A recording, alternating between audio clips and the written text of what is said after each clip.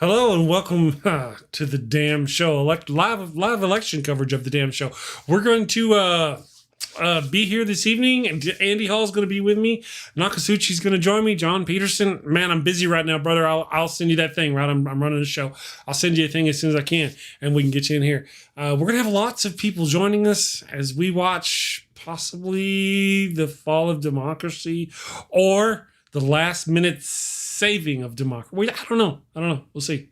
We'll be right back. Today's world is confusing, and there's too much information for one person to make sense of it all. Which credit card should I pay off first? Is non-fat milk good for me? Who should I vote for? Let's face it, if you can't figure out high-interest milk, then how can you be expected to make political decisions that influence a country of over 325 million people? Well, that's why there's fascism. Fascism is the political, social, and economic system for today's world.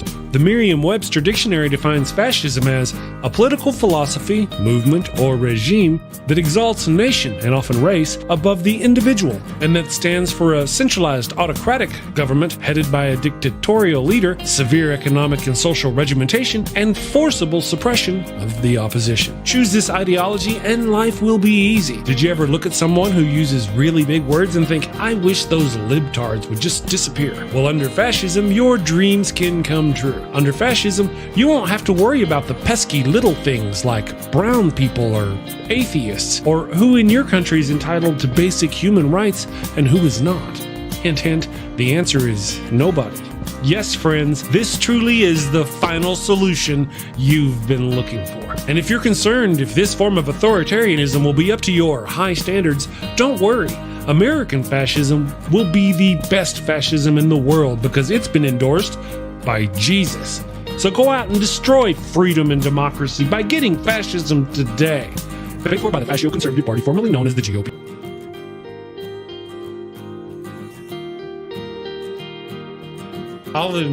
I got to change the name. All right, so thank you all for joining us. Andy Hall is with me today. Thank you, everybody who's watching. We've already got quite a few people watching. Thank you all for joining us. Andy, are you ready for some election shenanigans? This is not a stress test. This is the exam. Pencils out, booklets ready. Who knows how it's going to end, ladies and gentlemen, but it's going to be a ride. That's what it is. It's been a crazy 4 years. Tonight, something's going to happen, Chris, and I don't really know what. I don't either. I'm just not, but I'm excited. I'm ready to have it over with, to be done. D-U-N, done. You didn't know I could spell, did you? Well, you are Texan, my friend. You are Texas. See, is that Texas spelling right there?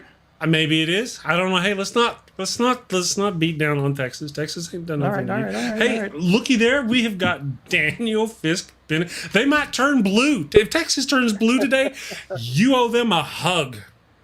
All of Texas? I can do that. Oh my! All of Andy. Talking to Andy. No reach arounds, Andy. No. Well, okay. No. I promise my camera will not fall down. I vow. I do have. My girlfriend has people in Texas, so the next time when COVID is over, I promise to hug as many people as I can if it does go blue tonight. Wonderful. We've also got John Peterson's going to be joining us in just a second as soon as I can get him set up in our system. Thank you, John. It'll be his first time on my show that I know of. I'll be probably saying this several times every time a guest comes in because we don't really know our guests. We don't really have the time to brief them beforehand. It's a morning show. It's not a morning show, but it's kind of like a show. Let's try to keep our language down. Not a lot of harsh cussing, please, if you don't mind. I'd see it as a kindness. So you guys carry on. Let me get John in here with us and see what kind of shenanigans. Oh, I don't know. You got to close your eyes first.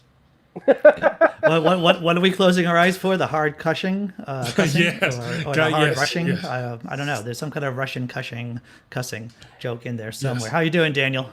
Oh, I just kind of woke up and the brain's dialing up. The brain is dialing up. So for people who don't know you, give us a couple of sentences about who you are and what your shtick is, what you're all about. I am Daniel Fisk-Bennett. I am a psychology major. I started the organization AAPN, Atheist Against Pseudoscientific Nonsense. It is a large debunking, kind of like the Snopes for Atheist organization. We have over 110,000 subscribers on Facebook. We have a website, scientificatheist.com. We are pretty much the bane of every quack, fraud, and charlatan's existence. That's fantastic. You do good work. You do the Lord's work, Daniel. That's what you do. Thanks. Why you want to insult the man? Mr. John Peterson. Hello, sir. Yes, how are you? I remember so good. I remember my first meeting with you because I was so pleased with myself that I made a comedian laugh. That's right. We have met before, and I forget the exact circumstance or what show I was on. I think you might have been on Nokasuchi's channel, maybe for an open room. I think it could be. You know, I just remember having a good time. You know, this is the. Well, no, I was going to say, and given Chris's heads up while I was backstage, I can't tell the joke I told that day again here. Got to keep it clean until Please, it's after hours. We had that conversation earlier on the morning show. We're like, well, you know, at some point, if things go really bad, we may just toss that no cussing thing out. And you're like, how do you know? When Chris starts going off and is like, you need a cuss word, and you need a cuss word, and you need a cuss word. Yeah. That's whenever it's okay. Just carry on. Just ignore it. I have to say, I crack up every time during your intro when you say fascism is the final solution. Yeah. Chris is he did a magical job on that short. So, gentlemen, what states? We should just go for first-time listeners and people who don't know us. What states we are in? I am in the Commonwealth of Massachusetts. Chris, okay. Where are you at? I'm in the Commonwealth of New Mexico. I don't think that's a Commonwealth, but we'll just avoid that. I thought you were just being classy. I'm in New Mexico. You're in New Mexico. How about you, Daniel? I am in the rainy state of Washington. Washington State. And you, Mr. Peterson? I am actually in the actual Commonwealth of Pennsylvania.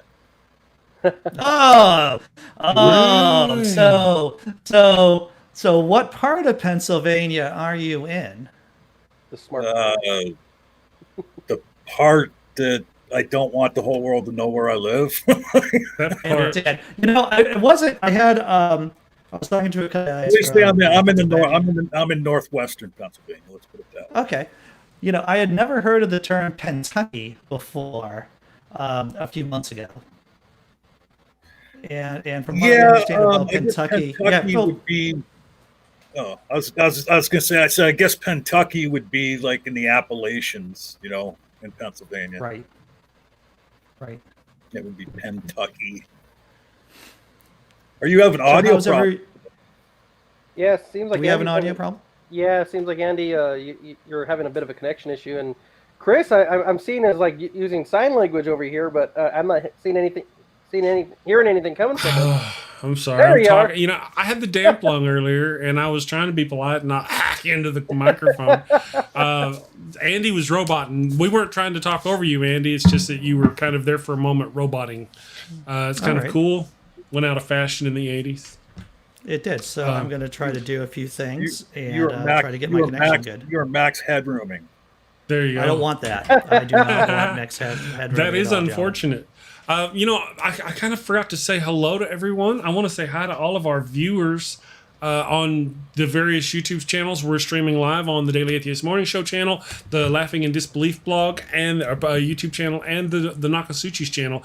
John Peterson is Nokasuchi's partner in crime, I believe. I create help create content on Nock's channel.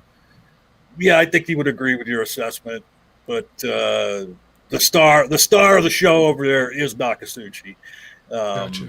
And you know, he's very gracious to allow me to appear on his channel and gives me, you know, all the powers I have on his channel. So I thank him for that. You know, especially the labor of love that I've been doing over there, the Apostate Alliance. We're gonna move that to a different day and time and try and get some more eyes on it.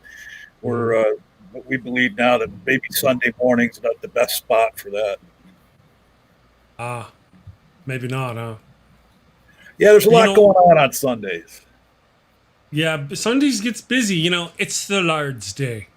We were supposed to have Nokasuchi was supposed to be here, and we thought he stood us up. He didn't show up, and then you showed up, and you weren't supposed to be here, and now Nokasuchi's showed up. I can only do 4, so I'll have to bounce you here in a minute to get Nok in or switch y'all out in a minute. Is that all right? Yeah, that's not a problem. Just letting you know. I'm just surprised you can only do 4 on StreamYard. I never. No. I can do as many as you want on StreamYard. I do run my stuff through OBS. Go look at my show. It's not StreamYard. What to make it simple, to make it straightforward, is that we decided to have a maximum of 4 people on because after 4 people, we feel that the conversation becomes a little unwieldy, and we do want to stay focused on what's going on with the vote right now. And with more than 4 people, it could just be a little crazy. Yeah, and my show. I've been doing the show almost a year now. Matter of fact, next December 23rd, will be a month or a year that I've been doing the Daily Atheist Morning Show. And I don't think we've ever done 6. It's just too many. Too much. Problem. I must have misunderstood what John was telling me, or what Nok told me, because I thought he had said there was going to be people coming, a bunch of people. That's the only reason I asked. No, I thought he had said there was going to be a bunch of people in there. That's the only reason I asked for a link. That's no problem. Nok was supposed to be here, so boot me. It's no problem. Well, I was just going to say, at one point I had talked about going ahead and adding a couple more slots on the show, but it took a lot to overhaul my show to get it to where it is for the election. And then, like I said, me and Andy went ahead and talked about having the thing. So let's not talk about that. Before we boot you, let me just get your thoughts on the election. You're not a Trumper, are you? Because we may boot you early. I'm just checking. Now, what are your thoughts on the election? Have you voted? I'm assuming you voted. I voted, and I had a little snafu voting. I was supposed to vote at the fire hall, which is like half a block from my place. I stopped by the front of the. Now, interestingly enough, if I had walked to the fire hall the way I would normally walk to the fire hall, by crossing the street, going through my neighbor's backyard, I would have ended up behind the fire hall. But instead, I had gone somewhere else in town. I walked up Main Street.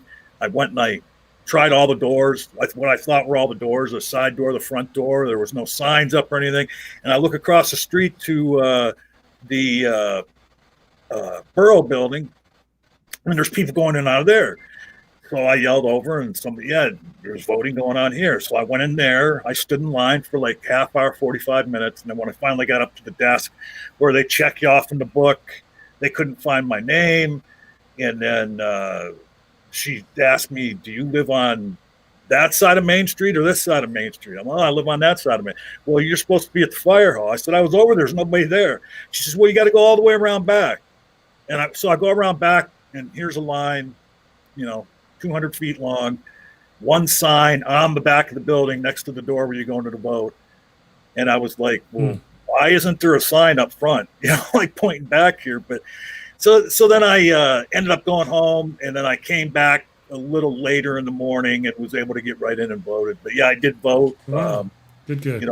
I did my part to make America not orange again. And very good. Absolutely. That is handy. Yeah, not orange again. I haven't heard that expression yet. I think I just coined that earlier today. But you didn't have any you didn't see any Trumpers there giving anybody crap. That's good.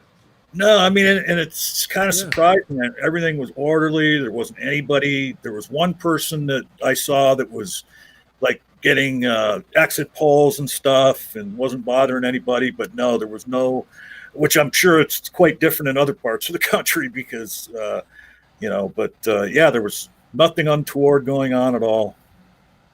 Well, good. That's good to hear. And then I had some other good news when I went and saw my elderly mother. She said that I said, hey, you want me to walk you over there so you can vote? She said, nah, I'm not going to go. I don't feel like going. And I said, well, why not? Like, you're not going to take your chance to negate my vote? Because she would vote for Trump for sure. And she's like, nah, I just don't feel like it. I'm like, well, I'm all for that because I know who you'd vote for. So it's a miracle. Yeah. One up for us. Yep. Yeah. Well, there's been several people in our family who have not voted, who are voting for the first time this year. Really? Mother-in-law included, son-in-law included, who just have never done it. They're really motivated this time. Yep. Neil is in the chat. Are you John, do you want me to slide you out and bring Knock in, or are you gonna hang around whenever Knock has to step away later? Going over to Granny's show or something? What's your plans? What's your I'm plan supposed to be going to Granny's show too. So. Oh, okay. Well, let's just y'all check in with us. Let me just say this. I'm hardened. I'm thinking that that's going to turn out well. I mean, and the reason I think that is I think that I've seen a lot of Republicans out. They got the Republicans against Trump. There's been a lot of ads where Republicans are saying I can't vote for him again. There's a lot of people that didn't vote for Hillary in the last election because they were sore about what happened to Bernie. I just think that, and my prediction has been, which who knows if we'll be right, is that Trump is going to take like 4 to 6 states. I think it's going to be a landslide for Biden, and there has to be a mandate, because if not, Trump is going to try all kinds of nonsense. Well, I think you're right about that, sir, is that if we don't have a really large margin of victory in this election tonight, then there are a variety of dirty tricks Trump and the Republicans can do to get him the presidency. So, yeah, it's important to go out there and vote for everyone. Thank you so much, Chris, for allowing me to come on. Thank you for joining us. I don't mean to rush you off, but I mean to rush you off. Not a problem at all. Thank you. Hey, come join us on the morning show one of these days. I will do that. All right. Thank you, Chuck. All right, guys. Have a great night. Yeah, no worries, man. Good seeing you. All right, so if y'all rattle for just a second, Andy, your stuff is very blocky. It's looking like what's that video game we're playing with the little 8-bit? I have no idea why. Let me restart. I would suggest refresh your web page. Yep. And come back into the show and try that. I'm gonna click off and then come back on. That's what I'm gonna do. Okay. This thing be a little Space Invader thing, shooting I'll up be at right Andy. back, gentlemen. He's got that Nintendo 2-bit going on, or 8-bit going on. Yes, sir. Let's see here. Now let me take just a moment to get everything. So, Daniel, when and how did you vote? Shoot, I voted like almost 3 weeks ago. In Washington State, we have early voting, and we have a very male-centric vote up here. We've been doing it for as long as I've lived up here. I've spent my entire adult life pretty much in Washington State, and that's how we do it. And it works. We have good voter turnout because of it, and it's safe because I don't have to worry about going to a poll and having to deal with jerks or plague rats. Right. Or plague rats. Yeah, that's kind of part of the concern right there, isn't it? Absolutely. There's always one. Nokasuchi, let me get him in here. Ooh, look at that background. Uh-oh. That's all fancy. He's fancy. Let me do the thing. I'm learning here. I've got a lot of screens open, people, so no laughing. Nokasuchi goes there. Look at you. Let's get you in here. We're going to just have to miss Andy for a moment till he gets back in. So, hey, Nokasuchi, how's it going, brother? Y'all? Oh, pretty good. It's I'm stuck at home. I couldn't find a babysitter, so I didn't expect to be in this early. I'm not going to stay too long. I was telling you, keep John. John, I must have misunderstood me, because I've been telling people in and out. If you're going to come in, you got to come in, give your thing, and get out. So yeah, probably just a little miscommunication there. That's fine. It's my first time of running this kind of show where we've got people coming in. Normally we have a limited number, and we got everybody. We've been throwing out links to everybody who's going to show up. We don't know yet, so we'll just get through as best we can for now. I'm sure everything will be okay. Andy, I don't know. He's having some tech problems, so he'll be back in just a moment. Usually it's me having those issues. I know, right? I didn't know what was going on. So, hey, Nokasuchi, did you have any trouble this morning whenever you went down to vote? No, there was no poll watchers there, no Michigan militia that I saw, which I really didn't expect it at my where I go to vote, because it's a more affluent area inside of a super church, so it's yeah, I was shocked by, I didn't see a single red hat. I didn't see a single red anything. I heard a lot of banter about Biden. So I was a little shocked by that. My area is traditionally Republican, so a little encouraged. But yeah, no troubles. I wanted to go down to the hood. I was hoping to get a babysitter and hit a couple of the polling stations down in the hood today, because I think that that's where, if there's going to be any trouble in this town, that's where it's going to be. But unfortunately, I'm not going to be able to do it. So I'm going to make a couple of videos. I'll be in and out this stream as well as other streams, and getting information. So I'm going to have my eyes peeled to the information as it's coming in. That's awesome. I'm so busy, distracted, running the show and everything. So if you see something happen, and shoot me a message, let me know, and I'll go, oh yeah, let me go over here to CNN, because I'm just so distracted. I don't want to miss anything. The polls, first exit polls at 5 p.m. Eastern, according to CNN. So I'm waiting on. That's kind of what I'm waiting on now, is the first exit polls to get a feel. From what I'm understanding, turnout is insane. Absolutely. Could be the biggest turnout since 1908 is what I'm hearing right now. So that's very encouraging. I started the day. I was nervous, but I'm a little more encouraged as the day went along. I'm more optimistic about it. Yeah. Hey, Andy's back. Let's see. Oh yeah. You look beautiful. You look No, you don't look. I don't look Yeah, beautiful. you do. I just You look do. like me. Hey, I just no, look you like look great, me. just as long as you don't move. No, you're all right. I'll try not to move. Blow myself up and put myself. Rage, you're still with Yeah. us. I'm glad that nothing bad happened to you while at the polls. Yeah, nothing bad. No. What are they called? The Wolverine Watchmen. Didn't see any sovereign citizens or Boogaloo boys. That's good. So yeah, That's good. Excellent. So I'm gonna go ahead, Andy. So I was just wondering, where are we in the conversation right here now? What have I missed? Well, we're just getting caught up. I thought I would say real quick, we had John. Nakasuchi's going to be in and out. John may be able to fill in for Nokasuchi throughout the evening if he's up for it. But Andy's the one who's been running the schedule. So I'll leave it to you, up to you as to who comes and goes. Is John still in the back? No, I think he's gone for now, but he might be coming. He may not be too far away. We need to get Daniel's view on things, because Daniel's time is limited. We're going to get some other people. He's got a list as long as my arm. So we want to find out what Daniel's thoughts are upon these wonderful issues. And No pressure, right? Got to ad lib. I'm gonna make you big on the screen. So yeah, I do agree with what Andy was saying, that we need to have a absolute blowout election in order for this to actually carry some weight. If we don't, there's going to be a lot of crazy uncle banter coming from Trump. That's what I like to call it. It gets pretty out of control, and we need to have a very clear message that it was a very one-sided victory, no ambiguity. If there is any ambiguity at all, it's just going to turn into an absolute nightmare situation. So, absolute nightmare situation is exactly one of the possibilities that we could be facing, even though 538 gives Trump only a 10%, actually 11% chance of winning. His chances of actually staying president of the United States is higher because of the chaos that he could cause after tonight is over. If it is close, then there's a real possibility that he steals the election, even though he doesn't get the popular vote or the official electoral college vote too. So that's why we need a blowout tonight, folks.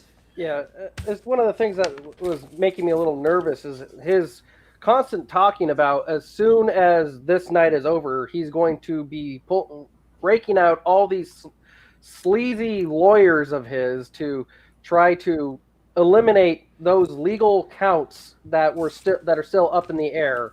Yep. And that just goes to show he is not interested in a democracy. He wants an autocracy.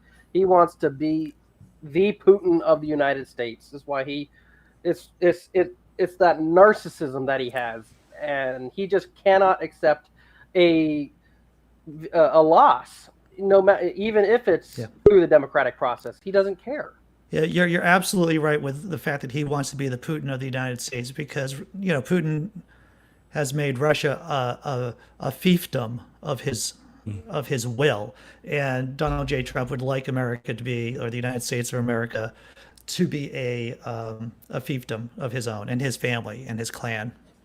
Oh yeah, he wants to have the Trump family be the royal family, and the reality is a lot of his fervent cult following, is what I refer to it as, seem to really endorse that idea. If you look at how they talk about it, they talk about Trump running effectively until he dies, and then either Ivanka and or one of his two Tweedledee or Tweedledum sons taking over.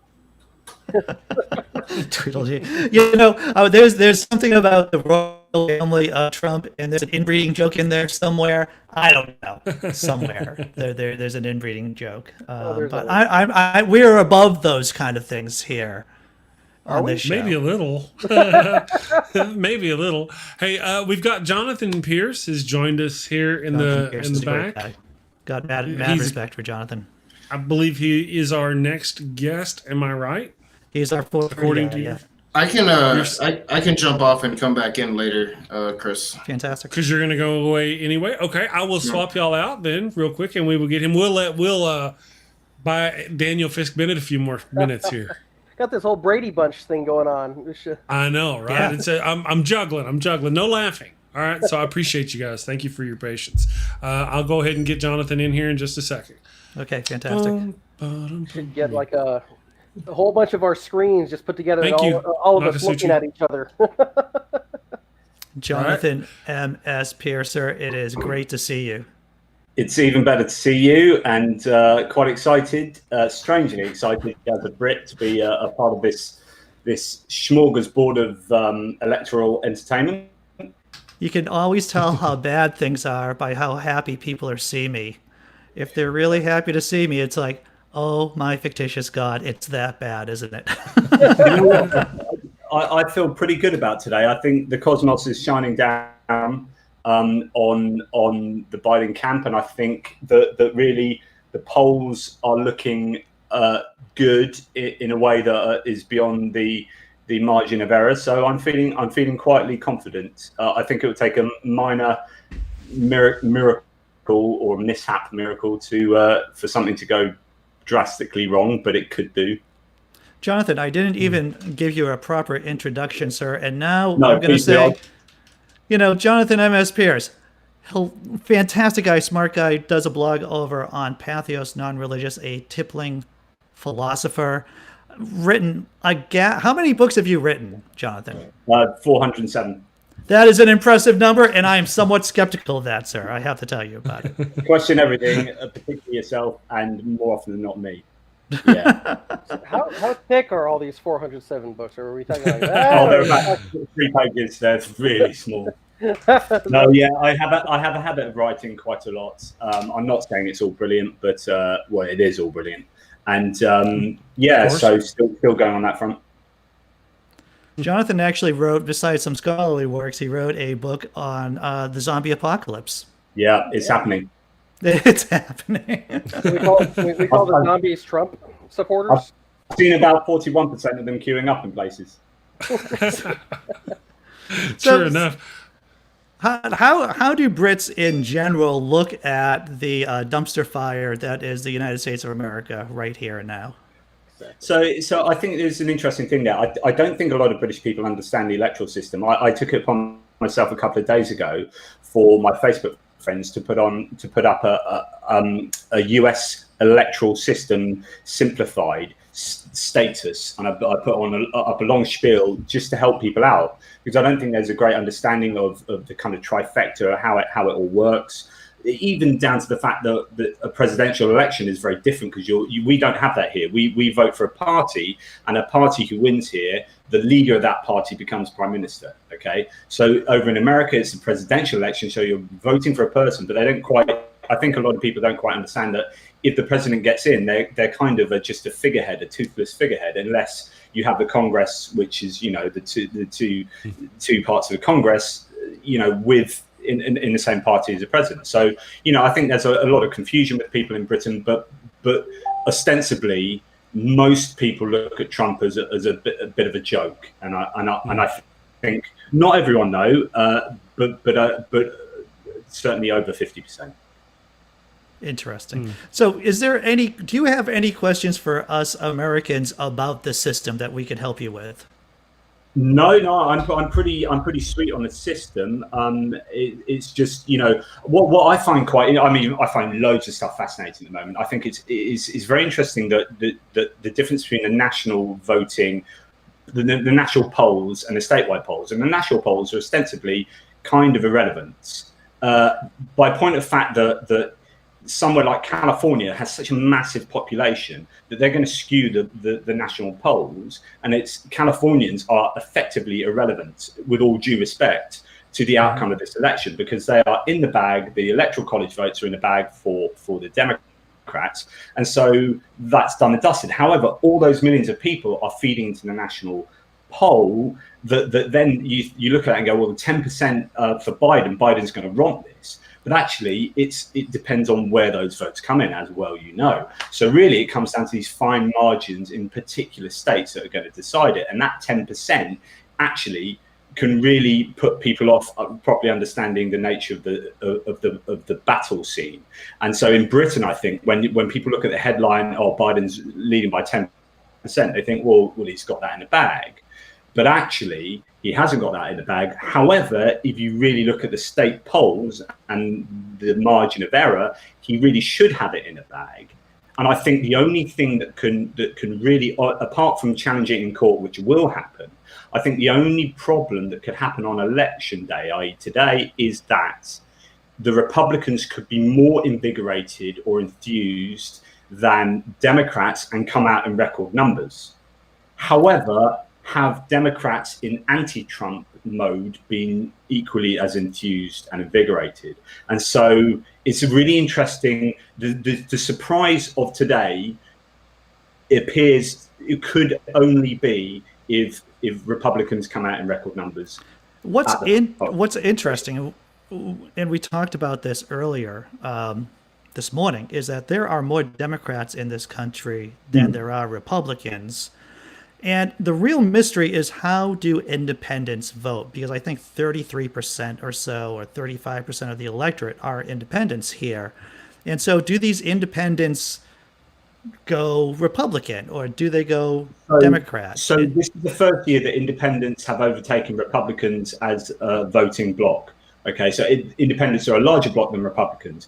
But I think if you put lean independents, so when they do these surveys to find out what your voting desires are, then if you say you're independent, I think you declare whether you lean Republican or Democrat, and I think lean Democrat is like 50% of the electorate, and I think lean and Republican plus lean Republican independents are 38% or something like that. So even then, even taking into account independents that are going to go one way or the other, you're right, there are far more Democrats, like by quite a large majority, right? So that quite a large, substantial margin. So this means, and this is why we know, the more people that get out to vote, Democrats win. The fewer people and the more suppression you have, the Republicans win. And so the whole battle is about turnout, down to the individual states where you've got North Carolina saw from Obama to Clinton a 3% reduction in black turnout. Right, and that 3% reduction in black turnout saw it flip from Democrat to Republican. Yep. So it's about turnout. So if you lose certain important segments of turnout, then you lose that state. It's fascinating, and every state has a different sort of a matrix of what's going to happen, or what could happen. That is true. People in other countries may not really understand the federal nature of our government here in the States. And, there is a real culture to each one, and a lot of idiosyncrasies in how people vote, and in particularly the technical aspects of how they vote, whether or not they're paper ballots or, what kind of voting machines they're using. It can be a lot of weeds, getting easily into the weeds. Do you know what? So my massive criticism of America is that kind of federal nature in terms of voting, in terms of COVID response and being able to delegate to the states because they didn't want central responsibility. Trump didn't want responsibility. So it's like, it's the states. They can make their own rules and then he can blame them if it all goes wrong. Well, the same in electoral kind of mechanisms and rules. So you're following all these legal decisions being made in each individual state. And more sensibly, this should be centralized. You should have a nation that knows how to vote, and you should have a system that is encouraging. Wait.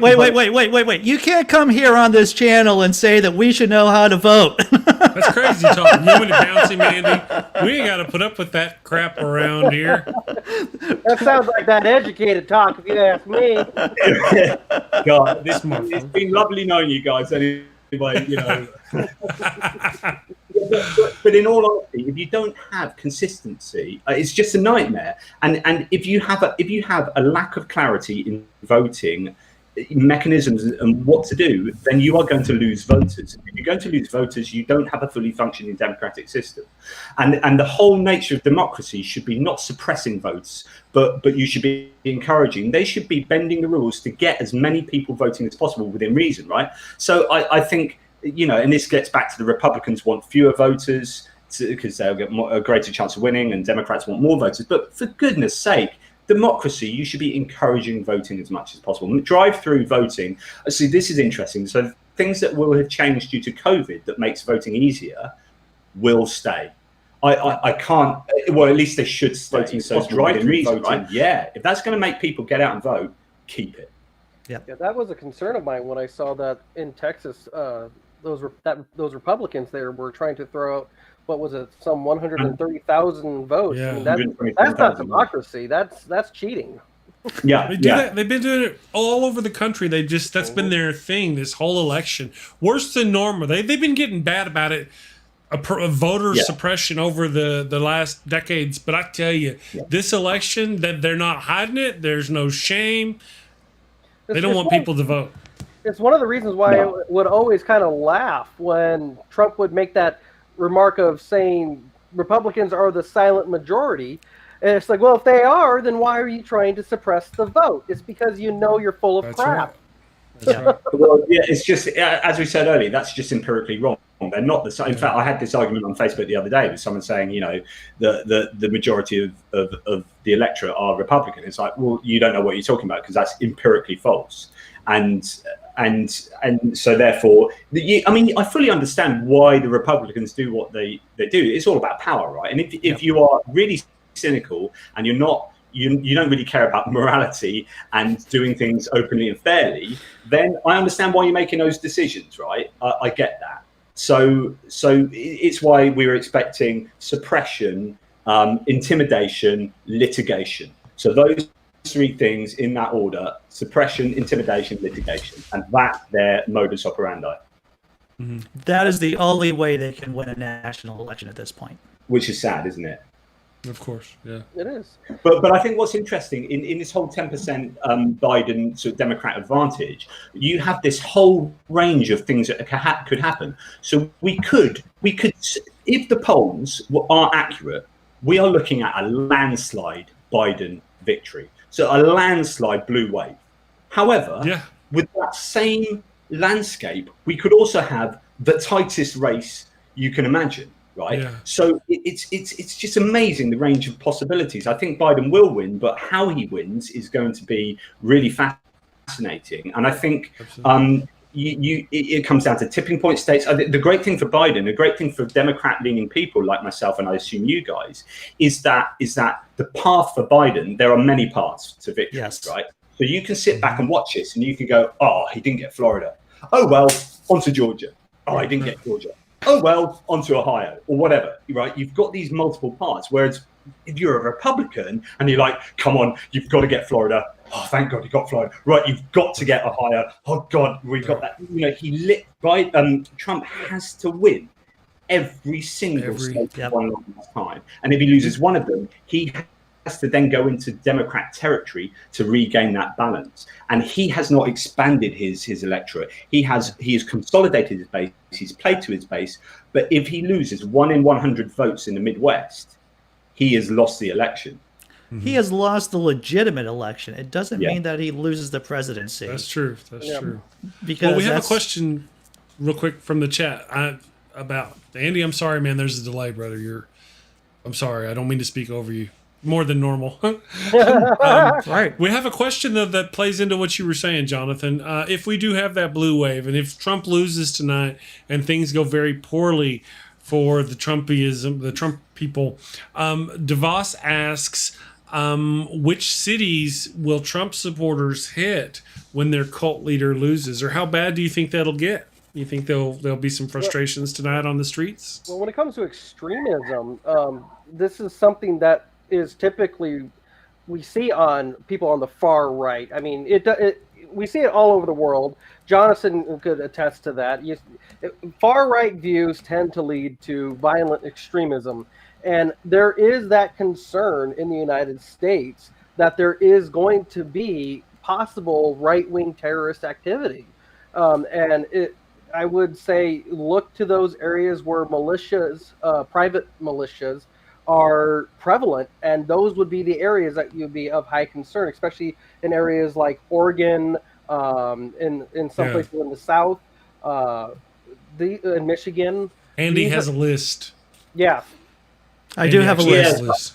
I think this is really interesting because, as you say, right-wing terrorism is statistically now the biggest threat to America, with it internally, but also globally. So it's following a global trend that is particularly worrying. And I think it also is interesting to look at the urban-rural divide in the US. So, and this follows global patterns as well in voting habits.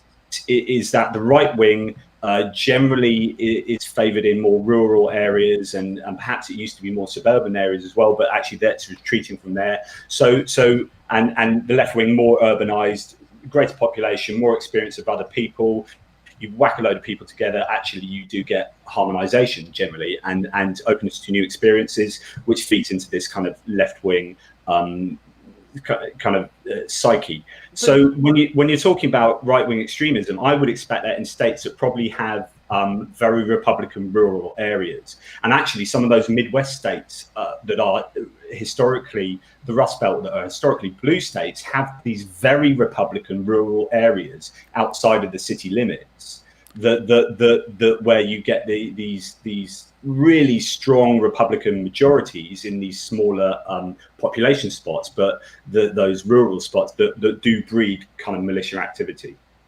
I do think it's interesting how in this kind of election cycle, how they've effectively written off everybody who's had a college education as, oh, they're probably already going to be voting blue anyway. So let's focus on the uneducated electorate, and that should say a lot about people and their views. I mean, not people without a higher education. There's this level of perceived ignorance, and that is a concern amongst. I think that's interesting. I think there's a larger thing going on within the Trump campaign, which is I don't think he sought to unify at all. I don't think he sought to go outside. You know, at least Biden is attempting with his messaging. I mean, he's got quite strong messaging about unifying America. That was because I think he realized that Trump didn't have that as a message. Yeah. So that's naturally the space he's going to fill. Whereas Trump is all about playing to a certain in-group. And that in-group is your whites, working class generally, but certainly white, your Anglo-Saxon Protestant type, classic Republican core base that's shrinking and shrinking. And if they want to sustain themselves over time and going forward, they're going to have to appeal beyond that for sure. Or they're just going to lose, going on in. And I don't think they've done that this election. I really think he's just consolidated that base, shrunk it, and they are fervent, right? They love Trump. This is why I refer to them as a cult following. You look at the fanaticism that they exhibit. It reminds me of other cults. I mean, I shared something not too long ago about cult mentality and how cults operate. And if you juxtapose the two with Trump supporters and large cults, they do act very similarly, and it is very chilling to look at see those correlations. There's huge amounts of culture. Yeah. The 5 states most likely to be violent, according to a recent report. Michigan? It is Georgia, Michigan, Pennsylvania, Wisconsin, and Oregon. There was a new joint report that came from the Armed Conflict Location and Event Data Project, an organization that maps crises, and the other organization is Militia Watch, which researches U.S. militias. So once again, those states most likely to see violence, Georgia, Michigan, Pennsylvania, Wisconsin, and Oregon. I mean, of course Oregon's going to be in there, but you've got to feel sorry for Oregon. Such a lovely place, I'm sure. And just like is the pitch battle for Antifa versus neo-Nazis. It's just like the fascists against anti-fascists. And it's just, that's like the chosen state to go and kick off. Well, it's like, God, man, just a lovely house in Oregon, just gonna, chill out in a beautiful Oregon is poor Oregon. Yeah, Oregon is just to the south of me, and I've been to Portland, and when you go there and you speak to the people who live in the Portland area, you can see it's like a bastion of progressive values. Yeah, just want to be a hipster. Yeah, but I mean, if you go on the other side of the Cascades, I mean, we have a phrase here in the Pacific Northwest that every so often a knuckle dragger makes it across the Cascades. And if you look at Oregon and Washington too, there is this red-blue dividing line where you can see in population centers, which concentrate on the coast, is a solid blue block, and across that divide right there where the Cascades are, it's solid red. But this goes back to the rural-urban divide again. I mean, you look at the electoral map in Britain, right? So blue is Conservative in Britain and red is Labour, okay, left-wing. So the opposite colours. But you look at a map of Britain and basically the whole thing looks blue. Even when Labour win an election, the whole thing looks blue because Labour win all the cities and they have tiny constituencies that don't show very largely on a map. And yet these large rural counties that are geographically huge make the whole country look blue. And it's the same in America when you go to the States. It's like even a blue-leaning state will be predominantly red because the rural areas are huge tracts of land with not much population, but they will overwhelmingly, as you kind of seem to point out, overwhelmingly vote Republican. And it's that rural-urban divide which is so pertinent to the US as much as anywhere else. Right. So this is one of the things that I was going to talk about is what happens is essentially you have antagonistic individuals, these right-wing individuals who tend to migrate on their days off whenever they're not doing whatever they're doing in their home life, and they'll come over to Oregon into the Portland area to antagonize those individuals that are there. And it is a constant stream of BS. We have these people who are just trying to live their lives, and they go and harass the LGBT community. They harass left-leaning, like Planned Parenthood. They just go in there and stir up crap, and then they go back to the bridge that they live under somewhere on the eastern side of the state, and then repeat process. And that's why Oregon has these issues. It's cyclical. They come in, tear up the place like a bunch of Mongols, and then they ride off. Yeah. Wow. Yeah. Like a band of Mongols. Yeah. Very vivid. That's how I would do it. Yeah, we have the same kind of issue here in Washington, where you have these Trump caravans come from rural areas that are not from anywhere around, and then they come in and they terrorize the place.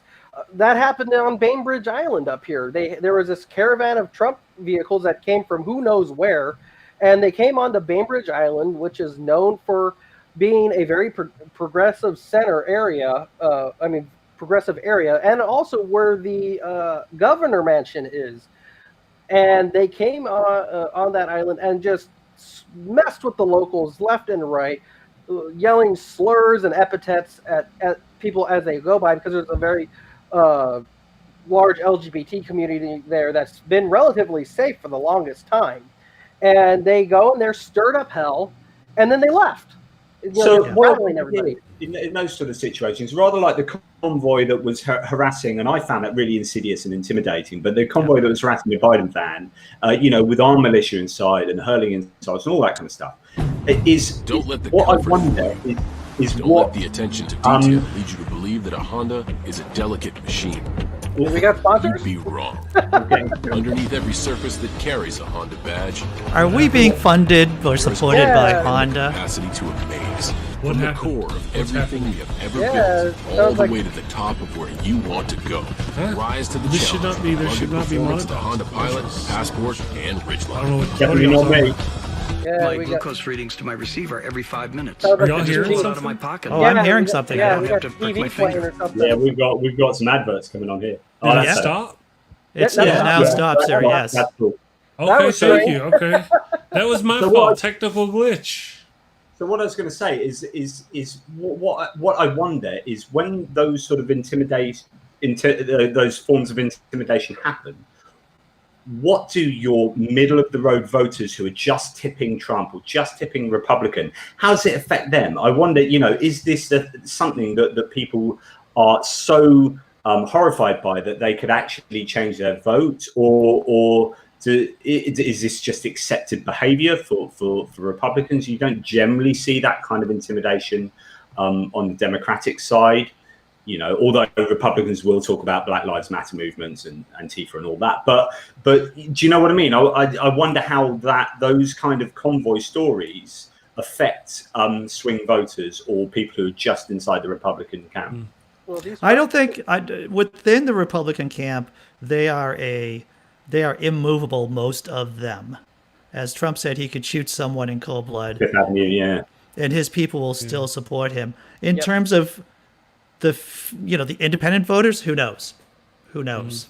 Yeah, well, of course, we know that there are relatively few independent voters. There are relatively few undecided voters, and that's one of the reasons why. So what happened with the Hillary Clinton the election in 2016? The polls were generally pretty right. They got one Midwest state wrong and a couple of others a little bit wrong, but broadly nationally they were correct. They were within a margin of error, and you had, so what you had was Clinton tanking in the last couple of days. Yes. And you had independent voters going in much greater numbers over to Trump. And of course, you don't have the independent voters. There are no real third-party candidates that are viable this time round, and you don't have the undecided. So there is those group of people can't flock to Trump because they don't exist. And you don't have the Comey letter and things like that are going to and these Hillary Clinton tanking in the last few. That hasn't happened. Biden's had the most consistent polling pretty much ever, and so this is why deep inside it, my rational self is like Biden should surely carry this. John, you should come on more often because you say things that I say, but you say them with that lovely accent, and people take you seriously. Not only am I incredibly good looking, but no, I think that no one else. This is interesting. I saw it on the live blog on 538. The name of this post is "What Have Pollsters Changed Since 2016?" And I found this interesting, this paragraph. Perhaps most importantly, close to half of the 15 pollsters we talked to told us they now weight their samples by education. This adjustment could help deal with the real problem the polling industry had in 2016, when surveys tended to underrepresent voters with little to no college education. And that happened, and it happened up in the Rust Belt. So it not only probably, I don't think it happened particularly nationally. I think it happened in polls in certain areas, and they happen to be the key areas, right? Yep. So where Trump won by less than 1% in those three Rust Belt states, 77,000 votes across those three states, that's what won in the election. If he loses Pennsylvania, like tipping point state, if that goes, it's gone. It's game over. So if the pollsters have learned, which they say they have, and that weighting of uneducated white voters is better calculated, then the polls are going to be more accurate. And even with the margin of error being maybe 4% or something, when you've got states that like Michigan and Wisconsin that are 7-9%, they're going Democrat. They will have to. I mean, I hope I don't get egg on my face, right? You know what is, I think, what I find terrifying. Let me talk about me for a minute, because I don't think I've done that enough. What I find terrifying is when Jonathan says polling error of 4%, and Pennsylvania is 5.1 points for Biden. Those are the things that actually woke me up at 3:30 this morning and made me think. That's exactly. But it's all about probability, and this is why 538 dude is all about probability, and yes, but it's more likely to fall for Biden, and it's outside the margin of error. And 1.1% is probably quite a lot of votes still. I mean, it doesn't sound like a big percentage, but that's probably a fair number of votes. And you know, I think it's places like Arizona. Well, actually, I mean, Texas, man, Chris, you are in the zone, because Texas is the place that fascinates me the most in this whole election, because the groundwork that the Democratic activists have been doing since 2016. With Beto O'Rourke in 2018 closing it to like 2.6%, and you've got, but right down the ballot, right down to the legislative elections, you could be flipping a house in Texas. You've got a potential blue wave, and even if Texas doesn't go presidentially blue, and I think it really could, because I'll come on to that in a second.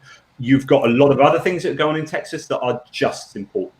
But I think what's going on in Texas, and what might be really on the Democrat side right across America, is that most polls are done on likely voters, and likely voters looking at people who have got a voting history. And it doesn't really take into account people who have never voted before. So first-time voters are generally not on the rolls for pollsters to phone up and find out about. So you're missing a massive tranche of voters. Who are they most likely to vote for? Overwhelmingly Democrats.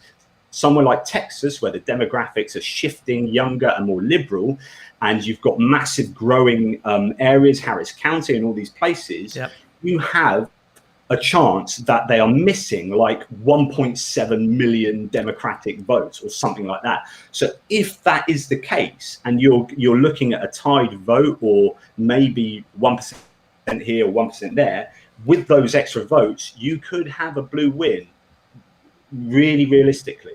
Jonathan, you make me believe in Father Christmas now.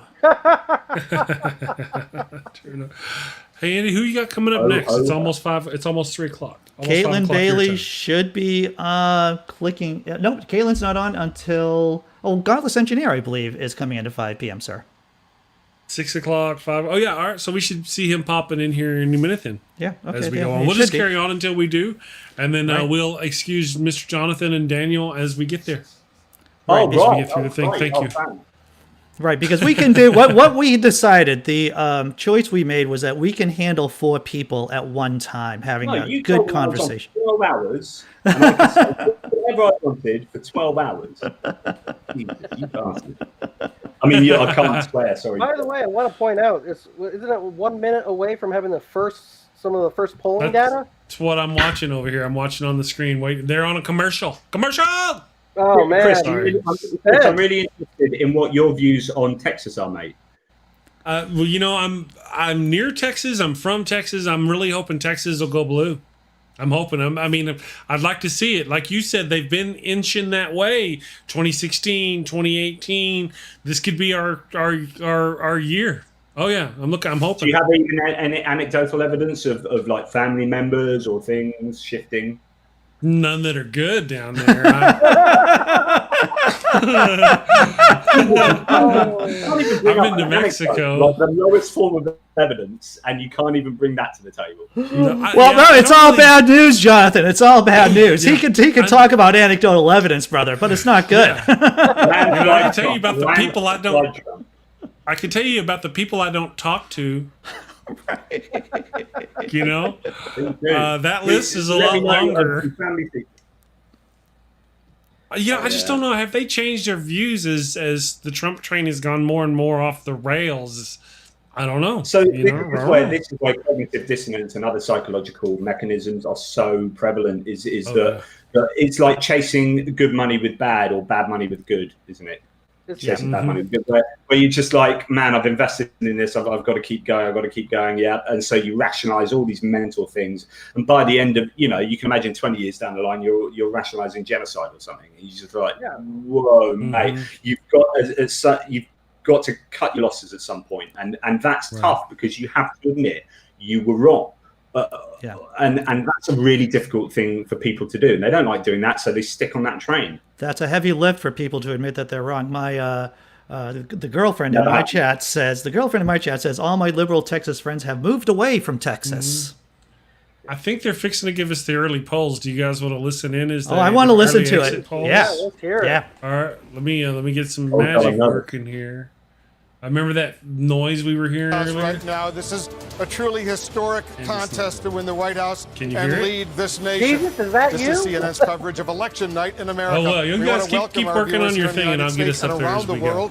I'm No Wolf Blitzer. worries. Right now, I knew Americans there was are going to be a making their sound choice issue because of between how we're former Vice doing President stuff. Am I Joe supposed Biden to and keep President talking Donald now, Trump. Chris? We're about to get our first look at what those Well, voters really, you guys should care be about hearing most. Wolf Blitzer The first talk. Yeah, we exit can hear poll Wolf. information I love will a be bit of revealed Wolf. just minutes from now. And You we're can only hear about Wolf an hour Blitzer away talking? from getting the first quite votes loud. of this night. Oh, you Stand just by can't for see the that, screen anymore. as well as Yeah, our Chris. first chance to make projections There we go. in this All right, let me get the presidential race. screen That could back. happen in the And 7 Wolf and you p.m. guys, I Eastern don't know if y'all hour. can see it. I When can't hear it voting correctly. ends Let in me get Georgia, it. Because remember, Indiana, my button, I Kentucky, got to work on my South buttons Carolina, here. Vermont, and Virginia. There we go. Those states have a total of This is 60 where we're going to electoral have votes. That's a little less than a this fourth issue of the of early 270 voting electoral results, votes and will they needed to win the skew presidency. Republicans The first key because they race don't we'll be vote watching is through the Georgia absentee to ballot see and if the that mail-in ballot, traditionally and therefore red Trump will state be like, we're winning, Yeah. because he's got the early votes, which are counted from the election day polling station. And Y'all want to listen to this? so I think there's going to be a roller coaster of a ride throughout the night. Or not? Chris, do you need us to be quiet? Maybe. I'm just All right. thinking. Do y'all want to We- listen to this or not? Let us be quiet and listen to this But I don't segment know at what they're least. doing just We yet. do know that Joe Biden is now heading home to his home in Wilmington after making a couple stops here after really a day-long stretch of campaigning. And there has been some question about what he plans to do this evening. He told reporters just a few moments ago that he will address... I didn't mean to interrupt y'all for this. I was trying to Giant Meteor 2020. Yeah, we got it. Yeah. I was trying to get it with the polls. I'm sorry they didn't give us the polls right there. They like to tease us, Chris. They They really like do. to tease us. As soon as they pop those numbers up, I'll get back to Mean. interrupting. That hurt Yeah, me so in the feels. what's going to be interesting is how Trump plays this and what he does legally. I mean, I don't know how he can just hang on to the early declarations or exit polls or whatever it is that he wants to hang on to, the early numbers. Because there'll obviously not be the full amount of votes. I mean, that's the only way you can get by with the claiming victory or going down the legal route that way. It's just completely ridiculous because you're saying I'm admitting to not wanting to count half the votes. I think his goal is he probably won't declare victory because he said, but I don't think he's going to declare. He will not admit defeat tonight. I think he wants to keep the door open for Something winning about- the election as long as about- possible. Something about He won't admit defeat this year. Something about Trump's narcissism. I would not honestly be surprised if He's got to. I wouldn't be surprised if he gives a preeminent victory speech even when it's obvious that he's losing. He's probably gonna say something like, so there's a buzzing. Oh, anyways, there's that crazy uncle banter that I'm just expecting. It's going to be some crazy far out thing, just like how he did back in 2016 when it became apparent that he lost the popular vote. Millions of illegal votes. I'm waiting for that. He's going to come up with some piss poor excuse. Well, so this post-truth sort of society that we now live in, he gets up. So it's interesting. Last night I was watching live on CNN Obama do a speech that was absolutely brilliant. He was so competent. I was like, this guy should still be president, obviously. And then they switched over to Trump's live speech, and it literally, as they switched over, he just spewed lies. They were just flat out lies, right? And you're like, you can just stand up in public and lie so openly and obviously, and it doesn't appear to matter. So if that's how you can operate, then do you know what? You can say anything, you will believe anything, and whatever. It's irrelevant. Reminds me of Joseph Goebbels or whatever the heck that guy's name was. You tell a lie often enough, it eventually becomes the truth. That's what I kind of think was going on with a lot of these radicalized Trump supporters is it doesn't matter really what the actual truth is. They keep hearing the same lies over and over, and they're brainwashed. Yeah. So in psychology, that's called the mere exposure effect. If you're exposed to stuff over and over, it's like how advertising works. Eventually, it's given credibility and you believe it. And what's interesting on the CNN feed that was just on there is the Hatch Act. So the Hatch Act is the presidential, for those who don't know, any British watchers, any kind of presidential federal thing that's been given over, being used towards a campaign for a particular political party in an election type thing. So the White House being given a war room and being used as a place to campaign from breaks rules as far as the Hatch Act is concerned.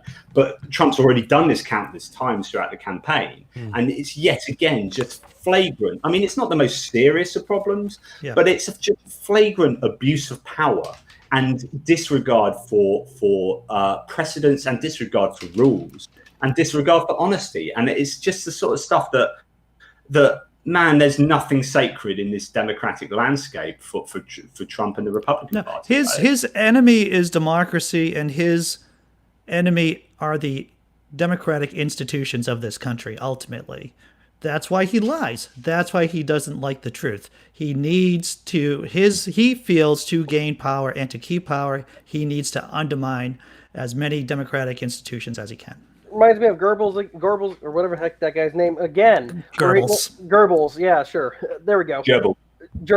But where he said, the lie, when the lie becomes like a necessity to protect, because the truth becomes an enemy to the party.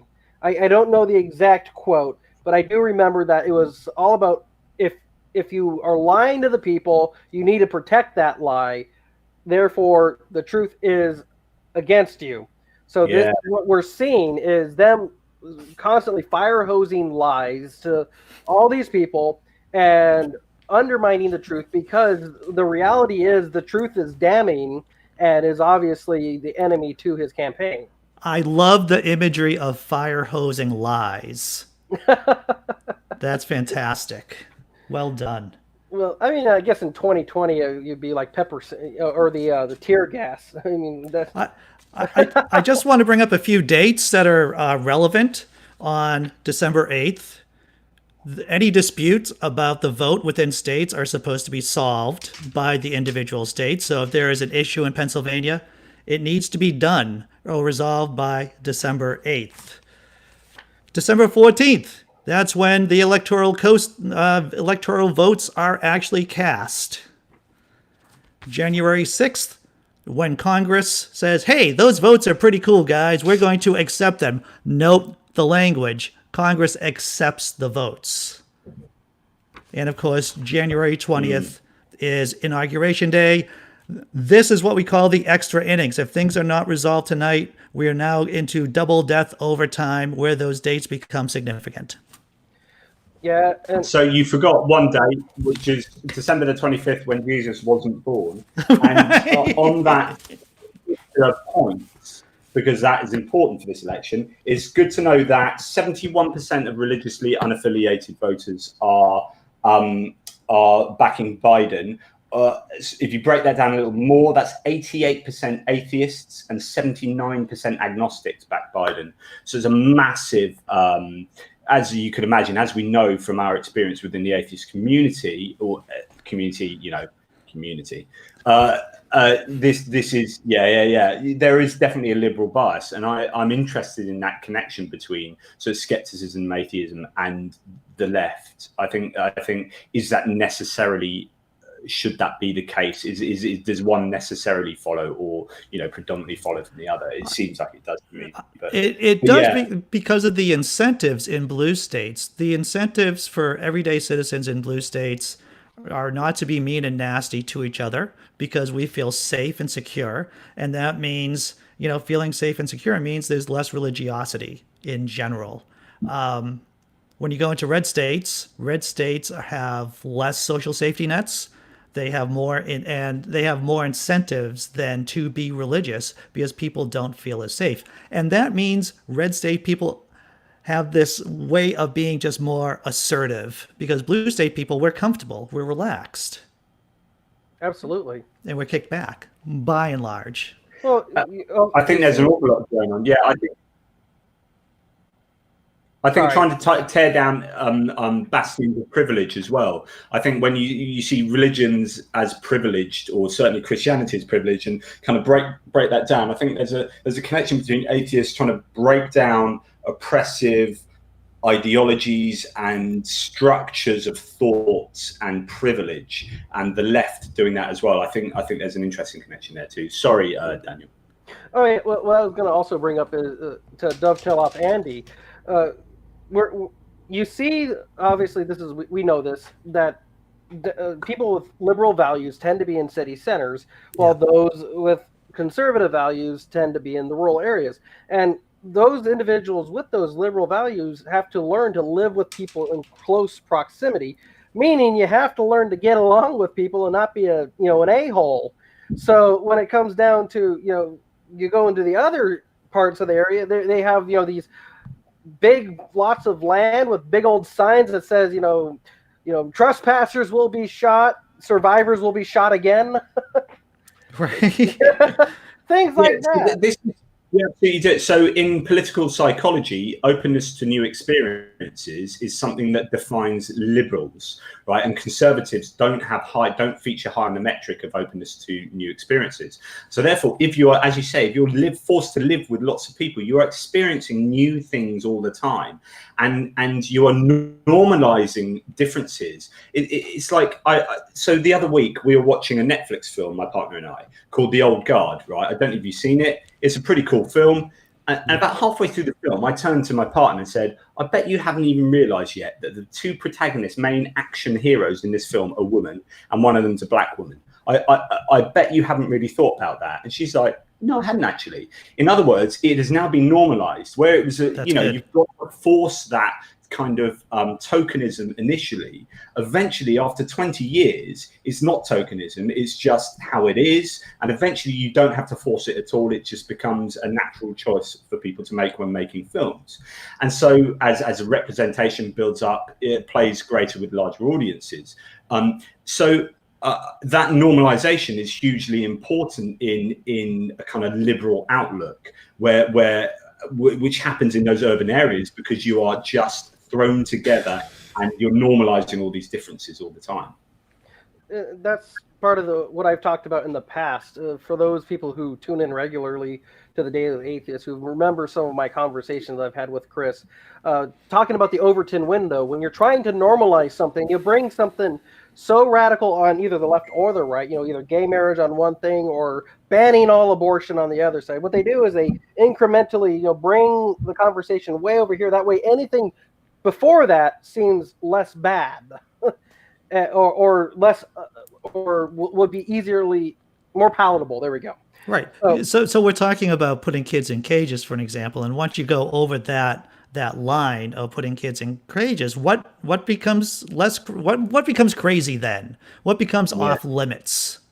And that's the danger. Or then again, though, you also look at the other way. Well, at least we're not putting kids in cages. We're just putting them in big pens. If you bring something so extreme to one end, it makes everything less.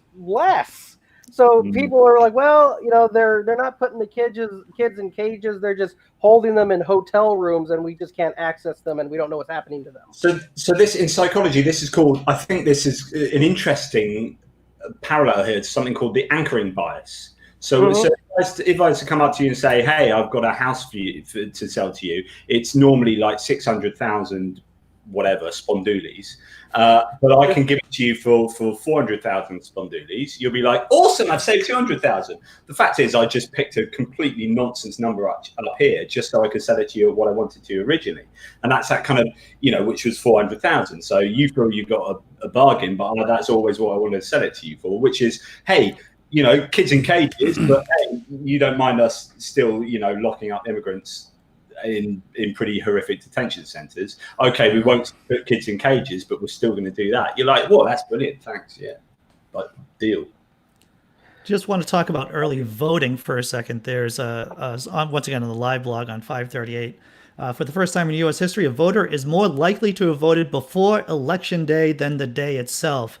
It continues that we have approximately 100 million people who already voted before Election Day, and they project that at the top amount, 160 million votes are going to be cast for the 2020 election. Yeah. So that goes above their original going to smash it to an even greater smashing. It looks like there's going to be a lot of smashing.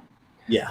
Jonathan, that was Caldini that you were quoting, right? I was trying to remember off the top of my head who was the one who initially proposed that concept of, the ridiculous high number, so everything below it seems reasonable.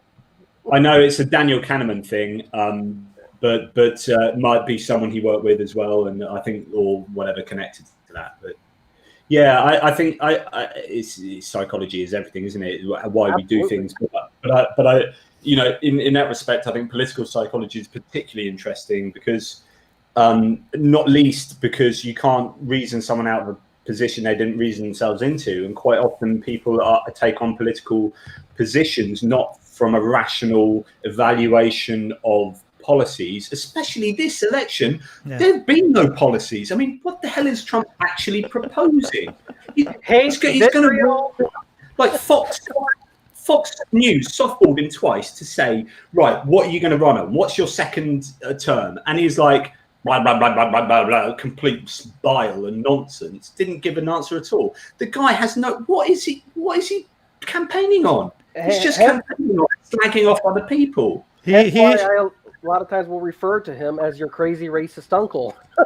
He has so many autocratic tendencies. He is like, I think one of the Louis. I think it was the Sun King who said, the state, it is I. And so Donald Trump is basically running on Donald Trump. It is not on his policies, not on his history. Yeah. It is more about who he is in the world.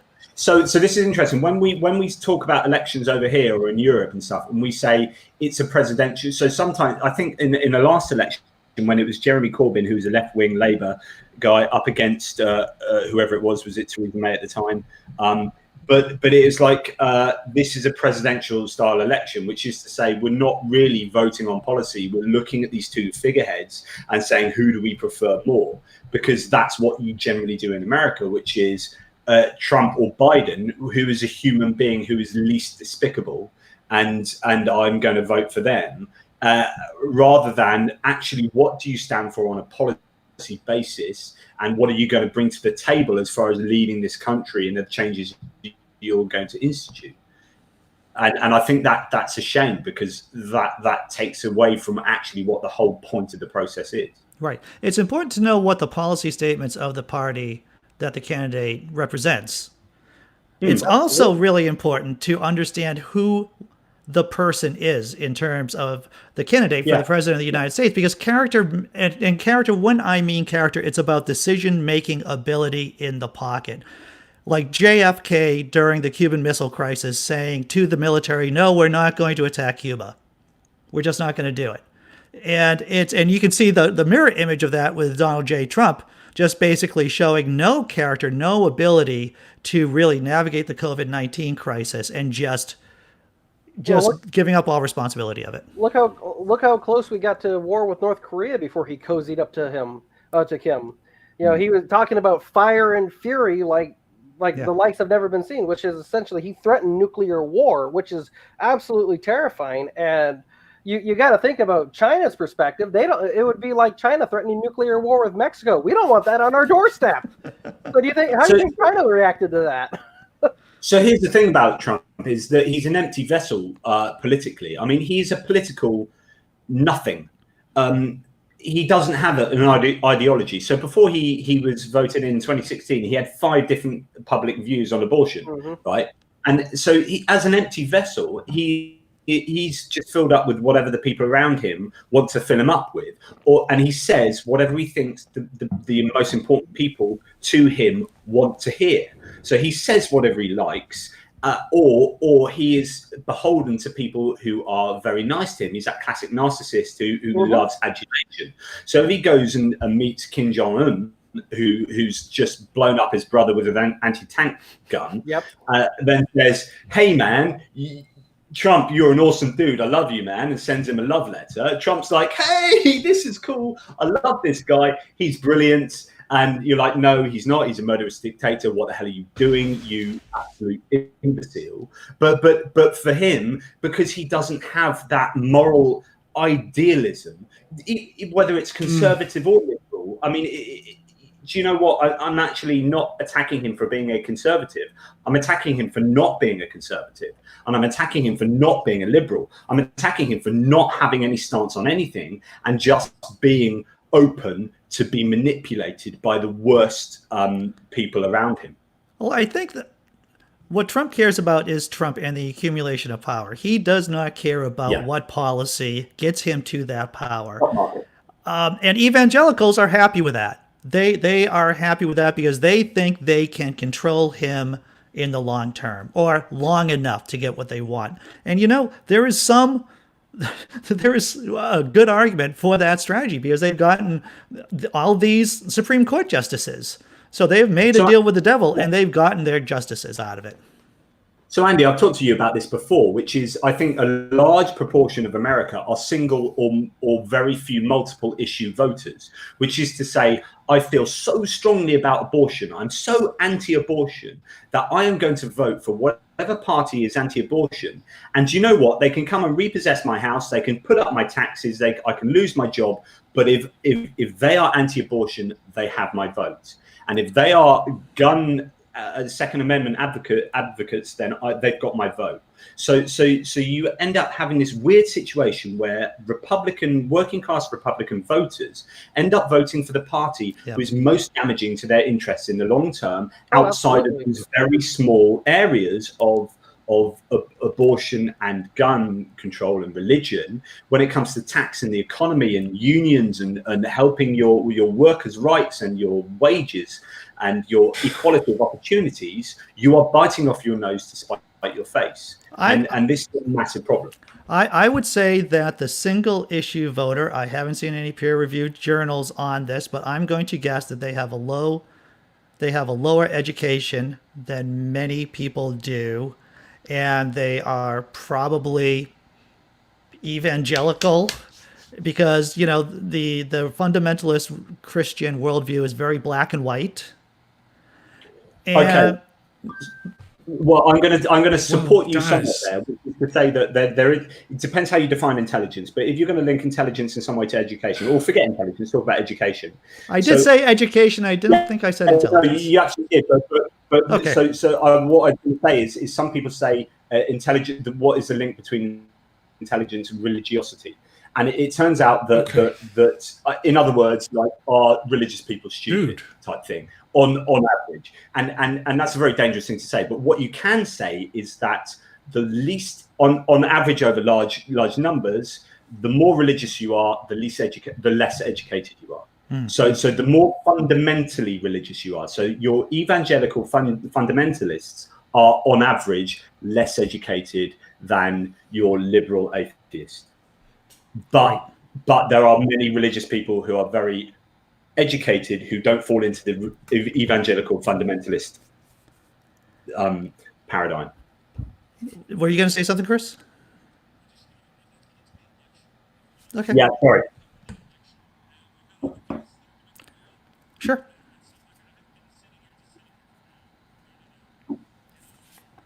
Sure. Well, I you're not even on the screen now? There we go. Now I'm back. Yeah, so let's talk about 538 and their polls, and we've all kinds of stuff have been going on, and we got, like I said, other guests that are coming.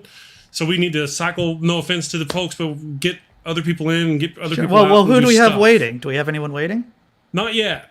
Okay, all right, that's good. So what do we have going on with CNN? What are they, or MSNBC? What are they? Do we have anything in right now, or they've been doing some polls here? I wanted to find out about, but these are pre-election polls. The kind of let me get them over here. Yeah, Go ahead, Andy. Pre-election polls. I mean, at this point, just to go over what we've been talking about, is that There, Biden. carry on. Go on with what you were talking about. Is that Biden is highly likely to win the election. He has a 10% chance. Trump only has a 10% chance of winning.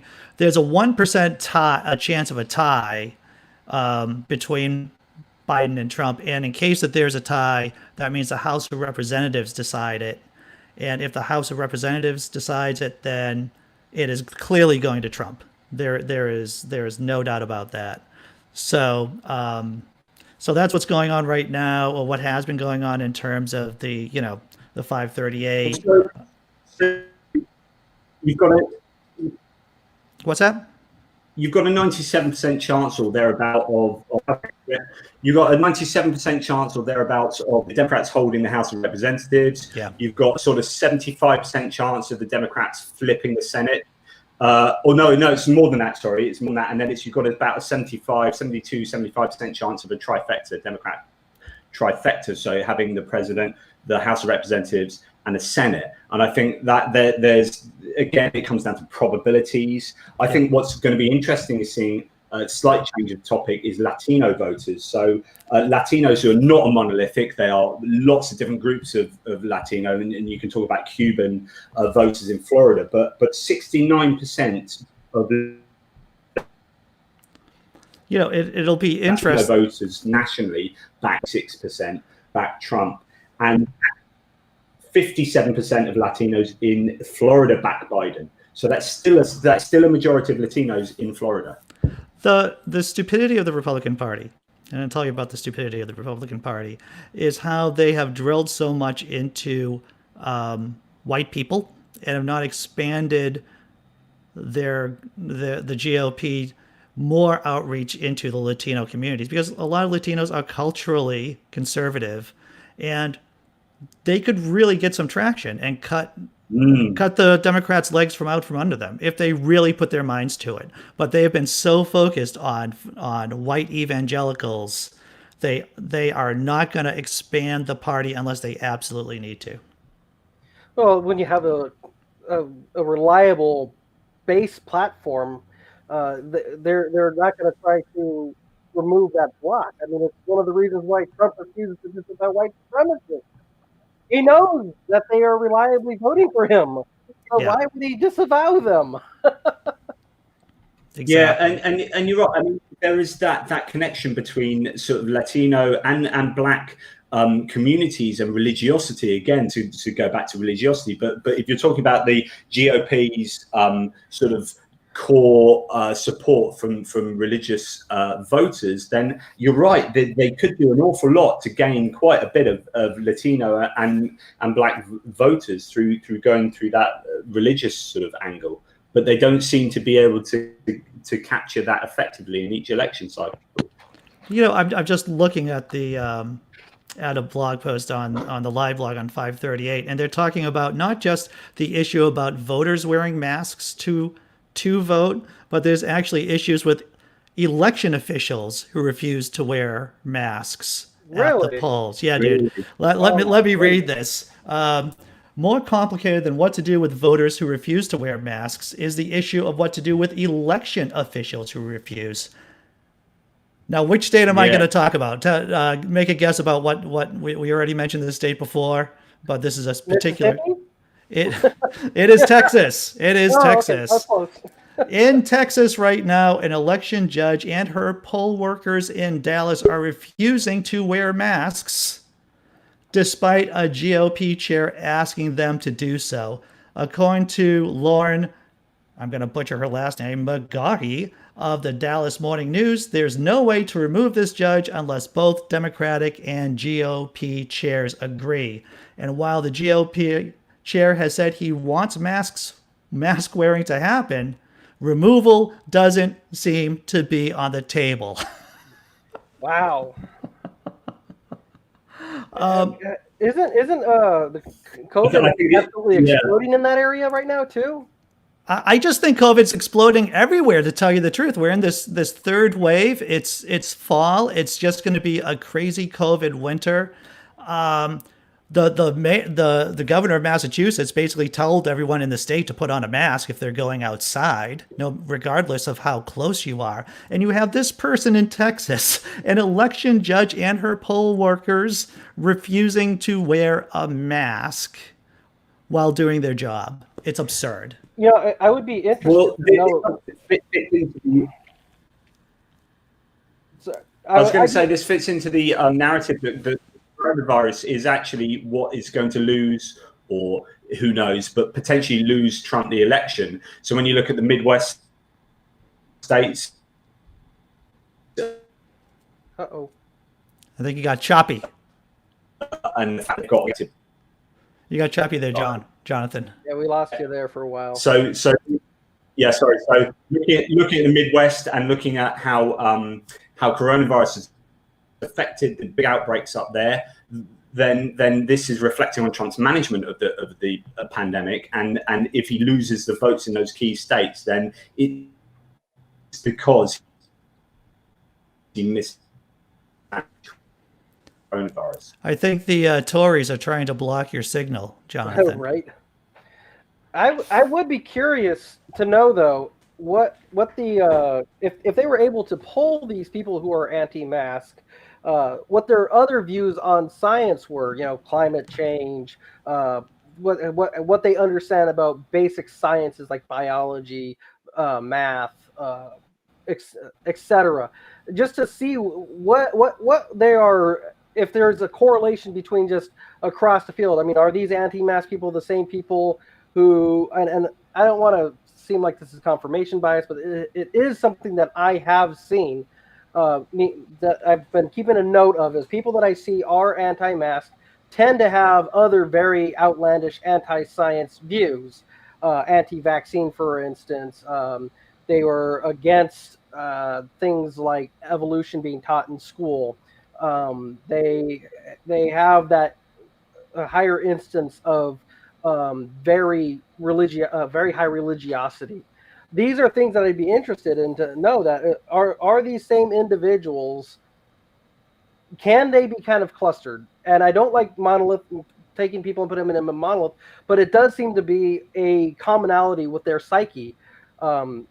When it comes down to individuals that refuse to wear these masks. And it is concerning because these people can do very real damage to the community with their views. Indeed. Yeah. So there's an interesting part thing on the 538 live as well, that Trump may declare an early victory tonight. See, that's what I was saying earlier. Which, again, it goes what we said earlier, which is like, you know, how he can do that is quite beyond me. Well, you know, he can do it because he is Donald J. Trump, and we've just accepted, or at least a good portion of the population has just accepted that he's just going to do what he's going to do. And the fact that, you know, and this is a difficult thing for people to understand, is that politics have totally... Quick type. That is pretty quick typing there, Chris, brother. Okay. Chris cannot hear me when he's typing this rapidly, so I will send him a message.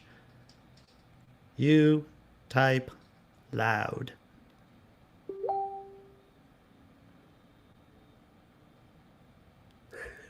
But yeah, so just to read you what it says, is Trump might falsely declare victory. It's the man to have to write this sort of blog post, since it doesn't say great things about the health of our democracy. But Trump could misleadingly declare victory tonight, even if the final vote count is uncertain and there's no clear winner. In fact, reporting from Axios over the weekend indicates that this is a possibility Trump has been discussing with his team for some time.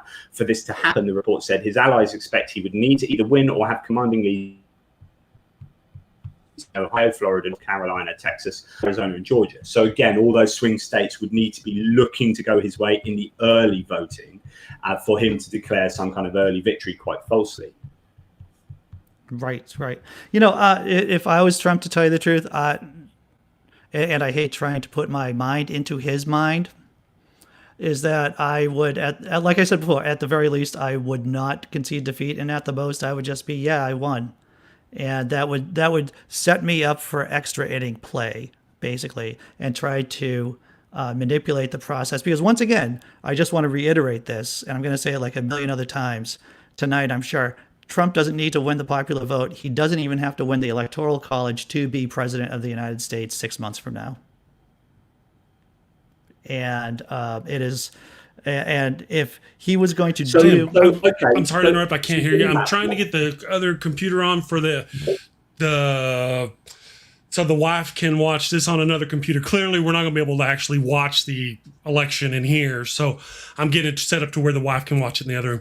Sorry, I don't mean to be hiding from you. I'll be back, guys. Okay, that's fine. Yeah, I've been watching everything, trying to see if any results have come out yet. No, it doesn't look like anything. But Andy, what do you think is the most likely pathway for Trump to victory? The only way for him to win, he's not going to win the electoral. He's not going to win the popular vote. We already know that. I mean, knowing as in the best guess, right, is that it's very unlikely he's going to win the popular vote. 538 will say that. There is a chance that he does win the Electoral College. And let's say he doesn't win it legitimately. Let's say he doesn't win the Electoral College legitimately, which I don't think he will. What he will do is that he will use his operatives in states to try to undermine the legitimacy of the vote and cast into doubt, because that's what Donald J. Trump is good at. He's good at casting doubt on the process and casting doubt on democratic institutions. So there is a real possibility that there is one set of electors. Let's just pick a state. Let's say Pennsylvania. Let's say Pennsylvania has a set of electors that are supposed to vote for Joe Biden. However, if the governor and if the legislature decides that the vote is too chaotic and we can't trust the vote we got, we will send our own electors to, and they will have their vote. So what will happen basically on December 14th is that Pennsylvania could send two sets of votes from two sets of electors to Washington, D.C. Now, what does Congress do with that? Well, Congress, especially a Republican Congress. And if this happens enough times with enough states, the Republican Congress can just say, look, the entire thing is invalid. We will just do our constitutional power. And none of this is illegal, by the way. The Republican House can just take a straight vote, one vote for each state, to see who is the president of the United States. And I have to tell you something, that is the most likely way Donald J. Trump will be president, sitting president in a year from now, if he is going to be sitting. So in other words, there are more Republican states here in the Union than there are Democratic states. In this nightmare scenario in the House of Representatives, if it comes down to this, there'll be more votes for Donald J. Trump. Right. Absolutely. And I am still very concerned about how he will react tonight, especially if he does lose. Yeah. I honestly wonder if he will go down that narcissistic self-destruction pattern. So it is kind of interesting to speculate, but with his comment about using the lawyers. Yep. Chris, you got something? I believe we have Caitlin Bailey here waiting for us. We're going to kick you guys off, I think, and going to have Caitlin on. Jonathan, MS Pierce, thanks for coming on the show. This has been a lot of fun. It's always great talking to you. Thanks for smartening up my brain. Yeah, no worries, man. And it's always a pleasure. Thank you so much for the opportunity to bang on about American politics. It's a shame. It's a shame we didn't talk about Brexit at all, but maybe we'll do that on my channel at another day. All right, we got to hold on. One last thing, I won't be voting. I know you guys are, but I'm sorry, I just refuse to vote. Very good, sir. Very good. Yes. All right, I'll see you later, sir. Cheers, Daniel. Yep. So, Daniel, do you mind if we kick you off too? All for it. Thank you, sir. Thanks for coming on. This has been a lot of fun. Absolutely. It always is. All right, thank you. I'm going to bring Miss Caitlin on, then I'll fix her name. I apologize for the... Caitlin Bailey. What's up? Hey, Andy, how are you? Wait, I just have to let you know about the curse, the PG 13 rating that we have here on if the you show. don't mind, yes. That's fine. I think hopefully I can handle that. We will all do our best. That's as Bart Simpson said, I can only try to try. Right. There you go. I can try to try. That's you got me. Caitlin Bailey, this is Chris Mallard. Chris is the co-host or the host, and I'm just a co-host, an accessory maybe, of the Daily Atheist Morning Show. Caitlin should be given a special stipend because you're in the great state of North Carolina, as I understand it. That's true. I am in the great state of North Carolina, and me and my husband voted. So we're part of the count.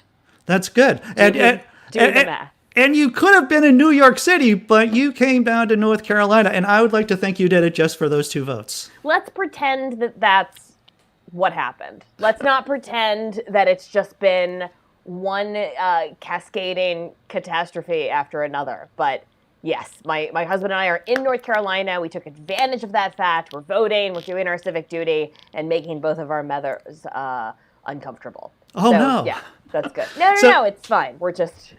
Now, did you vote in person today?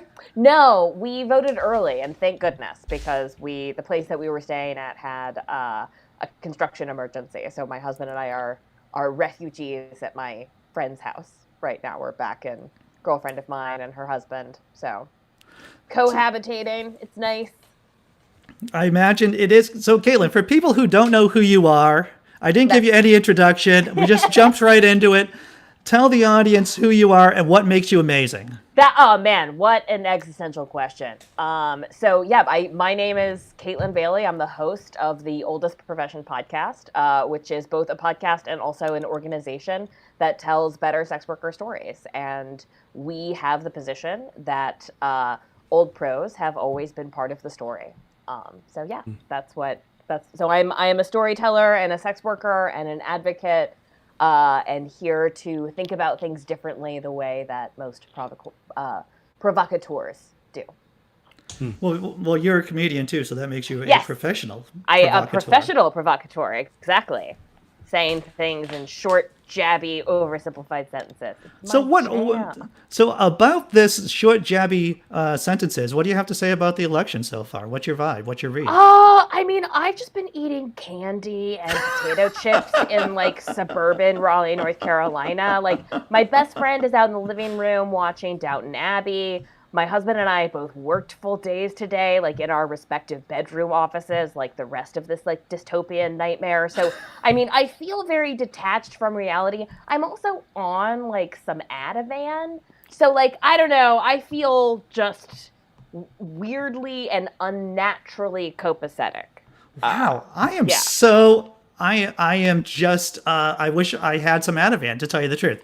We're doing the old pro panel tonight. I'm looking forward to trash talking Melania Trump a bit, but like, I don't know. I'm feeling a weird slumber party energy. Like I don't know. I'm anxious, but I feel like I don't know enough to be anxious about this. I've just hit the snooze button on my anxiety, and I'm like, I will start having specific fears after 9 p.m. tonight, when I have numbers based on things and not tea leaves or whatever it is. Numbers based on things and not just on myth. Things, yeah, and that's it. And that's like right around when the Ativan will wear off, and then like I'll get my calculator out and turn into a monster. If I said, "This is my Super Bowl," like politics used to be my sport, and now I didn't realize it became a blood sport recently, and I don't like it. It's not as much fun anymore. So I don't want to cover I don't want to cover the lead here, but your show tonight about Melania Trump is going to be the sex worker angle? Yeah, absolutely. We're going to do a deep dive into like in what ways specifically has she engaged in the oldest profession, right? Whether it's her capacity as like a provocative model, whether it's her like I think unapologetically transactional marriage, or whether it's like how she survived as a 26-year-old model in New York without any other income. They're asking in the chat what you mean by a sex worker. Do you want to kind of break down, explain a little bit more? Oh yeah, sure. Sex worker is a really broad and big umbrella term that includes everything from full service hourly escort work to foot fetish model to In relationship, perhaps to Miss Melania Trump. I think I'm just going on the question. Sure. So she sued a blogger for saying that one of the modeling agencies that she worked at was like actually an escort agency, and so there's not a lot of evidence to suggest that Melania Trump engaged in like hourly escort work, that you could like scroll through her picture on a website and click on her and then pay an amount of money. But there's lots and lots of evidence to suggest that Melania engaged in what we would call sugaring or like transactional dating and relationships. And there are lots and lots and lots of sugar babies out there that are like, oh my God, I'm not a whore, but like you're trading sex for money or something of value. So we're claiming her. There's more evidence to suggest that Melania Trump was a sex worker than Victoria Woodhull was, who was the first woman to run for president. And we're trying to build a broad political coalition. So, whether you ever sucked a dick in exchange for a specific amount of money or, I'm sorry, that's probably not PG. Or, you married well and feel dead inside. It's like or you're a Hooters waitress, like join the movement, pick up a red umbrella, fight for your rights. Know your history. I never thought of a Hooters waitress being on the spectrum of sex worker. I mean, it's one sex work is one of those things where like the closer you look at it, the fuzzier it gets, But yeah. And I was going to ask you if Melania Trump is like maybe a saint of really successful sugar babies in a weird way. Probably, possibly.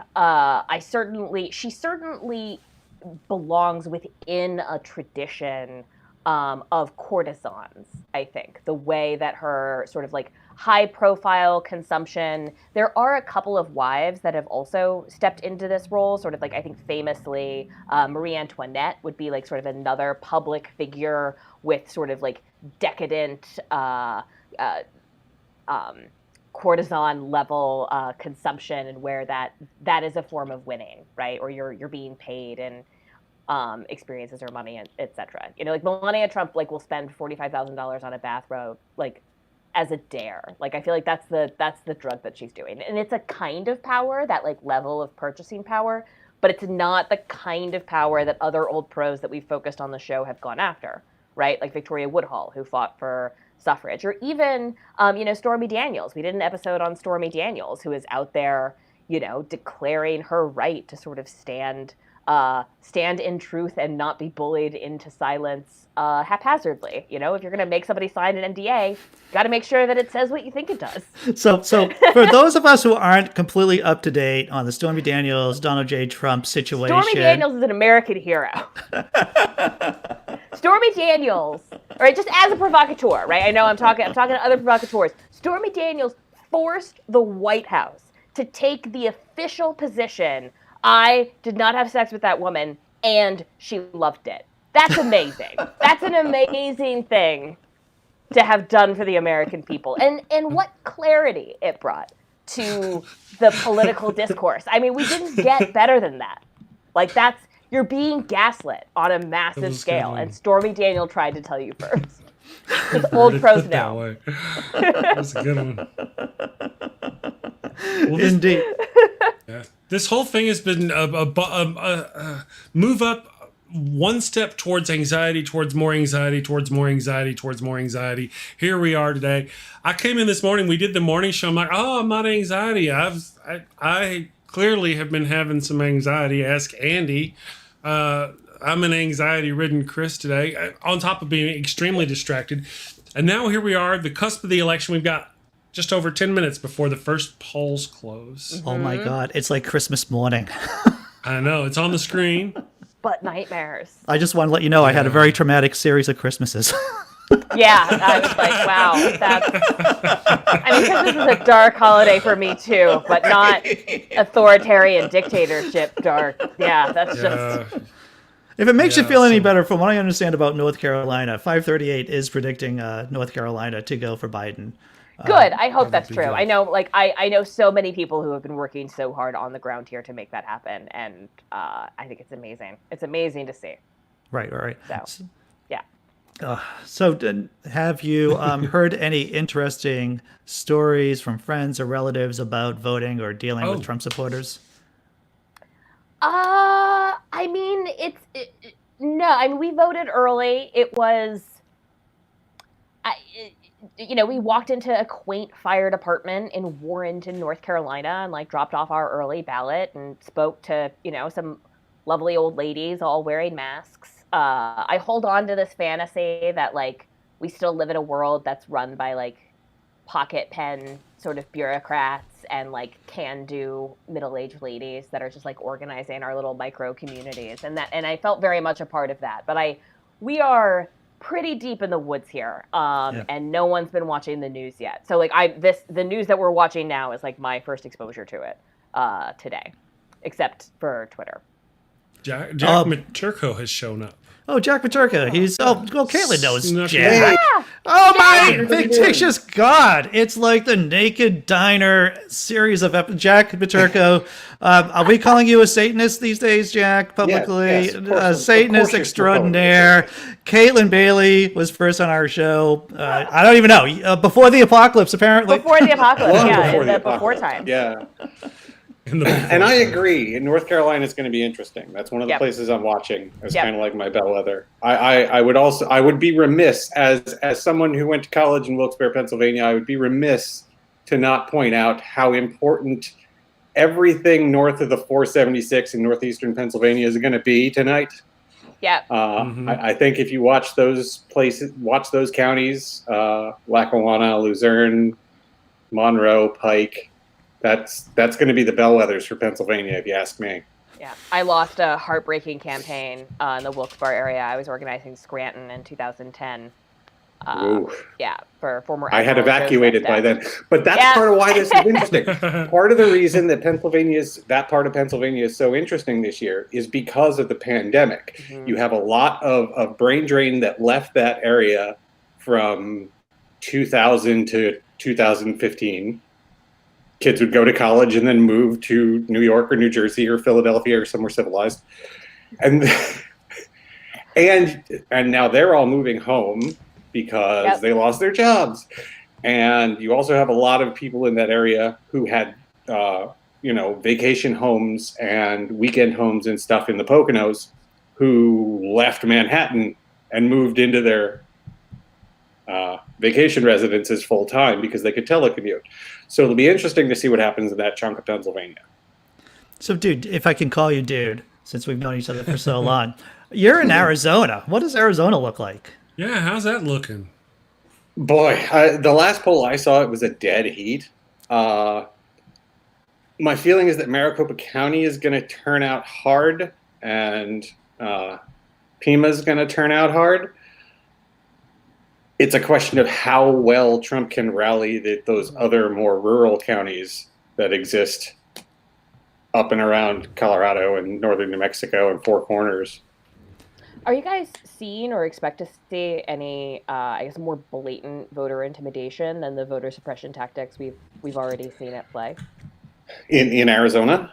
In Arizona, and Pennsylvania, and North Carolina, and any of these battleground states. I saw an incident of it on Twitter, actually, of some harassment. Nothing really crazy, though. There was a study that came out that said 5 states are particularly possible or open to physical violence, and those are the states that you would expect. So states that are really close with heavy militia action, like Georgia, unfortunately Oregon, right, and not North Carolina. So you're safe, Caitlin. And so I don't know. Yeah, I think I'm safe because I'm deep in the woods on a cul-de-sac. I feel like trick-or-treaters don't come up here. Militia's it's not worth it. Like, we're not, it's too windy. Too windy. This is scary. I think that Arizona is one of those states where it's not, because our mail-in voting turnout was so high. I think most of the people who have voted for Biden at this point have, unless they just couldn't or something went wrong. Because our state has had a pretty good system of sending your mail-in ballot early. They sent you a text message as soon as it was received and counted. Worked out great. Mm-hmm.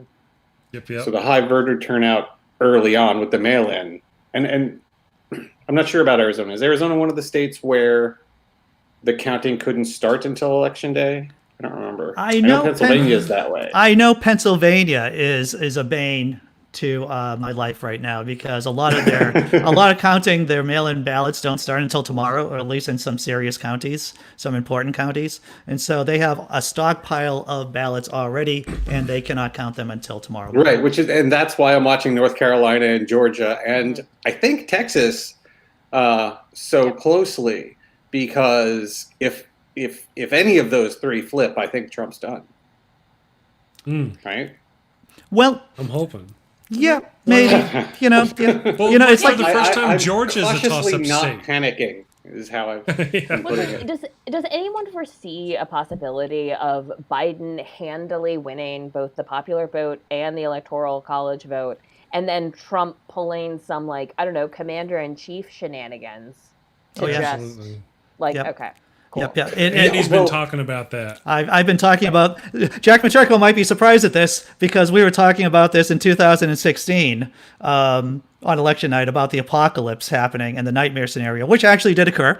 So yes, there is a nightmare scenario in which Trump loses the general election. He loses the electoral college too, and he still becomes president via totally legal means. A totally legal way. Yeah. And You're that talking is like faithless elector stuff? faithless elector stuff, dogs and cats living together, end of the world stuff. That's what I'm talking about. I don't know if you'd think it that far through. That, like, I mean, they've already built a new wall around the White House, which I saw that. There's not enough jokes about, oh, well, he finally built the wall. Indeed. His own little, yeah. And yeah. I think what we've been missing is, there's been all this talk about, well, what happens if he doesn't want to leave the White House? And we just say, and it's entirely within Congress's power to say, well, the president doesn't live at the White House anymore, and just move the presidential residence to somewhere else and move Joe Biden in, and that'll be the end of it, right? And he'll just be in his little walled garden, and he's just not allowed to leave anymore. I don't know. I feel like after 4 years of Trump just doing shit that I was told and reassured and, patted on the head, that was just impossible. I feel like I've stopped, I've stopped underestimating the cowardice of my allies. Hey, that's a good way to put it. Oh, yeah. Yeah. Yeah, and tell me more about that, Caitlin, because I want to hear about specific instances of the cowardice of the cowardly actions of allies. Because now why is Brett Kavanaugh on the fucking Supreme Court? Right? Why isn't Gorsuch or the fucking guy that Obama, right? Like, I was there for the supermajority that we had from with the 2008 to PG-13. 2010. Yeah. Oh, I'm All sorry. I know is the answer to that question sorry, has Chris. something to do with whatever the hell happened to Mitch McConnell's hand. what did happen to Mitch And And McConnell's his hand? face. And his face. Because he also had his face too, like he fell and he hit his lip, or there was more to it. My wife was eyeballing him. She's a nurse. She's Wiley, and she was saying that there's some things going on in the background. Mm-hmm. Yeah, he's got issues. I think what happened with Sesta Fosta is a perfect example of conservative and liberals aligning themselves to back up bad ideas. Yep. I will say that I voted Green Party here in Massachusetts because it's a deep blue state, and we're going to go for Biden one way or the other. It's fun. It's fun. The Green Party thing came up. I was talking to Dan Arrell on Twitter not too Dan long. Arrell's coming on later on tonight. Dan Arrell's crazy. Well, he had made some rather curt, glib. I'll say glib thing about not voting for either of the two major parties like Dan does, and I think I found the bridge of Biden voter and the far left when I said, Dan, here's what I want you to understand. It's not that I want Howie to lose. It's that I want Trump to come in third. Oh, I like that. I want Trump to come in third. Bridge that divide. What did the Green Party do? Are they still trying, or did at any Oh, point they're they on. go, No, they are on the ballot. Tari Hawkins was on my channel the other day after doing a barnstorming tour around the country, and they're on the ballot in many states. And he's there to push the conversation to the left. And of course, as I mentioned to Caitlin the other day, the Green Party is officially for the decriminalization of sex work too. Yep, absolutely. They are the third official party to take that position, behind the Libertarians and the American Socialists. So, yep. I mean, but the Green Party may be on the ballot in several states, but so was Victoria Woodhull, and nobody thinks her candidacy was real.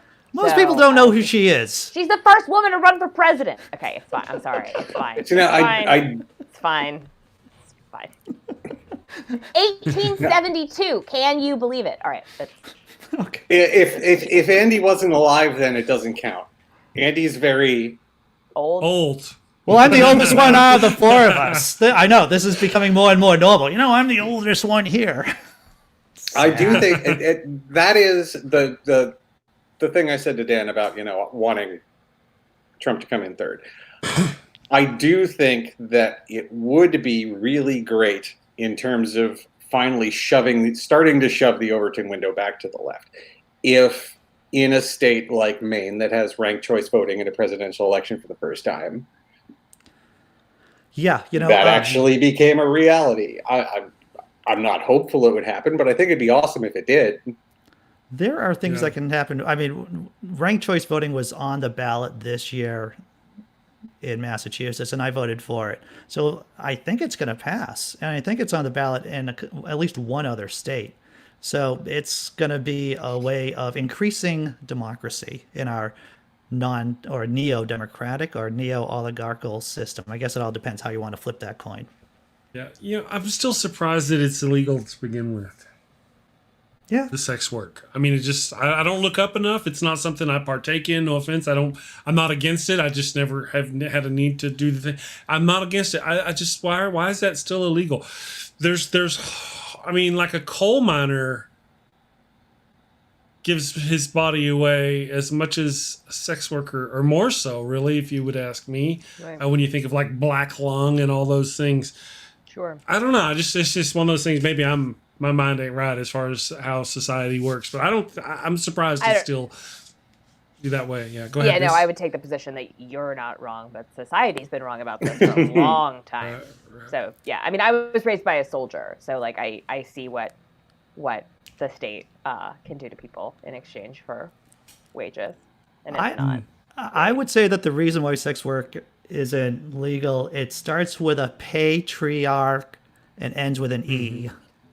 Maybe that. Yeah, I will say that it is the decriminalization of sex work and the destigmatization of whorephobia essentially is an existential threat to the patriarchy. You can't have a patriarchy if you don't know who the dads are. It's impossible. Yeah, I just want to say real quick, we've got the first statewide polls closing now. They closed just a few minutes ago in Georgia, Indiana, Kentucky, South Carolina, Vermont, and Virginia. So we should be getting results for them soon. That sounds exciting. Very exciting. I'm glad for that because I was this close to. This is going to devolve into a conversation where I bring up Silvia Federici at this point, right? Like I think there's no way we can talk about the whole. I was just thinking that. Yeah, the whole sex work, patriarchy, feminism thing without bringing up, using women as the means of production of the labor force. And that's her whole jam. The creation of a labor force. Yes, just being basically in utero, correct? Is that what you're talking about? Literal birthing of a workforce? Yep, the literal birthing. Yeah, that's the appropriation by the state of the means of production of the workforce. Yep. Because they need women to have babies in order to keep a workforce. Well, it's not just it's a uter-us, not a uter-you. Oh, hey. Sorry, I stole that from but Homer it's Simpson. Uter mine. Oh, hey. Yeah. We're going to have to keep her, Andy. Where'd you find her? In a basement somewhere. Great. That's where we're going to keep chained you. to a radiator, false consciousness, just, in a haze. We were on a micro budget movie set where I got to play God. That's where I met Caitlin. Hilarity ensued. Right. Oh, that's right. I played Lilith. We have an episode about her coming out in December, a 3-part episode. and I was gone. Excellent. Yeah, I was. Yeah, I played Lilith, and that movie is it's strange, a strange and beautiful film. Oh, that's fantastic. Yeah, I don't think I've ever. What was it? Is it a little indie thing? Can we find it on Amazon or something? I'll send you the link over to it. It's like a 20-minute movie. It's a black and white silent movie. It should be 20 minutes, but it is 30. Oh, film critic Caitlin. Yes, Sorry. I might agree with you with that. But yeah, it is done in a Georges Méliès, I believe is the proper way to pronounce it. The man who did From Earth to Moon, that story where the moon gets the big cannon bullet in the eye. So it's in that style.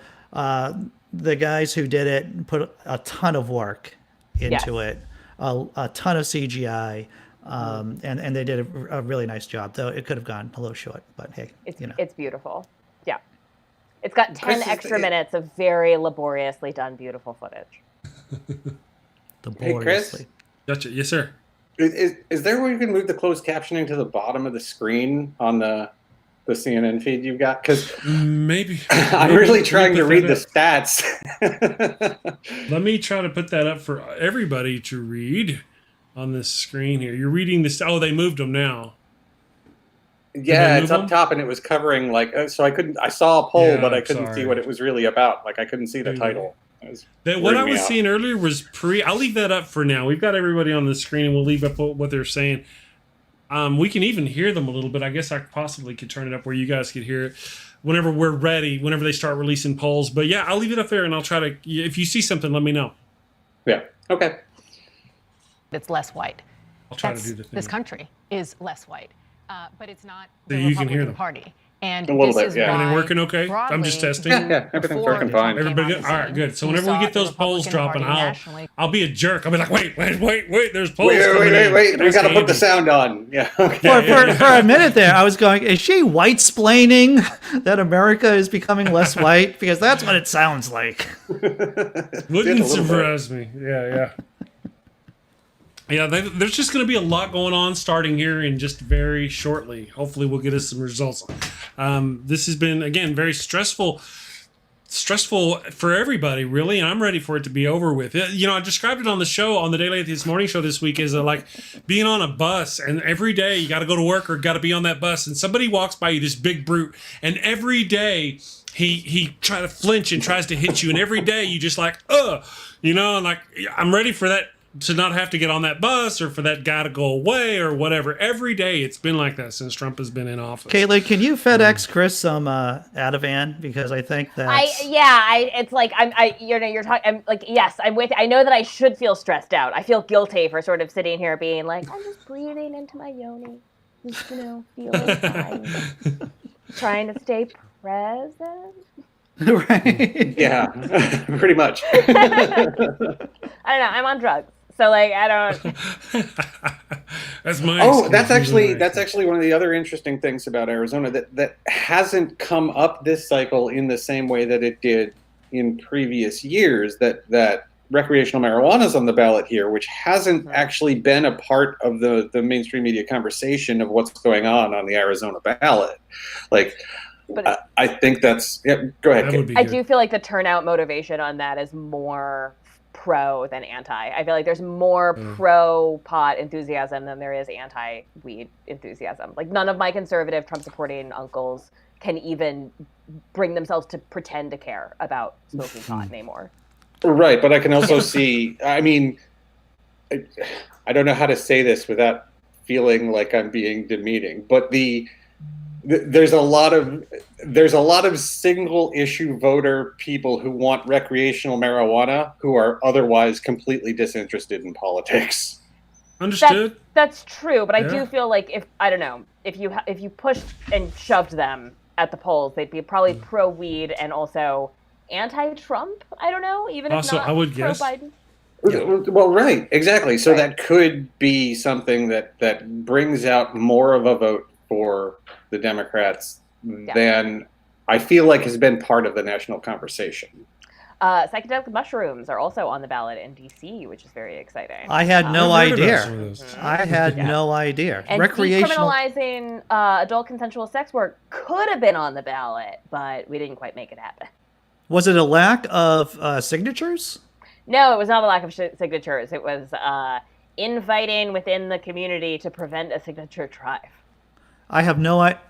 Okay, so let me just say this slowly so my stupid brain can understand it. Mm-hmm. The people interested Yes. in decriminalizing sex work in D.C. Yep, the most interested. The most interested had some kind of fighting that prevented them from even getting a signature rally, a petition out there. Yes. How did that happen? Even though we had both the funding and the polling, which are the two things that you need to win a ballot initiative. It's great. Okay. It's fine. It's cool. It's fine. Is this one of those weird things where Congress gets a say on what goes on in DC? It is, and so we were and so the sequence of events wouldn't have been we win the ballot initiative and now adult consensual sex work is totally decriminalized in DC. This would probably force a congressional issue. I'm not sure whether or not they would respond. I think it really kind of does, but it would force the issue, and we really wanted to have that conversation on a national scale. So what was I'm going to ask you the next stupid question. So what was the issue or series of issues that created the infighting within the community? Reputational, interpersonal issues. So people had beef with each other, because that's what I'm hearing. People had beef. And it's the dumbest, territorial, ego-driven, small. Like, you think academic pies are small? Let me tell you about the funding available for sex worker rights, because it is way less than the tiniest university. There's this saying about academia that why is it so competitive? It's because the stakes are so low. Right. Right. Yeah, but here the stakes are like actually high. People continue to be arrested every day in DC. Like if it would be funnier if it wasn't so tragic. But I just wanted to be bitter about that on election night since we're unless their client was the right senator. Right. Oh, Lady G. Oh, hey. I loved how the gay male escorts of DC were like, no, we are outing you as a group and in the worst way. Yeah. Yeah, they did. That was great. Yeah. Loved it. It's going to take all kinds of kinds. Oh, look, he's right now circling where the bombs are going to hit. Sorry, Jack and Caitlin. The bombs are going to hit on you guys. Everywhere I've ever lived is in play. What are the colors right now? Why does it say that Trump has 278? Absolutely. They're just like, we're just kidding around and joking. But these guys don't know. They don't know. The polls aren't in. I think they just had the 2016 map up. Yeah, there's no numbers. There was no numbers. Cool. Yeah, right. Yeah. No, this is just feelings between commercials. That's what CNN is. It's just... Yeah. Well, it's political porn. That's what it is. It's politics porn. Yes. 85% of reporting on either politics or on financial stuff, most of it's just, rhetorical hand jobs for all intents and purposes. And most of it's noise and not signal. I will tell you that having done both sex work and political fundraising, only one of those made me feel like I was selling myself. Oh, really? Well, there you go. That sounds like a chapter in your tell-all memoir. Working on it. So have either one of you experienced, how did you guys vote when you voted? Did you vote in person? Did you vote by mail? I voted. Did you have troubles? I had a mail-in ballot, which I did not mail in. I didn't bring it to my center there. We have a dedicated ballot box, official ballot box, so it wasn't like a fake ballot box that some Republicans did in California. It was a legitimate box. It was 2 minutes down the street. My girlfriend and I went down together, did our mandatory selfies, deposited our ballots, did the double check to make sure. I don't know if this is the American Sign Language for double checking ballots and ballot boxes, but that's what we did. And then she went online and discovered that yes, our ballots did get counted. Good. So it's a little victory for us. A little happy. I did it mail in. I dropped it in the mail, and Arizona had basically you scan the barcode on the outside of your envelope, and it would send you text messages. as to status updates. So I got a text a couple days later that said it had been received and counted, and then I felt a little bit less dread. You know, that scanning, that's how QAnon told me that's how the Satanists get you, Jack Maturka. Yeah, that's how they do it. They get you. Oh, yeah, the 666 barcode thing. Oh, boy. Yeah, you got to watch out for them. Oh, those Satanist people are bad people. I'm just saying. I'm just saying, Trump's they were all You get to worried that vote? they were all worried that we were going to be putting chips in vaccines, and now that Trump's pushing a vaccine, they're all, we want that vaccine, and I'm just saying. Yeah. Yeah, nothing turned me into an anti-vaxxer faster than Trump saying that something would be ready before the election. I was just like that. It's that the way that they're doing the process and they've rushed it so fast. Like, I don't trust it yet. I don't trust that. Like, But whatever that me- vaccine is.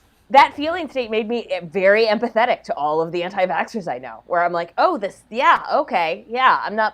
not ejecting that into my body. I won't do it. I don't trust that man or anything. I have two thoughts. One is that, yes, this is how some zombie movies start. Hey, look, there's a vaccine for this thing. We're going to give it to everybody. And then zombies, right? That happened. Zombies, yeah. Totally. I Am Legend, I believe. I Am Legend, exactly. And I thank my fictitious God that my girlfriend works in pharmaceuticals, but not in an evil way, if that's okay. I don't want to be an apologist there, but she has told me about, or she informs me about what is legit and what is not legit. And so far, everything looks good. There are several trials that have stopped, and this is normal because things happen in large clinical trials. And so even though they're doing this stupid Operation Warp Speed, and Jesus freaking Christ, Donald Trump, stop trying to take Star Trek stuff from us. Yeah, don't corrupt good stuff. Yeah.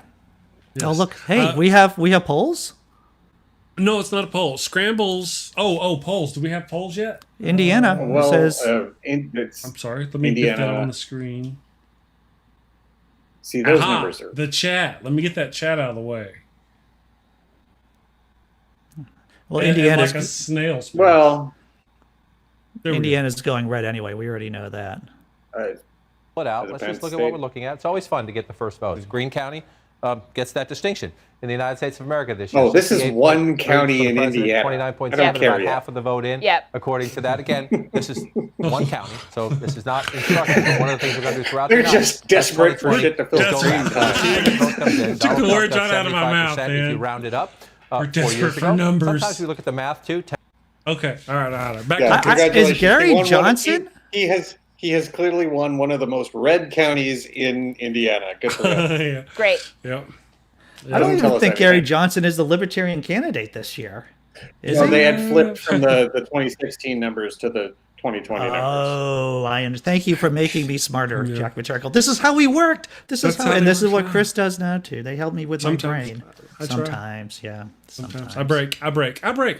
Scramble's no big deal from Albuquerque even says even 538, which is one of Andy's favorites, admits with the methods of voting this year, exit polls will not be as reliable, even for general reference. No surprise there. Yeah. Yeah, what I'm looking for are the big margins, if there are big margins, because once again, the smaller the margins, the more likelihood there is for Trump to try to do cheating or try to do cheating in after tonight. Yeah. But are there because one of the things that I'm really not sure of what the effect is going to be is something like the Lincoln Project, where you have Republican voters voting for Biden. Are there any staunchly Republican counties in Massachusetts that you're watching as a bellwether, Andy, that you would say, oh, the mainline Republican that is 40% of the party is coming out hard for Biden, that would suggest to you that maybe this won't be an existential nightmare? I'll tell you about what I know about Massachusetts. Before I'll say something like, hey, that was a really good question, in which that's a way for me to put in filler in my brain to answer a question I may not actually know the answer to, but I'm going to tell you the words out of my mouth right now. Massachusetts is 34 points ahead for Biden in terms of, the statewide. Once you get past, and this is getting into the weeds a bit about the state of Massachusetts, when you get past 495 here in the state, you get to central Massachusetts, and there, you have some old mill towns, cities like Worcester, Fitchburg, they tend to be more conservative. The city that I grew up in, Brockton, Massachusetts, City of Champions, misnamed, is a red city. The small town that I used to live in, right by it, is a red city. So, there are significant red sections of Massachusetts, and if we were going to divide up our electoral votes like Nebraska and Maine do, there would probably be a few electoral votes going for Donald J. Trump in this election. Okay. Possibly so. Did that make me sound smart? Or at least not? It did. No, good. I It like did. that. In those moments when I was paying attention. Yeah. The top of my mouth started to itch, which is always how I can tell people are talking about math stuff. So. And on that note, unfortunately, I do have to go. I hope that is okay. That is fantastic, Caitlin. Great, Andy and Chris. Thank you so much for having me. Everyone will keep crossing our everythings, and if I can check in later tonight, then I will. Okay, right. fantastic. Awesome. Thank you for later. joining us. Take Appreciate care. it. Thank you so much. All right. Caitlin's always fun to talk to. Always. Never. She was on our show. She was on our old show like 3 or 4 times. It was never a bad conversation. Right. Really funny, really smart. She is one of the people that I say to myself, wow, maybe I need to check myself before the crap that usually comes out of my mouth, because she might call me on it. Yeah. Broadly speaking. See, look, we're looking at little tiny dots on Indiana at this point. It's not, the numbers aren't going to be, I don't even, these are tiny little towns that are just trying to be the first ones, because what happened, isn't there supposed to be like some tiny little town in New Hampshire that's supposed to be the first one that... They were actually the first ones, and I believe their votes were already counted, and that little township in New Hampshire went for Biden, I believe. I think there's like 5 people who can vote in that place. And, it's a very small number of people. It's the worst data set ever. Well, this is an interesting point, is that so how many people try to generalize data from only a few data points, and you can't do that. Like from what happened in 2016, I've met a bunch of people who think Trump's going to win because of the hat trick he was able to do in 2016. And it's like, that's an N of 1 you're going with. You cannot generalize that. And that's what makes predicting elections so difficult. I think there's a lot of people who were basically traumatized by his win in 2016, who are now terribly gun shy to feel optimistic. Yes. About Biden. Hey, what's up, Raging Atheist. This is Jack Maturko, Raging Atheist. Hey, nice to meet you. See, nice to now meet you. your bald guy quotiont has gone up, so we're already ahead of the game. Yes, I'm getting there. Very bald. I just want to say right now, and I'm going to make this all about me. Once again, I am the shortest person amongst the 4 of us. And so he's immediately defensive. I am immediately defensive about this gentleman. Is that Napoleon syndrome kicking in? Usually I don't have to deal with it. You don't have that problem. How tall are you, Jack? 6'1", depending on how I stand. Yeah. I'm getting older. I start to slouch now. Yeah. Well, that's parenthood doing it to you. That's the weight of being a parent. I have new calluses on one foot because of holding the kid and walking around. It's very, very weird. That's true. I want to take a moment and say hello to the Messenger Reveals. Of course, Scramble's no big deal. That's the first time Scrambles has ever been here. Brian Stevens, Leo is here. The Maverick is here. Lots of nice people, wonderful people that we haven't seen in a while or before. So it's nice to have you all with us tonight on this election stream.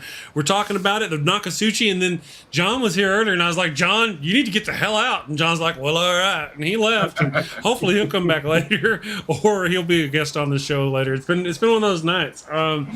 So Nokasuchi, what'd you learn, man, while you were gone? Well, I've talked to several people that I know in the Democratic Party here, and I'm calling it now. Michigan's going to go Biden. You think so? Yeah, Michigan's going to go Biden. I'm hearing reports are starting to come out that out of the Trump camp that they're not feeling too confident in Michigan. But from the people that I'm talking to, they're ecstatic with joy, as opposed to the same conversation in 2016 where there was apparent dread and doubt. So I've talked to about 4 different people in the party that I know of here in Michigan, and they're all very optimistic, which makes me optimistic for Michigan. I think we're going to take Michigan tonight. And just for everyone who doesn't know Rage's story, Rage had COVID-19. Yep, he did have the cooties. And now he is immune for a small window of time. So that's why he was out and about and mixing it up with folks. Yeah, rubbing elbows. As the president you're in Michigan. Yeah, I'm in Michigan. And as the president says, I am immune now. So you are the cure. I think you're the cure now. I'm a cure now. Yeah, I'm a cure. What has the Democratic ground game been like in Michigan? Oh, it's been atrocious compared to what we're used to. And I've talked with Chris and Andy about this several times. It's been one of my biggest criticisms. It does appear that like their COVID awareness does seem to have worked here in Michigan, but there was no ground game. The Trumpers were knocking the doors, and Democrats were sending text messages. So that's pretty much how they made up for it. Was there any like external, like kind of outside the DNC? Because I feel like I haven't heard as much from Michael Moore as we did last cycle, and I'm kind of hoping that maybe he was just running his own private kind of pack ground game out there. Not that I've heard. Now we do have some elements in opposition to some of the more extreme right-wing elements that have me going around the state, Antifa and Black Lives Matter. But as far as like grassroots movements, progressive-wise, Michael Moore, I haven't really heard anything. And I think that he's kind of on board. I think it's the gamble that the left took. You have 2 options. You have what the right's saying about COVID and what the left is saying about COVID. And the left backed it up just as the right did. So we're going to see which strategy worked the best, I think. Well, that'll be interesting. You know, I'm going to say this, is that sometimes people do the right things and get good results, and sometimes they do the right things and get bad results, and sometimes what I guess I'm trying to say is that even if the Democrats win, which they will, we cannot attribute it to the fact that they are competent in any way, shape, or form. Yeah, right. Yeah. Very true. Hey, Ronnie, I think your microphone may not be working, or you're picking up a different microphone. I'm just saying, it sounds like I'm hearing a lot of. Sounds Hopefully odd. Well, I can help troubleshoot that because my kid's awake and I gotta go. Okay. Oh, well, we'll blame you then. All right. Let me figure it out. No worries. We'll all get through this together. Carry on. Thank you, Jack, for showing up, man. It's been great. Bye, guys. Thank you. Let me get us switch weighted over here back to normal. Now that we can kind of get back to normal here. You know what I'm going to do? I'm going is to that take better? a small break. Okay. Because I got things to do for like maybe 5 or 10 minutes. Everyone will be a lot happier with me gone, I'm sure. All right, sure. I understand. Nobody said that. No one had to say that. Hello. I'll be back. I will do the thing, and I'll get us up here. Let me do the thing. Hey, Ronnie. How's it going? Yeah, it should be better now. I believe so. Good enough. All right. Yeah, the girls I go with. I was somehow my settings got jacked up, and it was the camera microphone was the one that was going. So we were getting a lot of room noise. And that might explain somehow my settings got jacked up. I don't know if my daughter got my computer, but that might explain my audio issues in my streams lately. So, hey, it's some kids, man. It's some kids. So what's going on? Did you pop over and already do Godless Granny's show? No, that starts at 8:00. So. Oh, okay. Is Messenger in my chat or is he in yours? I don't know. I think he's in yours. He's stalking you. Let me look though. Let me find him. Like, why don't I see him? Like, I don't see you, Messenger, in my chat for some reason. That's really weird. He may not be. He may not be. Let me look here. Over there. He might be in my chat. Hiding, sneaky like. Yeah, I don't know where he's at. The messenger reveals. I see him. Hola. Hope you guys are doing I good. see him in the combined chat, but I don't see him in my chat. He's adding me like he should be in my chat. I don't see you, Messenger. I don't see you. That's really weird. Are you talking about the Messenger reveals? Yeah, he's in my chat. All right, so he's in your chat. Yes. Yeah, stop adding me, Messenger, when you're not in my chat. It don't work. You can't see it. We're gonna figure that all out. We're still getting started here with things. This whole being able to stream to multiple channels. We're gonna have it to where Nokasuchi can watch his channel and pop them up like I can pop up stuff and do things. Well, it's gonna be nice. We've got some polls closing. They don't have any firm results yet, but we do have some polls closing. It looks like I don't know yet for Indiana. I don't know how Indiana falls. How is Indiana? Indiana usually tends to go red, I believe. Or am I thinking Illinois? I don't know. Where was Pence really from? sure. I think Pence is from Indiana. I think so. Let me get this stuff right up here. Now they've got, I think we're looking at Georgia, Indiana, Kentucky. Okay, yeah, so we should be seeing results. I moved all my stuff around, so I'm trying to get things going here. Somebody said, was it your guy? Said there was going to be a red wave earlier? Yeah, that was Messenger reveals. And I'm like, Trump might squeak by, but a red wave? No models is predicting that. None. I'm really hoping not to, that we don't face something like that for sure. Yeah, I'm trying to watch here. We've got different ones. I've got CNN and MSNBC up here on this thing over here. So we'll watch them as they come in. And you said Godless Granny's thing is at 8 o'clock Eastern? That's 6 o'clock our time? Okay. Yeah, cool. yeah, that'll be 8 o'clock Eastern. What are they doing? Are they doing an election stream or is this something unrelated? Yeah, I believe it's an election stream. Okay. I believe so. Go ahead.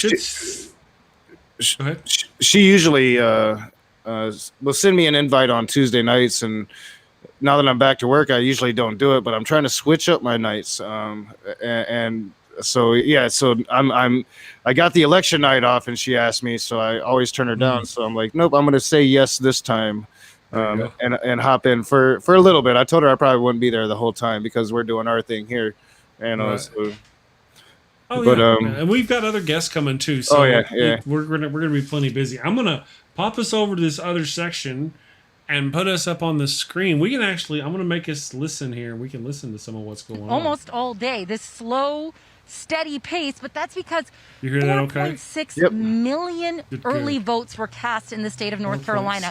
More than 95% of that total 2016 turnout, and more than 62% of all registered voters. Now, they had decent turnout amongst both Democrats and Republicans in this state, and it is tight here.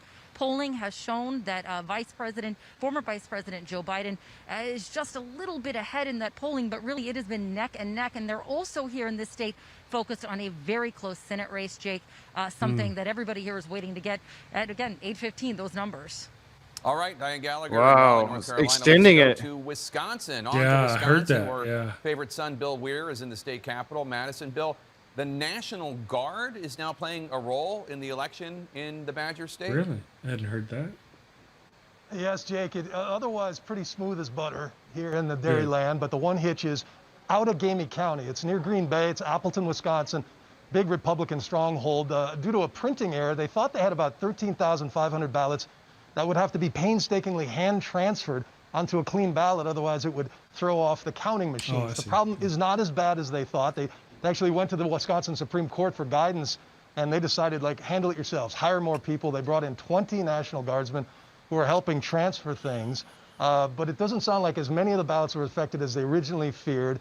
But still, Appleton, which is a key return area there, probably won't be in until tomorrow morning at the earliest. Meanwhile, here in Madison, which was kind of like a blueberry in a bowl of tomato soup 4 years ago, it will be bright blue tonight. Things are going so smoothly here. The count should be in. And as one veteran poll worker here told me, Jake, the reason it's going so well here is that they finally figured out how to use the counting machine. She said, it's like a baby boy. If you don't know your way around it, it'll pee all over you. Just one more example of why Wisconsin, I think, is really the most charming of all the states. All right.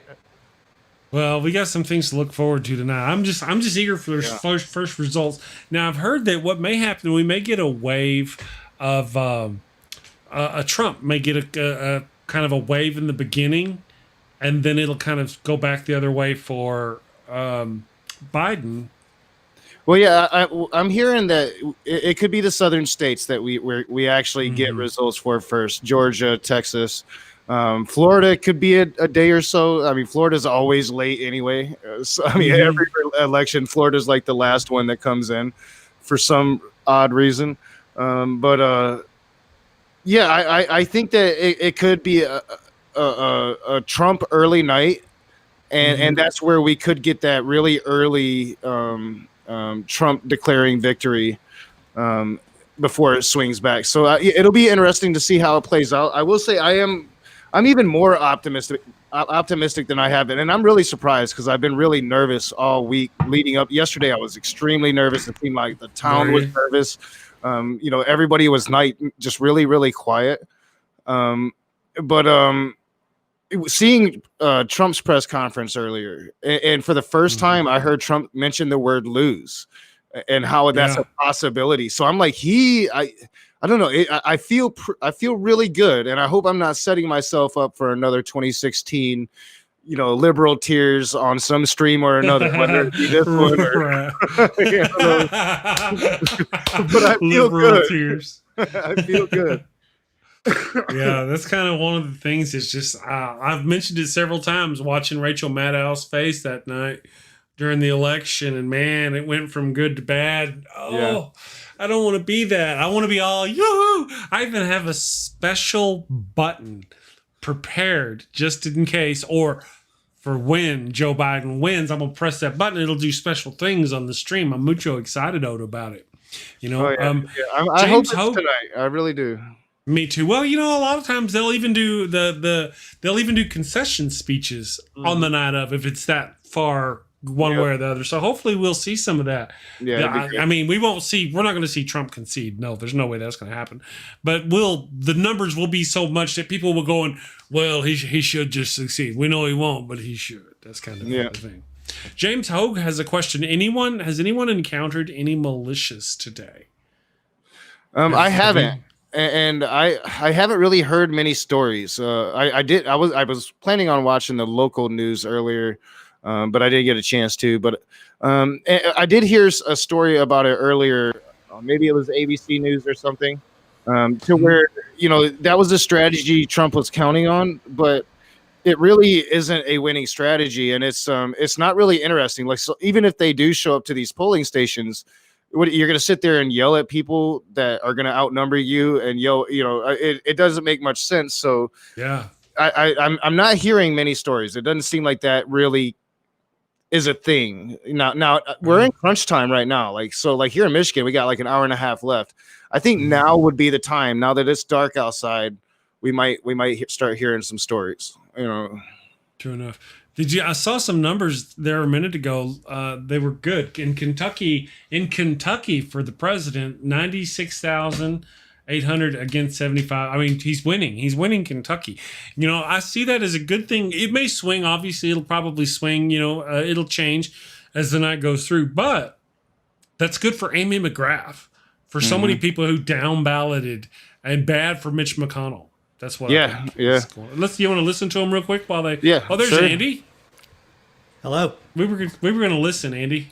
To these people. I'm ready to listen too. In Kentucky right now, 8 electoral votes. 8% of the estimated vote is in. In Indiana right now, Trump is way ahead. Only 2% of the estimated vote is in. He's up by about 25,000 votes, 67.2% to 30.9%. Kentucky, John King, a pretty reliable red state, so I wouldn't necessarily say this is the bottom line, but let's take a closer look at Kentucky right now. Maybe for a few minutes, Biden will be ahead. I wouldn't say it's the bottom line. And if you're a Democrat at home, especially a Democrat from the Commonwealth of Kentucky, if you want to use your phone to catch a quick screen grab, take a picture, be my guest. Kentucky is blue at the moment, but let's pull it up. Look, we don't expect Kentucky to end blue at the end of the night. Doesn't mean it won't. Doesn't mean it can't. But we certainly don't expect that.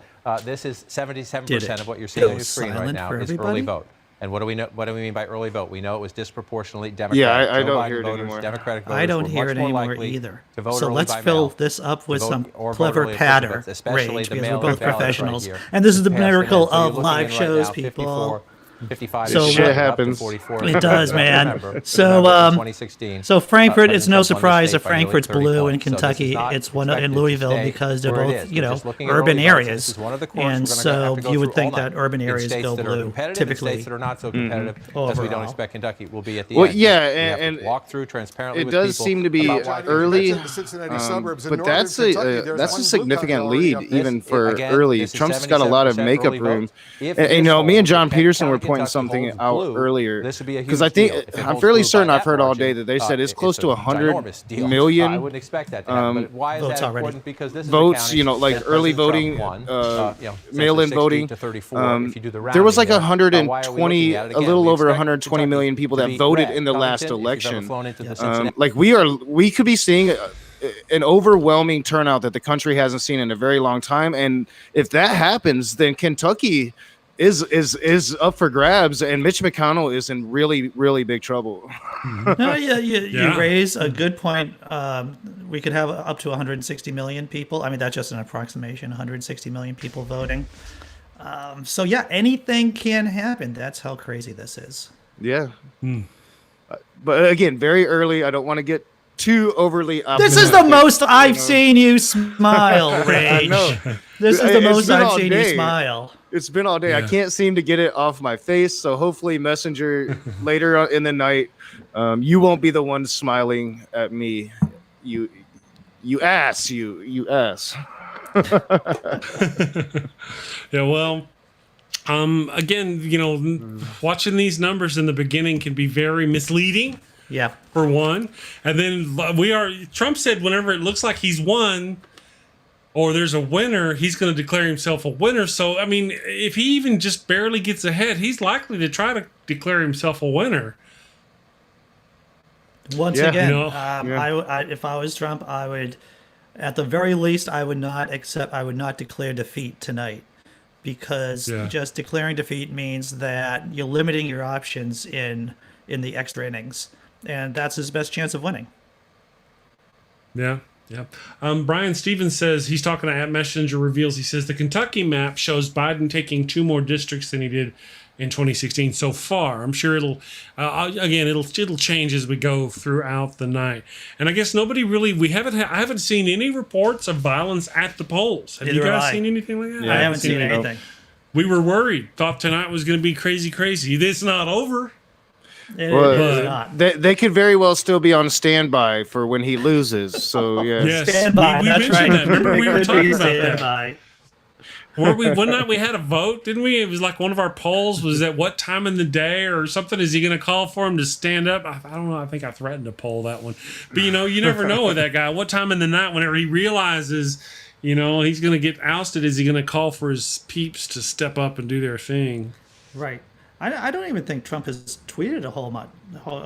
I put up a Twitter alert in case he starts tweeting, and I haven't gotten anything. Maybe it's me. Maybe it's my Twitter account acting up. See, but go check it out. But remember what I said earlier is usually whenever whenever something is going down, something big important, he doesn't tweet a lot.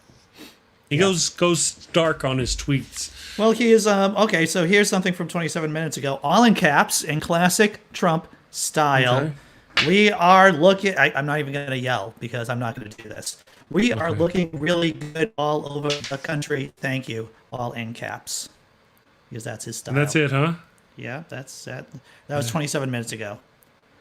And before that, it was 3 hours ago, talking about how the economy has grown 33.1%. In the last quarter. And of course, he averaged that out to make it all 4 quarters. So the economy didn't actually grow 33% last quarter. That's the high and low of it. And if it did, it's only because he killed it. He killed it so badly. And killing it in a bad, negative way, not in the comedian way of killing it. He throttled the economy like it was a newborn baby in a crib. That's what he did to the economy. Yeah, yes, he did. And, you know, again, we've talked about this several times. Had it not been for the cooties coming along and shutting down the economy, therefore making it to where, the economy's shut down, we need to dump $1 trillion or $2 trillion. Had it not been for that, we'd be seeing the economy be collapsing right now or close to now because of all the taxes he gave away, no taxes coming in. What Yeah. vexes me if I was on Trump's team and if I was going to talk to, and if I had no heart, then I would have told Trump, it's like, why aren't we doing a second a second stimulus, boss? Right? Because we want to make people feel as if they aren't poor and it's the end of the world.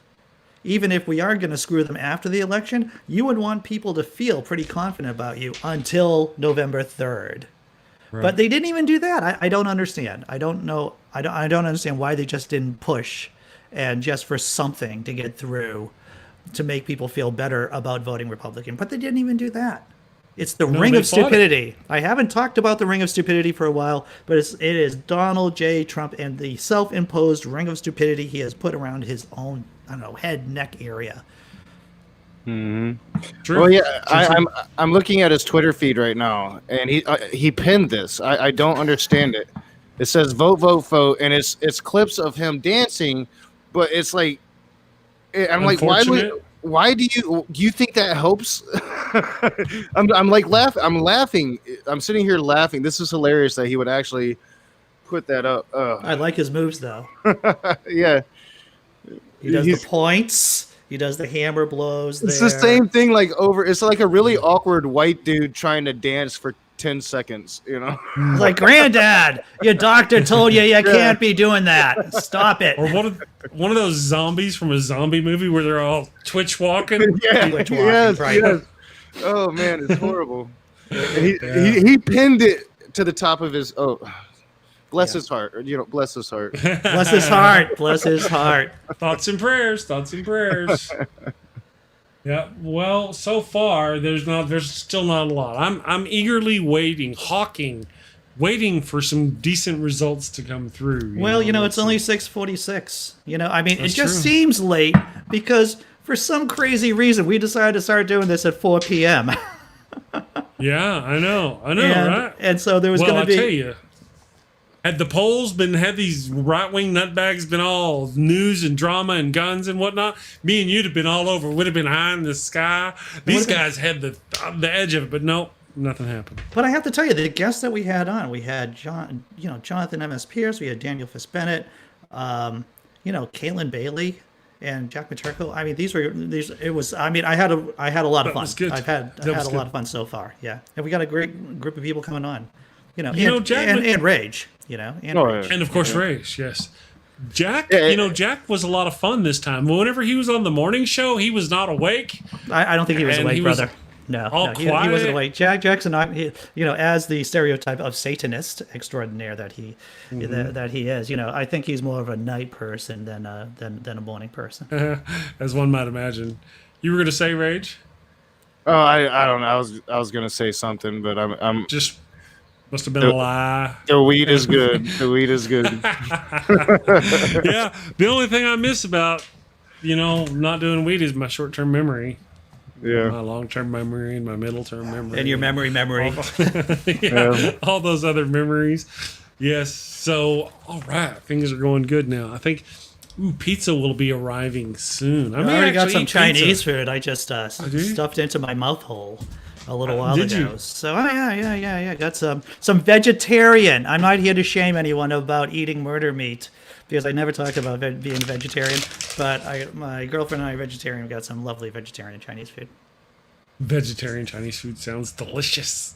Yeah, well, it's all fried. The fry later forgives all sins, my friends. That's what it is. I'm going to put you guys up for just a second. The wife just got home. I've got her all set up to watch the thing. She's going to do the food thing, but I got to kiss her. So I'll be back. Wow. Talk about needing to send thoughts and prayers for her,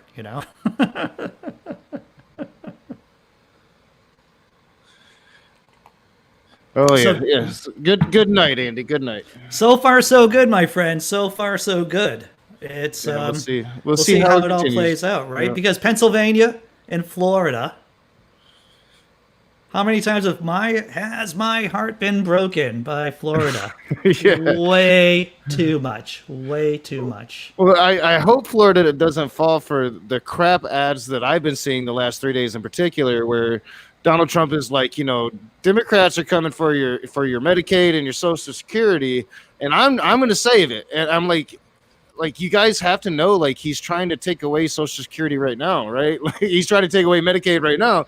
So hopefully they'll see through the because we know Florida's, their population is older. Well, that's like that's like saying a union is out there to take away your weekend. That doesn't make any sense whatsoever. And that's what I said. Like, I don't think that it's been really since George Bush versus Al Gore that I've just seen just lying ass ads like I have seen from Donald Trump this go around. Like, just straight out lying. No, we're not going to take away your Medicaid. What you talking about? What court case? No, that's the Democrats. That's the socialists. Yeah. It's insane. It is insane, and you just gotta. Well, you know how Trump works, right? He just thinks of a lie, not that it's coherent or logical, just so that it gets him to the next lie. He is like an improv performer in this way. Many times in many different places, I've talked about Trump being a stand-up comedian, but in certain ways, he's doing improv because he's just doing lie and then yes-anding the next lie and then yes-anding. He's like a grand chess master of lies, and the fact that he has lies set up for the next 20 years if he needed to. Yeah, well, it's like his brain has been wired specifically to recognize the truth and then mouth the opposite, right? So, I've never seen anybody as good at it as Donald Trump is. Never. And the thing is that he is good at it. Yeah, he is good really just good at at it. lying through his teeth and just saying facts. I don't even know what facts you're talking about. His closing argument to the American people is that I'm going to fire Fauci once things are done. This is his closing argument. And half of the country's like, hell yeah. Yeah, isn't that scary? I mean, goodness gracious. And, even before that, he was bragging about, he's talking about, if you elect Biden, he'll trust the scientists. Like, that's a bad thing. Danger, he'll trust the scientists. Well, this is Phil Lister in my chat asked a while back, are you optimistic? And I replied, I am when I'm not feeling it's the end of the world. And that pretty much, that's my... That's how I feel right now, is that I'm feeling good as long as it's not the times I'm thinking it's the end of the world. I'm surprised I haven't seen a Trump ad, you vote for Joe Biden, he's going to teach evolution in school. And I'm like, how have I not seen that ad yet? Like, I just don't understand how I haven't seen that ad, because of course, we should see that ad. Oh, yeah. Well, evolution. His people understand that between him and Betsy DeVos, or DeVos, so however you pronounce her name, that evolution will be banned or defunded or some kind of lower brainstem assault on a scientific theory, which is different from a regular everyday theory. I hate to tell creationists that and evangelicals that a scientific theory is not the same as going out back, smoking pot with your friends and thinking about the stars. It is different. Yeah, it is very different. And I'm just surprised we haven't seen him go that far. I did see an ad, I think it was 2 days ago, where he said Donald Trump's campaign paid for the ad, so it's not like a super PAC, where he literally said Joe Biden is for late-term abortions across the country. Like, right up until birth, Joe Biden is going to let you kill that baby. And I'm like, no, he's not. He's not. He is not. I know, late-term, late-term... there's something else he like post-term, like post-birth abortion. He wants to abort your kid until they get to be in the 3rd grade. Yeah, that's what's going to happen. I think he said right up to and after birth was what he said. Something like that. They want to abort babies right up to and like people just sit around and going, you know what I'm going to do today? Woohoo! Let's go abort some babies. That's nobody does that. My second grader's been giving me some lip lately. I think it's time for a late-term abortion. That's what the Republicans want us to believe. An ultra mega late-term abortion. Mega. I went into a Christian room really late Saturday night, and I thought they were talking about the election. They were showing Trump's State of the Union, and I'm like, all right, they're talking election. I get in there, no, they're talking abortion, and they hit me with that immediately. Like some Democrat governor somewhere said a thing that could have been interpreted as like post-abortion. I don't even know the context of it, but that's what I got hit with, and I'm like, hold your roll, yo. Like, I don't know, what did I walk into here? Because it was like I never even heard that post-abortion. Like, that's not a thing, right? That's murder. That's not abortion. At that point, it's murder. That's right. Yeah. And, you know, a lot of these things, my understanding of the situation is that in the cases of those things where there are late-term abortions, it's for reasons. Yeah. Just type of reasons. You don't need to know what those reasons are. You're a white man. You don't have any of the equipment to need to know what those reasons are. And it's very rare. Right. Barely ever happens. I think there's like 2 facilities in the entire United States that you can get that procedure done. Yeah. The last time I looked into those stats. So like, this is just something, it's basically like the woman's life has to be in danger, you know, for that to happen. Absolutely. And in danger from the baby, from the fetus. So, I mean, that's the only way that happens, you know. So it's just absolutely crazy for them to put that on Joe Biden. You know, I just want to thank my fictitious God that Kentucky only has 8 electoral votes. I just saw how many it has, and it's like, and Indiana only has 11 electoral votes. Way too much still. But, yeah, you know. too much. Yeah. Well, and that's what makes Pennsylvania so important is they have what, like 20, something like that. They have the amount that tips it either way. They're like the fulcrum point. I think I saw like 36% chance Pennsylvania determines the election. Oh yeah, so that's pretty big. Yeah, I mean, when you think about, you know, Florida maybe going red, you know, I mean, being red, and Texas being red, then a lot of it boils down to Pennsylvania. Mm-hmm.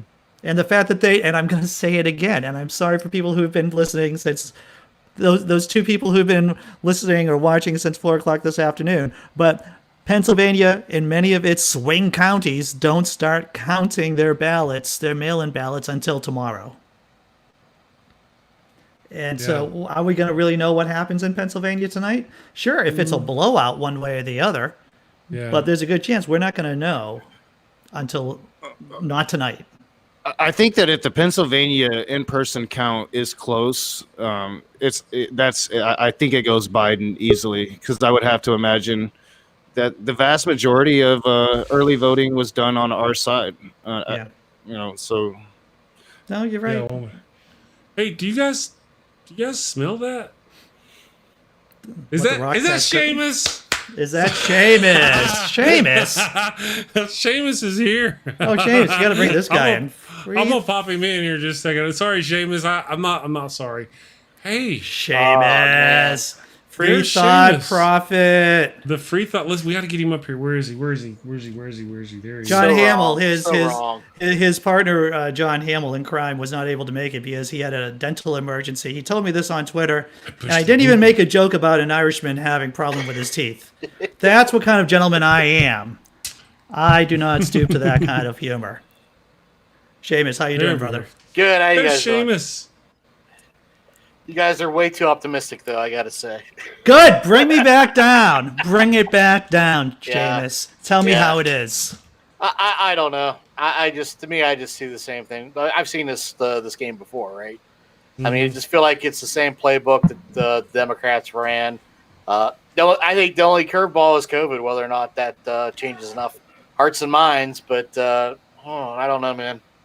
Just don't feel good about it, especially I told you before, I live like in a tri-state area, pretty much 5 minutes away from bordering states of Ohio and Pennsylvania, and talking to a lot of people, and then what I've seen as well, there's a lot of support in both those states, and of course I'm in West Virginia, which is like his backyard anymore, which I still don't freaking understand, but it's just I got some bad news for you guys. I don't know.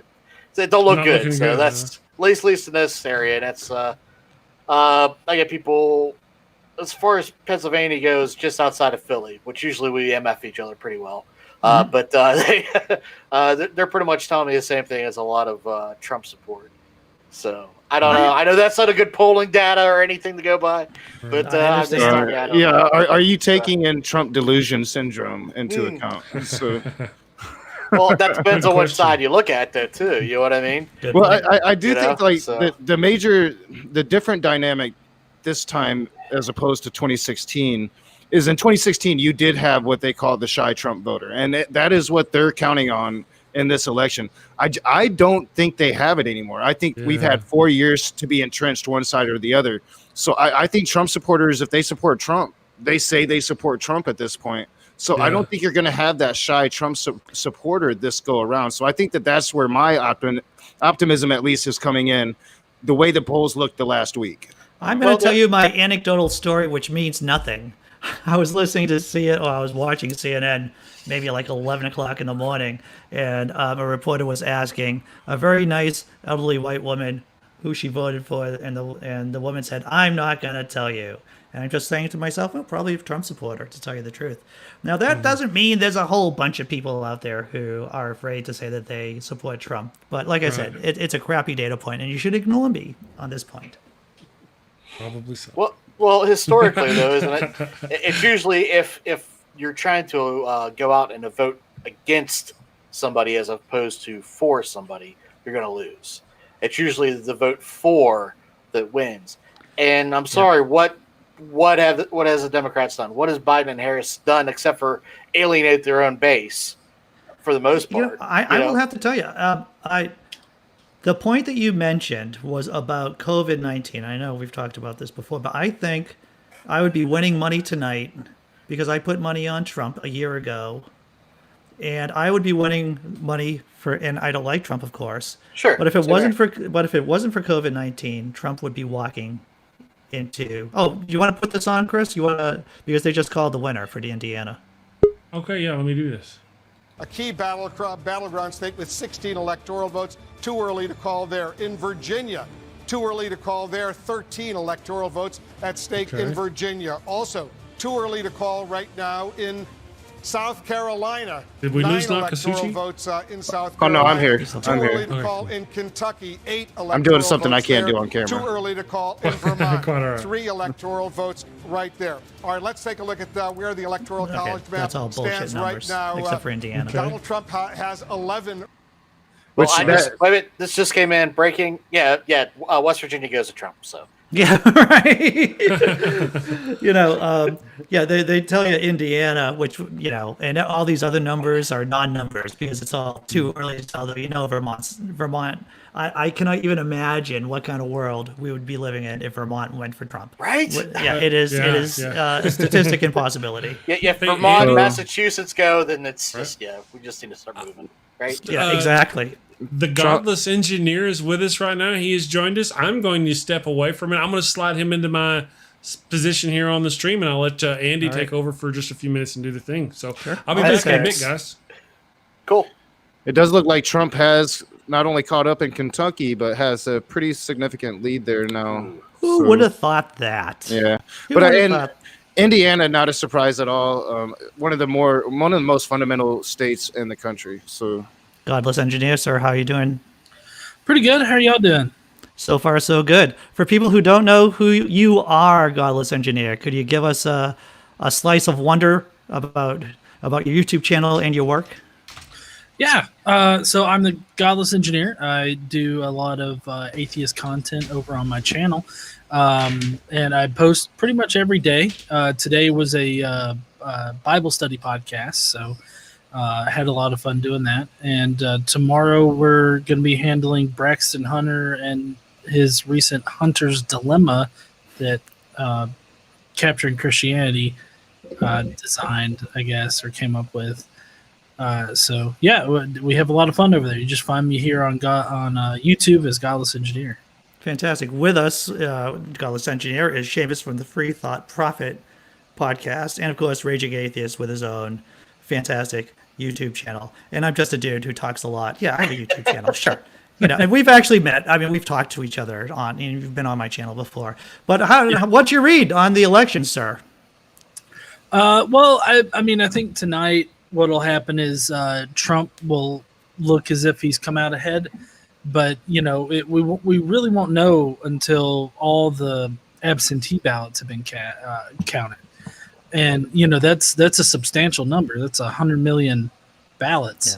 Of course, the Trump administration's working really hard to try to suppress all those votes because they know that most people that vote Democrat are going to mail in their votes because they're reasonable, about voting and being safe with the pandemic going on. So, I mean, it's I think that it's really going to come down to counting the absentee ballots. Right. So what state are you in, Godless? I remember that you're in the deep south somewhere. Yeah, I'm in I'm in Alabama. So we're most likely going to be red. I think it's pretty much always going to be red. Yeah, that would be a shocker if Alabama were to go blue. Like that would be a shocker. It definitely would be. So I think that you and Seamus could exchange red state stories. Seamus is from West Virginia. Oh, wow. Yeah. Wow, the dude from Alabama goes, wow, when he hears that you're from West Virginia. That's hard. Yeah, I mean, it's really messed up because historically we were a Democratic state until Bush. And then, it's just been red ever since.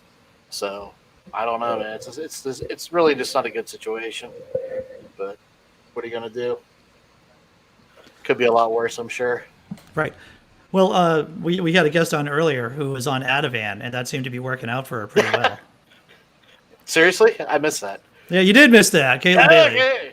Okay. She was just like really chill, and it's like, I voted. Life is good. We'll work things out.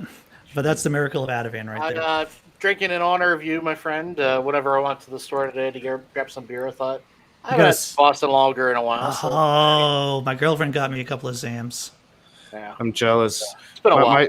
My chat is talking about what hard liquors they're gurgling as they prepare for what's going to happen tonight, and I'm like, yeah, this is like my first election sober. So far. Oh, I'm the wrong one.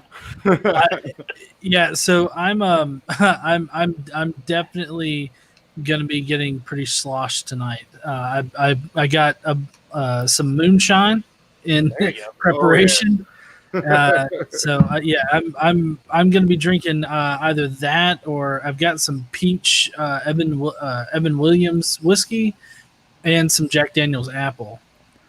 I don't want you to incriminate yourself, Godless. However, did you make the moonshine yourself? No. Okay. I didn't. It's legal. It's legal moonshine. So it's moonshine in quotations because it's not actual moonshine. It's just unaged whiskey. Gotcha. But it's a pretty high. It's a pretty high proof and alcohol content. So it's definitely gonna. It's definitely gonna fuck me up.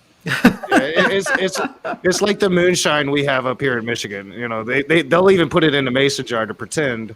But it's still really good. I had some last year that knocked my socks off. I'm not gonna lie. I was going to ask you if it came in a mason jar because I believe that is the natural habitat for moonshine. Yeah. Oh, yeah, it does.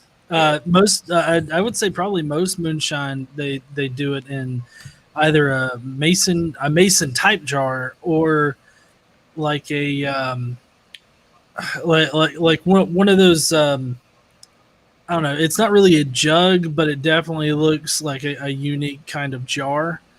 So it comes in one of those two. Cool. So, guys, what was the most important, besides fascism, right, or whatever? I don't even know if everyone agrees that Trump is a fascist. But what was the most important issue for why you guys voted the way you voted in this election cycle? Oh, I just hate Trump.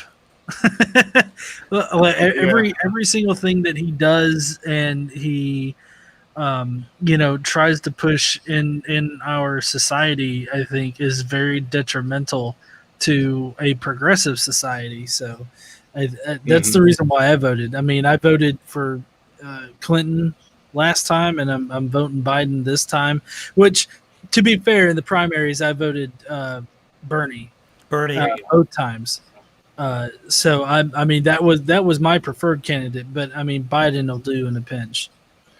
Yeah, I would say that I'm not, I didn't vote for Biden. I voted for normalcy, I think. I voted because Trump lost my vote 2 weeks in when he signed his executive order allowing Dakota Access to continue with their pipeline, breaking the law and destroying the victory that we worked so hard to achieve. So yeah, he lost my vote back then, and it's just been nothing but a crapshoot ever since of atrocious laws, breaking out of the climate accord, policy on Iran. I could go on and on. What he did in Syria, pulling out our troops there, putting our allies at risk, being a laughing stock across the world. So I mean, yeah, to me, if you're voting for Trump at this point of time, you're an idiot that just doesn't know how to follow the news. You live up to your name, Rage. Yeah. Rage, do you really think, though? I'm not pushing back on your vote, obviously, but I mean, do you really think that Biden's going to reverse what's happened in Dakota? I mean, look how long it took to Obama act, and Obama only did it as kind of like Biden doesn't have to, because we've continued the fight. We've won several court battles now. In fact, one of Trump's appointed judges went against Trump in a recent victory that we've had.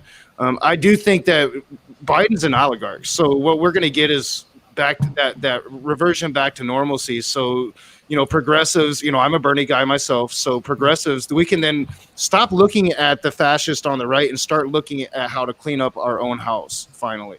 Well, I tell you what, I had a good conversation with Mr. Andy there the other night about the Overton window, and that carried on to a conversation I had with somebody else, kind of very much on the same page. And this person kind of pointed out, well, the problem is with the Overton window, we're actually moving the Democratic Party even more to the right if we pick a Biden-Harris.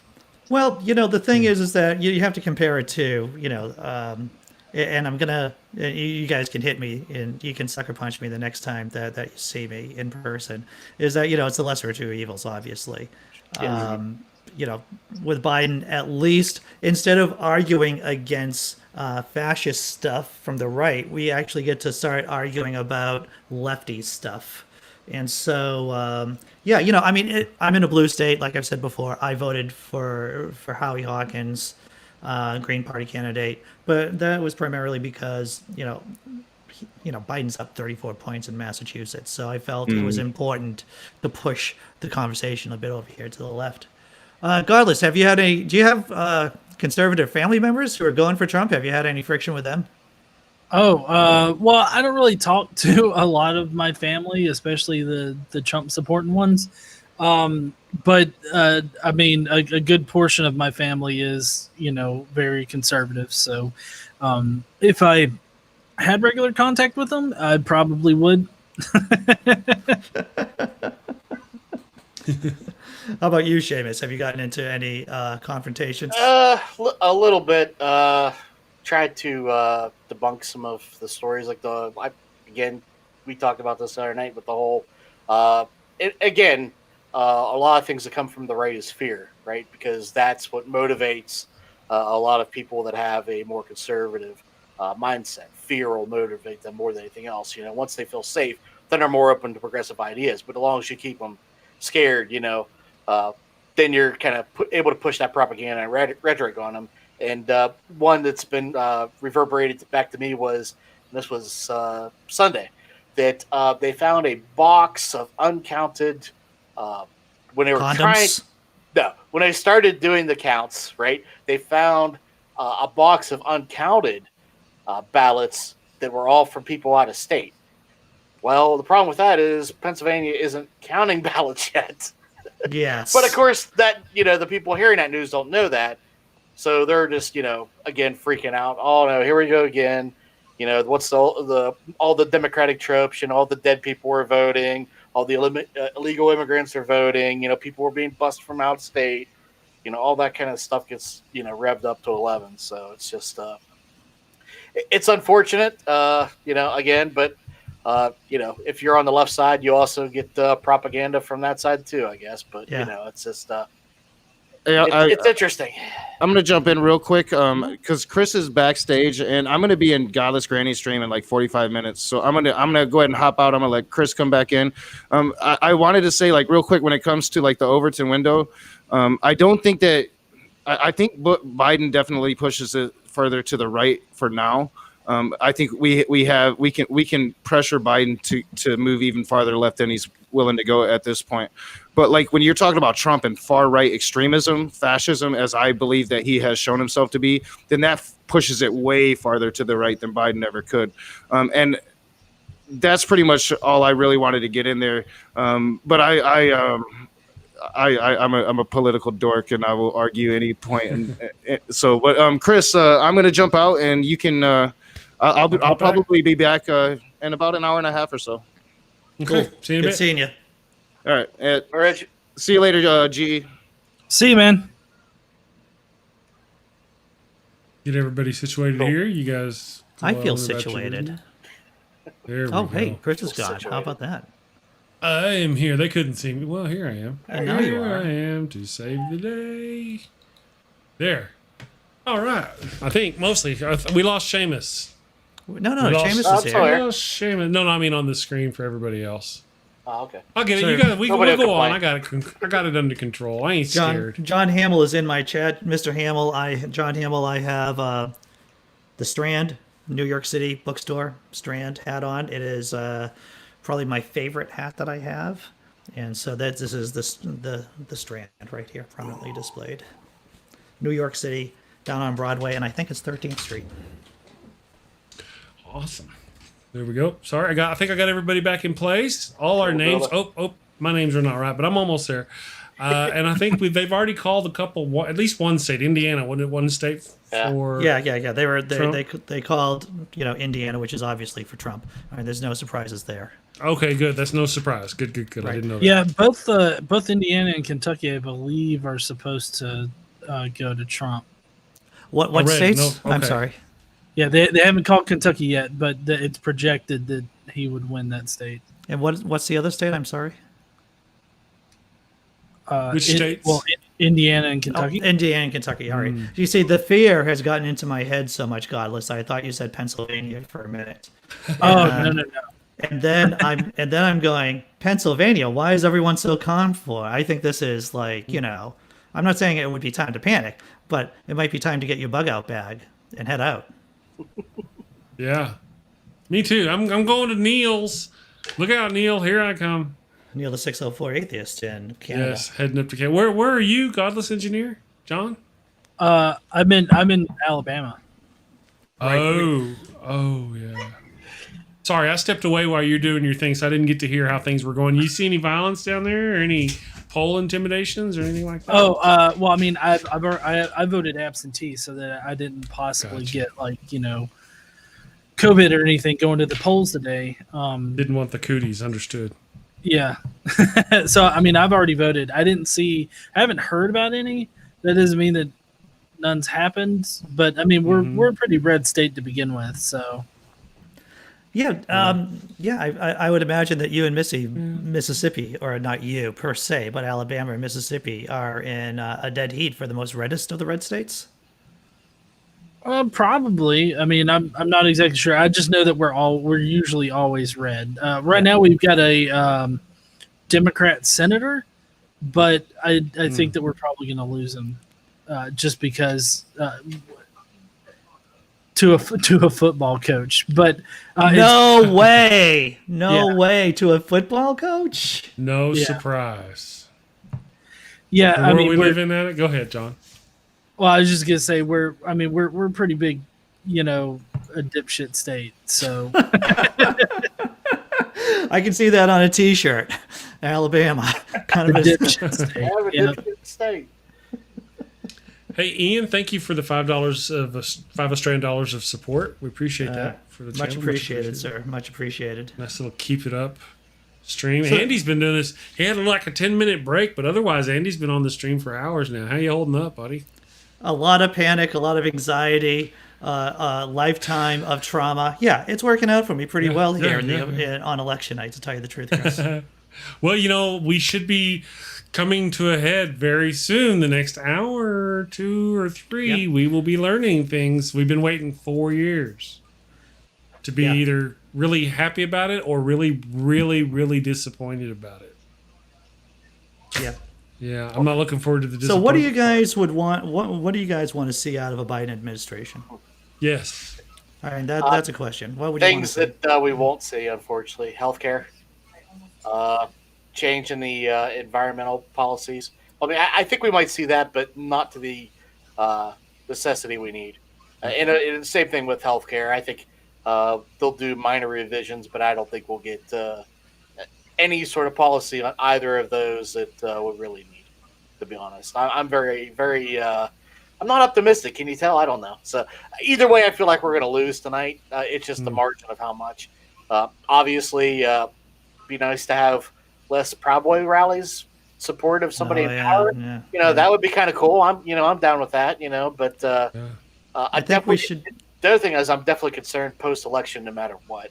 Oh yeah, well that's how true. this plays out. So, do you want to put this on, Chris? Because I think this is important. They're talking about how it looks in terms of Georgia very, and Florida. very early right now, but Biden is ahead by about 2,300 votes, 72.2% to 27.8% for electoral votes in New Hampshire. In Vermont, also very, very early. Biden is ahead only by about 610 votes. Less than 1% of the estimated vote is in, 62.7% to 37.3%. Three more states right now. Let's take a look at Virginia. 13 electoral votes, very, very early. Trump is ahead of Biden by about 3,000 votes, 69% to 30% for Biden. Very early in Virginia. Also very early in South Carolina. Trump is ahead there by almost 700 votes, 63.3% to 36.7%.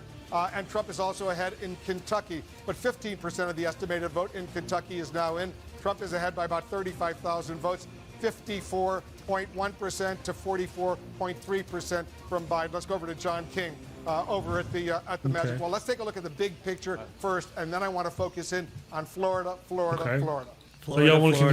Yeah, Florida. True enough. You still hear me? So right now, Biden seems to be ahead by a thread in Florida. Leading in Virginia, but it's Sorry, a I thought early he was count. done. If the president could pull off that would be a dramatic story. We expect Joe Biden to win Virginia. It's very early and light in the votes. But these would be two big ones right there. New Hampshire and Vermont, we expect to stay. Kentucky and Indiana. South Carolina is closer than we thought. But at the moment, very early, everybody needs to be careful about this. But at the moment, this is what Joe Biden wants to do. He flips these states here. We know we might have to wait. Pennsylvania, Michigan, and Wisconsin. Wait, especially on Pennsylvania. That could be a day or three. However, if Joe Biden wins that, he'll rest comfortably waiting for that. So let's take a look at Florida as we go through it. Again, this one is always a roller coaster. So what you see now doesn't mean the lead won't change. When you were here last time, Wolf, it changed as we were speaking. But right now, Joe Biden at 50%, Donald Trump at 49 when you round up, 62,394 difference in a giant state where both candidates got more than 4.5 million votes last time. So we're going to be at this a while. But if you're the Biden campaign, you're looking at this map, number one, you're winning Hillsborough County, which is Tampa. You like that. You're winning Pinellas County, which is St. Pete. You like that. That's where you want to be. This is how you finish. You finish your race in Florida across the I-4 corridor. You get started, if you're a Democrat, by winning down here. And if you're Joe Biden, and we'll say this, as we're early in the count, this is somewhat concerning. But it could be the quirks of 2020. Donald Trump thinks he can do better down here with Cubans, with other Latino votes, especially Latino men. We'll see if that's the case. The Democrats were worried about African Americans in Miami-Dade County. We'll see if that's the case. 84% in right now, 54 to 45. If you go back in time, this was a much bigger win for Hillary Clinton, right? Wow. 64% if you round up to 34%. So this was something to watch. The Democrats, this is their basket where they need to run it up. So we'll see. And if you don't run it up here, you need to offset it somewhere else. That's one of the trade-offs in this campaign. We know Trump may perform better among African Americans, especially among Latino men. Joe Biden's performing better with white, blue-collar workers and with senior citizens. So we're going to go through the trade-offs throughout the night. But this right now, if you come back to 2020, Joe Biden would like that to be a little higher. We're at 84% right now. We believe most of this is election day voting, today voting here. So we're waiting for early vote as well. That might help Joe Biden. If Democrats disproportionately banked early in Miami-Dade, we'll see as we go through. You move up to Broward. This is more what Joe Biden wants it to look like. But again, you see that at 16% right there, 75%. You go back for the comparison, 66%. So he's overperforming at the moment Hillary Clinton by percentage. Trump just took the lead in Florida. If he goes statewide. So you pull back out. And again, this is going to be a roller coaster by 28,000 votes, right? And so this is what we're going to do. And what's Tiger happening? King country. This is, again, trademark for this president. Tiger Look King at smaller country. counties, right? You see all that filling in red? Not a lot of people live here. If you look at it, it's 184 to 83 there. You come over here, 584 to 207, you think at home, well, that's only a few votes. When you have 10, 15, 20 counties, and you're doing that, 200 here, 20 there, 1,000 there, that's how Donald Trump gets his math in a lot of states. with these smaller counties like this. Interesting, look at this, though. John, 41% of the estimated vote in Florida is now in. Look at how close it is. Yeah, Florida's close. That is not breaking news. That part is not breaking news. But it's incredible because just as you were here last time it flipped, you were here this time it flipped.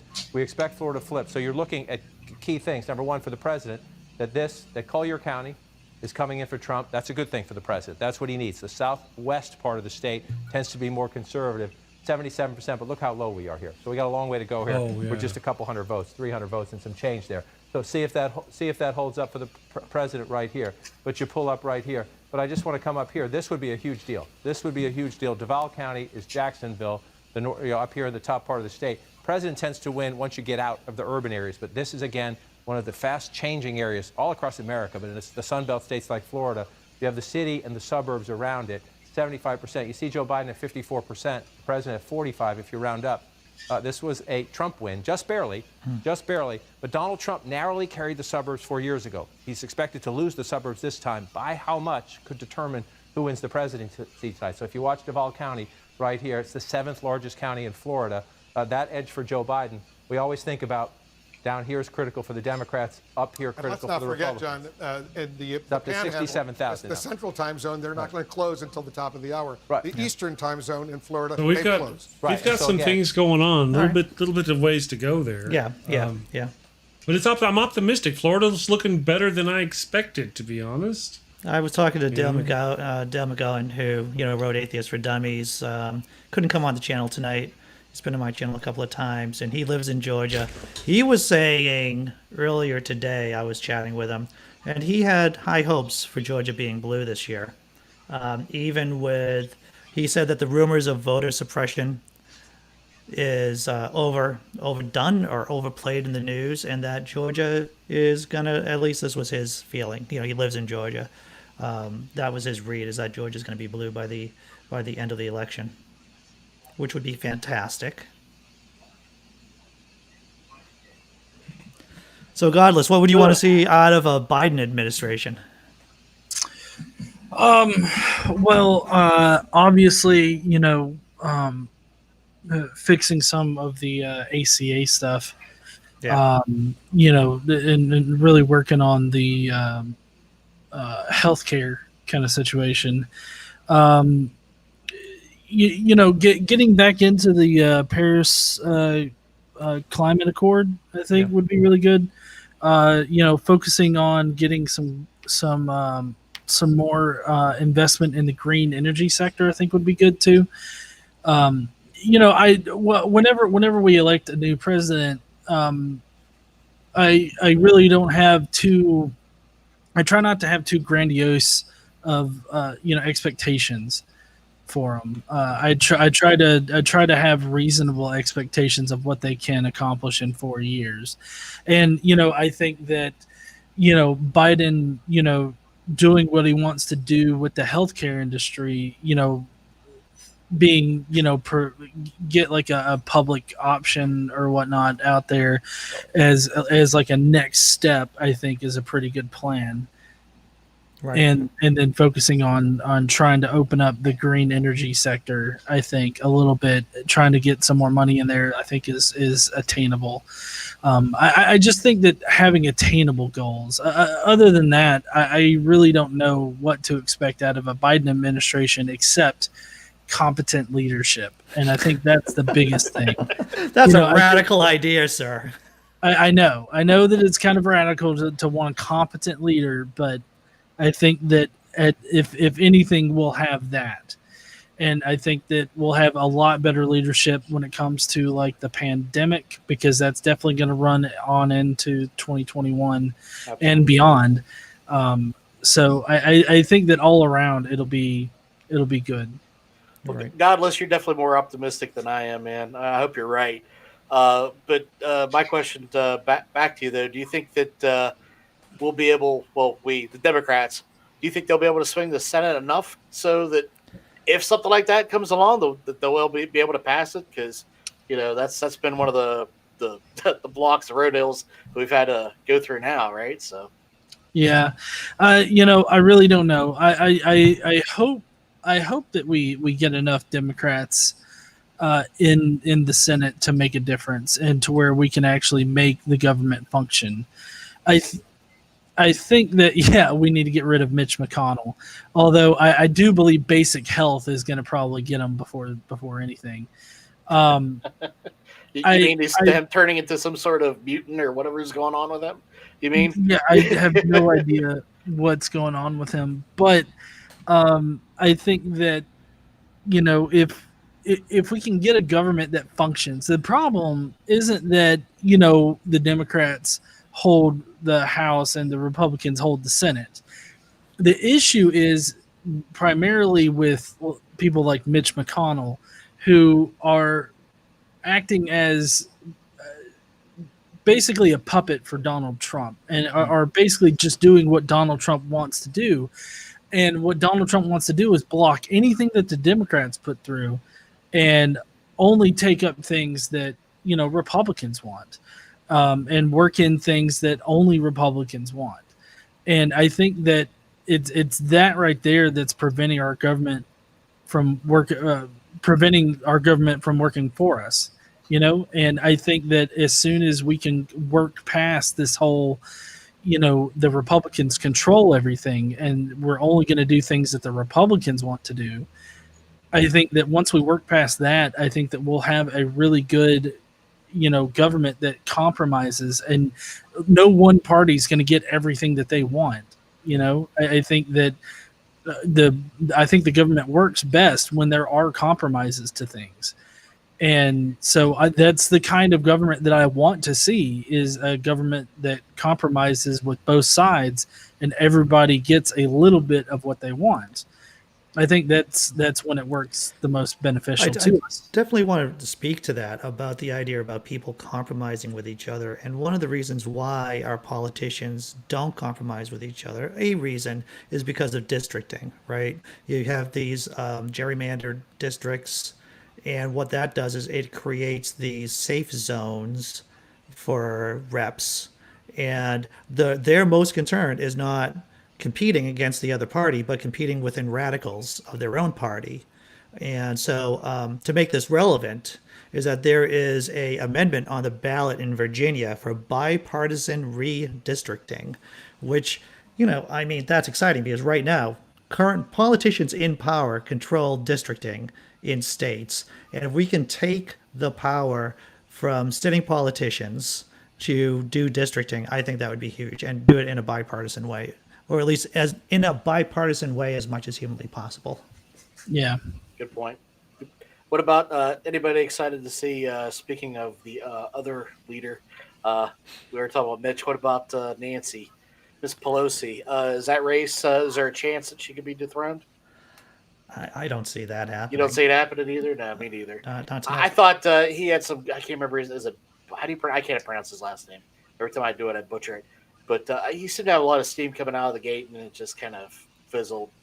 Yeah. I unfortunately just don't see that. I wished. But I will say the winning strategy that AOC is trying to do is to primary candidates. So she is supporting, and some of the other squad too, I believe, they are trying to organize progressive candidates in Democratic districts to go after moderate Democrats. It's almost a survival strategy, right? Because the DNC came after them for blood. First, they try to primary her and Omar right out of the bat, right out of the gate. I mean, come on. Yeah. So that's what the Republicans did. That's what the Tea Party did to Republicans, is to primary them, and that's how they're able to get their agenda, through the federal government. And if progressives want their agenda to be pushed through, you got to primary, moderate Democrats. That's right. Or maybe I'm just full of crap. I don't know. I've been doing this for a couple of hours now. Somewhat coherent. I haven't even started drinking yet, Seamus. What's wrong with Just you? drinking coffee. Oh, I want to be coherent. I want to be coherent for at least a few more hours. I think you need to start drinking because you're not very coherent. You're a bad influence. You're a bad influence on me, sir. Well, I hate to do this to you guys, but I've actually got to go eat. So damn you, sir. I know. I can't wait to see how the night turns out, and I hope you guys have a great night looking at all the results. Can you give us could you call the state of Alabama for us, though, sir? Before you I'll go ahead and turn one for Trump. I mean, we're dipshits down here, so it's definitely going to be Trump. Well, you're doing the Lord's work, godless engineer. Keep up the good work. Be safe down there. Yeah, I'll try. Y'all be safe too. I'll talk to y'all later, okay? Take care. Bye. All right, bye. You know, I've said it once, I'll say it again. You guys who live in red states, man, you all should be getting stipends from American Atheists, the DNC, you know. That's you should be getting. Who was the dipshit pastor or evangelist, you know, that was trying to say George Soros is paying all the atheist Hello, money? everybody. I don't know, man. It's so difficult. Yeah, It's they so- all kind of blend together. I know, but It's he so came out saying difficult. that. I'm like, where's my check? It's like, you know, you got the one who's saying that the LGBT community should be thrown into ovens. And then you have, of course, Pat Robertson saying Trump is doing the Lord's work and he's going to bring about the rapture and the apocalypse with a meteor. I don't know. It's all this weird Christian fan fiction that really makes up the evangelical movement here in the States. It's just madness. That's what it is. But what's scary is it's just bleeding more and Jack, more and my more turbo.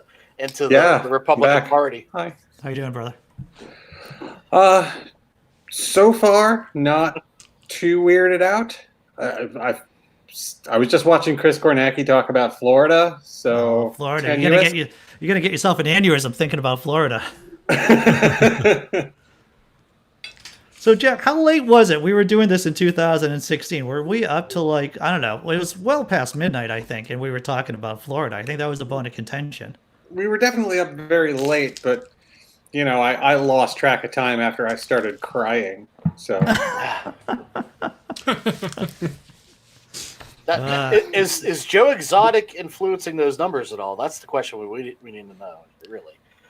no. No. Oh, okay. All right. Chris Mallard, you're you back. No, it's Carol Baskin. That's what it is, right? Carol Baskin. I'm sort of back, Andy. You're sort of back. You're sort of not. Sort of. I'm knocking back pizza. If you guys don't mind, I'm on. I was gonna say it sounded like you are. That's fine. This is a long haul. You got to top up now because it's going to be a long night. Yeah. Carb load, man. Carb load. Yeah, I needed a Snickers earlier. You did need a freaking Snickers earlier, not being passive aggressive at all, Andy Hall. Just skip right past the whole passive. Did I miss something? Did you two have a co-host spat? Because we might have had. There might have been a little something there. Jack would know this from co-hosting with me for years about this passive aggressive thing I have. That's funny. Yeah. Well, no, we're going good. See, now I'm topping off. I'll be able to tag out Andy for a minute. He'll be able to go. Well, I'm going to do that now. I got a plate of Chinese food right here. So give me like a couple of minutes, lads, and I'll be back. I'm going to make a dedication. I'm going to kind of start drinking at least for another couple of hours because once again, want to stay coherent. We all know what happens when I start drinking. I thought you'd already started drinking. Yeah. All right, I'll be back. All right. He said making a dedication. I got nervous. I thought he was gonna like start singing karaoke or something. I mean, it's not outside of the realm totally. of possibility, depending on how this night goes. Yeah, I'm hoping it goes good. How's things looking now? Well, let's see. Yeah, it's all still for Trump so far. What map are you looking at? Florida. I'm looking at what's on the screen. Still Florida, isn't it? That's what they're. Oh, Biden and Florida is just doing this. Yeah, that's going to be all night. I mean, I imagine. Then maybe even into some of that counting tomorrow with that one.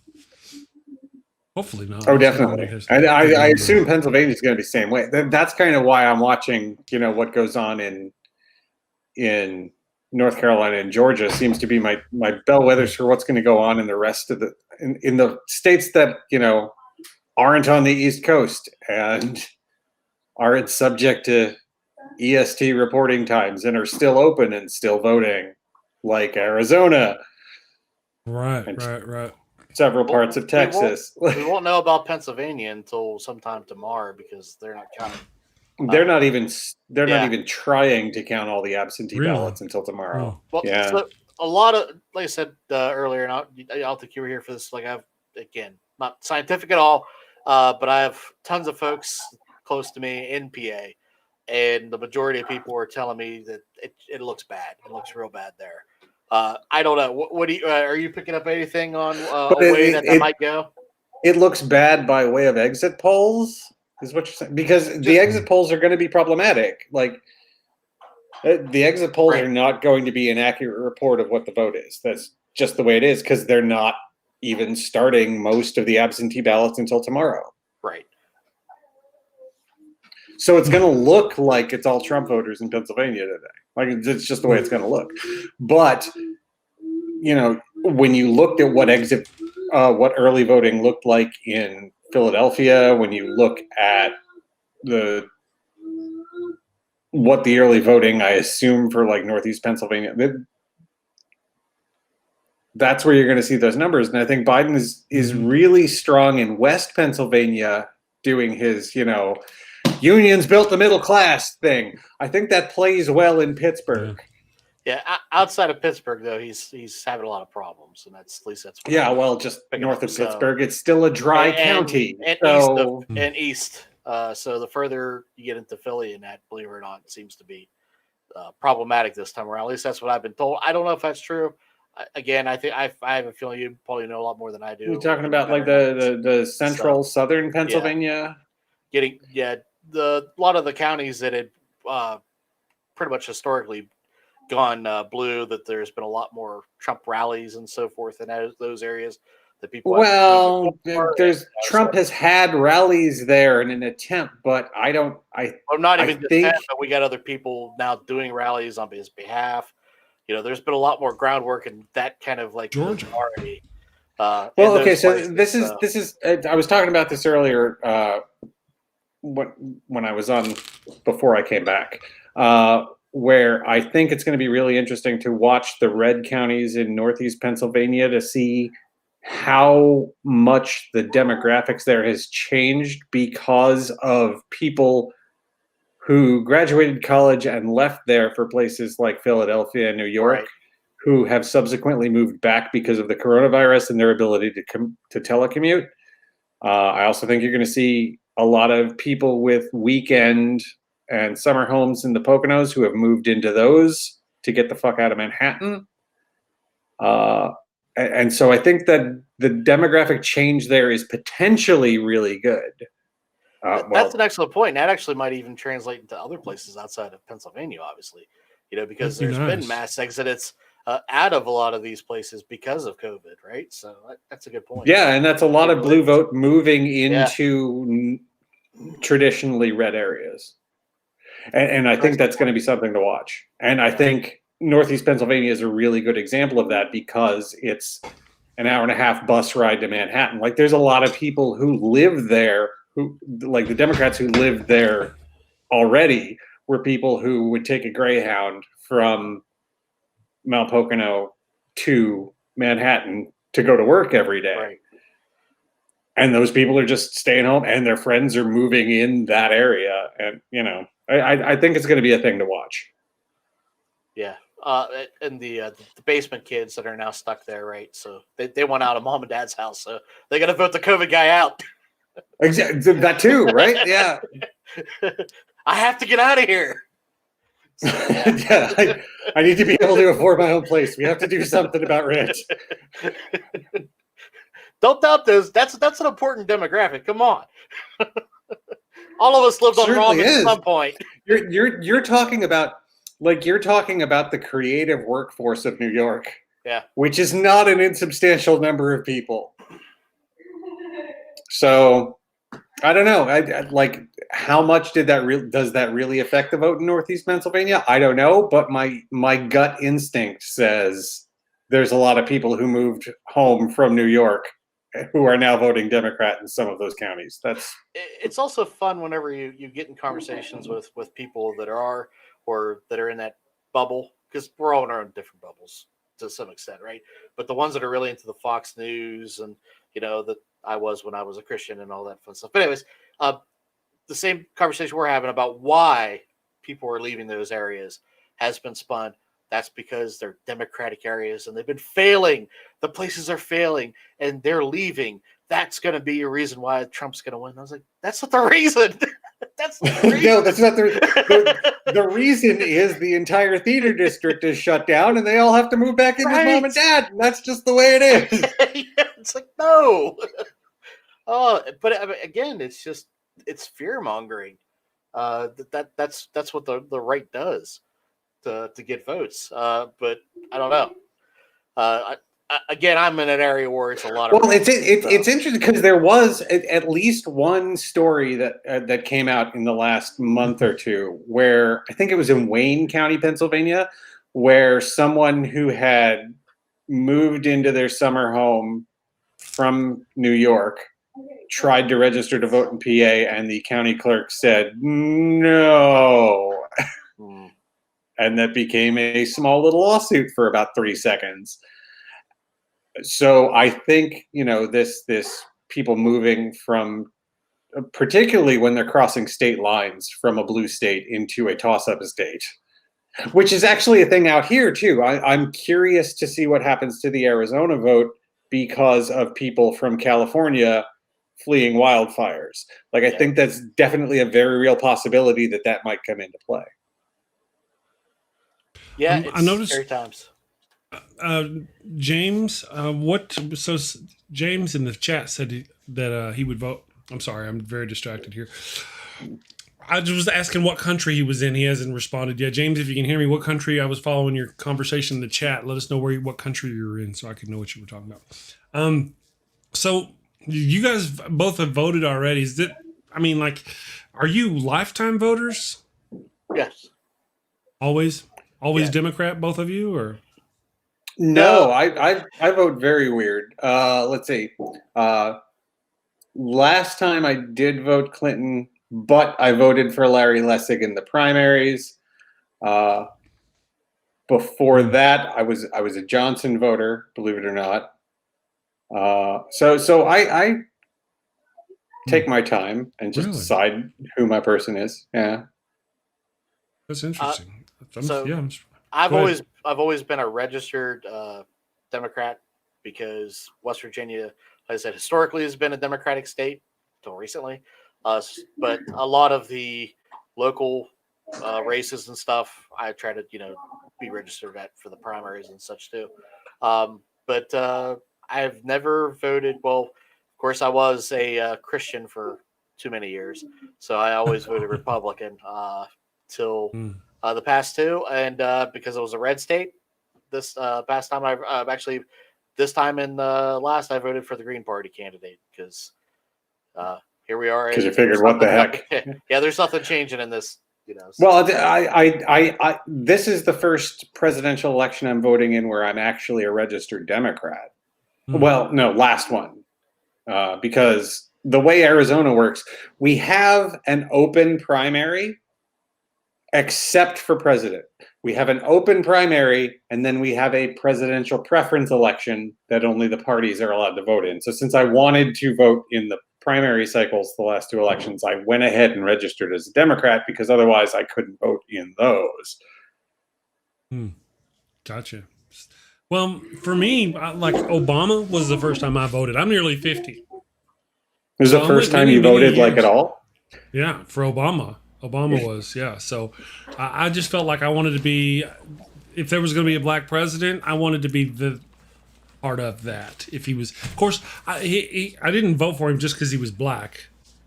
That'd have been dumb. But I just saw it as a point of history, and I wanted to be a part of it. And yeah, that was my first vote was for Barack Obama. After that, I became more interested in politics.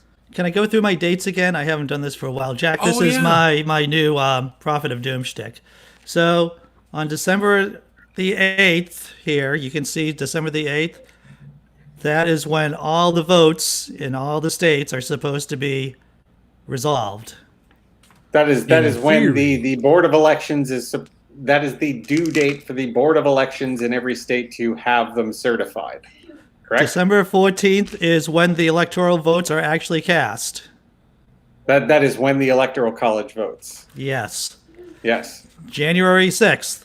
That is when Congress certifies the vote tallies. Yes, this is a thing, and yes, this is important. And so now we are into Andy's dystopian view of what the lame duck session is going to look like if Joe Biden, even if Joe Biden wins.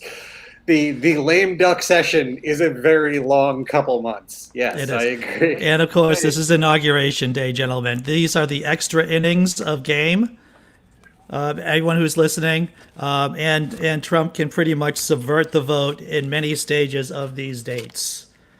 He doesn't have to win the general vote, the popular vote. He doesn't have to win the Electoral College.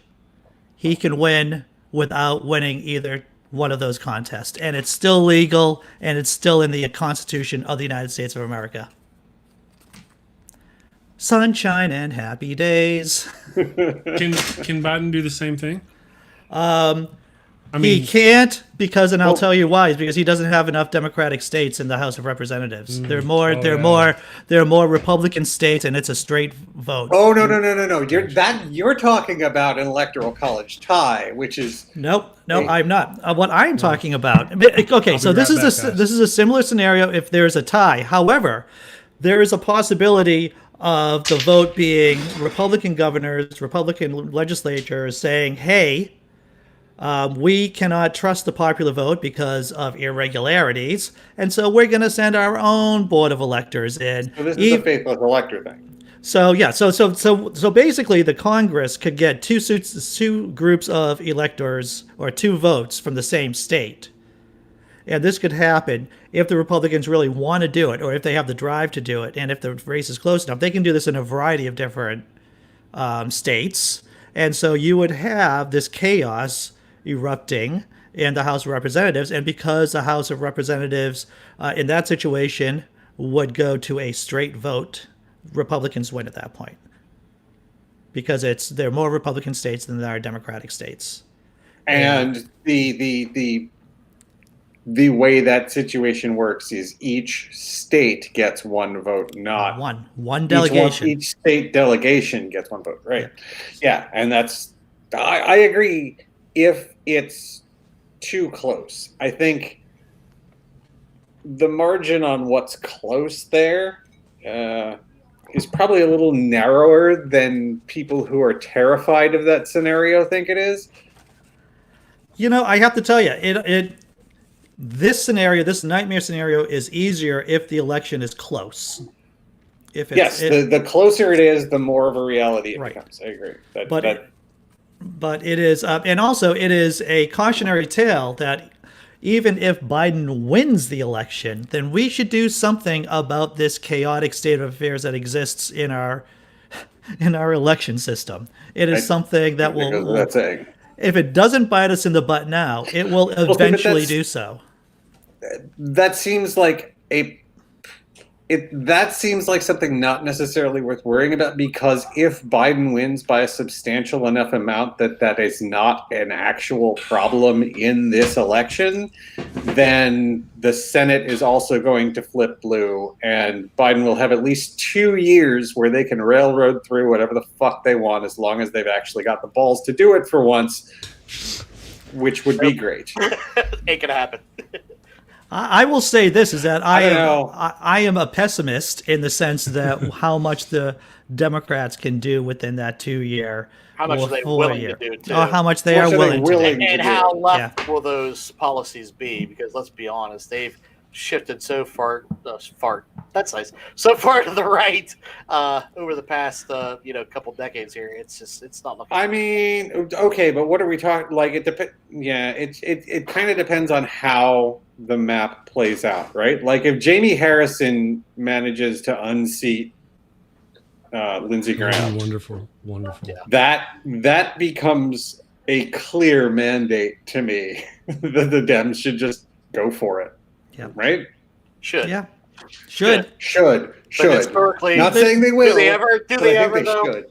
There's also the Supreme Court, the thorny problem of a solidly conservative 6-3 court. I believe it's 6-3 court. It is now. Yeah.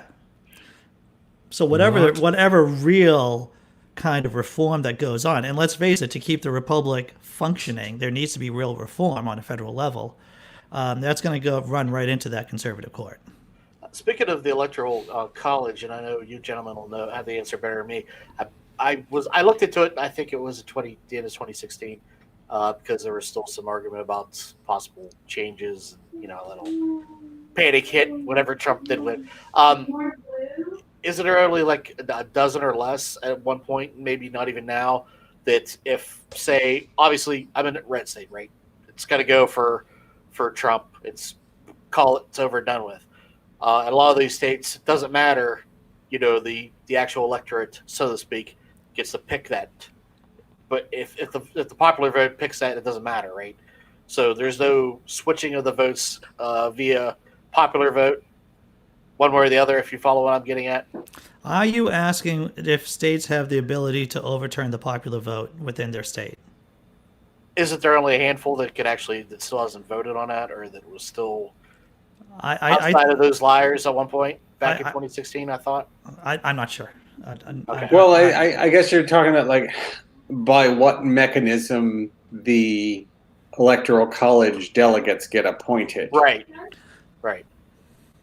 And whether or not that appointment process can circumvent the will of the popular vote. And there are definitely states where that's possible. Yeah. I'd need to look it up. But I feel like for the most part, I also kind of feel like, you know, like if the popular vote is a large enough margin that if the state electorate, when appointing delegates, goes the other way, I mean, we've already seen that a substantial number of people are willing to riot. Yep. But we're talking Donald Trump. I'm just saying, if there's a will, there's a way. You know, I'm trying to think of the ways that this could get blown up like Andy is. I mean, that's, you know, maybe it's just that over anxiety. You know, well, you know, John, the thing is that Trump has an incentive to do crazy things because he knows he's going to be under the gun, under indictment. And if he leaves office, or when he leaves office, he is in legal trouble. He is in financial trouble and he's in legal trouble. So this gives him an incentive to do crazy things if he doesn't win the election. And he's always had an incentive to do crazy things anyway, because all he wants is to be popular on television. Yes. And it gets him the attention he so desperately craves. Well, but that's the beauty of just letting him stay in the White House and moving the president's residence to somewhere else and building a wall around the White House and just letting him have it and setting up a bunch of counter cameras and just Truman showing him, and he'll be relatively content with that. I would watch that show, Jack Paterko. Yeah, that would be fantastic. Every once in a while, you fling another ex-senator over the wall, and he's got or a current senator. We can make it Alcatraz, right? We can make it our little Alcatraz, make a little moat around it, you know, just right. And then start dropping in like all these, you know, these federal prisoners that have been, you know, all the electorate violent. Yeah, and you just put it on an ad-sponsored live stream, and I really think we're talking about a Nicolas Cage movie right now. It sounds like, can we put this on an airplane? George Carlin bit. Remember, he talked about that too. Yeah, right? It doesn't have to be on an airplane. It could actually be on Alcatraz, because Nick Cage did one of those movies too. True. With the recently deceased Sean Connery. Can't do it without Sean Connery anymore. That's a good show. We just watched it not long back. Be glorious. Let me see what he's saying here. I don't know if he's saying. Where we're looking at. Jeez. Seriously, like this is wow. That's incredible. I was just gonna say, some people at home who have a partisan stake. Did they say 133 votes? I mean, look at this. This is more 303 votes. Now Trump has gone ahead by 18,000 votes. This is 4.6, 4.7. We're closing in on 10 million votes. We're above 9 million votes in the state of Florida.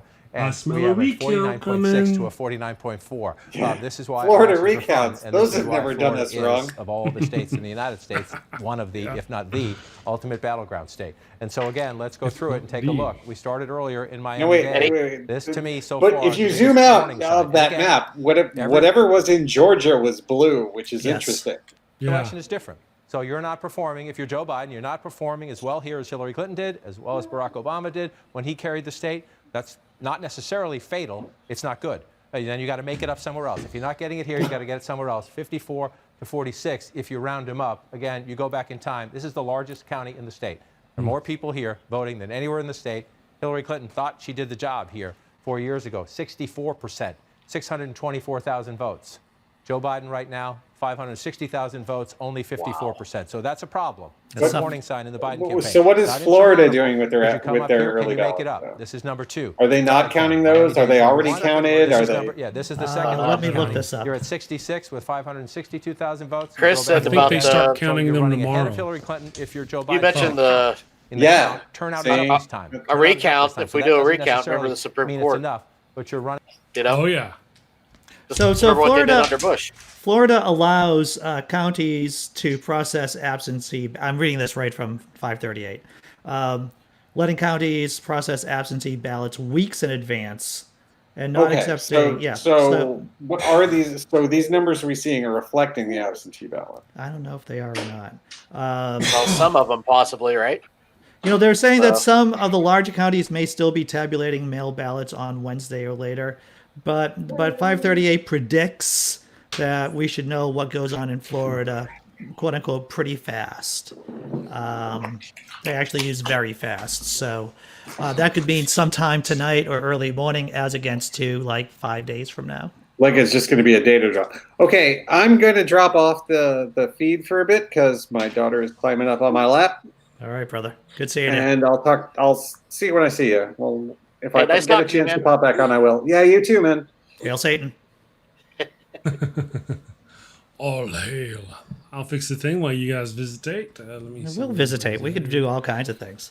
Hi, Andy. How you Hey, how you doing? What's going on? Well, I'm glad you asked. I'm just kind of hanging out here for the last couple of hours. Apparently, I have low-grade PTSD from this place called Florida. I thought you were going to say America. Oh, America. Oh, I see what you did there, sir. You just took the ball and ran with it. Yes. Yes. Well, if there was an alien race who came down and saw how we did this election here, they would just election? just this election, but just right now, just this snippet right here of Florida.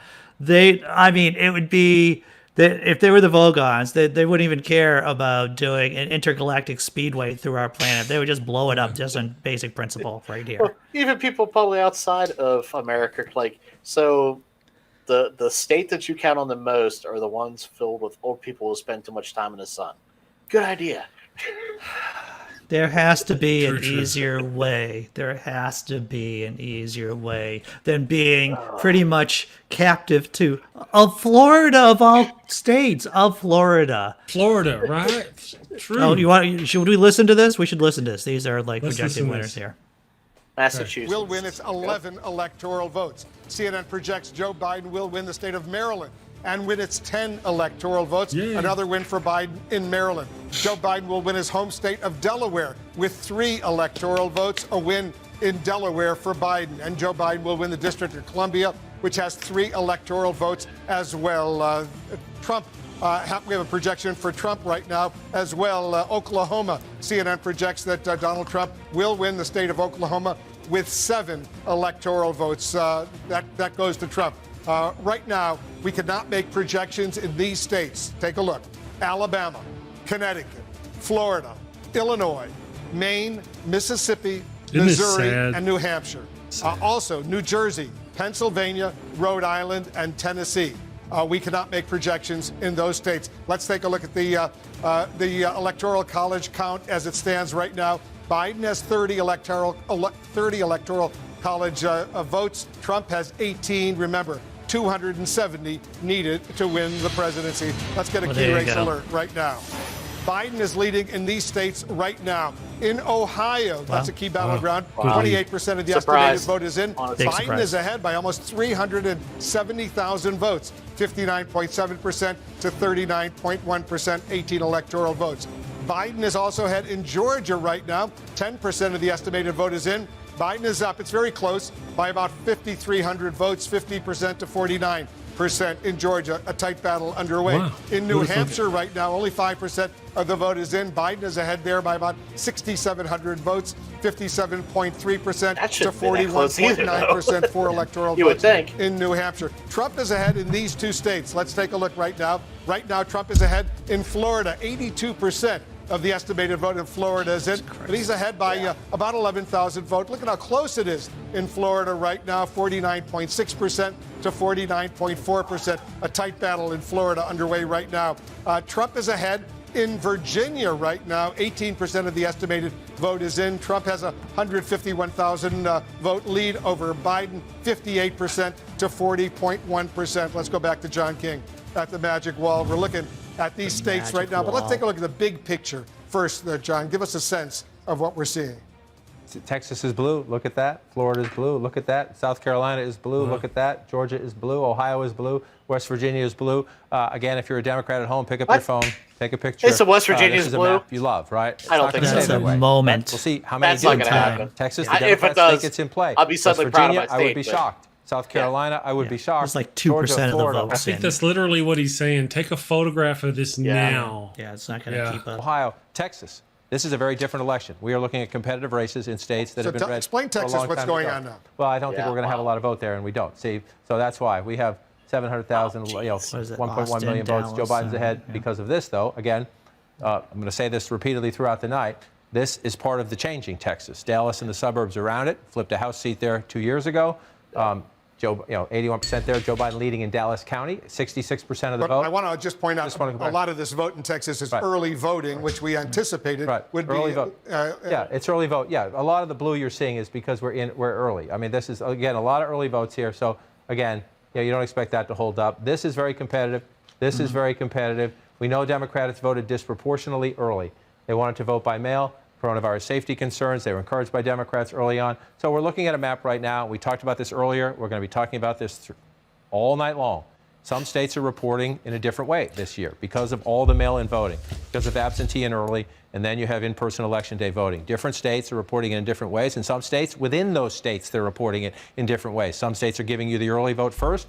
That's why you're seeing a lot of blue in places that are traditionally red, because we know Democrats disproportionately voted early. Other states are giving it to us in reverse. We're trying to be as transparent as we can be throughout the night to tell you what we know about what we're getting, but it makes for an interesting and somewhat unpredictable night. Now, that doesn't mean... You're shaking your head, Andy. Why are you shaking your head, buddy? Well, it's the idea that we're changing things up and we're putting things differently, but it's not going to make you feel any better. Prepared to have tears. Well, I'm surprised by Georgia. Like I was saying, I was talking with with Dale McGowan, who is a smart guy out in the suburbs of Atlanta, and he was predicting Georgia to go blue. A lot of people, Georgia's been on a knife edge, and Dale was telling me that there isn't as much voter suppression as people just assume there is in Georgia right now.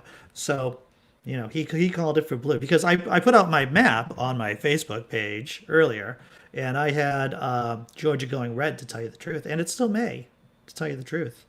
How's your map holding up so far? Well, I'm glad you asked. I was looking at my map, or looking to find where I put my map. Like I said, I threw it on my Facebook page, on my personal page, as well as the Laughing in Disbelief page. And I think on the two groups that I moderate to, the Atheist Comedy Burrito, fun group. If you want to check it out, Atheist Comedy Burrito. What the hell? You gotta send me an invite, man. What the hell? I thought we were mates. What the hell? See, now you make me feel bad for being incompetent. Is that what it was? Because I don't think it was that, but okay. Okay, so that says more about you than me, there, buddy. It says so much more about me.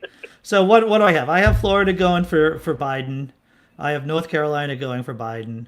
Actually, I had a very optimistic map. I have ultimately I have Biden coming in at 335 electoral votes and Trump at 203.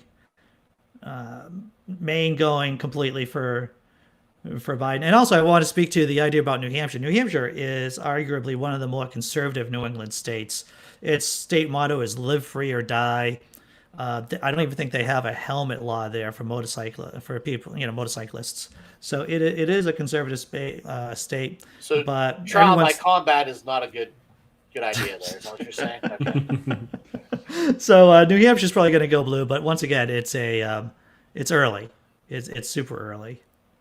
So, but yeah, nothing has really got, I mean, out of all those states that they were talking about from the East Coast and into the Mississippi Valley there, I mean, the two states that really matter is Florida, Pennsylvania, and yeah, Georgia too, when you think about it, because all the other states are pretty much going to be solid red or blue. So, but it does give me a little bit of anxiety that Virginia isn't completely blue all the time. I'm going to say that right now, because Virginia is supposed to be one of those solid blue states at this point. But just even now that it's kind of hovering around, it does give me a little bit of anxiety. Oh, that's 2016. Okay, they showed the map there just a second ago, and I was like, I know, dude. I've gotten like some like what? Yeah, I'd be surprised, Ohio, if he has to. Does he not have to take Ohio if he loses Florida? Because I don't think even if he pulls Pennsylvania, it's so diluted. I don't know. I just don't know. Yeah. It's going to be close, man. It's going to be a lot closer than I think everybody thought. I think you are correct too. And once again, the only thing Trump has to do is make it close enough to cheat. Yeah. He has to make it chaotic enough to get him to do his mad dash to January 20th. So we'll play it and we'll see what happens. Yeah, and again, it's got the Supreme Court, man. So just got the Supreme Court. Yeah. No Twitter alerts from Trump? Well, let me see. I don't know if my Twitter alerts are working because they should have been blowing he usually up. goes silent, right, for these kind of moments. Yeah, he's just been tweeting some. Yes, he does usually, or he gives it to like one of his minions who just tweets blah, vote, go vote, or whatever. Yeah, basically, or actually coherent, sentences, and you can. Oh, it's on it. Yeah, it's not. Yeah, really, it's nothing really exciting. It's more like vote. Him, his pinned tweet has him doing his granddad stroke dance, racist dance there. That's his pinned tweet. This is what he's going with. So did John talk to you about that with the TikTok thing? So his kids are, he's an Irish Catholic, so he has to have a whole herd of kids, right? Well, he's an atheist Catholic, right? Well, but his wife's Catholic, so hey, yeah, do what you got to do. Anyways, no, love you. Anyways, so they pretty much are Americanized with YouTube and TikTok, and I guess there's the Trump dance that's on TikTok. Oh yeah. So now like all the kids are doing the Trump dance around the house, and he's just like, oh, please no. It is really funny though. It's a funny dance. It is. It's it ridiculous. Is you know what I think of it is it's kind of like a geriatric. What would they call those wobbly weather balloon men? Those.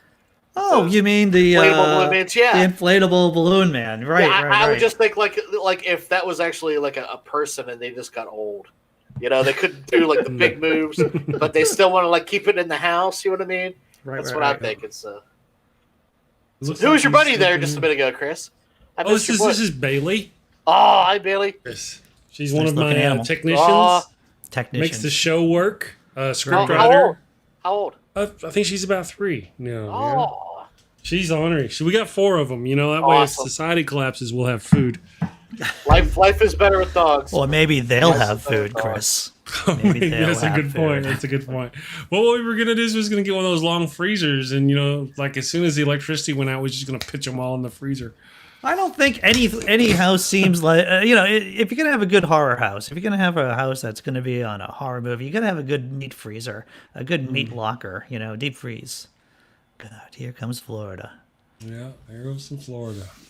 Some of the Panhandle, yeah. The Panhandle's pretty conservative. That's like the real Florida, from what I understand of the state. Yeah.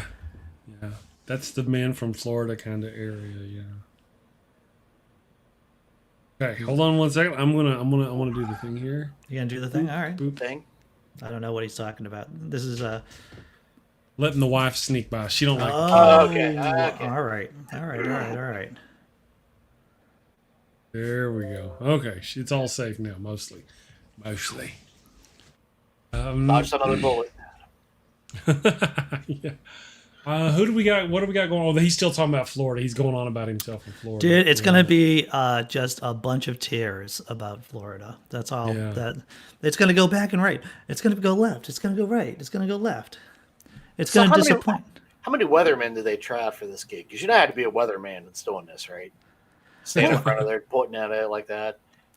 I will say is that you have to be able to be on your feet for a long period of time, and point and point to a do lot. things, right? Yeah. And say the same thing over and over again without it driving you insane. But Harrison Ford have been good at this. Harrison Ford. With all the pointing. Yes. Yeah, He missed his yeah. calling. He should have been a weatherman. He should have, been a yeah. weatherman. Over here, or a boss of some kind. Yeah. You know, with all the pointing he does. So Florida's kind of. I really thought Florida would go for Trump. Really, I don't know why. I thought, here's my reasoning, because it wasn't just 538. Let me pontificate. Okay. And educate, or whatever eight. How am I thinking about calling Florida red? Florida seems to go red when things go horribly for the country. Like in 2007, 2008, during the Great Recession, Florida went blue. I believe it went blue again the next time. I would say that the default state of Florida, when times are good, is red. But when there is a disaster, when things are going really wrong, Florida seems to go blue, as well as North Carolina. That's just a casual observation of mine, and so that's why one of the reasons. If things are bad, they go blue, or they go red. Yes, they go blue. Okay. Because basically, and this is actually what happens. Americans, as a nation, hate voting for Democrats for president because we are the adults in the room, right? Right. Yeah. You get Republicans. It's like tax cuts we can't afford. Have a check. You have a check. You have a check. Foreign war. Yeah, let's go do that. We can do that because we can just print money, or we can just borrow money. And when things go so bad, either with Watergate or the Great Recession, it's like, oh no, what should we do? Well, we're going to let the Democrats have it. Oh, it isn't that they let us have it, but that's when Democrats are able to walk and to get the presidency because, the Republicans have made such a hash out of the country. Well, do you think that they're just better at selling their message and their propaganda? Again, it's fear. Because think about it. And I mean, you kind of talked about this before too. Yeah. They have convinced everybody that Biden and Harris are like evil communists, and that Pelosi is like the super left-wing Democrat. All of which is total bullshit. Yeah. Right. Yeah.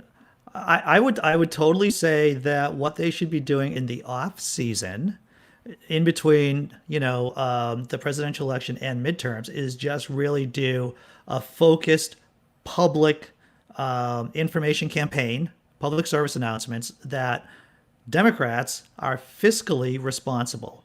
That, Trump, even now, in the midst of the pandemic, a lot of Americans think Trump will do better with the economy when this is just clearly not true. And that, hey, it's Rachel. And so what Democrats should be doing during the midseason, in between the elections, is just running ads and fighting the concept that they are the party of fiscal insolvency, and that it's the Republicans. They should just be attacking Republicans 24/7, or as many times as they can. That they just cannot deal with the numbers. So, Yeah, Chris, but again, you're hitching your wagon to the wrong party, man. Oh, I know that. They capitulate like nobody. They are France in Nobody. 1940. That's what they are, and that's actually unfair to the French too, when you think about it. And I could, we haven't even talked about Nazis of the Weimar Republic once, Chris. How is this possible? Not yet. How is this possible? Anti-Godwin's law. Yeah, well, when there's real fascists going around, there should be a That don't moratorium on that. That's right. That's right. So they just true. called the Kentucky Senate race for Mitch McConnell. It looks Oh, like. yes, they did. Which it's sad, but Yeah. not completely unexpected. No. I was Yeah, hoping well- for some real good news tonight. Me So- too. Me too. So we should expect. Lindsey I was just looking at the chat. So Florida's going to flip back and forth from red to blue, blue to red. This is just how it is. Unfortunately, that's just how the state works. Maybe we'll get a final answer by the end of tonight. Maybe we won't. I don't know.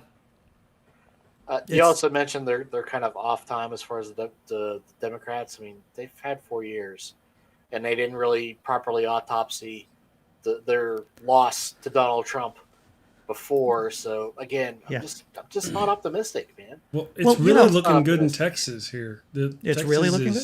Almost 500,000 votes up for Biden.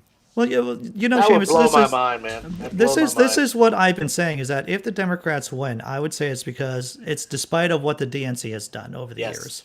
It is, you know, once again, you can have a losing team that wins just by luck. That's just the crazy world that we live in. And to be so bold as to say that the Democratic Party should keep doing what it's doing because if it wins tonight, then that's what they should be doing, that is a whole bag of logical fallacies. Which they'll embrace, and that's why I'm just not optimistic. You know, again, I will be so happy if Trump's on, trust me. And again, you know, I'm not going to sit here and argue that, go back to that whole idea of, you know, people only vote for X, Y, Z reasons. But, you know, my kids are a member of the LGBTQ community. Under Trump, things aren't cool. You know what I mean? That's one community that's going to get even more messed with going forward. And if I'm optimistic about one thing under Biden, I don't see that as much. Well, yeah, you know you can definitely, or at least targeted. Let's put it this way. You can definitely see that side. You can definitely see the Supreme Court, just the Supreme Court, rescinding the ruling on gay marriage, making it effectively legal throughout the country within 50 states. And so what we could easily have is a rollback on gay marriage so that it's basically up to the individual states again. We could easily see that within... Should be another nightmare. Yeah. Again, we have to expand the court. Unfortunately, I think that it is something to be done in the short term. It is a devil's deal. It is a sign of weakness on our side that we have to do it. But Jesus H. Christ, if that's what needs to be done to get the things completed that need to be completed, I would say that we should also, and I've said this before on the morning show, we need to stack the Senate too. And the way that we stack the Senate is we allow freaking Puerto Rico, and they have a non-binding referendum in Puerto Rico that they are voting on about whether or not they want to have statehood. And of course, if nothing else, statehood for DC. We get 4 more senators in to the Senate, and that helps us out quite a bit. In the long term, for generations, that helps us. Yeah, there's so many little things that they can do that they just don't do, even when they have the power. You know, like the whole ACA thing, which I think was a nightmare anyways. But the idea to leave it up to states, whether or not here's this money for you to expand your Medicare, Medicaid, leaving it up to you, total nightmare. I mean, again, you had a free lunch. You had a free lunch, and you messed up the down payment. You know, put it in there and say, look, you have to do this. Yeah. You have to do X, Y, and Z. You know, I mean, I understand this idea of states' rights, but I think we had a war about that, and that didn't turn out. You know what I mean? Come on. You know, Republicans want it both ways. Don't need to go down to the states. Republicans cry out state rights when the federal government is doing something that they don't like. And then when they have control of the federal government, states' rights arguments just disappear. Yep. Just like the budget. Just like the budget. The budget is, I tell you what, day one, Biden's going to, what are you going to do with the budget? What are you going to do about the budget? You can't spend that money because it's going to affect the budget. Unless it's a war, then it's fine. But, you know, if it's anything else, we have to worry about the budget. Well, it's about, you know, the Republican Party has been able to sell the American people that trickle-down economics work. It doesn't. And this is one of the reasons how they've been able to make the United States of America into a third world country with a first world military, because that's what we have right now. Yep. And it's because of the fact that they've been able to con the American people into thinking, once again, that trickle-down economics work. Again, they're better salesmen. They know how to sell bullshit better than anybody, except for, obviously, religion. But it's funny they're paired with religion, so maybe funny how they work together. I don't know, yeah. So, yeah, I mean, again, they went out and got the world's greatest steelmaker, right? The reality show guy. It's just like, we should have expected this, right? So, and again, and you know, I think it was Josh Olson that said, this guy's John the Baptist. Oh, so, John the Baptist. Yeah. I like that analogy. As in, trust me, the worst is yet to come. As in, this guy has sown the seeds for how this can be done with somebody competent. I think and that he do worse. Yeah, you know, I like that analogy because what I've been working with is a Caesar, Julius Caesar kind of analogy. I know Trump is no Caesar, of course, but he is in. But the thing is, he's not the threat as much as Augustus is, Octavian is, the one who is actually smarter and pays attention to the mistakes that the guy in power is making and eventually gets kicked out of power. So a competent version of Trump, my friends, is terrifying. Because on Trump either, is, quite frankly, on either side of the aisle, you know what I mean? Because let's be honest. I mean, we don't have a party of the people. We don't have a party that actually represents the people. They both represent the donor class, just at maybe slightly skewed angles. oh, North Carolina. Let's see what's going on here. Ooh, yeah. I'll turn on the noise. We'll listen to Steve. That means under North Carolina law, they are all delayed, so we're just starting to get results. But boy, they had a bunch teed up. We've got about 3.5 million votes here that have now been reported out very rapidly. Very important to talk about the sequence of these votes. This is a lot like Florida. We're getting the early vote, we're getting the mail-in vote, then we're getting the same-day vote. So it's probably going to be high water marks for Biden, and then a question of can he withstand the same-day vote for Trump. With that in mind, let's take a look at some of the places where we're getting that vote. This is early vote, mail vote, Wake County. This is the biggie. Raleigh, this is the state capital. You see there, 2/3 of the vote going to Biden. How does that compare to Clinton in 2016? This, let's see if it holds with the same day coming in. But this is an area where Democrats wanted to drive up turnout and squeeze more votes out. Keep an eye on this as the rest of North Carolina comes in. Another biggie for Democrats. Mecklenburg County, where Charlotte is. Biden right now running 6 points over that Clinton number. Again, some votes to come here. How many? About 100,000 to come. Can he stay over that 63% mark? This was a state, remember, where the margin overall for Trump statewide in 2016 in Carolina was 3.5 points. But basically, that's it for the Democrats. Raleigh, Greensboro, Winston-Salem, Asheville, Charlotte, Fayetteville here. Let's take a look, compare this 60% with the early vote. How was this in 2016? It's a little bit north of there. So these are the core Democratic areas. There are still some Republican areas to fill in. Also, up here, these are a lot of heavily black rural counties here. This was an area in 2016 where Democrats didn't get the turnout level they were hoping for. We're not seeing a lot early here. Let's watch these counties fill in and see what happens. But I think the key for Democrats here is, can they drive up more sort of in the triangle here in these other core Democratic cities? Can they get more black turnout? And I'm just going to check next door. Okay, this is a core Republican county. This reminds me a lot of, if you remember when I was looking at Delaware County in Ohio, this reminds me a bit of it, but we don't have much to show right there right now. So again, the name of the game for Democrats right now for Biden is to drive up his statewide lead as much as he can. I expect as more of this early vote comes in, you see it's in from so many of these cities. It's not in from a lot of these more rural Republican places. So that might be, Trump will cut into that a bit, and then the same day's coming. And it's like Florida. Can Biden withstand it? He is right now farther ahead than he got in Florida in the early vote, at least at this moment. Steve, will you show us again before you get out of North Carolina there? Yep, Sorry. going back in. Will you show us how much we've got in Charlotte? Yeah. Here we go. So give you the raw numbers here. 84% in. You got about 500,000 votes that are counted so far. Okay. And you got a little bit less than 100,000 to come. So, it's the question, Biden getting nearly 70% of the early vote. We expect that'll be lower. Question is how much lower? If he's fighting Trump to a draw, then he's going to win this county by about 200,000 votes. He'll get about a 200,000 vote plurality. If he actually wins, by a substantial margin on election day, he can add to that statewide. So let's see what the trend is as it develops in Carolina. Okay, Joy and Nicole, before all of this started, before all the numbers started washing. Wow, how about that? That's where it seems, yeah. Well, I'm hopeful. So far, so good? Yeah, so good. Yeah, so far, so good. Really kind of surprised that some of these places are in question. Are you guys? I mean, yeah. I don't know, man.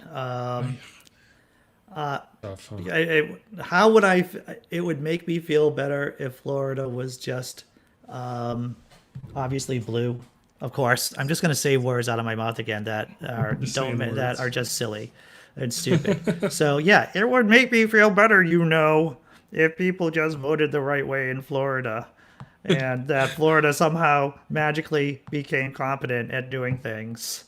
If it makes people feel better, I'm looking at 538. There was a poll from October 27th to October 31st that has an A+ rating that has Biden up by 3%. I don't know if that's within the margin of error. You know. So how is it looking there still for them? What'd you say now? You're the 538. What's their? Yeah, you know the most recent polls in Florida have it going. Like there's an A+ poll that goes from 27th to the 31st that gives Biden 3 points. There's a B+ poll that goes from October 28th to November 1st that has Biden up by 5. However, there's an A+ poll from the 24th to the 29th that gives Trump by 2. You know, that +2 and +3 is probably within the margin of error. The 538, you know, slightly gives Biden slightly favored to win Florida at 69%. But, you know, we all know that 1 out of 3 chances is still 1 out of 3 chances. So Trump could easily win Florida. It's still within, and it's not a bridge too far for him to win Florida.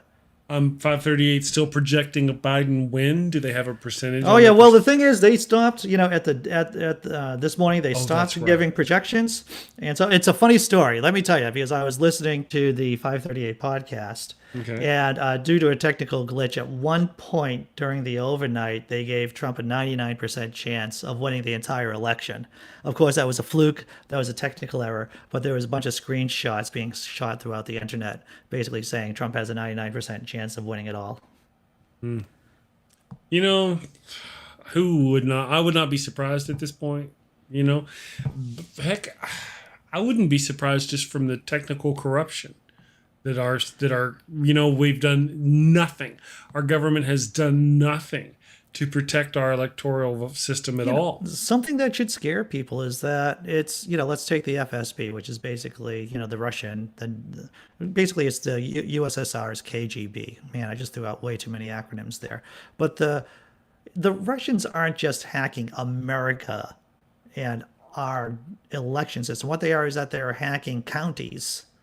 Gotcha. So they are hacking counties like the FSB, the cream of the Russian Secret Service, are basically going after your little podunk county commissioner's office and trying to hack in there and play around with the numbers. That's what we're facing. And, you know, it is criminal for the fact that we have a federalized military, right? And we don't have, which protects us, but we don't have a federalized way of protecting our democracy in terms of a federal system protecting voting machines, databases, and the such.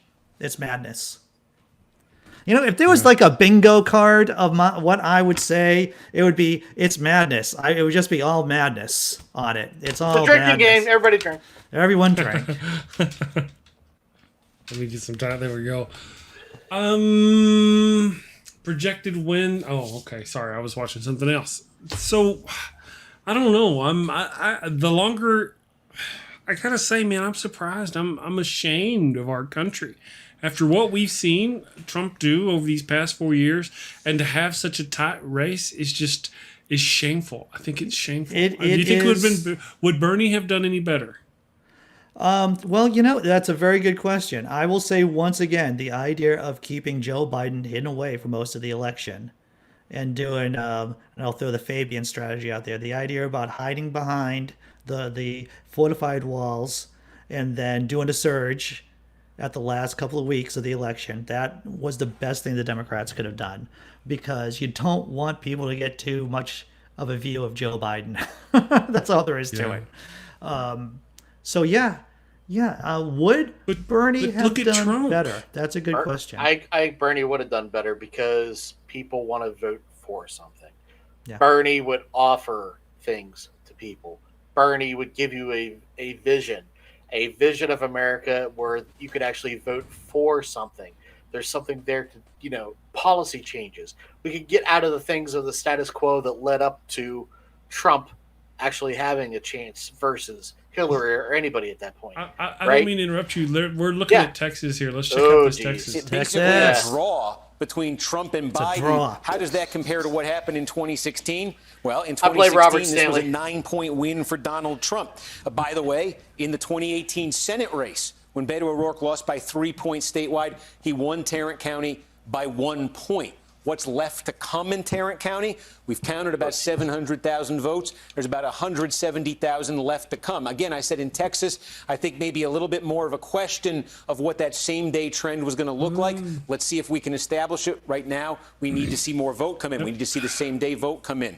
Does Biden gain ground there? Does Trump gain ground there? The other big place we just got vote in Texas, Bexar County. This is where San Antonio is. And again, we got the bulk of it, 675,000 votes. This is the early vote. There's less than 100,000 votes we think left to be counted here. What does this do when you compare it to 2016? Biden right now running 5 points north of Hillary Clinton. Again, some votes to be counted. This could come down a little, but Biden probably they're going to end up ahead of where Hillary Clinton did. This is the Democratic strategy. It's to improve not just on how Clinton did against Trump in 16. Really, it's to improve on how Beto O'Rourke did against Ted Cruz in the Dallas metro area, Dallas-Fort Worth, in the Austin area, San Antonio, Houston area. These are core Democratic areas. They also, let's see when we get the Rio Grande Valley, and we're still waiting on that. Remember, Kamala Harris made a trip down there, I think late last week. Democrat. Oh, we got one in. Just 1 second. Let's see what we're looking at here. This is small, but early vote, 55-44.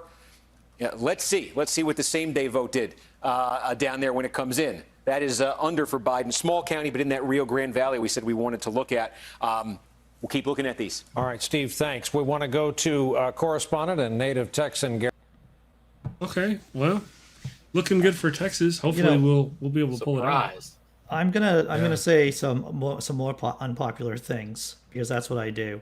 Because I'm just a contrarian. There is a good chance that regardless of who the Democrats put up, whether it was Bernie or Biden, that they would still be winning the election.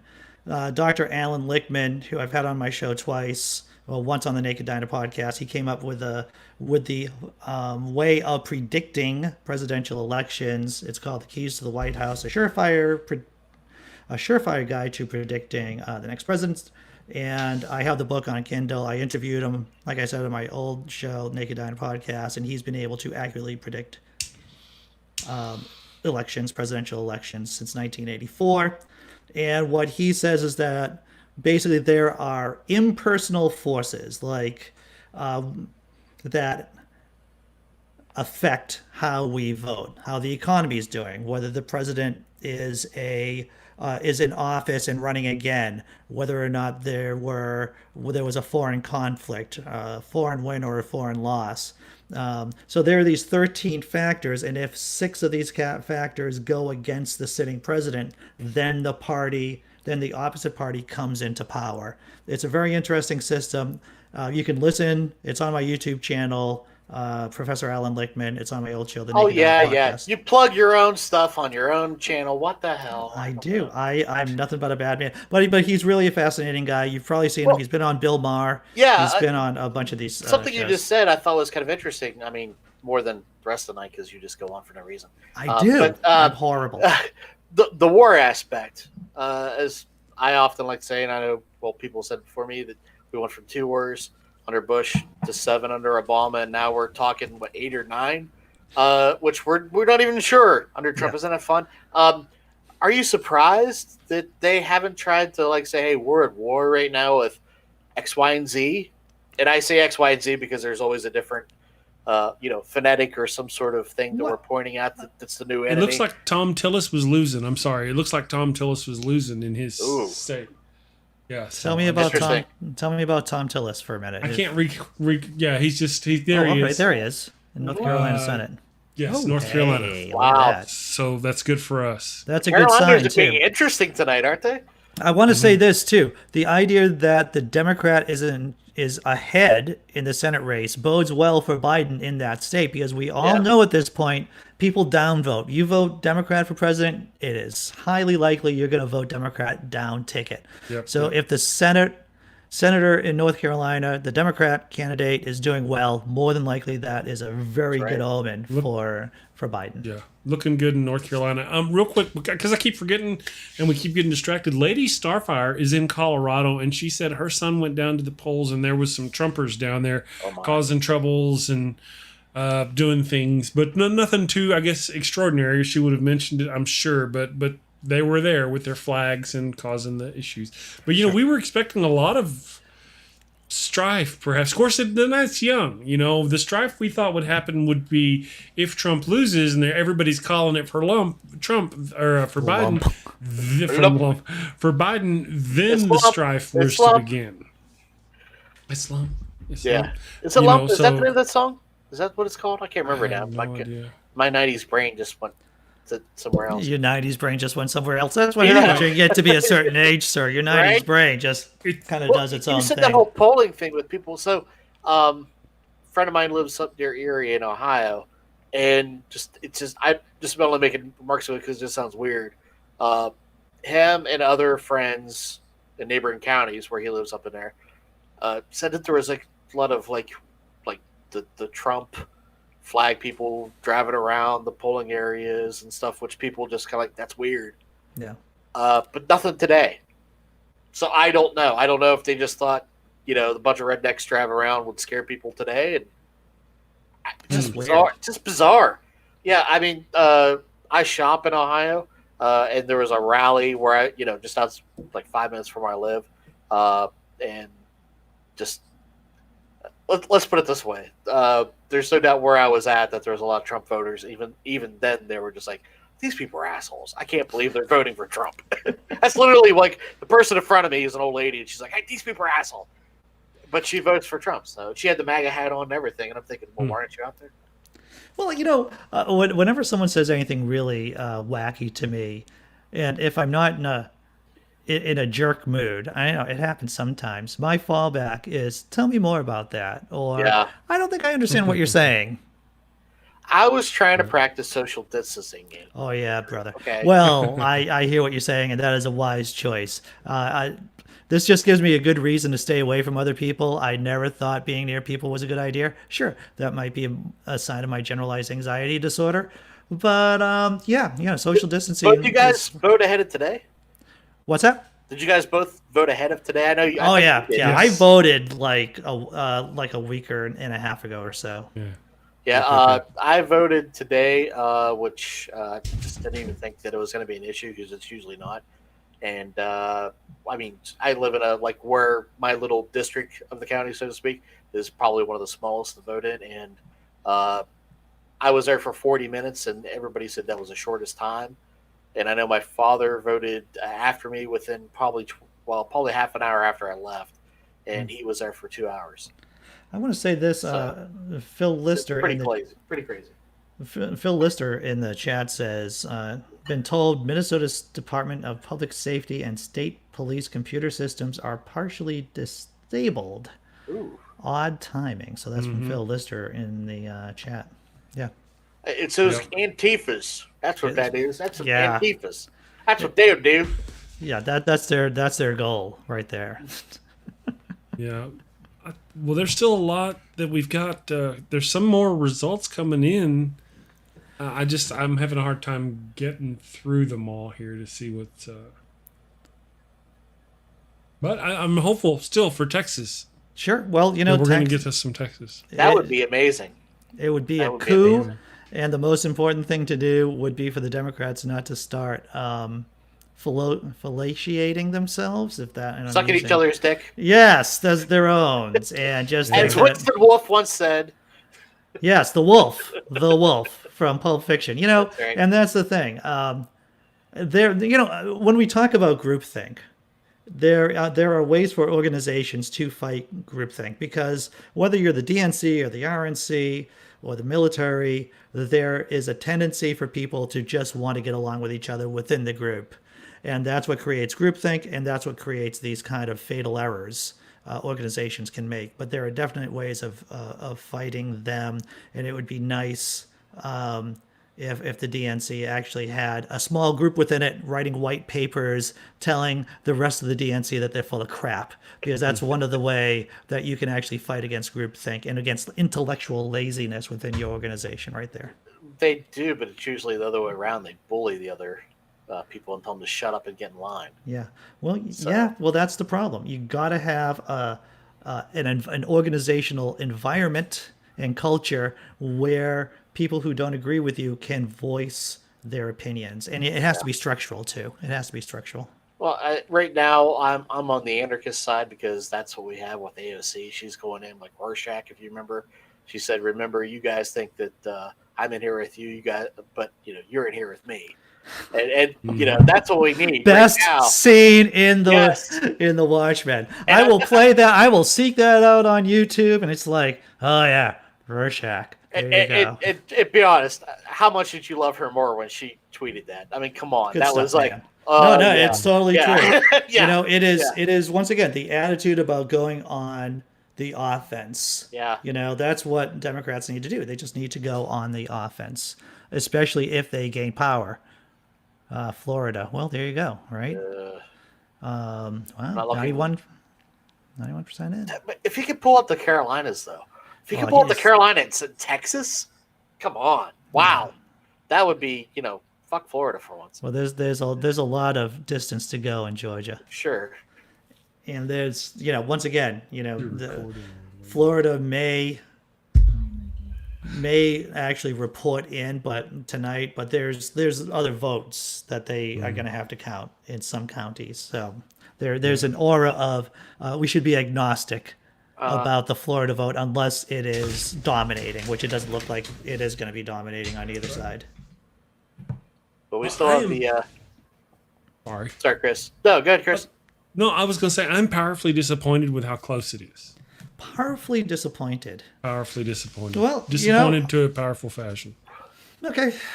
Yeah, I mean, it shouldn't be this bad. Our country is very brainwashed, I think, or just you know what? Just maybe that's what America is. Maybe that's it. And I just need to move away to like some small Greek island with a whole bunch of topless females. Well, did you feel 4 years ago that things Maybe were bad too? I mean, because a lot of bad things went under the administration before, and it just seemed like it was kind of like all under the dark, and that's the other reason I'm worried about Biden going in the office as opposed to Trump, and and not that I want Biden over Trump by a large margin, but the idea of like so many things that we're talking about now, like putting kids in cages, deporting people in the numbers we are, dropping bombs the way we are, not even just the numbers, all these things, I mean, and the list goes on, right? Just suddenly, like when everybody's okay and copacetic, it goes quiet. But then whenever we get an imbecile like this in the office, then we all worry about those things. Well, this is the problem. That's what I'm worried about is everybody goes to sleep. And you should. And this is exactly what's going to happen, sir. Exactly what you just said. Democrats win. Let's say, assuming that we win, then people will go back to sleep. And that's why it's important for people to join up with local nonprofits, NGOs who are on the left who want to push the ball down the field. This is so important to do, to be engaged in public discourse and not to go back asleep. And again, and I know I'm beating the horn. I know you're on the same side, Andy, to a point, right? We need more AOCs. We need people to actually call out the DNC. We need people to tell Obama not to go to Flint, Michigan, after he went there and mocked them, drinking water in front of them, not once but twice. That's just not a good thing. It's not a good look for him to go there and play basketball either. I'm sorry. How tone deaf is that? What the hell, man? Come on. The idea about Flint, Michigan, it's one of those things that it's a national disgrace. It is. And once again, it's because of 40 years of Republican mismanagement and the idea of trickle-down economics and hollowing the country out from within. That's what it is, hollowing the country out from within. But as soon as a Democrat becomes, in charge, then they can label it that their problem, and that's what they do. And they sell it better. That's the thing. They sell it better because they have no shame. They don't care. If a Republican becomes the mayor of New York tomorrow, then the Democrats need to go look at the problems of New York and point out every nook and cranny, because that's what you do. That's what you should do. They don't do that. They don't. It's that whole Chicago thing. Remember whenever Bill Maher did the whole Chicago rules thing? they're not playing that game. The Republicans are, and they've been doing it to us all this time. That's why we need to be able to push the Overton window. I was having this conversation with my girlfriend, who's incredibly smart, like one standard deviation smarter than I am, and that's actually a very conservative estimation. Did she tell you that, or did you measure? Oh, dude, I can tell. I can tell how smart a person is. Approximately. But I just raised the question: why isn't there a citizen oversight of police departments in this country?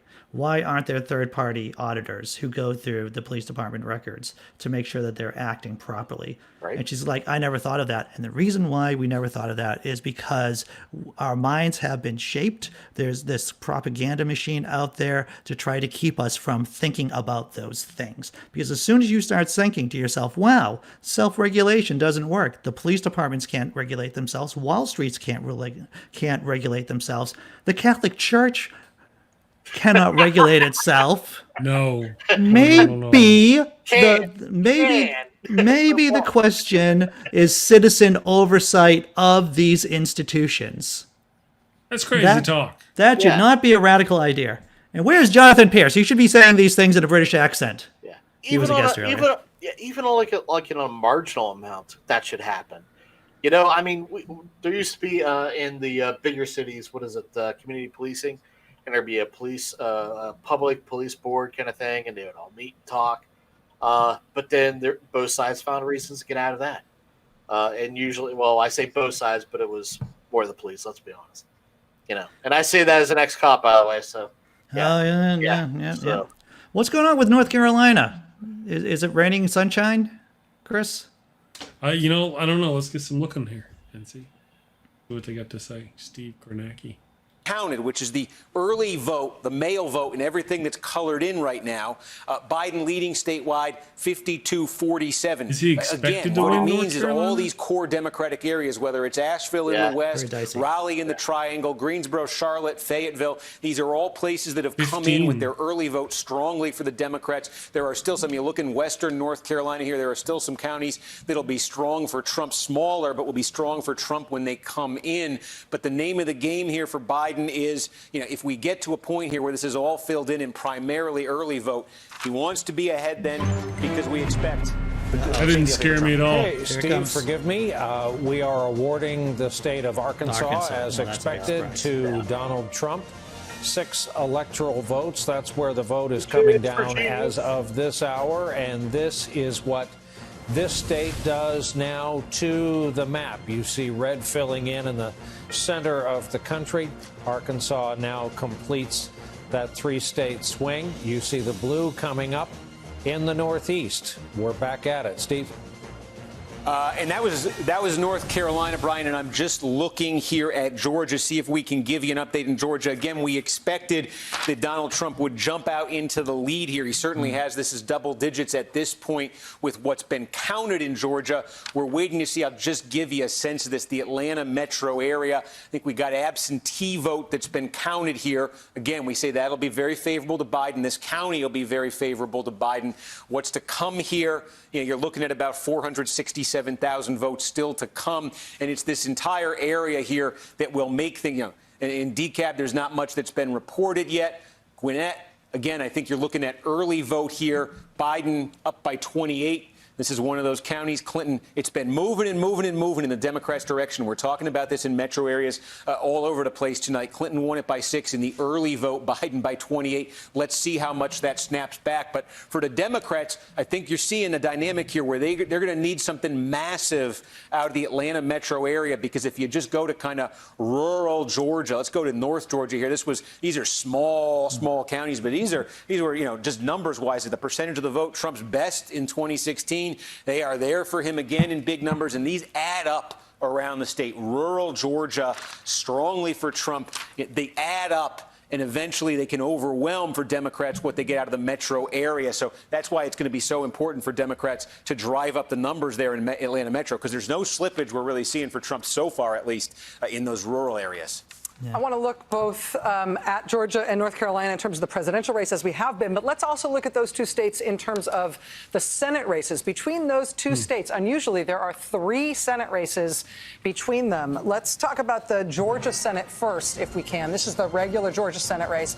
Incumbent Republican Senator David Perdue. At this point, we've got just over a quarter of the vote in. Democratic challenger John Ossoff, there you see, with about 42% of the vote. This is too early to call right now in terms of NBC News projections. Then there is a second Senate race in Georgia, which is a special election. At this point, again, we've just got over a quarter of the vote in. And this is too early to call in terms of NBC's projection. But you see Democrat Raphael Warnock there with the highest number of votes right now. The incumbent Republican Senator Kelly Loeffler there in the middle, and Doug Collins, Republican congressman, also in the 20% range. So both of these Senate races in Georgia, somebody's got to get 50%, or they each could go to a runoff on January 5th. Now let's look at North Carolina. We've been talking about this North Carolina Senate race. A lot of Democratic hopes resting with Cal Cunningham, Democratic challenger to incumbent Republican Senator Tom Tillis, right now with over 70% of the vote in North Carolina. Still perceived as too early to call in terms of the NBC News projection here, but Cunningham up by just under 4 points. Over Tom Tillis at this point. Tom Tillis, along with Cory Gardner in Colorado, thought of as being probably the most endangered incumbent Republican senator in this cycle. Let's bring into the conversation now our friend, the Reverend Al Sharpton, founder of the National Action Network and host of Politics Nation here on MSNBC. Thank you. Okay, so yeah, indeed. Yeah, well, I'm still more nervous. I'm not as happy. I mean, it's not going as well as it should be. This is ridiculous. I'm ashamed. United States of America, I'm ashamed of the voting populace. Well, you might feel better when Wisconsin, Michigan, and Minnesota vote. Okay. I mean, when that comes in. And say good words to me, Andy. You will, we're going to be having a couple of more guests coming in. We have a comedian, Ian Harris, coming in from California. He's always a fun guy. He's coming in at 9 o'clock, which should be in a few minutes. Yeah, just a minute or 3. And Ian's a solid guy. Has he been on our show in the morning? Yeah, he's been on our show. He was. Okay, yeah. I mean, he's like, "Hello, we're gonna get a comedian on our show." I'm like, "Yay!" And he shows up and he's like, "Hello, I'm an MMA fighter," and that's what we talked about. We got the MMA fight guy, not the comedian. I was like, "Oh!" But he's dynamic and fun. He is dynamic and fun, and even if he's talking about fighting, he talks about beating people up in a fun way, and that's what counts. Has he been on Rogan? No, he has not been on Rogan. Well, are we going to talk about Joe Rogan right now? Because I can talk about Joe Rogan right now. Joe Rogan seems... Well, just, atheists being on Joe Rogan, So. You would think if Joe Rogan wasn't pimping for Trump, which he is, then he would have someone who is an atheist MMA fighter or a coach like our friend Ian Harris. But, Joe Rogan seems to be more interested in having Alex Jones on, and like I said, pimping for Trump these days. I don't know if he's pimping for Trump. I think. Dude, I was listening to the first 10 minutes of that Alex Jones conversation, and I'm like, wow. Really? Wow. I didn't listen to that. It was, it was pretty strong. Yeah, I think Rogan's problem is that he's just been hanging around with meatheads too much. And he's in the UFC culture. There's no doubt that Dana White, who's head of the UFC, is a pro-Trump guy. My YouTube channel, whatever I log on, I look at my homepage, it's like, oh, there's Dana White, promoting Donald Trump. So, yeah. Well, he did move to Texas, so... Well, he moved to Austin, but that's actually closer to Alex Jones, so... Yeah, but I don't know. That's code for some people, let's put it that way. No. So I don't want to say that. I don't agree with it, but there's some people that think that whole, we have to leave California. We can't give them our money. That liberal place of, that liberal Mecca. I will tell you this. There will be climate change refugees in our lifetime. Oh, wait. I'm sorry. Texas. They're talking about sorry, Texas. Yeah, let's go. Yeah, let me interrupt. Texas. He was winning Travis County by 49 points. So again, the name of the game here for Biden is to get north even of that. Let's look sort of outside Austin. This is one of those areas, where Democrats have been doing better and better. Hayes County here, there was extraordinary turnout in Hayes County in the early voting. And again, well, it looks like this man in the white shirt is pointing to numbers. What was the margin though for Beto O'Rourke 2 years ago? The numbers in this particular county are pretty positive, and that is where here. Houston the is, other thing to tell you the truth. that is worth pointing out here, and let's see more counties fill in. It's not a surprise if you go down along the border urban areas. And remember, Kamala Harris, the Democrats sent her there last week. And some people say, well, that's an interesting decision. Well, take a look at what we're seeing in these returns. Most of the vote, for instance, in Starr County, right on the border, this is just one example of what I'm seeing down here is County. Biden leading by 8 points. What was this in 2016?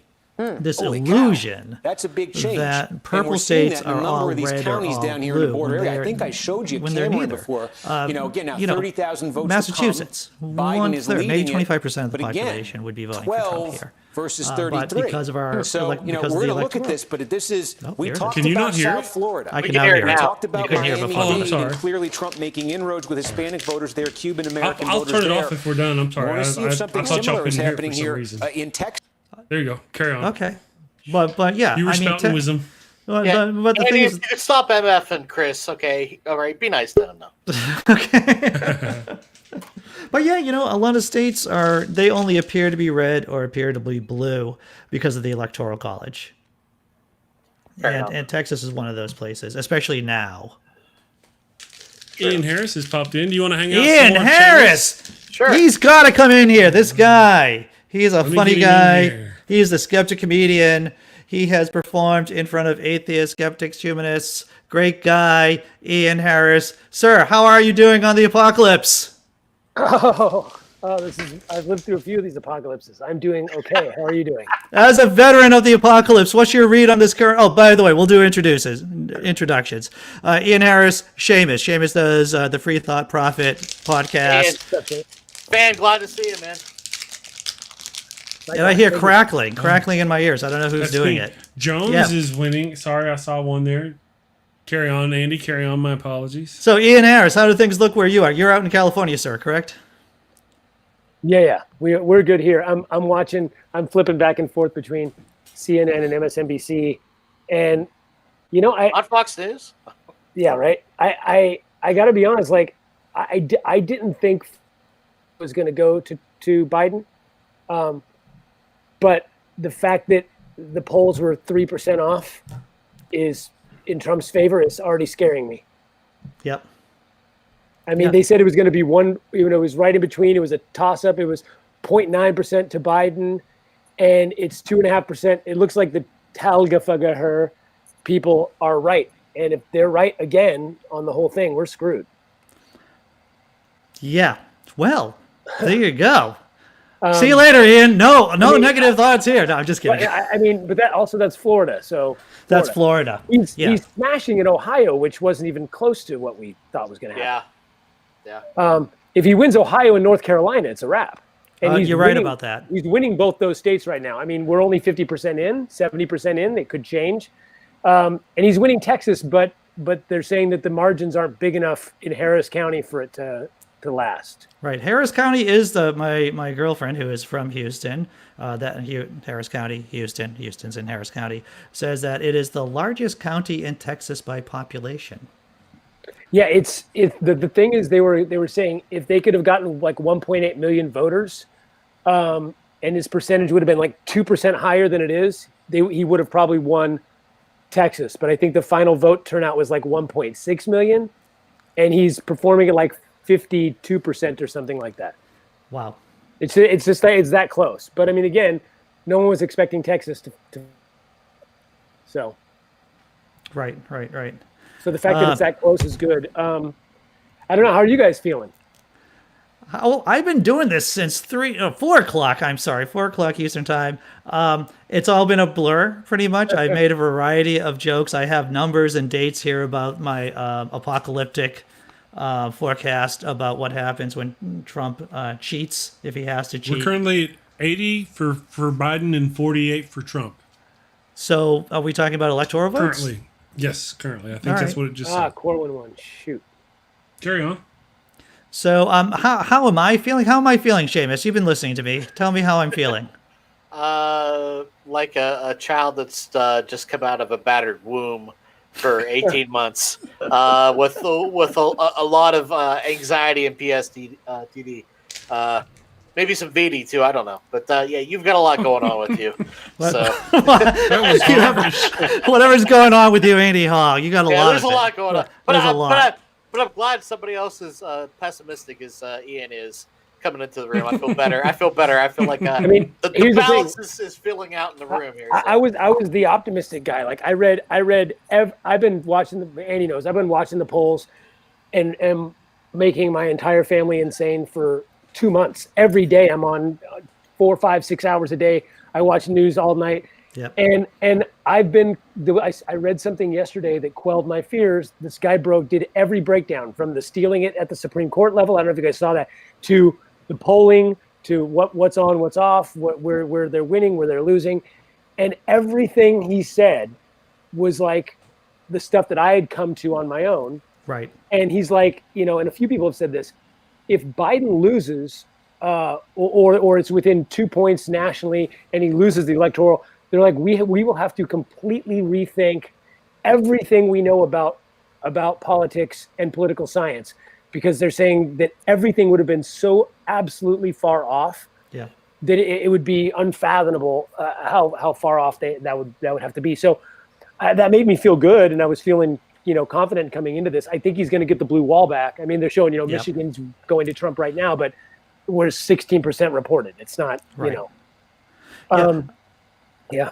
I was telling Seamus, I think it was Seamus, just like maybe 5 minutes ago, that hey, or maybe Chris, I was trying to comfort Chris, was saying that once Michigan, Minnesota, Wisconsin comes in, you'll feel better, more than likely. Yeah, I mean, if we get the blue wall, my concern is that we only get the blue wall.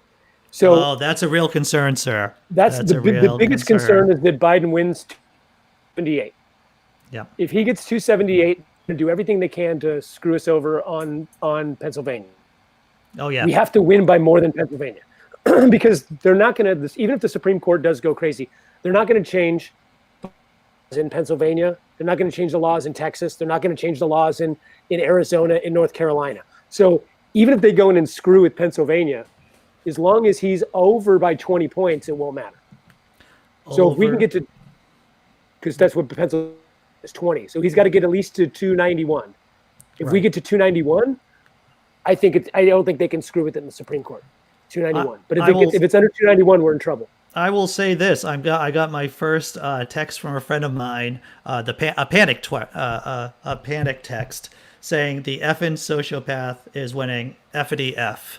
My friend, who may be listening, may not be listening, it's not time to panic just yet. Yeah. It's not time. No, I mean he's Florida. I just don't get how Florida is going by 2 points to Trump. And what it is they're saying that the majority of it, that Biden actually made up a lot of ground in certain areas. Yeah. But he lost like 400,000 votes in Miami. Yeah. It's Latinos. What kind of freaking moron Latinos are voting? Well, like, I mean, it's roaches for raid. What are you voting for? What is wrong with you idiots? Right. True.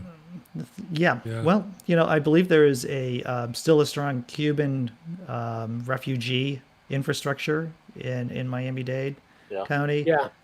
And they are definitely pro-Republicans. Which is funny because it was Jimmy Carter that brought them here. Well, life is full of ironies, my friend. I don't know if you've noticed this. Is that life is full of ironies, and the idea that Jimmy brought us, but Ronald made us prosper. Understand, right? So, exactly. At least that's what they've been convinced of things. So, anyways, right?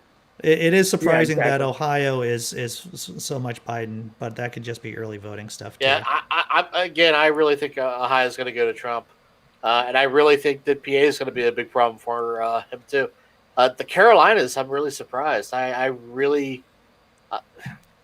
Just didn't see this. So why is it you think that? I mean, Ohio has been polling for Trump. Why does it make you think that Pennsylvania? I look again. I have no scientific data on this. It's just where I'm living, and the friends and family that I'm going on. Just the things that they're saying there. from various agencies and also experiences that just everything's being amped up for Trump, even coming closer to the election. Just before you came on, we were talking about, I have friends that live up near Erie that are talking about people with Trump campaign stuff going around the polling areas, but the day before the polling areas, which is bizarre, but nothing today. So just, I don't know, just bizarre stuff that's going on there.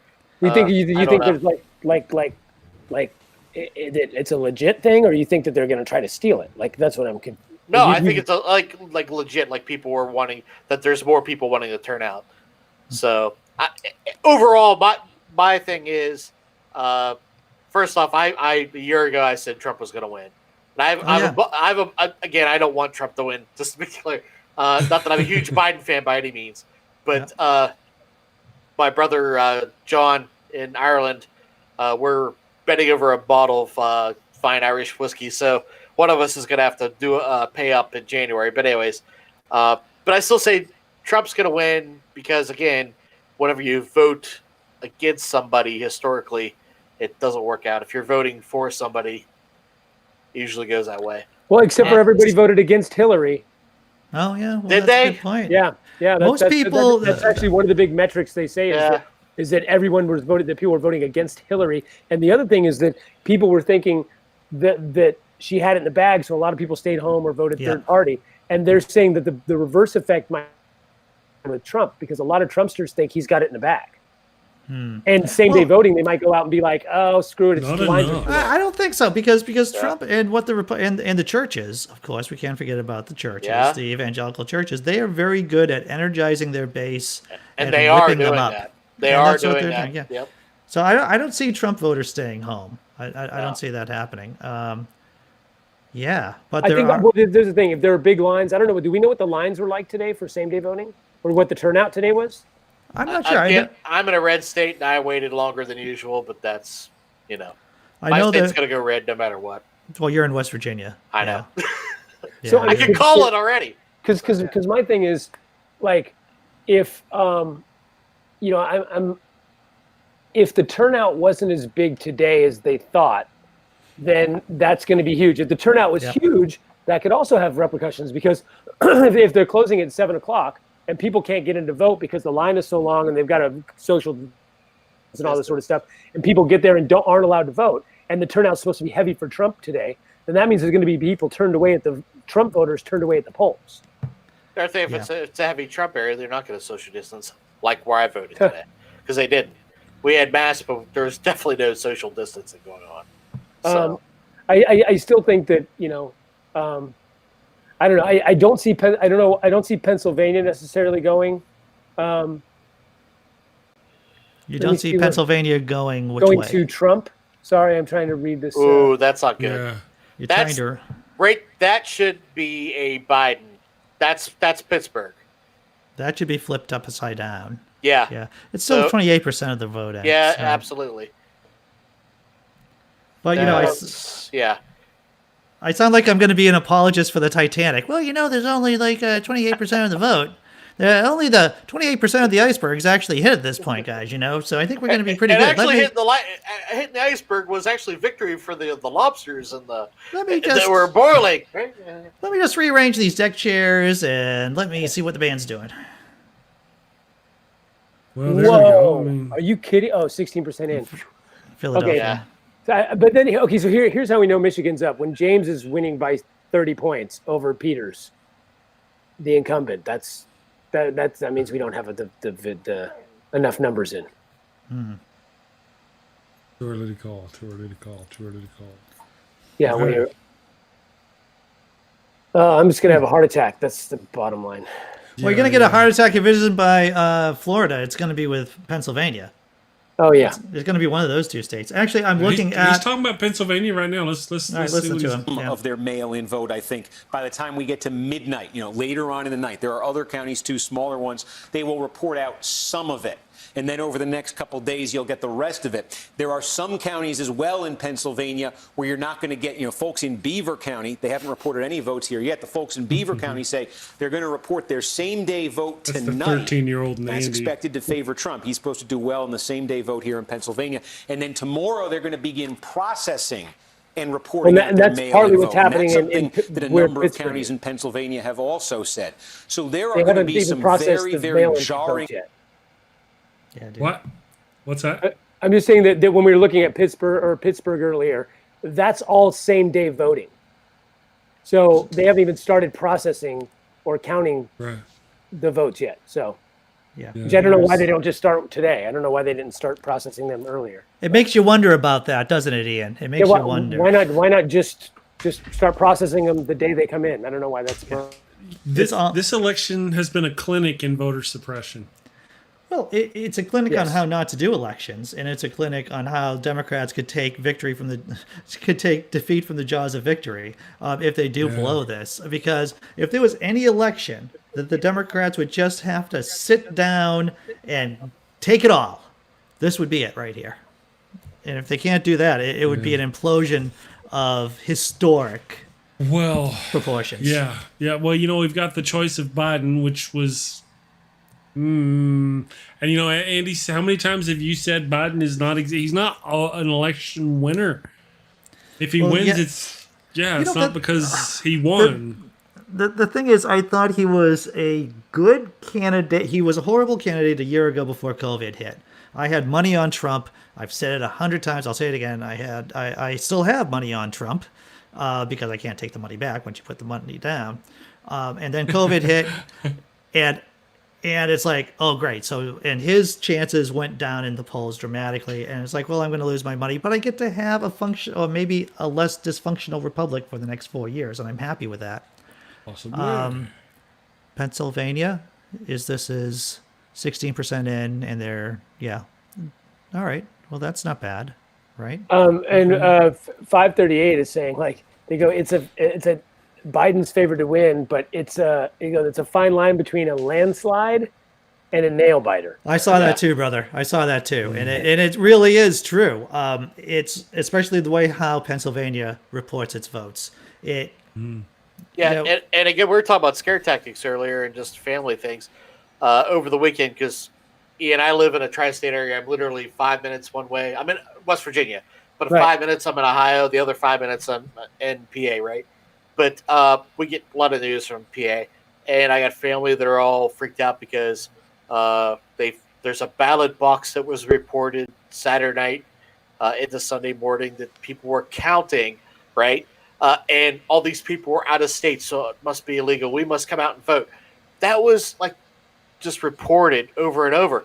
Well, we know that that's not the case because they weren't counting those votes yet. But the thing is, Republicans are good at that, right? They're good at inciting fear. Yeah. Right. And if there's going to be any sort of rally for people to vote in PA, that's going to be one of those things, right? So yeah. I don't know. Trump is trouncing him in fucking. Excuse me if I don't know if I can swear. In Florida. He's trouncing him in Florida. Well, 3%. Is it? Yeah, oh, 3%. That's a higher percentage than expected. It was going to be That's ridiculously higher than. But you do have polling error, right? So there's a plus or minus to that. To the polls. And I think maybe the new voters in Florida were Trumpy, Florida. I'm looking at the 538 Live blog, and one of the commentators, one of the bloggers, states that there is just the fact that it is a reminder that ideology depends on a lot of things beyond ethnicity, such as people who live in the U.S. longer and get more influence and achieve high levels of education. Many grow more conservative, Latinos included. Oh. So that's Rage, Mr. Rage. That's Rage. Yep. North Carolina's tightening. What's up? Hey, it's Ian Harris. This is Raging Atheist. He has a YouTube channel. What's going on, man? Yep, Ian Harris. Nice to meet you. Skeptic comedian extraordinaire. We're looking at the eyes up to the apocalypse right here. It's tightening in North Carolina. That scares me. Yeah. Well, North Carolina was going to be by the breath. Joe Rogan is live now. I'm looking at the chat here on Chris's. I'd be surprised if he weren't Chris's really. YouTube You know, page. I almost guess Joe everybody's Rogan is live right now. That's great. Everybody and their So, dog Ian, are you is going to live challenge streaming. They can't Rogan hear to a me. cage match? Sure. Yeah, no. We'll hold off on that. Okay. No, Rogan's okay. I like him all right. I don't know what he's been doing lately, though. I think he's been being a bad skeptic. That's what he's been doing, if I dare say so. Being a bad devil. Colorado goes for. Well, Yeah, Colorado was go. predicted. Colorado was predicted to That's go. a surprise. Yeah, But a lot, though. Look at that. that's the. I Well, mean, the, not all of it. That's only 15%. How do they do with 15% in? Yeah, I don't know either. that's a good question. Unless never it's just get that myself. high county turnout or something. I don't know. I know that we're going to be picking up the Democrats are going to be picking up a Senate seat. Hickenlooper, the once governor, ran for Senate. Yeah, and president, right? Or He is ran unsuccessfully for president, but he decided to do the right thing and run for Senate. Yeah. And so that's why we're picking up the And Democrats are picking up a Senate seat tonight. We might pick up 2 in North Carolina. Maybe the best. If we do well in the Senate in North Carolina, that's a good indicator that we're going to do well for Biden too. How many of these folks we pick it up are going to be progressives, though? That's the question. At this point, I just want to get rid of Mitch McConnell's lead. I understand that, but I'm just asking seriously. I just want him not to be a fascist. That's all. I know I sound exhausted. I'm going to do my exhausted Andy look. I just want him not to be a fascist. Yeah, I mean, honestly, if we can just, it's a slow, steady push, guys. It didn't get from Ronald Reagan to fascism overnight. It took 40 years of them 40 pushing. We had a little bit. We fell back, then they pushed, and we fell back. Then they pushed. That's how they got here. It's not going to happen overnight. We're gonna have to get Biden in that 51-49, and then we're gonna push. We're gonna have to keep doing everything. And once again, primarying Democratic moderates with progressives. Yes. That's the road forward. Yep. Mm-hmm. I mean, that's The it. more the better. You get moderate Democrats in red areas, and you get to replace Republicans, and you get progressives to replace moderate Democrats in blue areas. But it's a slow process. And I'm going to say this. I'm going to throw down right here, Ian Harris, skeptic comedian. I'm going to say that once you get a deep blue state, that means you can go green. Perhaps. Yeah, for those, yeah. You've kind of been selling that. The trick is if we can just get 60 senators, we could actually probably, get something like ranked choice voting. Yeah. We could get some other things that would actually make a lot of stuff worthwhile. Once again, it is so important to get Puerto Rico and D.C. as states if Puerto Rico decides it wants to be a state so that we can stack the Senate a bit and get more Democratic seats in there. Break California into 2. Yeah. But you're not going to get ranked choice voting with what you have now. No. You're talking way out. There's no way. And again, it's a slow, steady push. Yeah. At this point, we're just trying to save pre-existing conditions. And gay marriage. I mean, that's really and climate change. I mean, honestly, that's the one thing I think everybody forgot that really pisses me off, is that all these racism, climate change, everything. I mean, everything stems on climate change, because if you don't have a sustainable planet, it doesn't really matter what healthcare looks like. No, you're right. It doesn't really matter if the planet isn't sustainable for another 50 years. Who cares about ranked choice voting? Like, I don't know why that wasn't pushed more and more and more. Like, wait. Well, there's a reason. It's because of who runs all the debates and everything. I mean, it's hardly even brought up because both parties have sold out the fracking and everything else. I mean, it's just how it is. Neither party really gives a damn. I mean, I don't see a lot changing with a Biden-Harris administration either. I mean, unless you get the AOCs and everybody else to push them there, that's what's gonna. But it's in their plan. It's in their plan, net zero emissions by 2050. I mean, that at least it's mentioned. I mean, what they wouldn't put it in there if they didn't want to do it. Or Obama said a lot of things in his plan too that didn't come fruition. I think there might be a logical fallacy in there somewhere. We'll see. Maybe. Yeah, Obama had what? Obama had 2 years. And what did he? And he put. And the ACA got pushed all the way to the last month. MSNBC projection. So, No, in North I can't Dakota. believe it. I can't believe it shakes fist at North Dakota. But it's Yeah, close. so it's Obama had unprecedented, crazy level obstruction for 6 years. I mean, we can't even deny that. And the fact is that he spent 2 years trying to get the ACA passed. Yeah. Which was a Heritage Foundation creation, though. So I mean, it wasn't even a progressive measure. Though, but here's either, the thing: so. well, because they knew it wasn't going to pass. But look at this. How many iterations of it did we have? Do you remember? 9. So what we ended up with was we had 1 month. They had already lost the House, and they knew that January they weren't going to get anything passed. So it was like, let's pass whatever we can get passed to get the most of it going, which was these 3 clauses. Because there was a public option in the first 8 freaking plans, and no one would pass it. So they had to get rid of all that, and they're like, okay, let's protect pre-existing conditions, keep kids on their thing till they're 25, and I forgot what the other one was. And they're like, can we get this passed? Yes, good, boom. And then a month later, it was flipped over. Everything was flipped to Republican. So it's like, it's kind of hard to blame, in my opinion, Obama for when he spent 2 years trying to get something through, and then what we got through was the only thing that we could get through. And part of that was because about 40 Democrats were too moderate. I do want to speak to that for a second. I just want to speak to that for a second. Is that I believe when Medicare, Medicaid first came out, it was an imperfect system. Sure. And they understood the most important thing was to get it passed and then tweak it afterwards. And so, I mean, we shouldn't let the perfect be the enemy of the good. Fair enough. And so, if it's not perfect, sure, that's okay. Is it a little bit better? It's like evolution, right? Evolution doesn't do perfect. It does good enough. But if your starting point is at 0, you should expect it to turn out okay either. But the part of that's a little bit hyperbolic. A public option. It's not. A public option is not 0. A public option would be phenomenal. Now, I mean, yes, it's not single payer, but a public option that if. So we have that here in California.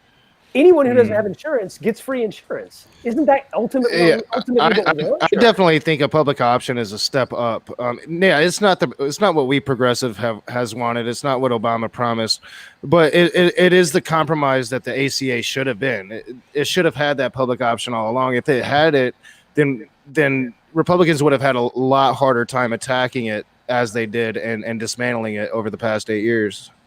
Right, and that's the thing is that we did have it in there, but and it by the time 2 years of it getting passed, they took it out because it was either that or it was either nothing, or that. So I'm just saying I don't think the original version of the ACA was nothing. It was pretty decent. It was, I mean, if you think about it, look at England and other places. They still have private insurance. They have basically a public option, and you can still get private insurance if you want. I mean, and I think that there's nothing wrong with that. I don't want private insurance, but if people want to buy it, I don't give a shit. I do want to say something. Private insurance is even in the question, though. But that's. I want to say something about the live blog over on 538. There's a note about Florida. Florida isn't done counting votes yet, but so far about 10.9 million ballots have been counted. 93% of the expected vote, according to ABC News. That's already 70% of the voting eligible population casting a ballot, surpassing the 64.5% that voted in 2016. So yeah, turnout, it's up. In Florida. But this is the first time in history where turnout didn't help Democrats.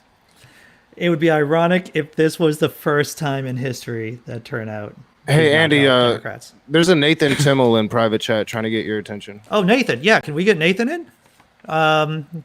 Where's Chris? Because Chris is supposed to be... Nathan, are you here with us, sir? I see Nathan Timmel, and I don't know where Chris is, because Chris would tell me whether or not we can handle this many people on the show. I'm messaging you on the side, actually. When I was in the waiting room, I didn't realize you had thrown me in until I saw, like, you're in the show. I'm like, oh, geez, well. Oops, I didn't even know that you were in the show, too. I think Chris is off screen, basically doing whatever Chris does. Nathan Timmel, how are you, sir? Comedian extraordinaire, not to be confused with Ian Harris, comedian extraordinaire. You guys have both been on my show like 100 times or a lot of times, but you have never met. Ian is from California. Nathan is from Iowa. Everywhere. I've lived a lot of places. So hey, wait, really quick, could you go back to what you said about in the blog in Florida? Because I'm looking up the 2016 numbers, Let's see. Florida isn't done counting votes yet, but so far it's about 10.9 billion ballots have been counted, 93% of the expected vote. So that's 70% of the voting eligible population casting a ballot, surpassing the 64.5% who voted in 2016. So they're saying that basically there's a 5.5% increase in votes on this election cycle over 2016. So when they say that a lot of the polling doesn't reflect new voters because they're not on the polling data, that 5% could be the polling. So that and if they, instead of being Democrats, they were Republicans that they turned out in Florida, which I heard that the Democrats did not do they knew they didn't do a good job of turning out new people in Florida.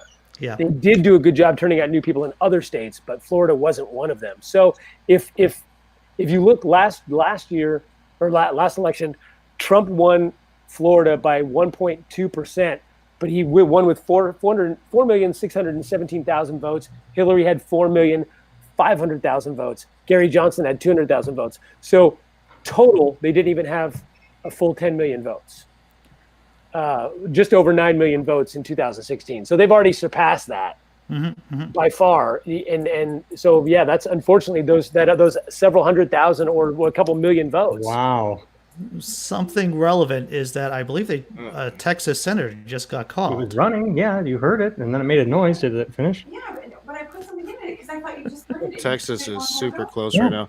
The thing about Florida, and this happens every election. I think it's Miami-Dade. It's a district in South Florida somewhere that never counts their votes immediately, and it's usually a dump for Democrats. So like Florida's, it's usually a crap show down there for a reason, and it's because they don't. There are certain districts that just don't count their ballots the way they should. So Florida, I think is probably going to continue to be going for quite a while into tonight. Probably. Yeah. Nathan, how does things look in Iowa? Did you vote today, or did you do the mail-in vote? How did that work for you? Was that to me? That was to you. Yes, Nathan. I'm sorry. I'm trying to private chat you on the side. I've sent you messages on the side and on Facebook. I'm so sorry. I apologize.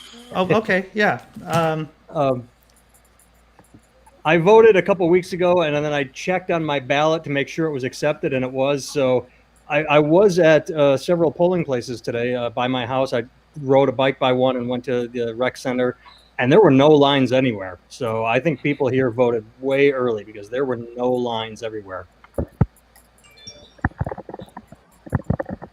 Oh, so yeah. So okay. So now I just read all the notes that you just sent me on Facebook Messenger, and the thing is that I've been so focused on. This looks like actual television punditry. This is fantastic. When I logged on and saw it, I'm like, whoa, it's like watching the news. It's fantastic. Well, that's high praise. Thank you very much. I owe it all to Ian and Seamus, and of course the Rage. I'm just here doing my shuffle step, my soft shoe here. That's all I'm doing. So, Ian, I hear you like chocolate ice cream. What the hell is wrong with you? Yeah, right. Come on, North Carolina. That would be really nice. The idea that North Carolina gets Susan Collins. 5% in. 5% in. Yeah, she's supposed to lose tonight. I freaking hope so. She needs. Come on, she's the Republican everybody likes, right? Yeah. No. Not here in the New England area. No. I don't understand. I've never understood why everybody thinks she's like one of those fickle people, just like, oh, I'm really going to be on your side, and then, does the what oh shit, what was the Game of Thrones? What was the the Lannisters, right? The Lannisters, right? Yeah, right. that's what she is. She's a Lannister. She just flips. Wait, who's Savage? She must be a Green or a Libertarian if she's in gray like that. Libertarian, not a Green. Yeah. According to that poll, she was gray, so I don't know. Yeah. She's the Gray Party. The Gray Party. Right. Yeah. Are the Whigs coming back? Well, if they do, though, the wig business would go very well, I would imagine, along with the MSNBC projection. I miss the Know Nothing parties. Just saying. South Carolina. Yeah, Who would I have don't guessed? think anyone thought that was going the other way. North Carolina is still up, right?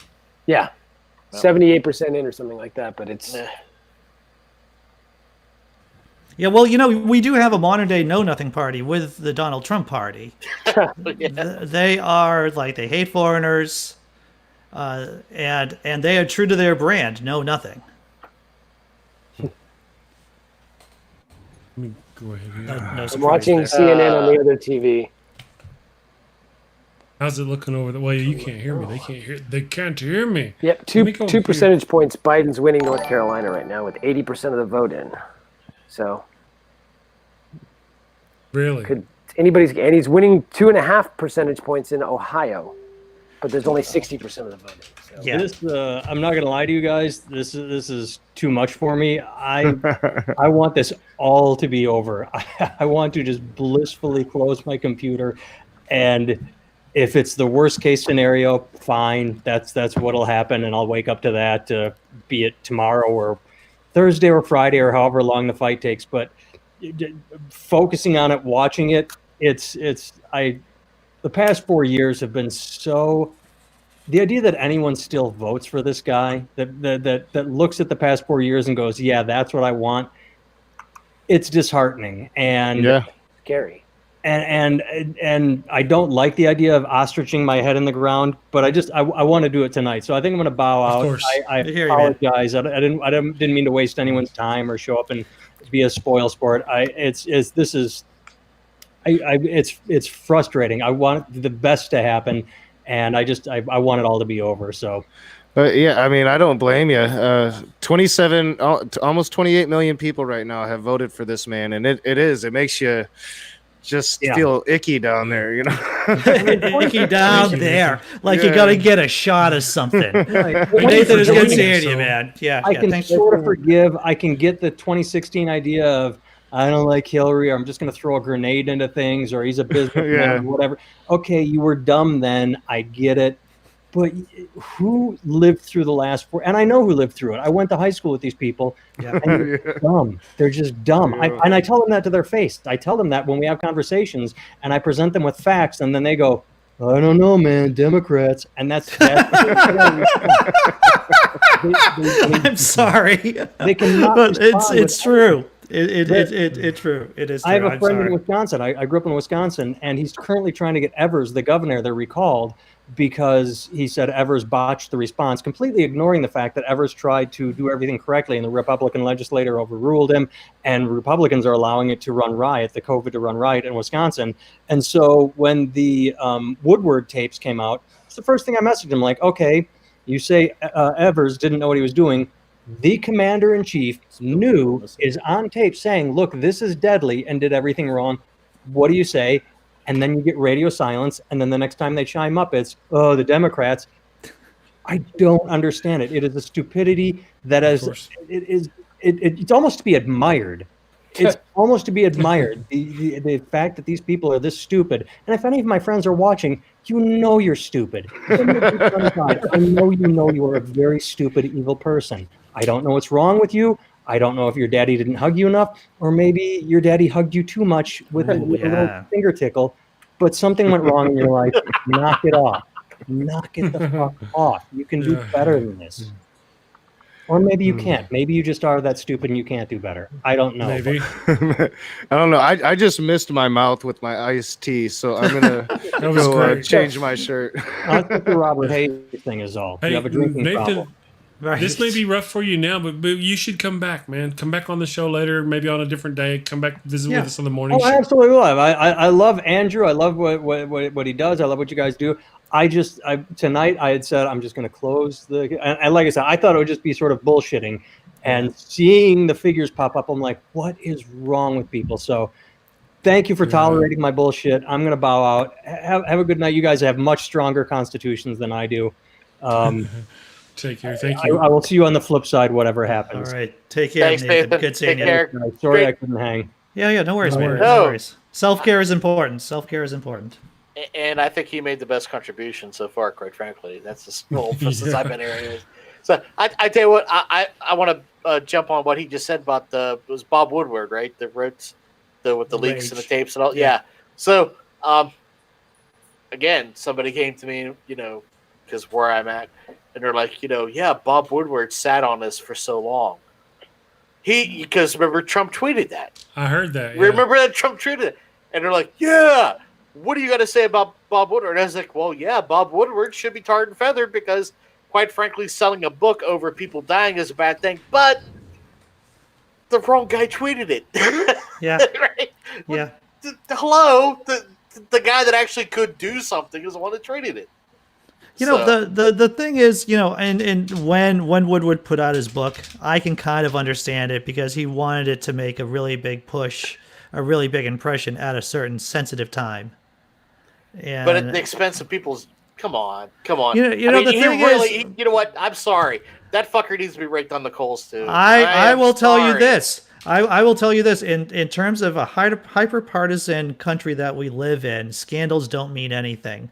No, I'm not talking about partisanship. I mean the fact that the guy heard this from the president. He should have been shouting from the rooftop that this was going on then. I don't think it would have meant anything. I don't think it would have done anything, to Why tell you not? the truth. Because people don't care. People ultimately, and Trump And has they don't power. care now either, and that's the problem. They don't care. Well, if they were going to care, Woodward did it at a time that he thought he could push the needle close to the election. Maybe it worked. Maybe it didn't. We're only going to find out tomorrow. And you know what, guys? I'm going to step off. Well, maybe next week, whenever all the votes are in. And the Michigas is over. I'm going to stop off and get some beer downstairs. I think it's time for me to have a pint or two. Awesome. We'll be here. Or three. And I'll be back, gentlemen. There we go. So they've got some stuff coming in. Let's see what they're doing here with Wisconsin.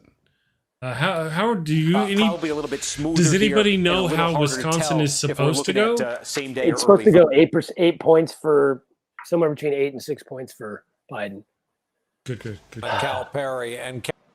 Yeah, I'm not sure if Wisconsin. A lot of these states count their early voting last. Like in Michigan, we count those last. So a lot of these, because I'm looking at a real time map, and a lot of it's just really too hard to call in the Rust Belt right now because it's showing Trump dominating, but that would be in-person voting, and I think everybody expected that.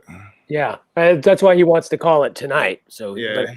Pennsylvania's that way. Pennsylvania, they said they don't even start counting the votes until tomorrow or something, which is insane because it's like 80% of the turnout was mail-in. They should have started counting today. Yeah, I think here in Michigan we had 3 million early votes. So that's a huge part of our electorate that's not going to be voted until what happened today's vote counted first. Which I don't understand why. It doesn't make any sense. Just count it as it comes in. It's like not that. That's hard. I don't understand. Especially if it's against the rules in normal times, we are in special times right now. Right. So I think you should have maybe made some new rules considering the situation. And why I don't understand why it's against the rules anyway. It's like neither do I. It's all the same. Like if you're overseas, if you're somewhere else, you're allowed to mail in your vote. It's not a. Yeah, and we've had different battles. Like it was Wisconsin, I believe. They voted that if your ballot comes, if it's postmarked on time but it comes late, it's not going to be counted. And then in Pennsylvania, I think we had a ruling in the opposite direction of that. So we've had really different rulings in different states, and I think that goes to what somebody was saying earlier. Like it was actually on Granny's stream. I was over on Godless Granny's stream talking to a couple Canadians, and Randolph Richardson was like, don't you think it should be more uniform, across the board? And I think it should be. Well, but here's what I don't get. There's laws on the books that say postmark date in anything counts. If you send a bill in, if you send a legal document in, as long as it's postmarked before the due date, it's legal. So it doesn't make sense to me that it's postmarked 3 days before the thing and it comes in late because the post office, they're not going to count it. That makes no sense. I got my vote in on time. Well, it's not my fault if the post office screws it up. Like I don't understand how that's even relevant. Yeah, and it really shouldn't be, but that's going to be the whole battle. That's going to be Trump's. I'd be surprised if the lawyers aren't out now starting to file. Absolutely. You know. Well, wasn't that the joke last year? Like, what the margin between which campaign had the more lawyers set up in Florida, because that was a concern back in 2016. So, I mean, I don't know where they're posted up now, but I'm sure that's got to be the other. Yeah, looking at this, the real-time map in Florida, it's been stuck at 91% for a couple hours now. Well, I'm looking at it here. I'm thinking lawyers are like down there. They're like, wait a minute, hold up. It looks like Ohio, like Trump's catching up in Ohio now. It's like they're only like 5,000 votes away now. Yeah, 70% reporting, and it is neck and neck. What I'm looking at says 49.7% of the vote for Trump, 49% for Biden. Neck and neck with 70% reporting in Ohio. And I'm not sure, like, when they count their early voting. So every state by state is different. So it's hard to know the rules as you're going through this night, you know. Right. I think Ohio is on time, but I could be wrong. I know PA is like a day late at least. Yeah. We're looking at Pennsylvania's tomorrow, yeah. Or Pennsylvania, yeah. So, but yeah, it's scary. Oh man, and Trump is trouncing him in Georgia. Oh well, there's only 45% in Georgia. How you guys doing? Well, what's surprising, like right now, what I'm most surprised about is the popular vote. Trump at 50.1%, over 30 million votes now, and Biden at 48%. So that's kind of surprising me, and I'm sure that that's going to fluctuate. But just like to what the guy was saying that was just here, like it's sickening to see so many people voting for this dude. Like, like what is wrong with our country? Fear. Here's the thing. I didn't think he was going to gain any votes. I figured, like, if anything, that was where he's at. And also, he's never gone above 45%. How is it that he's getting more votes than people approve of him? I don't understand that. Yeah, right. How are you a 45% approval rate and a 48% vote rate? It's fear. 3% of people that don't approve of him vote for him? It doesn't make any sense. Fear of what? Because Republicans vote for fear. Conservatives vote under fear. And the Republicans are better at selling that message. The Republicans overall are better at selling the message, period. Well, the Democrats. You know, like my friends are really confident here in Michigan. They still are. I talked to them not too long ago. They're still, hey, don't worry about that. You know, we're not counting the early votes yet. But like the last 4 days here in Michigan, I saw nothing but ads saying Democrats are going to take this, they're going to take that, they're coming for this, they're coming for that. All lies. But that's I saw a few Biden commercials, but like Trump dumped a lot of money at the end of everything, trying to get that last word. And hopefully that's that lies work. People believe the bullshit because they're stupid. They're idiots. Again, Republicans are better at packaging their rhetoric because they know how to sell to their base. They know how to rile their base, and their base is all vitriol and fear. And if you tell them that your vote's going to be stolen, that the dead people are going to vote, the illegal immigrants are going to vote, people from out of state are going to be bussed in, all these insane tropes that we hear all the time. Unfortunately, a lot of these people believe it because the credulity of America is overwhelming. And they hear this and they fall into this vacuum, and here we are. So what happens whenever we get all these gay people who are going to lose their rights, and women who are going to lose their rights, and all these other people, the black people who are going to lose their rights, and everybody who's not all those, the left is motivated by fear as well. Hey, good news, everyone. New Jersey is on track to become the 12th state to legalize recreational marijuana. Nice. Yay. Hallelujah. I wonder if New Mexico's involved in all that. It's like one of the greatest parts of my life is being able to smoke weed and not worry. Not worry about getting arrested. Yeah. Chris, progressives don't generally respond to fear like conservatives do. Progressives, like if you get conservatives to feel safe, they'll vote more progressive. So that's what we need to do. We need to make the Republicans to feel safe. So I don't feel safe. I don't either. At least when it comes to a lot of the issues we're talking about. So.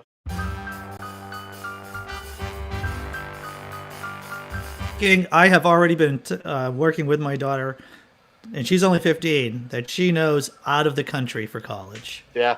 We are hoping for McGill up in Canada, but if she has to go to Britain, she has relatives in Scotland, then so be it. But not here in the States. Shit, I'm about to see if I can swim across Lake Michigan. You're lucky. You are close. You can. The honest truth, like I have a daughter. She's 15, almost 16. If she's been having, she couldn't even concentrate at school today. She was having a panic attack all day long about this. And my thought is like, I don't know what to do. I mean, she's an actor. She has to kind of be here in LA. But if Trump wins and we don't get the Senate, I don't know. I don't think we're going to have another election ever again. And I don't know what to do. At that point, I would like to move somewhere, but it's like, then what do? I just kind of trounce on my kid's dreams because she to be an actor and she has to be in LA for that. But I just don't see living in America after that. How old is your kid? 16, almost. Well, you know, I would look at options before getting crazy. Before getting crazy, I would do some research and development about what other countries look like in terms of their film industry. There are still some bastions of liberalism. I have friends in Washington, so I would say like maybe you don't have to leave the country because that can sometimes be hard. But there are still bastions of liberalism, and we're gonna need good liberals and progressives to fight the fight if we do lose tonight. We're gonna have to fight harder than ever. So yeah, I would say look for just better areas in the country. That would not be Michigan. Well, you know, Netflix Netflix dumped like $10 billion into the Albuquerque area. They also do filming. Oh yeah, you're in LA. Wait. You're there. Sorry, man. Sorry. No, I'm in LA. I'm fine. No, right, but he's trying to look somewhere else. But also Ontario, Canada has a booming filming industry, so you could move out of the United States without denying her acting dreams. Or I'm just saying, just throwing that out there. Vancouver. Yeah, Vancouver's always been a hotbed. That's a good call. Yeah, see, great thing. Andy. Stargate was filmed up there, I think. Andy, I gotta call you out. I meant to call you out the last Drinking Out Loud episode we had. You gave me crap because I said I didn't feel like this was my country anymore. I felt like a foreigner in a strange land.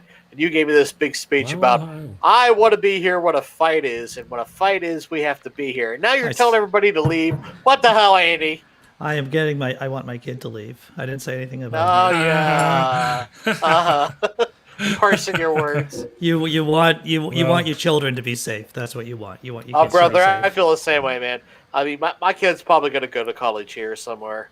Yeah. Actually, MIT maybe. So maybe she'll be by you. So that'll be great. Believe it or not, yeah. Pennsylvania, 51.7. Wow. Hey, there you go. That's some crow I'd love to eat, man. I'm telling you right now. Is it possible that Virginia's going to go to Trump? That's ridiculous, right. dude. Yeah. That is ridiculous if it does. It's crazy talk. How could the poll? They said they fixed all the polls. They've gone through. They've done averages of polls.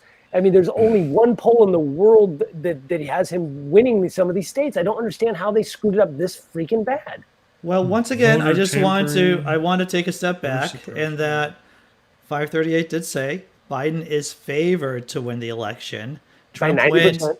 Well, let's unpack that a little bit. Trump wins 10 out of 100 times, and then there is a tie in the Electoral College 1% of the time. And a tie in the Electoral College, we all know, means a Trump win. So Trump can win 11% of the time. That's still not a incredibly small chance. That's not 1%. That's not 2%. That's 11%. Right. I wish I had more to say. I'm looking at Virginia right now. Yeah, because if Trump wins in Virginia, it is clear that there is something substantially wrong with how people poll folks, because 538 has Biden winning greater than 99% of the time in Virginia. That's how much a lead he has. The latest poll, no.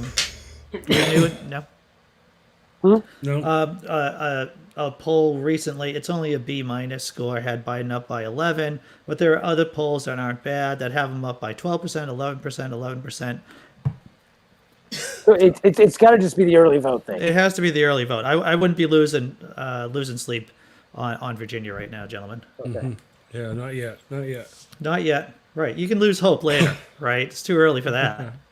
This is not the time to panic. I actually have the time to panic written down over here. Do you? And what time is that, sir? Tell me what time it is to 9:15 panic. my time, I start panicking. That's when the The map I'm looking at has Virginia projected to win for Biden already. Oh, okay.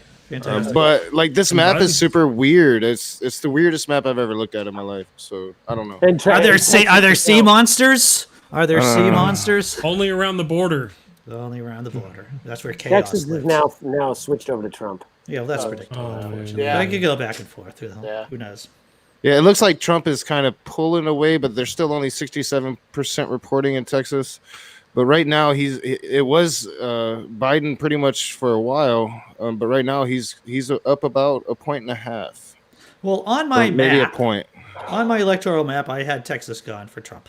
Yeah, I don't think anybody was thinking it was going to flip, but I was hopeful because of how Harris County was reporting. Oh yeah, you're But right I about was that. thinking it's possible. I mean, it wasn't on my map either, but it was my dream. I actually thought Texas would be closer than Florida. That was my prediction. Texas was going closer than Florida. I don't know, man. I had Florida going for Biden. It's almost 5 points now. That It's insane. It's insane. And then, I don't even understand how they were talking Biden was up. Like Biden was ahead in that state, or it was 0.9%. It's 5 points. That's a lot. insanely off. That's a lot. Yeah. Or 3 points. It's like a 5-point differential. It's insane. It doesn't make any sense. How far off were they from the numbers in 2016 to now, too?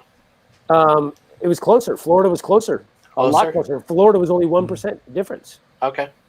It would be crazy if Florida had a wider lead for Trump in 2020 than 2016. It does. It has a wider lead for Trump by 4%.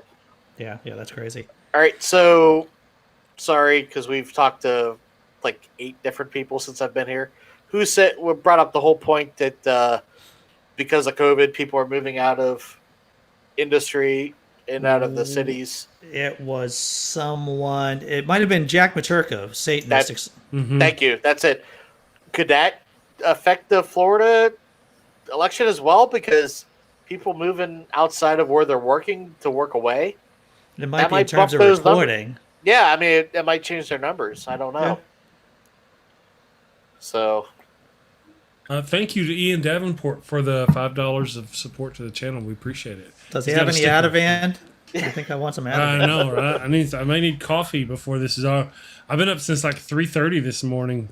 I was up at 3:30 this morning, and then I went You back too. to sleep. And then I went back to sleep after an hour being up. I didn't get to go back to sleep. I didn't. So get you've been my up since nap today. 3:30 in the morning? Yeah. See, I didn't get my nap today. That explains a lot of things. You got to eat a lot of Snickers, then, brother. That's what you got to do. I did. It is. You know, like when the show was starting, was 2:00 my time, which is nappy time.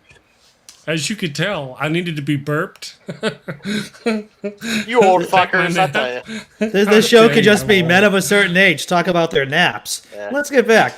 I'm looking at the Sponsored by Metamucil. Yeah, I'm looking at the 538 live blog, and it's this report. It's really tight in North Carolina with 81% of the expected vote reporting per AP. Biden leads 51% to 48.7%. So it is close. Again, how many of these numbers are going to change though from people changing from different districts too? And again, your previous guest made that great point. Because of COVID, which is Trump's problem. Yeah, it's causing all these people to move out of, all these more industrial areas, these more urban areas into rural areas, and they're changing their vote, or at least where they vote, right? So, I don't know. Ian, should we have you on suicide watch, sir? You're awfully quiet. Yeah, I mean, honestly, I don't know, man. I'm getting really. Don't go towards the light, Ian. Keep talking to us. Look, I mean, I honestly, I don't want to be a bummer, but I can survive this. I honestly, I'm really, really, really worried about my kid right now. I feel you, brother. I'm not just worried about her future. I'm worried about her mental state for the next tomorrow and the day after that. The way she was today, this is unfathomable to me that every single reporting said that Trump was going to lose this freaking election. Yeah. No, if he pull, they're like he'd have to pull an inside straight flush, royal flush to even think about doing it. Like, what is going on here?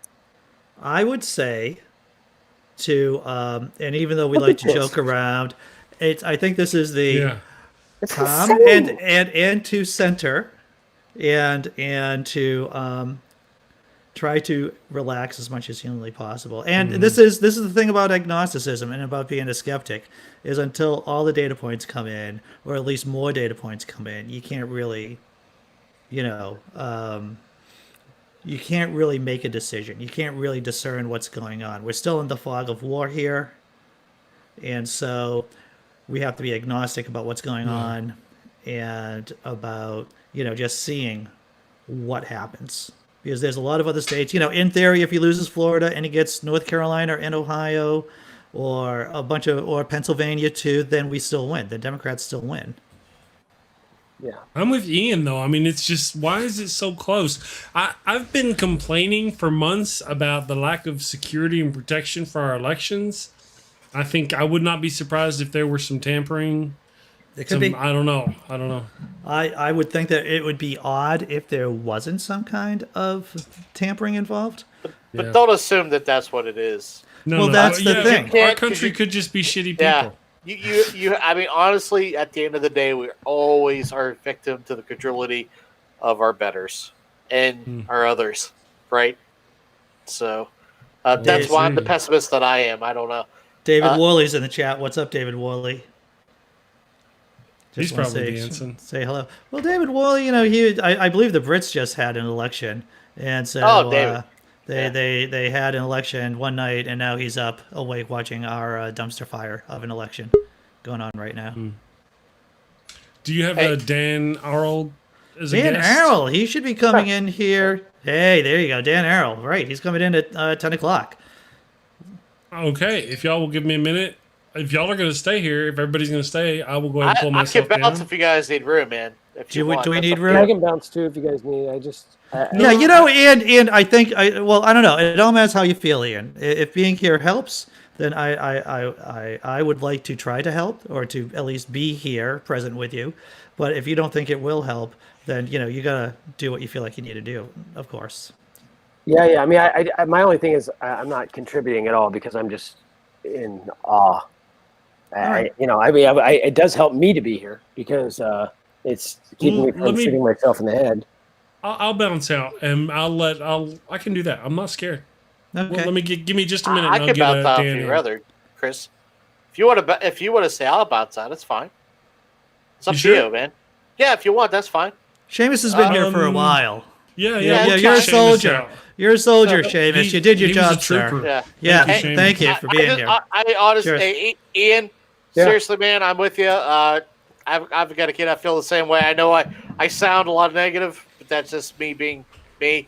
You're a fighter. Your kid will fight. I'm sure things will work out, man. So we'll do this. We'll do this, man. Don't worry about it. All right. Thank you. It's obviously not over, but I'm having the feeling I had in 2016. I understand. So I hope for the best, man, and I'll talk to you soon. So thanks Later, you guys Seamus, for having on, and hopefully talk to you on a better day. Better day. Hey, yep. So long, you guys. See you guys. Later. Wow, Ohio's now way for Trump. Yeah. You got to be shitting me. I don't know what the fuck is going on here. Let me do this. And now there we go, Dan. Hi, Dan. Trump's caught up in North Carolina. Hey, everybody. What's going on here, man? Dan Arrow. Say those leftist things that only you can say, Dan Arrow. I signed on at the wrong time to watch this damn map change pretty quickly. Sir, or are you just exactly the right person to come on to talk about this? Because if there was a voice for the left, like legitimate left too, you would be the person to talk about what's going on here and the problems of the system as it is. Yeah, I mean, honestly, the biggest issue we're having right now is that this is kind of what a lot of us said would happen with the nomination of Biden, unfortunately. Well, that's true. You know, I feel like the country as a whole wanted something different, and it doesn't mean that I think Bernie was the answer. I'm not the guy that comes in here and says Bernie would have won. You're dealing with a populist candidate who is not being affected. What's alarming is that he's not being affected by like nearly 300,000 people dead in a pandemic. If that doesn't shift the election on its own, then there's a bigger root problem that we're dealing with. Because to me, that alone right there should have said, oh, like Biden's going to landslide this, because no country has seen what we're seeing right now. And unfortunately, that didn't happen. That didn't take hold. And part of it is almost hilarious because you have Trump on the campaign trail blaming Biden for how the pandemic's being handled, and they're eating it up, and not enough people are questioning that. Not enough media is sitting there saying, what is he talking about? They're just letting him say it and then saying like, wow, that's weird, and then moving on. And so there's no accountability happening, which is just mind-blowing, that you also don't have a national media holding Trump accountable for this. And I think honestly, like what we're seeing now is what too many of us predicted, was that Biden wasn't going to be enough to drag people to the polls. Mm-hmm. And unfortunately, Biden really put all of his eggs in the, I'm going to reach those moderate Republicans. And that's where he went. And he did a decent job. I mean, he got the Lincoln Project on board. He got John Kasich on board. He went and got those moderates, but those moderates didn't take moderate voters with them. Yeah. He got big name moderate voters, but he didn't get the actual voters themselves. And that's what he needed, if that was his strategy. And his strategy, I think, is just going to prove, I hope I'm wrong. I hope I'm wrong, and that this isn't the losing strategy, but it doesn't look good right now. But before I let somebody else say something, because I've just been talking since I started, I will say the one thing that people should remain optimistic about is that Trump was always going to have an awesome night tonight, because early voting was massive, and there's states still not counting those ballots. Sure. And things will change. And states that right now we're like, oh, those are going that way. I mean, you're playing MSNBC, but CNN was actually showing one earlier where they were saying, here's what we have percentage-wise for early voting, but here's where we expect it to be. And knowing that most of those numbers go to Biden increases his numbers in areas that you don't expect it. So yeah, but when it's saying like 95% in, isn't that all the votes? That depends. So each state's going to be different. And so talking about just tonight's votes. So I don't know what the media is doing when it comes to that. I know some states have different rules. So like California, while we know it's going to go Biden, what you're going to see is that they actually don't count all the mail-ins tonight.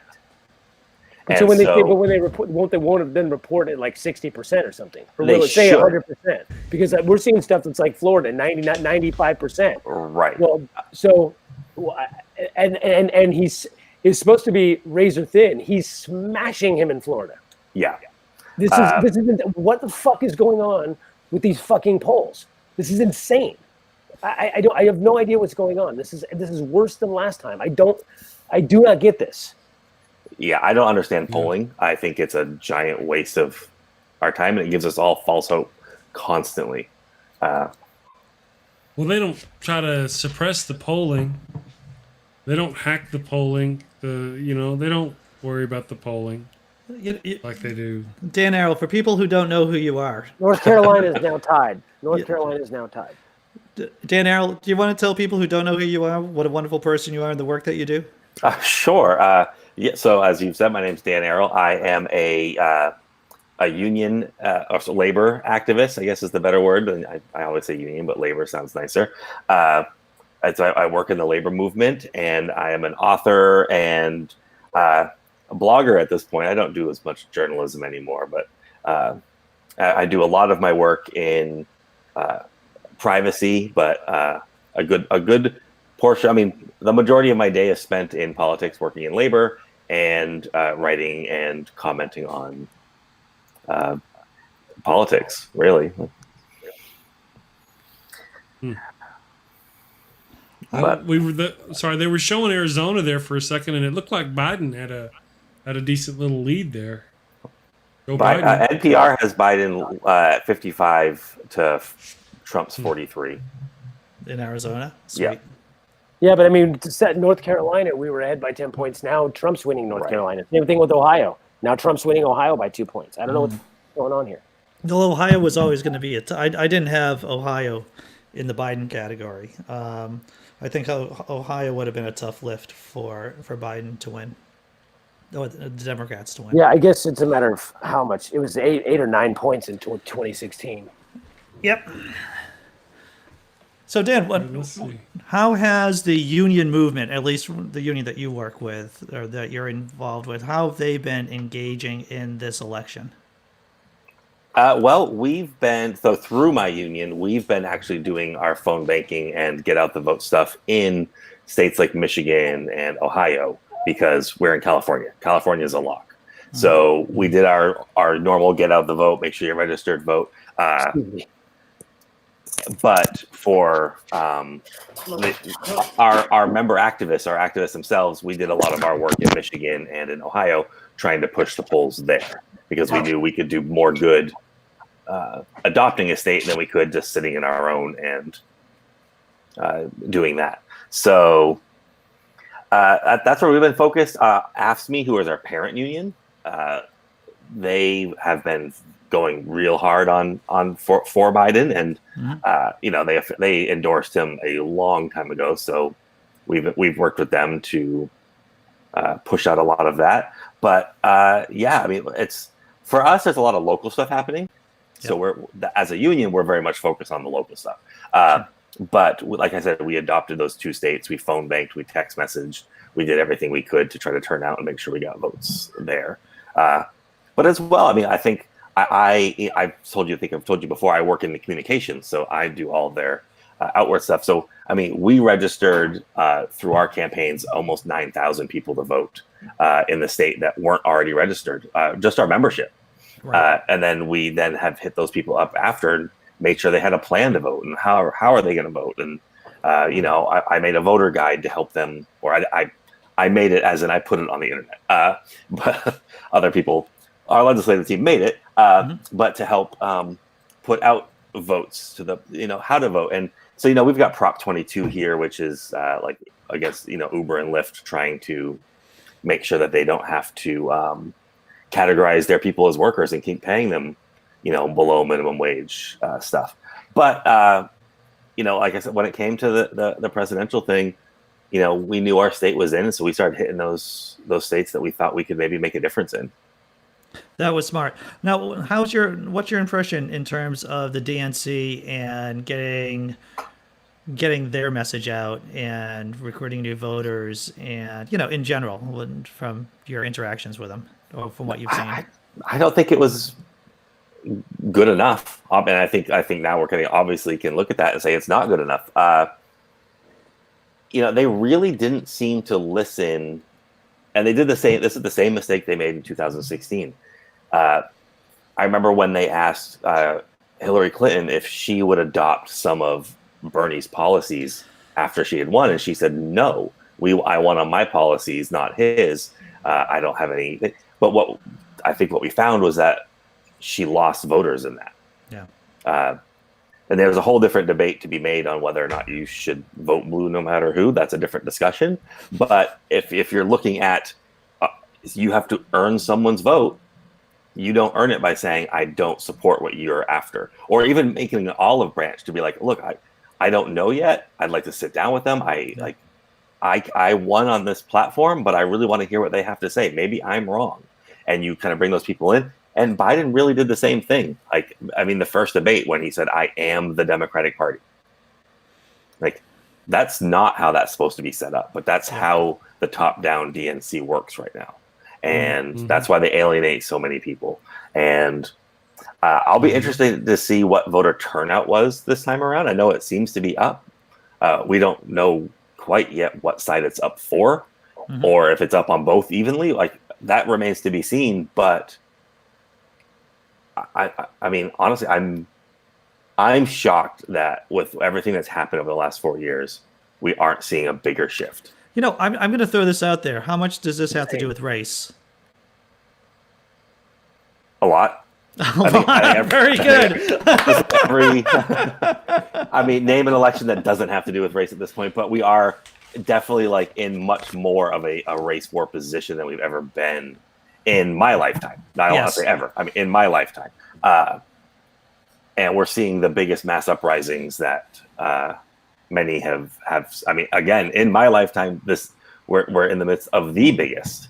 And I can't remember a time prior when there were rallies like this around the country from white supremacists. And yet, I'm sorry. Trump just pulled ahead in North Carolina. I was going to say, and yet the vote is so close. There's so many people marching in the streets. Never in our lifetime have we experienced such a thing. And yet, Trump is hanging in there, winning. Yeah. But I think that speaks a lot to the lost message of those in the streets. When you're in the streets saying something like, we need to defund the police because this is what they're doing to our communities and our lives. And even if you're not for that, which I think we clearly know Biden is not, you don't come out and say, no, I'm going to give them more money. You're now telling those people in the streets, I'm not listening to you. I'm doing the same thing that the party in charge is doing, and I'm shutting you out. And so you're going to lose voters in that. And that's, I mean, but I mean, on the flip side of that, I don't think that's what happened. I also think that if you come out and say that, we know that there are more people that don't understand what that word means. And I've seen guys that are atheist, what I thought were liberal progressives, that voted for Trump because of the word defund the police. I know it. Yeah. I know a lot of them. And I know people that might not have been as progressive as I thought. And I know people that we had to talk off the ledge for voting for Trump. I mean, look at people that I've known forever that have always been at least left and atheists that are voting for somebody who just put a theocrat on the Supreme Court. And to me, it's like, and most of that came from because they were like, we can't defund the police. It's like, well, you don't even understand what that means. So I kind of feel like Biden rode the line where it's like, I'm for reform, but I don't like defunding. But it's like, I think if he'd have said, oh yeah, I'm for defunding the police, I think right now we'd be seeing a landslide for Trump. I think that there'd be those moderates that'd be like, this guy's crazy. I really think that because although I agree with I don't agree with the term defunding the police, but I agree with major police reform and what would be considered defunding the police. I think we're horrible at messaging on the left. And I think that's the dumbest fucking way to have ever put something. And I think that right there losses people. I'm not kidding. Just people I can tell you right off the top of my head. I know 10 people that I thought were progressive. They were like what I would call Bernie bros. They were like Bernie or nothing, man. Bernie or nothing. They fucking voted for Trump. Well, because the thing is, man. The thing is, if you're a Bernie bro, in other words, if you're Bernie or bust, then you're a hop, skip, and a jump to voting for Trump just because of tribalism. Right. I mean that there is on the Venn diagram there are people who are hardcore Bernie people, Bernie bros for lack of a better term, and then there are Trump supporters, and there is a significant overlap. It doesn't make any sense to your forebrain. It's all limbic system stuff. New Mexico. Yay! Yay! Woo-hoo, put one in the win column. Okay, for New Mexico. None of it matters if we lose North Carolina and Pennsylvania. Well, this is true. Pennsylvania, amongst most of the models, was going to be one of the hinge states, was going to be one of the most important states. And like I said before, what if we take Texas? No, it's not going to happen. We're not one of those. Too far away. Okay. Too far away again. Same thing that North Carolina just went like whoop, just like that. I mean, there's still more to count, but it's going the other direction. It's about momentum. And, I mean, Arizona, there's a possibility that we win Arizona, but I don't know. Yeah, Kelly's looking like Kelly's going to win. Yeah.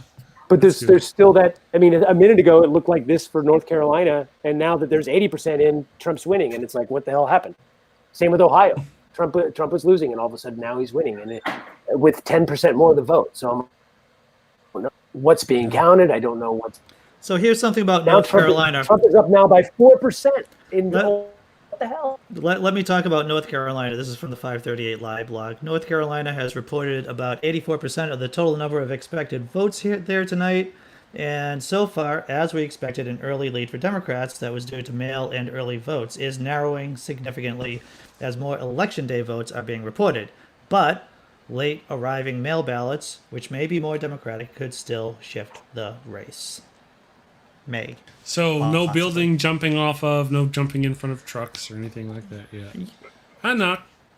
Yeah, I'm not an advocate of jumping off of bridges before it's time to kick someone in the nuts. Well, I honestly think we're sitting pretty. A lot of the early voting is going to go Biden's way. I think we're fairly confident of that.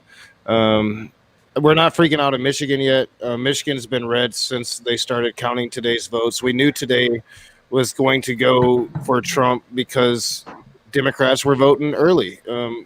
All of my liberal friends voted early. The only reason I didn't was because I got COVID-19 and now I have antibodies and I didn't have to worry about it.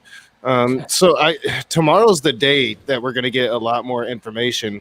And tomorrow's the day that we're going to start seeing whatever dirty moves Trump is going to start putting down.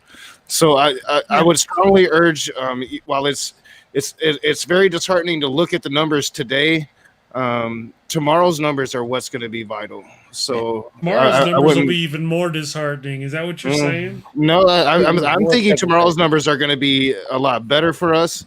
But what's going to be disheartening is going to be Trump's reaction to that. Well, it's going to be close enough for Trump to try to do some massive cheating and make a big push. I think it's obvious that we're not getting the blue wave everybody thought we were going to get. We are not getting the blue wave. There's not a red wave either. I mean, it's just it's too. I don't know. Miami-Dade County, there might be a red wave going on there. We'd have to see what's going on down in Miami-Dade County. Can we have hear to what be he's an saying real autopsy. quick? What's that? What is he saying real quick? Oh, you want to click it over, Chris? Yep. Give me a second. Same-day vote, and that's true. Overall, statewide, the same-day vote is very lopsidedly going to Trump right now. However, in Wake County, of the same-day vote that's been tabulated so far, 60% of it's going to Biden, 37% of it's going to Trump. So there is a giant pool of votes there in Wake County that just came down a little bit. So you see that added to Biden's total. There is a giant pool of votes in Wake County, for instance, where Joe Biden does figure to actually make gains here, which he needs. But you could just see, I'll put the bubbles up again. You can see how big Wake County looms right now, how large that looms.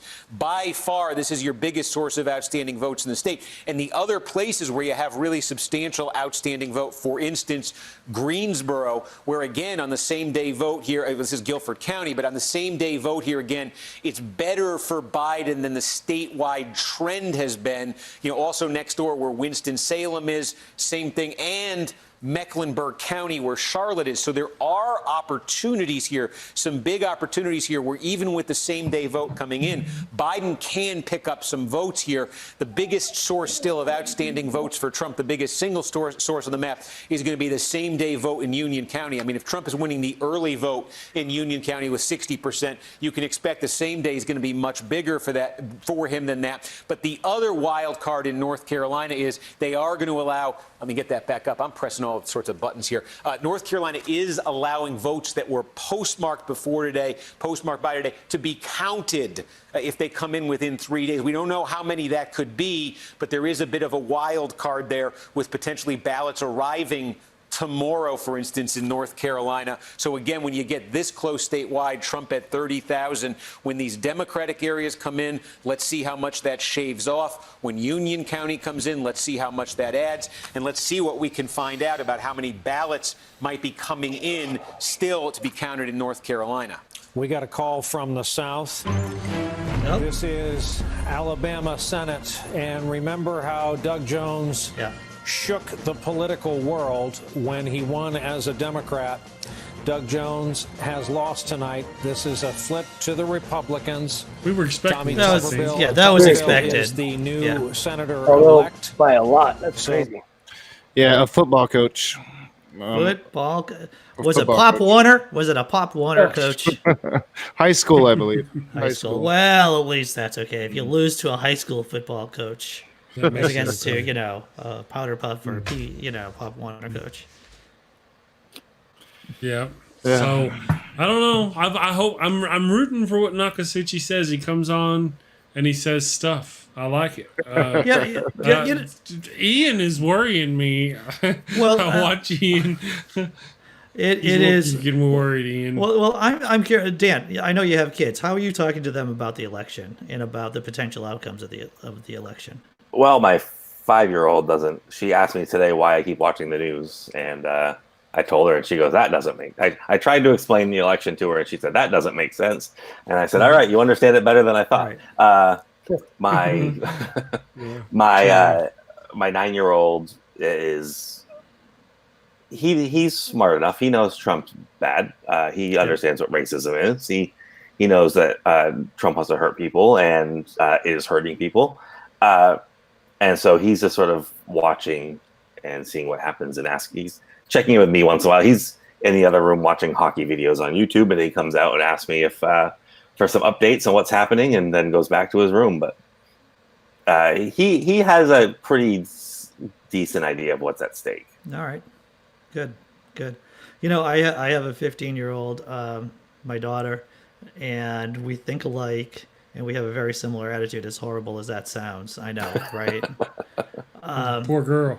But I think from a very early age, I wanted both of my kids, to be fighters to some extent. Psychologically resilient.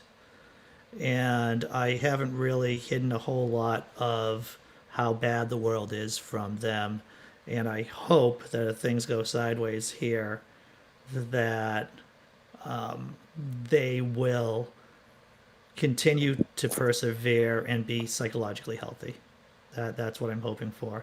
But I don't know. It's parenting is a mystery. That's what it is. Just like everything else, to tell you the truth. It's a mystery.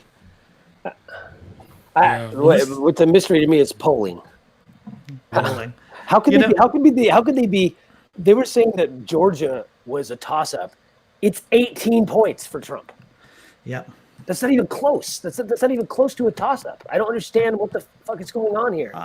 Well, it depends on what's been counted. So, I'm seeing 56% reporting. If you're not really getting numbers out of, say, like Atlanta, right? And I'm not saying we haven't yet. Maybe we have, and it would be very disheartening. But if you haven't, then once you start getting Atlanta numbers, then that Georgia number is going to get a lot closer. And I think everybody on the ground, even today, you don't have to look at the polling. Everybody on the ground in Georgia was saying Georgia's a toss-up. So I do expect that Georgia's going to tighten up at some point once you start getting into the cities. What I have told my children is this story about Ulysses S. Grant, and I watched the Civil War series, the Ken Burns Civil War series again recently with my girlfriend, and Ulysses S. Grant had what's called 3 a.m. kind of bravery. He could be woken up at 3 o'clock in the morning and be told, "Well, General, they just turned our flank," and he'd be cool as a cucumber. And that is one of the things that I try to aspire to, even with all my comedic panicness and joke throwing, is that I want to have something like what without the alcoholism, of course, of Ulysses S. Grant, but the ability to wake up at 3 o'clock in the morning in the midst of a disaster and say, "I think I got this. I think I'm able to navigate this." Well, say that to yourself in the morning when you wake up. I may not wake up. I might just go all the way through the night, Chris. I might go through all the way. You got to leave me open to this stream until 9 o'clock in the morning when you come back on for the show. You should think about that, sir, because I'm that kind of crazy. I'm not expecting that I'm going to get much sleep tonight. I think I'm going to be up and down. It's going to be a long night. I haven't even thought about tomorrow's show. I guess there's going to be crying. My eyes will be all puffy. You don't know what you don't know. I mean, and I don't know. You don't know how it's all going to shake out. That's true. I was really counting on a blowout. What were you saying, Dan? Go ahead, Dan. Sorry, I checked in on Atlanta. They are 32% reporting, so they've got a long ways to go. Yeah. Biden's got quite the lead there, but they're still quite behind. In the other areas that Biden has won, that's given him where he is, they're all at 100%. Oh, yeah. And so that that sort of sets and they're much smaller. Like he won Jefferson County, but that population's only a little under 16,000. Yeah. And then, so he's winning lots of small counties, but you've got, Atlanta sitting there, and that's almost a little under 1.1 million. Okay, we got something here they're going to tell us. Let's see if a thing. All right, 75% of the estimated vote is in, and Joe Biden has an impressive lead right now, a lead of more than 208,000 votes, 53.7% to 45%, 11 electoral votes. Okay, they scared me. Sorry about that, Dan. Carry on with your wisdom, dropping knowledge. Dropping knowledge. I was just saying that with a million other people there, they have that room to make up some numbers. Yeah. Now, is that enough to win it? Yeah. Hard to say because there's so many other counties that aren't counted. But like I said, all those counties are so small that, I think it's Fulton County. It's a that can sway it. He's not winning by that much. And the thing to remember about Georgia too is their freaking governor, the governor has cheated every election he's been a part of since he's taken power. Like he's being sued by the NCAA right now for cheating in the 2018 midterms. Georgia's it's going to be a mixed bag, and we're going to see how many votes they're able to repress. Because if they can get rid of enough of the black vote, then the Republicans are going to win in Georgia.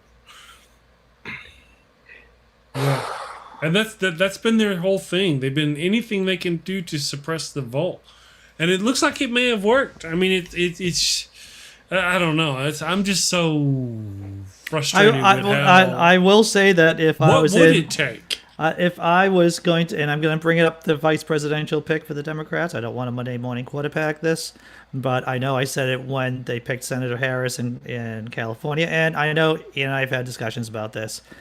Is that I would have picked someone not from a safe blue state for a vice presidential pick. I don't know who I would have picked, but I would have gotten someone from a purple state, from a swing state. Yeah, well, Biden's up by a little, but not enough to make me happy for sure. There's just too much at stake right now. No, there's too much chaos on the board right there. Yeah. You don't know. Yeah, I might need to bow out, guys. I'm going to have a heart attack. Ian, I appreciate you being here, and if you feel that this helps you, by all means stay. But if you feel like it doesn't help you, then by all means bounce out too. Yeah, come back if you want. Yeah, later. And who knows? We could be streaming until 9 o'clock in the morning. I don't know. It's a crazy day. Oh my God, this is just too stressful for me. All right, brother. Well, look at that. Now he's ahead by 0.8 in North Carolina. This is just unbelievable. And maybe it's best just to get some sleep, brother, or to get some, Ambien or something and ride it out. Yeah. All right. Thanks, guys. Sorry for being a downer. Thinking of you. See y'all. See everybody. No worries. Thank you, Ian, for stopping by. Have a good one. Appreciate you. Good seeing everybody. Take care. Yep. It's a hard night, I mean, 2016, Jack Maturka and I was a lot more drunk. I'm not even drunk now. And it was, even though I predicted that Trump was going to win in 2016, actually seeing the disaster in front of me unfold was emotionally difficult. I'm not going to say it wasn't. That's how I feel, because I said the same thing about this one. Even my wife last night, she said, "Are you stressed about tomorrow?" And I said, honestly, I'm not. And I think the worst part is because I think Trump's going to win again. And I went over all the ways that he can lose. But I feel like what makes me not optimistic is 2016. Yeah. And how much that was a shock. That was one where I honestly thought Clinton would, in the end, landslide it. Because how do you not? At that time, like, how do you not landslide that election? And how then do you not landslide this one? But then, but now that we've seen, how do you not landslide this one? Is this you don't like?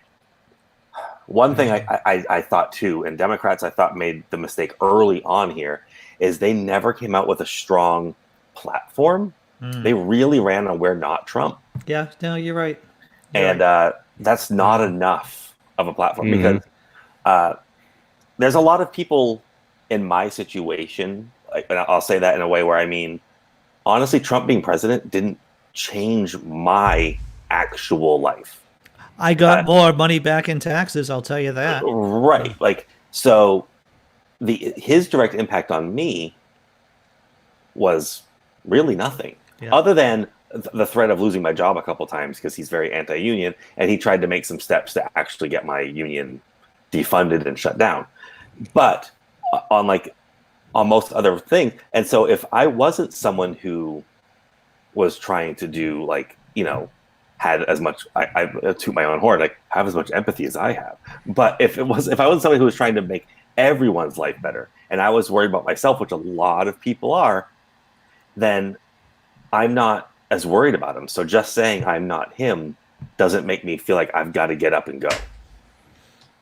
Yeah. They didn't reach a lot of those voters by saying, because, if I think, okay, the one thing I actually do need is affordable healthcare. And that isn't really going to be met by Biden. It's not going to change. What I mean is, Trump hasn't done anything really to hurt my healthcare. He hasn't done anything to help it. But Biden doesn't really want to do much to help me in my situation or those underneath me. Yeah. And so there's no fire there, and that's one issue for me personally. And then you got people who are in, they're out of jobs, they're doing this, they're doing it, and you don't have him firing up a base to say, here's how we're going to change the country. Really, their change was, it's not him in charge now. There wasn't a lot of, we're going to close the ICE camps. I didn't hear that once. Yeah. And so because one thing I said today was, look, if you voted today or before, all your job in the presidential election is over. There's nothing else you can do once you cast your ballot. You're done. You can go home and watch. And especially now that the polls are closing, there's even less you can do. You can't even urge more people to go vote. Yeah. But what we do tomorrow and the next day, no matter who's president tomorrow or let's say January 20th, we still have cages of children. We still have camps that need to be emptied. We still have police shooting people without consequence. We still have people who are dying of healthcare. We still have food insecure families in this country. We still have work to do no matter what's there. So that's what we have to be focused on. Now, the reality is, I would rather do that under Biden. Oh, by far. Totally agree with you on that. And that's the thing here. But the job doesn't change, unfortunately. And so I think a lot of us are looking at the local politics. Can we change things locally? Like we saw in 2016, sanctuary cities became a big deal, and we voted to make sure we kept people in who were advocating to say our city is going to be a safe place. We will not allow ICE raids here. We will protect you. I live in California, where I can we have it pretty good here in that regard, but we've got to keep pushing that fight. But the thing is all those things I just mentioned that we have to fight for, Democrats didn't put those on their ticket. They were absent. I know Ian was very upset with the whole messaging of defund the police and thinking that was the wrong way to go. I wanted to let him have his piece and not get into a big debate on this. I understand. What I would say, and I don't mean to debate him now that he's gone, is to say I felt the opposite of that. I see what he's saying. He thought you were going to hurt the moderates. I think I think Biden first alienated much of the left of center Democrats by saying, no, I want to give them more money. I thought that was unnecessary. But then also, and you've mentioned this too, it was another flaw in picking Harris. It was. Where I do agree with you. I think picking someone in a safe blue state was the wrong choice, because what you're doing, like you just said, he's already won California. Yeah. What's the difference? Why are you doing that? He won California before he was the nominee. Yep. Picking her doesn't add something to his ticket. Other than the fact that he said that. I'm gonna pick a woman, which, as commendable as that is, and he should, there are factors in picking a running mate that should be real life factors, and that is one of them. But also, where are they from? But what do they bring politically to the ticket? And what she brought politically to the ticket was the opposite of what everyone is yelling that they want. Right. Calls herself top cop. She helped fill prisons in California.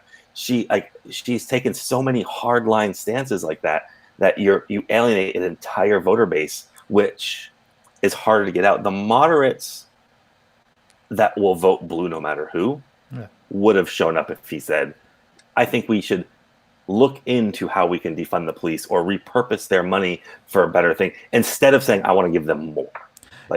He handled it badly. Just with Harris, even if Harris was from another state, it would have done better, because vice presidential candidates, from what I've seen of the research, and correct me if I'm wrong on this, they don't do anything unless they are from a particular, within their own state. They move the needle like 2.68% in favor of the ticket.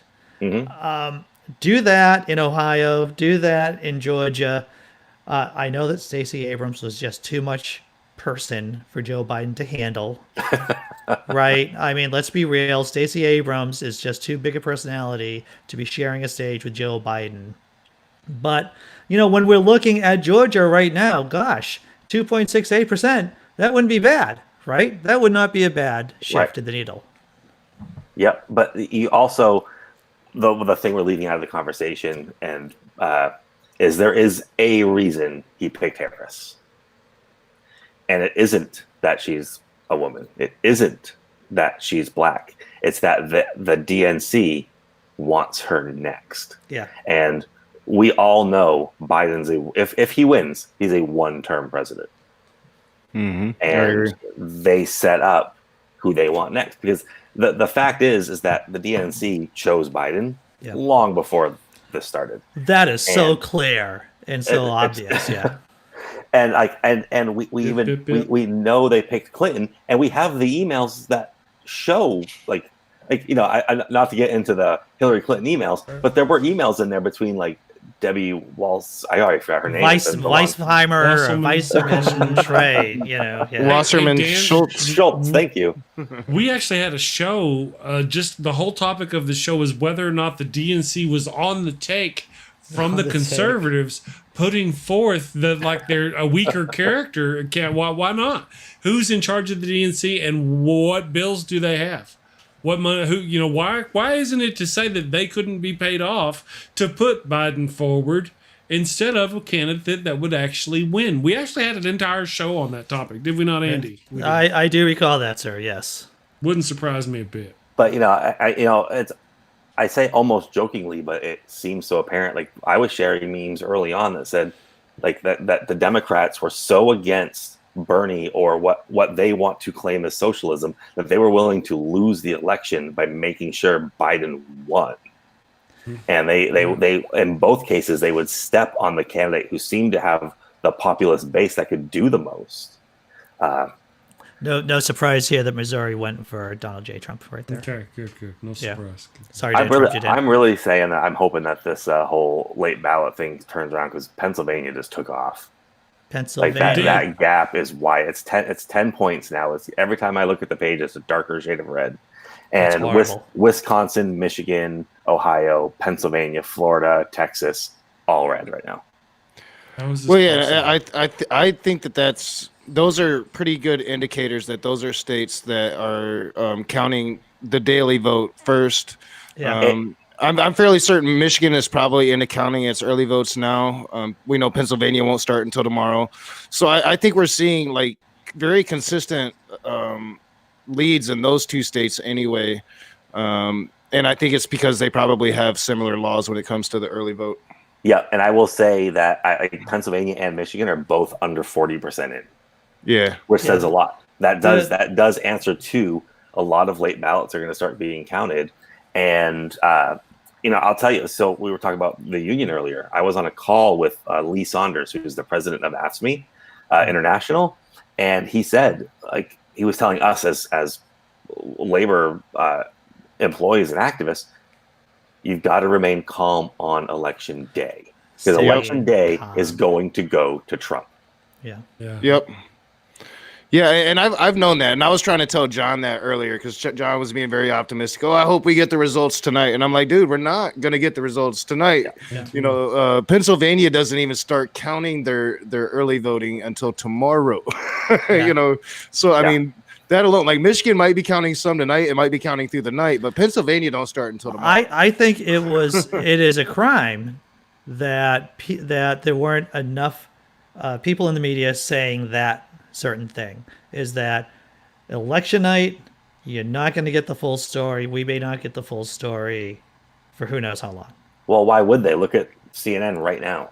Look at MSNBC right now. It is like the Super Bowl. They've got how many screens going? How many things? They've got pundits going here and there, and they're touching screens and drawing circles. This is their moneymaker. This is their moneymaker. Exactly. This is huge. This is a huge night for them. To stretch that out over a few nights where there's not a lot happening. And let's be honest. It's almost as if capitalism is the problem, Dan Arrow. Can you talk to me more about that? I don't know if I know anything about anti-capitalism. Does anybody think CNN would be sad to see Donald Trump win tonight? Like what's going to bring more ratings? 4 more years of Trump or 4 years of Biden? Honestly, Biden's going to be Sleepy Joe for a reason. Yeah, no, I think if you're looking at it from that perspective, for sure. Like, and then not that. I mean, no, I'm going to take that back. I was about to say not that the media has much say in the election, but never mind. I completely walked that thought back because they have everything to say in the turnout of the election. Yeah, I think the reason why, but we're also used to getting results that night. We are. We're like, I mean, there's the anomaly, like, what was it? In 2000, we didn't get the results that night. That was an anomaly. And that was weird. Like, we all were like, wait, what? What do you mean we don't know? Like, and then there was like this period of like, wait, like, how do we function as a country with an acting president that we don't know who the next president is in 2 months? Like, there was a weird time.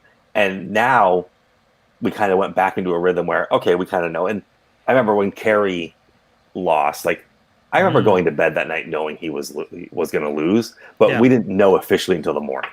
Yeah.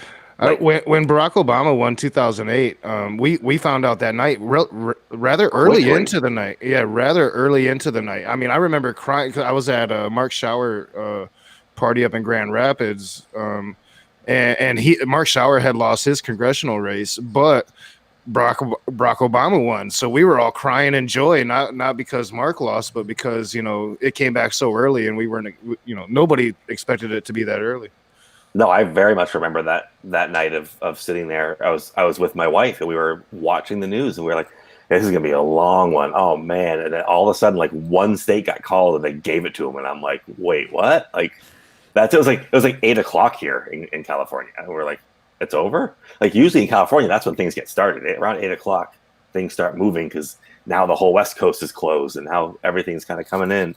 And but it almost happened the same the next time in 2012. I remember early results. Every single time that we have a state that it looks like Trump is in the lead, that he shouldn't be in the lead in, I'm going to ask you to repeat exactly what you said about, hey, we should all be keeping calm.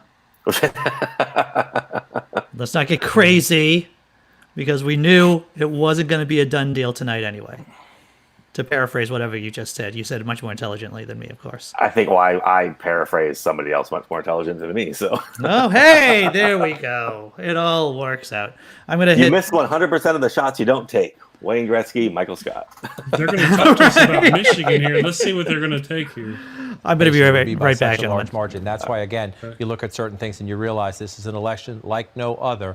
We're counting votes in different sequences, so we have to be careful as we go. If you're the Republicans, your Trump campaign, you're looking at the map, you think it's great. But remember, let's come in here. As David noted, Wayne County, about 28%. This is Detroit and the suburbs around it. By far, it's about 18% of the vote, 18% in a high turnout election. It could be a little higher than that. 147,000 right there. Let's just go back in time. 519,000 votes for Hillary Clinton 4 years ago, and Democrats were disappointed. The turnout was down in Wayne County compared to 2012. But remember, so you have 519,000 then. This is a higher turnout election. We know that. Maybe the president wins Michigan, but the numbers are going to go up from that. And so when you see that's where you are now, you know that everybody just needs to slow, and we need to count more votes here. So let's move up to Oakland County. Again, Joe Biden leading. We think a little bit more of the vote in here. But again, 233,875 leading. Let's just go back and look at it here. Again, we think turnout is higher this year. Secretary Clinton was well above that in this county. And so we just need to wait. We need to let the vote come in. Let's move over to Macomb County. President carried this county 4 years ago. Again, key blue collar. It's a laboratory for so-called Reagan Democrats. Political scientists study it. The president won it 53% with 224,000 plus votes. We come over here now. Again, he's leading. It's a higher turnout election. We're only at 143,000 votes. So we just need to slow down and let them count the votes in Michigan. And again, there's a possibility we don't get them all tonight. So you walk out through and just look at the map here. You come back to 2016 and you see over here, for example, Hillary Clinton won along the border here. It's a smaller county, but you just come back and look in 2020. The president's leading there right now. But again, 43% of the vote in. Just want to move around a little bit and see what the votes are. You come to Kent County. David mentioned this. This is Grand Rapids. It's red right now. Democrats think they can do some business here. Come back into 2016. You see it was 48 to 45. This is another one of those suburban battlegrounds we're looking at. The president won the suburbs narrowly 4 years ago. This is a textbook case of that, 48 to 45. Democrats think this time it will be different. In the vote so far, about half counted, 54 to 43. So we'll see. This one stays red throughout the night. That bodes well for the president in Michigan. But we have a long way to go. And it's the same story when you shift over here to Wisconsin, about 40% in. But I just want to come down to look at the major thing here. Milwaukee, you see Joe Biden with fewer than 100,000 votes. That tells us, Wolf, a lot of counting still to do. We all just need to be patient, relax, get through it. We certainly will. We've got some more projections right now. All right, let's take a look at this. CNN projects that Joe Biden will win the state of Illinois, will win 20 electoral votes in the state of Illinois, beats Trump in Illinois. Trump beats Biden in Missouri, 10 electoral votes in Missouri. Trump wins in Missouri. Let's take a look at the Electoral College map right now. And here's where it stands on the road to 270 needed to win. Biden now has 118. Trump has 105. 118 to 105, 270, the magic number. The presidential race is moving to the west right now. We're counting down to 11 p.m. Eastern and the biggest electoral prize of the night. We're talking about California. The polls are about to close there, as well as in Idaho, Oregon, and Washington State. Those states have 78 electoral votes of the 270 needed to win. Joe Biden is counting on blue California to push him closer to 270. Let's get a key race alert right now. Let's start off in Michigan right now. 38% of the estimated vote is in Michigan. Trump still maintains his 240,000 vote lead over Biden, 54.7% to 43.4%. Lots of votes outstanding, though, in Michigan. In Pennsylvania, 37% of the estimated vote is in. Trump has 344,000 vote lead over Biden, 55.9% to 42.7%. In Wisconsin, 40% of the estimated vote is in. Trump has a narrow lead, 21,000 vote lead over Biden, 49.9% to 48.4%. In Georgia, 59% of the estimated vote is in. Trump seems to have a pretty comfortable 372,000 vote lead over Biden, 55.4% to 43.4%. Let's take a look at some more states. We're getting some more key race alerts in Arizona right now. 75% of the vote is in, and Biden has a 208,000 vote lead over Trump in Arizona, 53.7% to 45%. In Minnesota, 38% of the vote is in. Biden seems to have a pretty comfortable 290, almost 291,000 vote lead over Trump in Minnesota. In Iowa right now, 42% of the estimated vote is in. Biden has a 112,000 vote lead over Trump, 56.4% to 41.8%. Let's walk over, as we like to do, John King at the Magic Wall. We're watching these states. You're looking at counties over there, and you see what's going on. I was reading three things real quick during that I think I'll share before I have to bow out and put the kids to bed. Certainly. But and this speaks to something we've said, but now I want to read it from the New York Times because most people will think it's more reputable. But in Pennsylvania, it says officials have said they expect most votes will be counted by Friday, November 6th. If there's a significant number of mail-in ballots outstanding at the end of the night, the reported totals could be relatively stronger for Republicans. And so what we're seeing now aligns with that, is that they have, it's 55 to 43%, but if you're still waiting on who knows how many hundreds of thousands, if not millions of ballots to be counted, then you're waiting. Wisconsin has said that in Milwaukee, they don't believe that they will even have results to put out until between 3 a.m. and 6 a.m. Interesting. They're the last ones to report, but they're also, I don't know Wisconsin that well, but I think Milwaukee's probably the biggest city there. But so then you have an entire maybe blue area of a state who isn't even going to be reported until 3 to 6 a.m. So I'll see those results when I wake up if I go to sleep. So that can shift a lead that's only a 2% lead for Trump right now. All right. And then Michigan is the same as Pennsylvania, where they've said up until they will be counting until November 6th, and that until then numbers will strongly favor Republicans. And so I think if there's one message to take home, it's the one that we said earlier: don't panic tonight. Tonight was always going to belong to Trump because Democrats are going to mail in their ballots. They have more of a trust of that system. They trust mail-in ballots. Trump spent his entire time telling you mail-in ballots were evil, and so they're all lining up to vote in person. And so you're going to get those results instantly, and some states don't count those mail-ins quick. So I think what we've learned here is stay calm and then fix that system that counts mail-in ballots way faster if you want to have CNN making all their money in one night. Dan Arrow, thanks for coming on. You are always wonderful to talk to, and you help the conversation quite a bit. Well, I'm happy to come on. I'm glad you had me, and I said I'd stay for half an hour. I stayed for almost the full hour. It was. Brother, I know how long you're here for. Yeah, definitely. Time well spent too. Time well spent. Great. Well, thank you for having me, and I'll be checking in on this throughout the night to see how you guys are holding up. All right, man. Thank you. All right. Take care. Take care. Have a good night. Chris, did you just have to wake up? Were you like napping off over there? No, it's like my normal nighttime things. Take my pills, and but we're gonna be up for a little while. And I've got the nervous munchies, so I'm fixing to go hook myself up with a little burrito. I'm gonna sit here eat it right in front of God and everybody. I just got I still have a whole bunch of Chinese food staring at me right over here on the plate, and I know there's more downstairs, but I am trying to refrain from self-medicating with Chinese food. How you doing, Mr. Rage? I'm hanging in there. I'm checking out the maps, and yeah, it's I think Biden can't concede. He's gonna have to stay the course. I think we're gonna be in it for the long haul. I think it's gonna be a few days, yeah, like from what I'm looking at, Florida hasn't moved in hours. Yeah. So Florida's always like that. I mean, we're not gonna know about Florida probably till the early morning.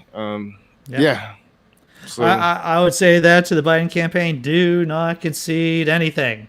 Yeah, nothing. Don't give an inch. Just hold your freaking water. I'm still interested to see if we will see Trump tonight, though. I haven't checked his Twitter feed in a while. Dude, so I will tell you this: I would put money on right now that Trump will come on claiming victory, because that's what I would do if I was him. Not the, obviously I won because look at all the votes I've gotten here on election night. I would totally say that I won the election and then act as if I did. Somebody must have taken his phone from him because he hasn't tweeted in 4 hours. So well, he's, he didn't think he was going to do this well. He didn't think he would win in 2016. He didn't think he'd be doing as well right here and right now. So he's crapping his pants, thinking to himself, oh my God, I did it twice. That's what he's allowing himself to think now. Yeah, and he's too stupid to know that as the last guest said, this was going to happen all along. Just like Messenger reveals this in my side chat, it's quite beautiful to see the Trumpers aligned, making the same mistakes that we made in 2016, jumping that gun, getting so excited, and then when the heartbreak comes, it makes it that much worse the longer you wait for it. So yeah. Well, once again, I talked about it this morning so many hours ago, is that being involved in this process, being on the Daily Atheist Morning Show, I think has helped me grow as a skeptic because it has made me more comfortable with saying, I do not know, I am not sure, I'm going to wait until the data comes in. Mm-hmm. And yeah, that's where I'm at, and if anything, Dan helped me with that, saying, hey, There's a lot more information coming in. There's a lot more data points coming in. Just calm your tits. Calm your tits. I really think it's easy to do because 2016 happened the way it did, right? So it's really easy for us to slip back there. It's happening again. I can't believe it. And we just have to be patient. I still am very optimistic that we're going to have the last laugh. I think the Senate is farther away than we want it to be at this point of the night. But I think that it was an easier path for Biden to win the election. Trump had only a couple really narrow paths. If he wins Florida, that's going to be huge for Trump. It'll be huge. So, and it looks like he might win Florida, but at the same time, now it moved and 97% reporting, and it looks like he's probably going to take Florida.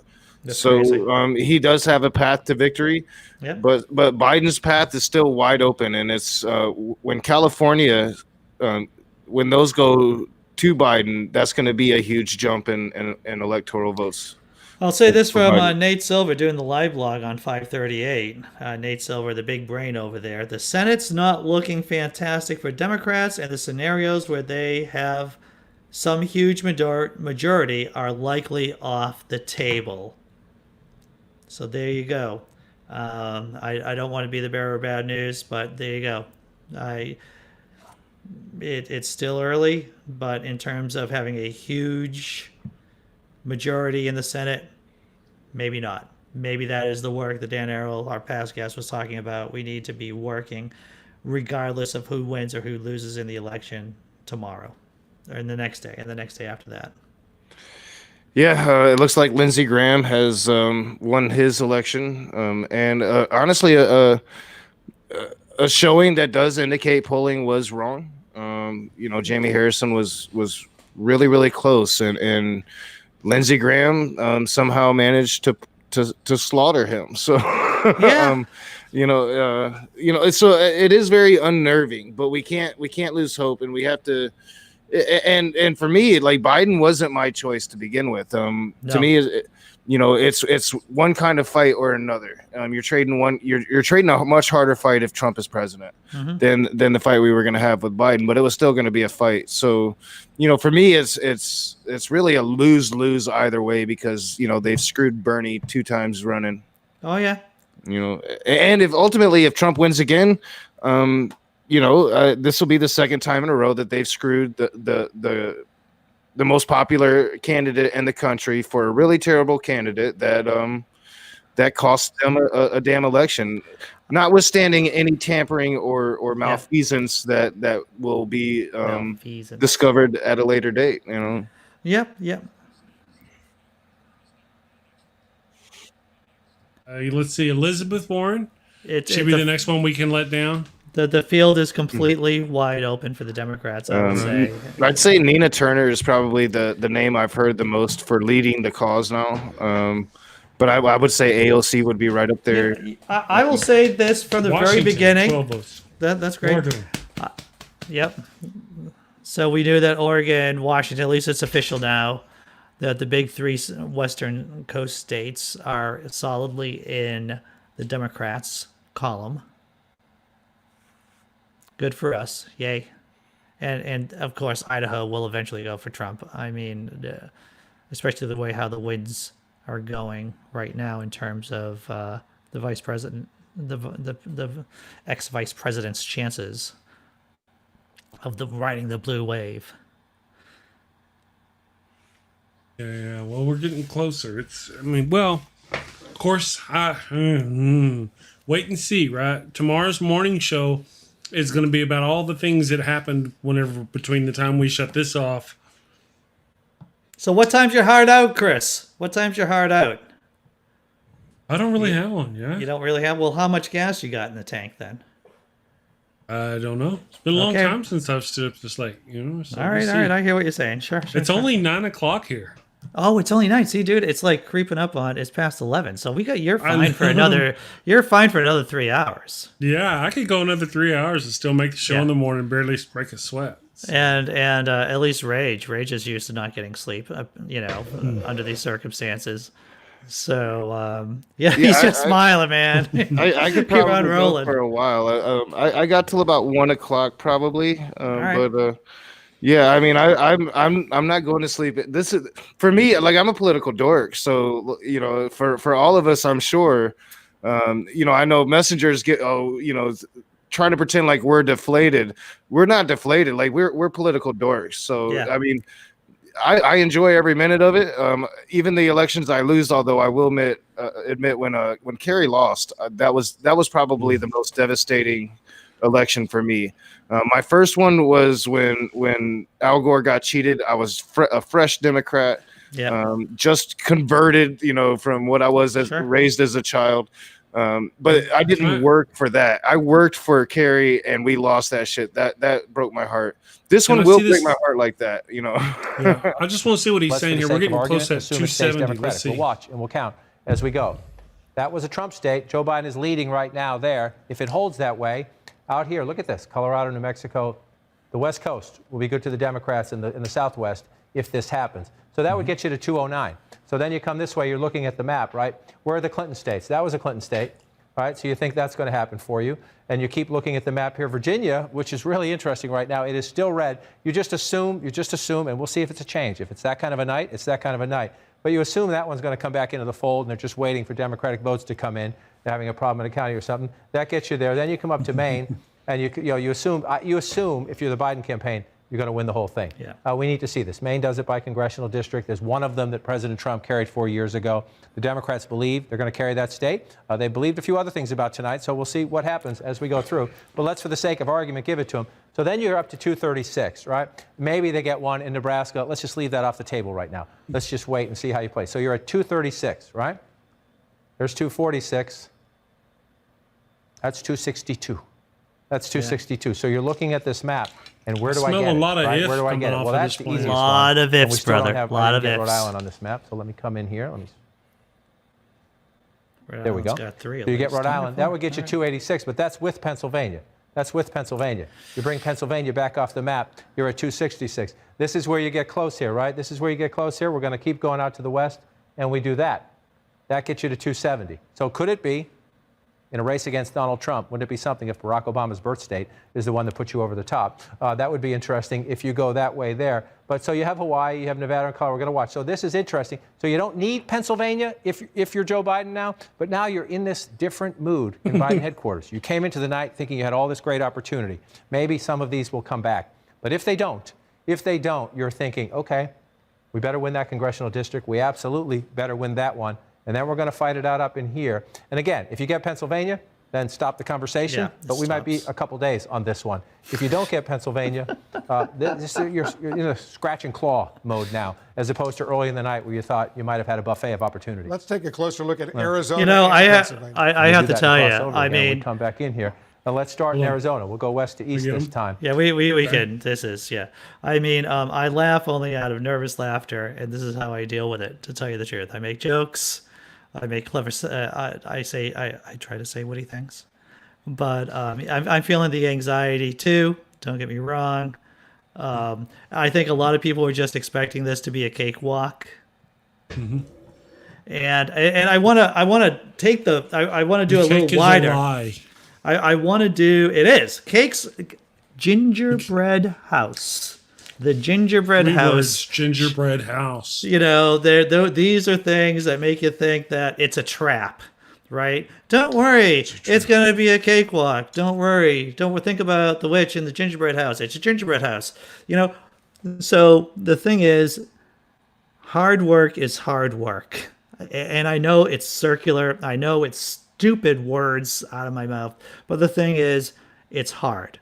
To take a wider aspect of this, a wider view, is that we're in a society right now that's going through a lot of demographic changes. Very few societies have been able to make a transition from one racial group in power to another racial group or groups in power.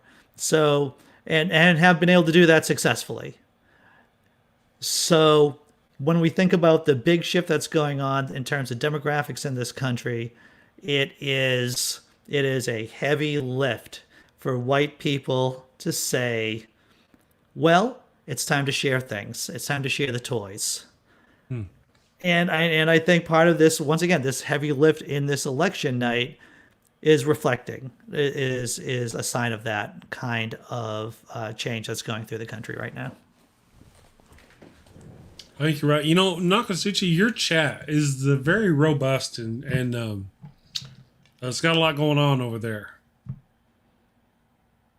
Is he there? Well, we've grown on meeting anyone. I think Nok might be. I mean, what are you noshing on, Chris? We're going to talk about the most important topics right now. What are you noshing on? It is a beef and bean. Get a burrito? Burrito with green chili in it. It's one of those that you get from the grocery store. Comes in packs of 10. Oh, yeah. You can also buy them at like Circle K's. Dipped in, they deep fry these things. Well, ladies and gentlemen, it's 11:08 here on Eastern Time. We've been running the show for 7 hours and 8 minutes. 7 hours and 8 minutes, and this is what we're doing. We're reporting on what Chris is noshing on in terms of snack. Yeah. Hello, B family. I don't know if I'm pronouncing that right. He's back in my chat. I believe it's my chat. Hello. We're in here for I don't know how long. I don't know how long we're going to be reporting on this Michigas, this chaos. We are watching. We are waiting. I don't feel the same despair that I did in 2016. I have to tell you that. No crying. We are all adults here. We have seen through. We have seen many things, and we don't know what we don't know. It is as simple as that. In fact, yes. You know, there are unknown unknowns, and we are in the pocket of the unknown unknowns. That's right. And that means we stay. And this is really the test of skepticism right here. How good a skeptic are you? You may think that being a good skeptic is just about knowing your logic, knowing your logical fallacies. But what it is also is character and being able to hold your water when trouble comes knocking at your door. That's what it is. So we're doing a lot of wait and see tonight. And what does that mean? That means we wait and see. And we talk about whatever the crap Chris is putting through his mouth hole right now. Yes. I'm in hide and watch mode. You're you're in duck and cover under your desk eating your burritos. Yeah, licking the plate. So you're jumping between chats so you can talk to everyone. Big family. Very, very good. Very good. I'm glad to hear that. That's cool. Thank you all for watching. I've been looking over at the thing we've had in the 40s watching for hours. Thank you people for watching us and watching us and joining us on this election night. We appreciate it. Thank you. Yep. And we've had a great group of people on as guests, the last one being Dan Arrell. And I feel that there's a calm. There's now a calm in the later innings of this game that we're in, Chris. Do we have more guests coming? No, brother. This is it. If we get any more guests, interwebs that want to come on and hang with us, basically. Suckers. Right. Well, John Peterson may come back if Nokasuchi shows up. We can tell, hey, invite John back if John wants to come back. Yeah. We are flexible in terms of people who might want to pop in. That's fine. Right. Because otherwise it's just us and John King with the big board telling us about 2016. That's right. I've been switching back and forth. We may watch some Steve Karnacki. He tweaks a lot. He twerks a lot? Is that what you're saying? Well, I've never seen him twerk. Oh, okay. I see what you did there. But they'll show him, like they'll have a thing. He's off the air. He's over there on the side of the set, and they're running a commercial. But they'll show him for some reason. You'll see it over on this other screen. They'll just like have it on him for some reason. I don't know why. That's gotta kind of get disconcerting. Every now and then you see him just like talking to himself, going over his numbers because he thinks nobody's watching him. As you know, Who's watching? Who's doing that right now? First time I ever saw that happen, I was a kid, I guess in my 15, 16. I was helping my older brother set up a satellite dish, and he was getting Larry King live, and they went to commercial. Well, if you were watching satellite dish, you didn't see the commercial. You got to keep watching Larry King, and he would just sit there, and he'd pop out his teeth. And Nice. play with them and move them back and forth. You know, at least he didn't do a tubing. At least he didn't have the camera drop, and you say, "Wow, Larry King." Yeah, that's not very kingly of you. True enough. So I wonder if is he still alive, Larry King? I think he died. I believe he is still alive, because he keeps doing. Yeah, so I'm just looking through my Facebook feed, and my friends are like, "Ugh, I can't stomach any more of this." And Florida is going to Trump, and all kinds of wacky chaos stuff happening here. But once again, it's about getting the votes in the mail, making sure all the counties put in their votes, and oh my fictitious God, Joe Biden, do not concede the race until they drag it out of your cold, dead hands. Yeah. That's the most important thing. Yeah. No. So I don't know how long this is going to take. So what do you have in hard out, Andy? Are you in for the night or no? You know, depends on how much alcohol you can handle. Well, I only had 2 beers, to tell you the truth, because I wanted to be fresh, Chris. I wanted to be fresh. You've done a good job. Fresh. I wanted to crush it and be fresh at the same time. So Gotcha. if anything, I might have another cup of coffee, depending on how late we roll with this in this chaos. I'll tell you this: it's going to be a later night than it was in 2016. It's looking that way. Yeah, it's going to be a later night. Is. Yeah. So, well, I may crawl over on the prison mattress and go to sleep. On the prison mattress. That's great. Hey, B family. Good evening. Almost said good morning. It's going to be morning somewhere, right? It is, and sooner than we had anticipated. Let's see what's going on over here. Yeah, let's see what's going on. Allegheny County. You know, at a certain point, I don't know, we haven't talked about Hitler and Nazis, but let me go on to my World War II analogies here. At a certain point, it's like Hitler in the bunker in 1945 in August, trying to direct ghost divisions that don't exist of the Wehrmacht of the German army, trying to attack the Russians and everything. It's like, hey, there's no one here. There's no one that can actually do these fights that you want them to do, and we're not at that point with the Democratic Party. But there's smells of it coming from CNN, and I don't know how well they're actually educating people about Pennsylvania. There's going to be places in the county, important counties in the country, that aren't going to be counting their ballots for days, that we won't have firm totals in. And so we all got to calm down and be cool. Just like Fonzie. Well, we won't know tonight. I don't think we'll know quite a bit tonight. But as I said earlier, it'll be probably morning show fodder for the next few days as we catch up every day. You know what I'm sad about, Chris? And let me tell you, I made all of these numbers out about my apocalyptic predictions about the electors, faithless electors. And it turns out it may not even boil down to this nightmare scenario. We might just have a nightmare. So that's funny right there. Funny, huh? Well, maybe you should tell Joe Biden's camp about those dates.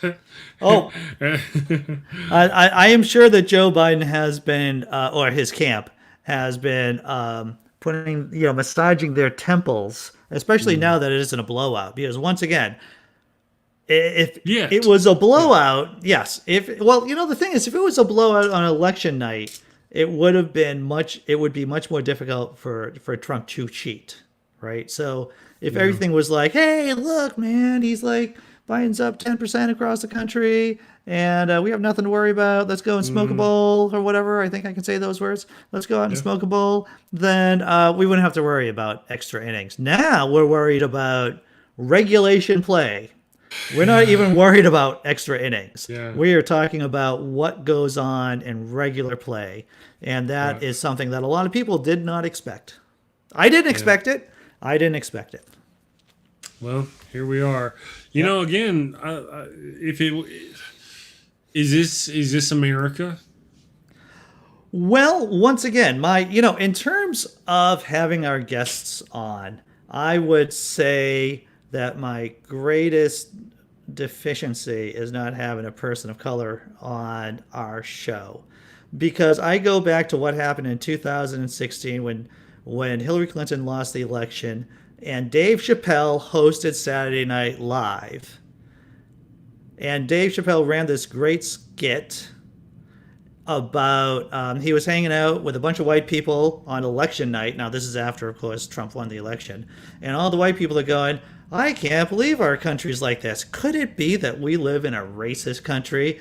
And Dave Chappelle's like, maybe. Well, he was obviously like, yes, that could be it. Now, Dave is hosting Saturday Night Live this week, too.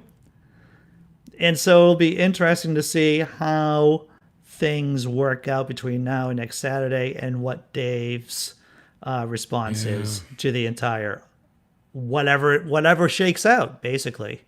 Minnesota, hey, well, that's comforting, right? Yeah. So they said it was going to Minnesota, Arizona, Pennsylvania, and something else. So we've already got 2 of the 4 they mentioned. Trump might get Pennsylvania.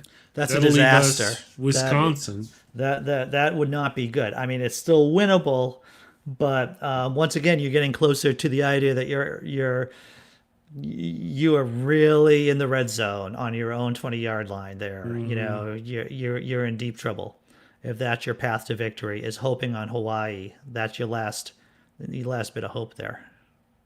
Yeah, well, if Hawaii is what does it, yeah. But man, I tell you, I'm not keen to want to have it come that close. You know, Trump will get it by the Supreme Court. Free Thought Prophet in the chat. At least he is here on, I think it's my channel. Yeah, it is on my channel, Free Thought Prophet. You can, Seamus, you can always come back on. I know you can hear me. Of course, you may not want to see the whole meltdown here, or the non-meltdown. Mr. Oh, look at you smiling and having a good time, brother. Look at you. I was going to say, and I won't think less of either one of you if you don't want to take yourselves to this.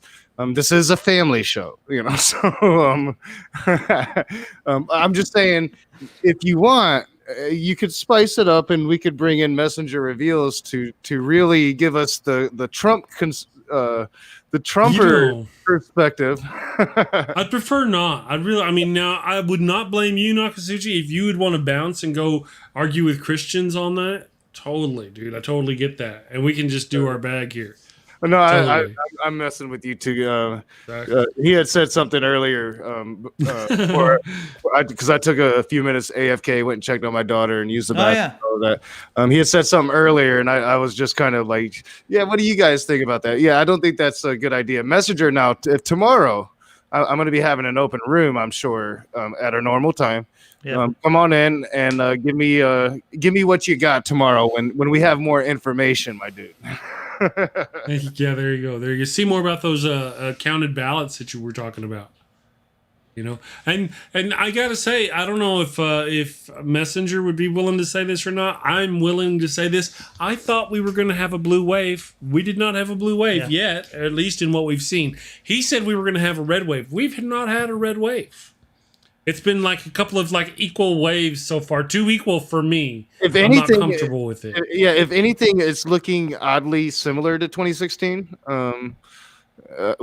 And I would like to see now, because Michigan is obviously into its early vote now. I would like to see that Trump lead tighten up here a lot sooner than what I'm seeing. So, but it's still way too early for me to be in panic mode, right? So, I think a couple of my friends might be a little worried at this point, but I'm not worried yet. Wait. Let me look. Check my clock. Yep. It's panic mode for me. Yes. Is it panic mode? Is that the time, Chris? Just looking, it happens to be that time. Well, you did say 9:15, and now it's 9:22. Your time, yeah. Yeah. So there's a little panicking, but I gotta say though, I don't think I ever would have thought I would be saying this, but Nokasuchi, when you speak, your words are soothing. You're like, oh yeah, it's gonna be okay. Don't worry. It's because I don't drink anymore. This is my first election. I'm not drinking. I'm like sitting here, not freaking out. Like if I was drunk right now, I'd probably be like punching holes in the wall and shit. Like we've been streaming for how long now? Let me go over there and look. Yeah, over 7 hours. Well over 7 hours, yeah. Wow, I mean, I think we're some troopers. Or we're masochists. Yeah, that's what we are. Bit of both. Well, Andy. I mean, Andy's like taking 2 5-minute breaks. Yeah. Yeah, well, so he's the trooper, really. If Jack Maturka was here, he would say that my ability to perform goes up dramatically the amount of crap that actually occurs. So on the graph, bad stuff happens. I do get a bounce of energy, and it's like, oh wow, maybe I should wake up, and maybe I should say funny things, and maybe offer some help, or at least distract people with glittery things. I don't know. He's got a trucker's bladder. B family. Yes, I do. There you go. My wife has a bladder the size of a thimble.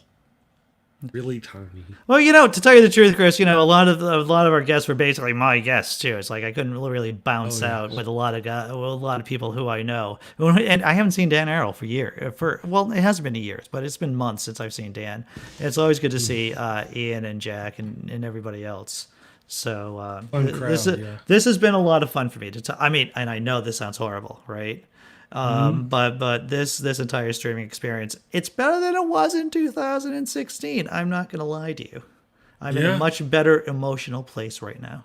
Well, I know I've thoroughly enjoyed it, just because it's brought a lot of new guests to my channel, and my hardcore fans, my hardcore people have stuck through it pretty much through the whole thing. So they got to meet new people that they've never seen before in a different element. So yeah, I've thought it's been great all night long. Yeah, I think it's cool watching your people interact with my people in the main chat. Yeah, big chat. That's kind of cool. Yeah, and thank you to all of Nokasuchi's people, all you wonderful and creepy people over on Nokasuchi's channel. Thank you all for joining us. Appreciate it. Thank you for welcoming us into your days and evenings, and Andy's channel too. Andy's got like 10 or 11 folk over. No, we've been dragging them through the night. I think it's because of our glowing personalities. That's what it is. I think that's what it is. Yeah. I need to. Yeah, that's exactly right. Florida 2020, just a dumpster fire that you expected.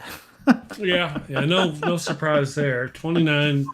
So have they already called it though? It's just so damn disappointing that Florida, the state that might suffer some of the greatest climate change effects in the country. I mean, take the Western fires that Florida has, the ocean swallowing them up, and still they vote for the party every damn time that denies climate change. They're voting for the party that's trying to sacrifice them to a virus. Yeah. All these elderly folk. Yeah. Well, I've said it before, but I'll say it again. When I was an undergraduate doing psych work, I heard about the Freudian concept of the death instinct, Thanos, the death instinct, and I said, "Oh, that doesn't exist. That's not real. People don't have a hidden desire to die." Wrong. That's what this is. It's just wrong. And like with these numbers coming in from Georgia, we're at 70% now, and such a huge lead. When polls are wrong. Like I get that polls are wrong, but like the mood on the ground this morning in Georgia was enthusiasm. The black vote was really turning out, and to me, this sparks of just I don't know. Something's going on in Georgia that I think really the national spotlight needs to be shined there and figure out election tampering. Yeah, I mean, the governor is an atrocious man. I can't remember his name right now. Yeah. He's guilty. Like, the suppression of the vote is real in Georgia, and we need to figure out what is going on in Georgia. Well, we can't figure it out. I mean, who's going to figure it out? The Danes, the Dutch. You know, without it definitely won't be Donald Trump. So it will not be the federal government under Donald Trump, right? So in theory, you know, if we had a functioning federal government, and let's face it, a functioning federal government has been the only thing keeping certain states in check in terms of voter suppression, and you know, it has been the only thing. And now with the court, you know, gutting the Civil Rights Act or the Voting Act, it's a different world, and this could be the world that we're in. This could be it. That welcome to Christian theocracy, fascism, however you want to call it. We could be, depending on how things look in a week, this could be an acceleration of that drive towards The Handmaid's Tale, basically. And I don't think I'm overreacting to this in any way when I say that, is that if Trump wins, we are definitely on track for being closer to a Christian version of Saudi Arabia than we are to being Western Europe. Yeah, I agree. And I think, fortunately, when it comes to the Supreme Court, I don't think he can do any more damage unless, you know, he could replace, I think, at this point, a Republican. But the rest of the Democrats or the liberals that's on the court, they're rather young, I do believe. Maybe I'm forgetting one of them. I can't remember. I think they're rather young. Yeah. That still leaves the federal judges and the atrocities that are happening there. You know. Right. Oh yeah, that's just going to continue. I'll just say this: I was looking at an article that was basically pointing out about what are the things that Donald Trump could do in his second term, and basically it's an acceleration of what he has been doing, which is basically gutting out or taking over more federal positions. So in other words, there are a lot of lifetime bureaucrats and bureaucratic positions that are non-political. Donald Trump would make those political and something that he would have direct control over. So in a lot of the federal agencies, which you have just regular apolitical bureaucrats running, if he made those positions political, he would have greater control over the executive branch than he does now, because he hasn't completely consumed the executive branch. If he has a second term, then there's a good chance that he just devours or takes over the entirety of the executive branch.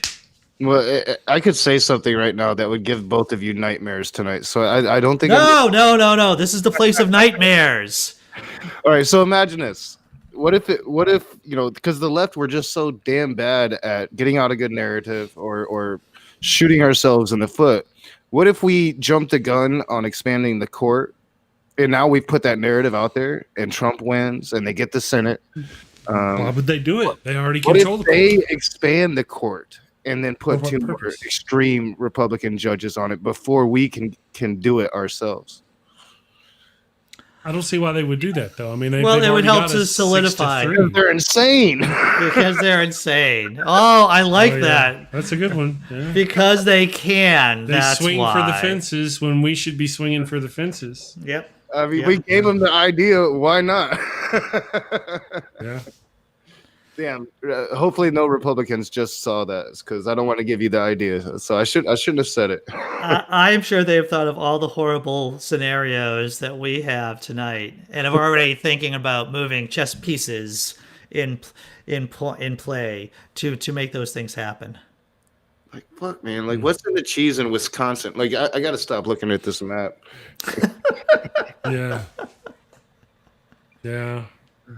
Well, you know, we kind of figured.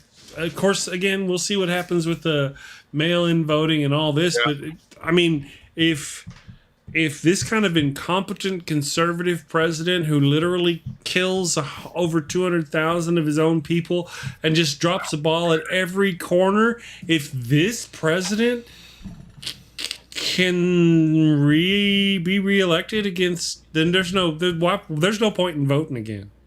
There's no point. No point.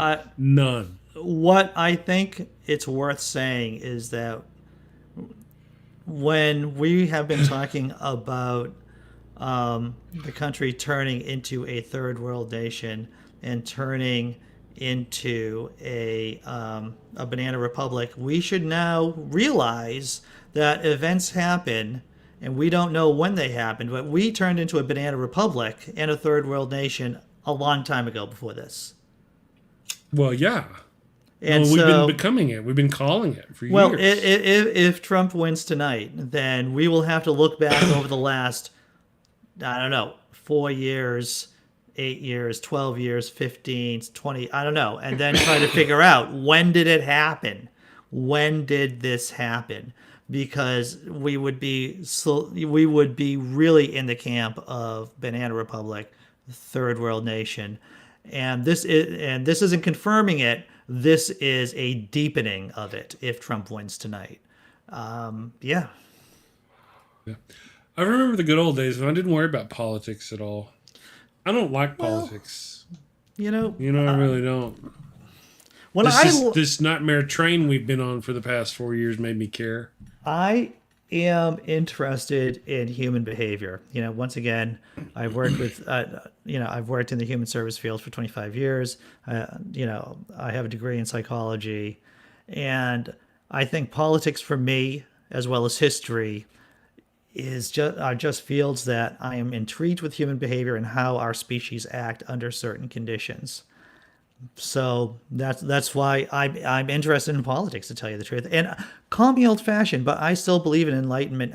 I believe Enlightenment values are the values that help our species go forward. I grew up watching Cosmos when I was 7 years old, watching Carl Sagan basically talk about Enlightenment values. I believe, and I think the data shows, that Enlightenment values are the things that help move us along as a species, make our lives better, make us less stupid, less ignorant, less scared. And so, we might be taking a dark turn. We may not be, but if we are, then that doesn't stop my belief that Enlightenment values are the values that we should be holding on to. Right. Well, you're awful chipper. Manic is the word we're talking about. Manic. Manic. True enough. About as close as it gets. I tell you, I did a thing today. I made a new shirt. Since this is what we're talking about, we can talk about anything. We are beyond the veil here. We can talk about anything you want. I made a new shirt. There you go. It's about I can even put it up. Beat this, my homies. GOP conservatives, hypocrisy as a political philosophy. Yep. Love it. It's fantastical. There you go. I like the fantasticals. Rip you up. So I'm going to start working on. Of course, it doesn't matter now. I mean, things are changing. If Trump wins this election, we thought, well, there was this notion, I guess, that Trump would lose the election, then contest it and fight, and would be in a civil war. That was my prediction. Wrong. Now, what if Trump wins? Well, maybe I'm right. I mean, the thing is, we don't know. Thing is, we don't know. Chris, you want to just put it on? You want to just give us some volume on CNN, just see what they're talking about? Yeah, let's see how this goes here. Give them some airtime. Yeah, to give them really some get a airtime. clear sense of what is going on. So, yeah, we're asking for patience, but I also think that it's important for people to recognize that this is kind of the opposite of what we were seeing earlier in the night, when we were getting a lot of mail votes from states like Florida, and it was looking okay for Biden. Now we're getting a lot of election day votes from those states, and those are going to benefit Trump. We just have to wait and see. We can't even say really what is happening in some of these counties because the percentage of the vote is so low, you can't draw any real conclusion. And just to underscore what we're all saying is the early votes in Michigan, Wisconsin, and especially Pennsylvania are the votes that we expected to be counted last. Right. Particularly in Pennsylvania, because that's the law for some reason in Pennsylvania. And so, well, the Democrats tried to change it. They did. And the Republicans in the legislature wouldn't let them for whatever reason. That's I think we know the reason. Well, whatever it is, that's the reason. They're counting now. It takes a long time. I don't know if this feels like 2016. when Donald Trump pulled this huge upset and surprised everybody. Or it feels like 2018, where Democrats actually had a really good night. It just took longer than a night. Jake, I want to go back to something that you said at the beginning of the night, and you keep saying, which is, it feels like 2020 because, meaning it's not. He made a good point there. Going go into ahead. tonight, what do you think? Most Well, of these I mean, he made a really good point there. You can keep playing it, but like candidates- that was just a really good point. That's a tale of two elections that were very similar and eerily different at the same time. And right now, we could be in either one of those two elections. We just don't know. You don't know. Exactly. There's a lot of things you don't know until you know. And now you That's don't what Andy know. said. Andy said that. Yeah, well, again, this isn't going to be one of those things this is going to be easy, I guess, either way, huh? It is not going. No. But that's the whole It's thing. going to be though. a damn If dogfight. If Trump wins the election, how did he win this election after doing so horrible? How does it even come so close? Like, how are the polls so wrong? Like, it is upsetting. It's upsetting. So, I mean, again, why? If it's not corruption, then what? What's the deal here? You know, Well, I mean, is it we just need to dog look at it. whistles? Maybe America is just what it is. Maybe this is just what America is. It's a bunch of damn idiots. Knuckleheads. That's what it is. Knuckleheads. And you know, let them we don't teach civics anymore. You know, we don't teach science. We don't have for a lot of states. We don't teach reasoning, skepticism. We don't teach those things. Texas hasn't been called yet, I don't think. Critical Cripple, but it's probably going to go to Trump. Yeah, more than likely. No, I am serious. The healthy heretic. How are the polls so wrong? No, like they had 4 years to figure this shit out. I don't think. I personally don't think that the polls were that wrong. I think that other shit's at play here, and I would like to know what the lawyers are doing right now in each individual state. Yeah. What ballots are being? I'm sure that there's a war going on right now over ballots that we're not even hearing about. There needs to be. You know, so I mean, it's. You know, I don't think they had 4 years to figure it out, just like the government had 4 years to do something to shore up our election system and make it safe from outside interference. The government did nothing, and obviously the pollsters did nothing either. So. The polls, the pollsters did try. I read earlier that they tried to change the way that they weighted their polls to include people who were less educated and who didn't have college degrees. However, depending on how it all shakes out, we don't know. Because once again, in some states, Florida was still close. There was a good chance of Biden winning, and he still may win it. But I think a lot of it was still within the margin of error, to tell you the truth. In terms of Florida, Florida was still one of the light blue, very light blue states that 538 predicted. I think I'm down to just pretty much trolls left in my side chat. The repubs are lapping it up right now, but again, and they're saying we have egg on our face. No, we've said this all along. We'll see who has egg on the face tomorrow, because tomorrow is going to be when we actually know all this information. You guys are jumping the gun early. And we'll see what happens. So I'm rooting for what you say. I love what you say there, Nokasuchi. I hope you're right. Let's just stop for a moment and set aside the fact that that's hopefully possible. The fact that we are as tight as we are right now is egg on my face. Yeah. Well, yep. I am that ashamed of this country. I just want to let you know about what I think right now. I think that there's still... Okay. That I want to tell you that there is still a chance that my nightmare scenario occurs. That Biden is able to close the gap, gets 270 votes, and then it boils down to Donald J. Trump bringing the election down to the House of Representatives, and that he has a straight vote and wins the election that way without winning the Electoral College and without winning the popular vote. Call me a bright-eyed optimist, but this is still a chance. Yeah. Well, see, that's kind of what I'm saying here about that's what you were saying, I guess, Nokasuchi, about your guy. There's no big red wave. There's not a big red wave. I mean, it's kind of an even. That's the unfortunate about it. I mean, it's not a big. It's not a big blue wave. It's not a big red wave. It's a big. What we're seeing is the country split along ideological lines, and it's very divisive. Somebody in my chat said, "Well, we don't like being called a transphobe and a racist." But I'll call you what you are, and that's a fascist. Yeah. Because whether or not you understand what the term means, you support that now. So I mean, I'll call you that because that's what you are, pure and simple. And it's my, I am somebody that will fight against fascism. So, for me, if it turns out really bad tomorrow and Trump wins and they have the Senate, well, then the real fight truly begins. And then I think it's time to really get dirty with it. Honestly, it's time to stop playing the high ground and start kicking them in the balls. That was 2 years ago. Really, I mean, if we lose. And I wouldn't be surprised if we lose. There's any number of ways that we've been talking about that we could lose through hacking or, hook or crook.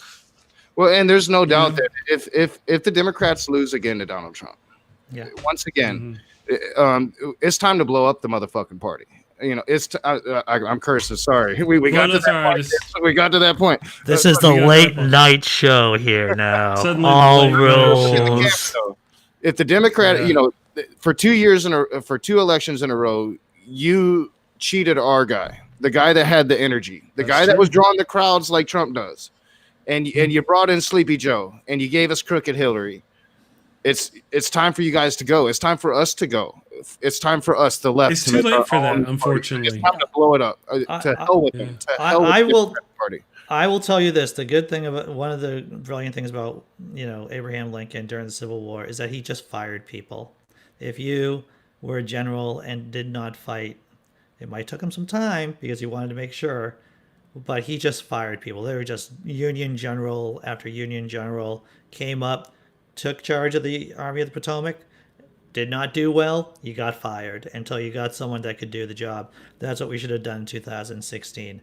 If you blew it out of the water, if you didn't win with Hillary Clinton, then there should have just been a clean slate, bring up new blood, people who were hungry, people who were new, but that is not what happened. Even if Biden wins, they made the same damn mistake. We could have had that blue wave. We should have had that blue wave. Yeah. But they gave us Biden. There's no energy at the top of the ticket. And as I said several times on this program, no grassroots.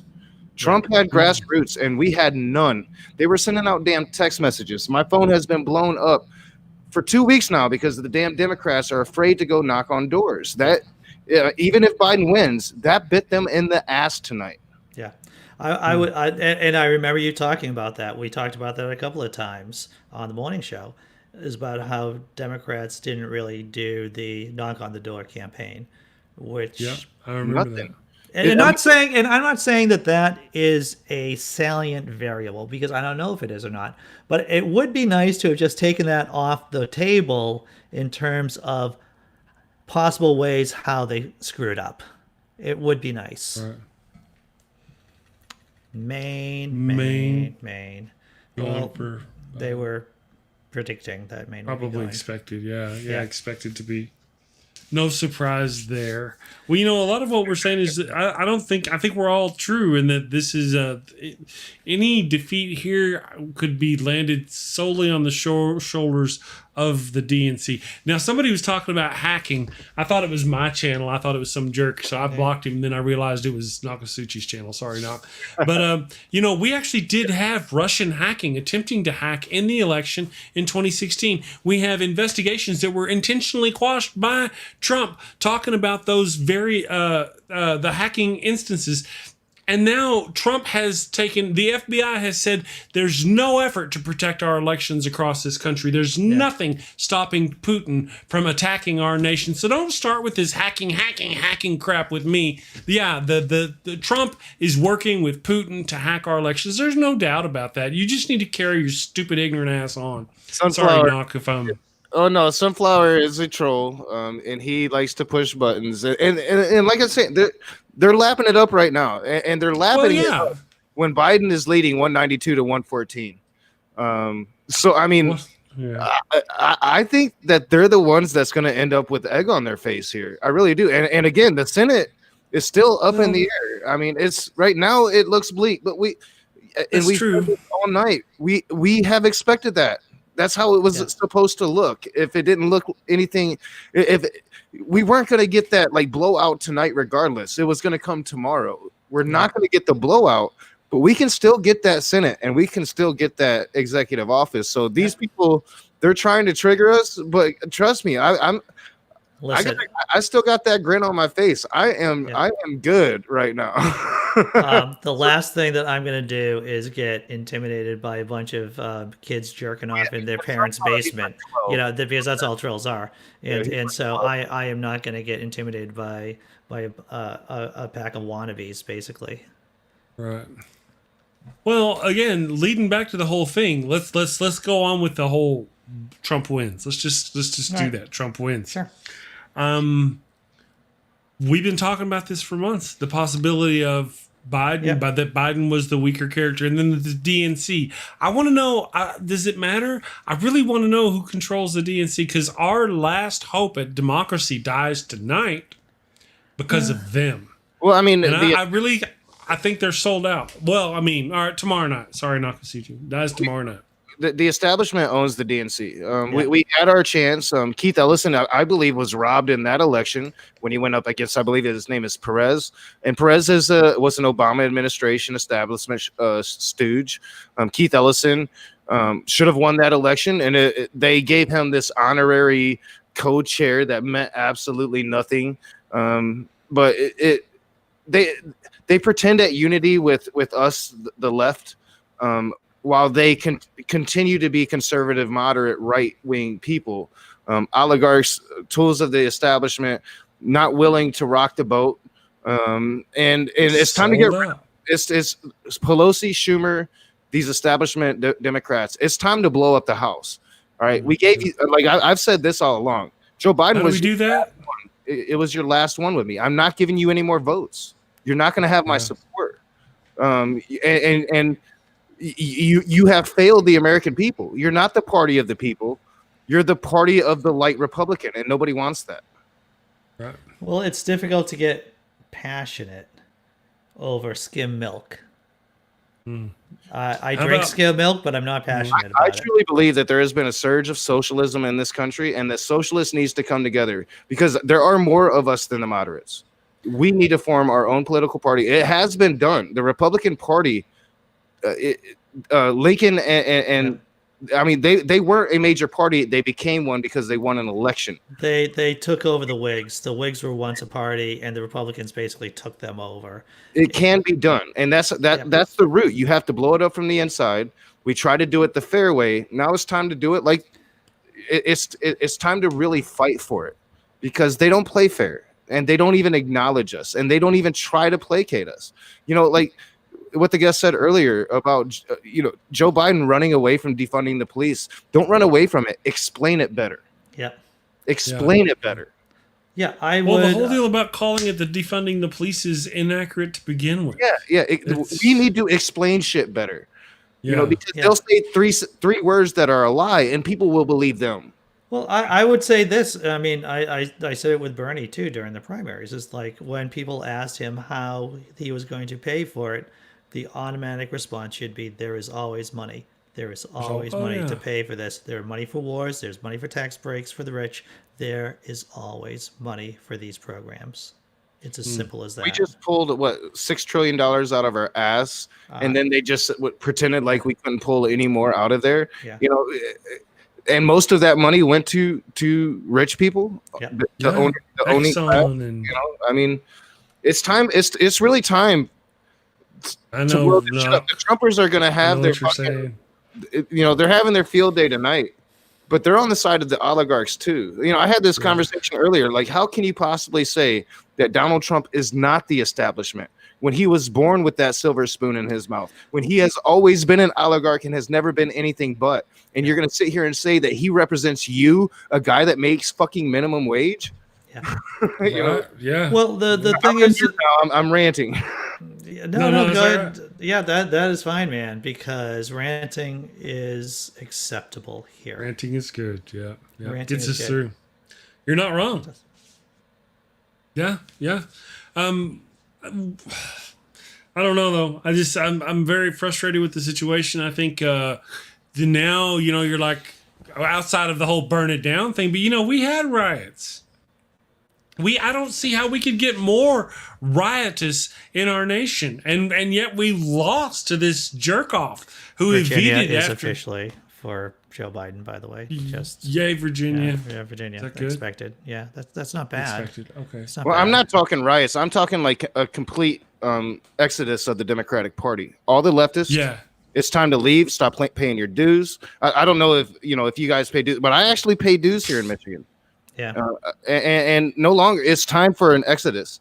If we are the power of the party, and they have abused us for too long, they've ignored us for too long, election after election after election. Barack Obama was supposed to be that progressive president, and he was a damn liar and played us for fools.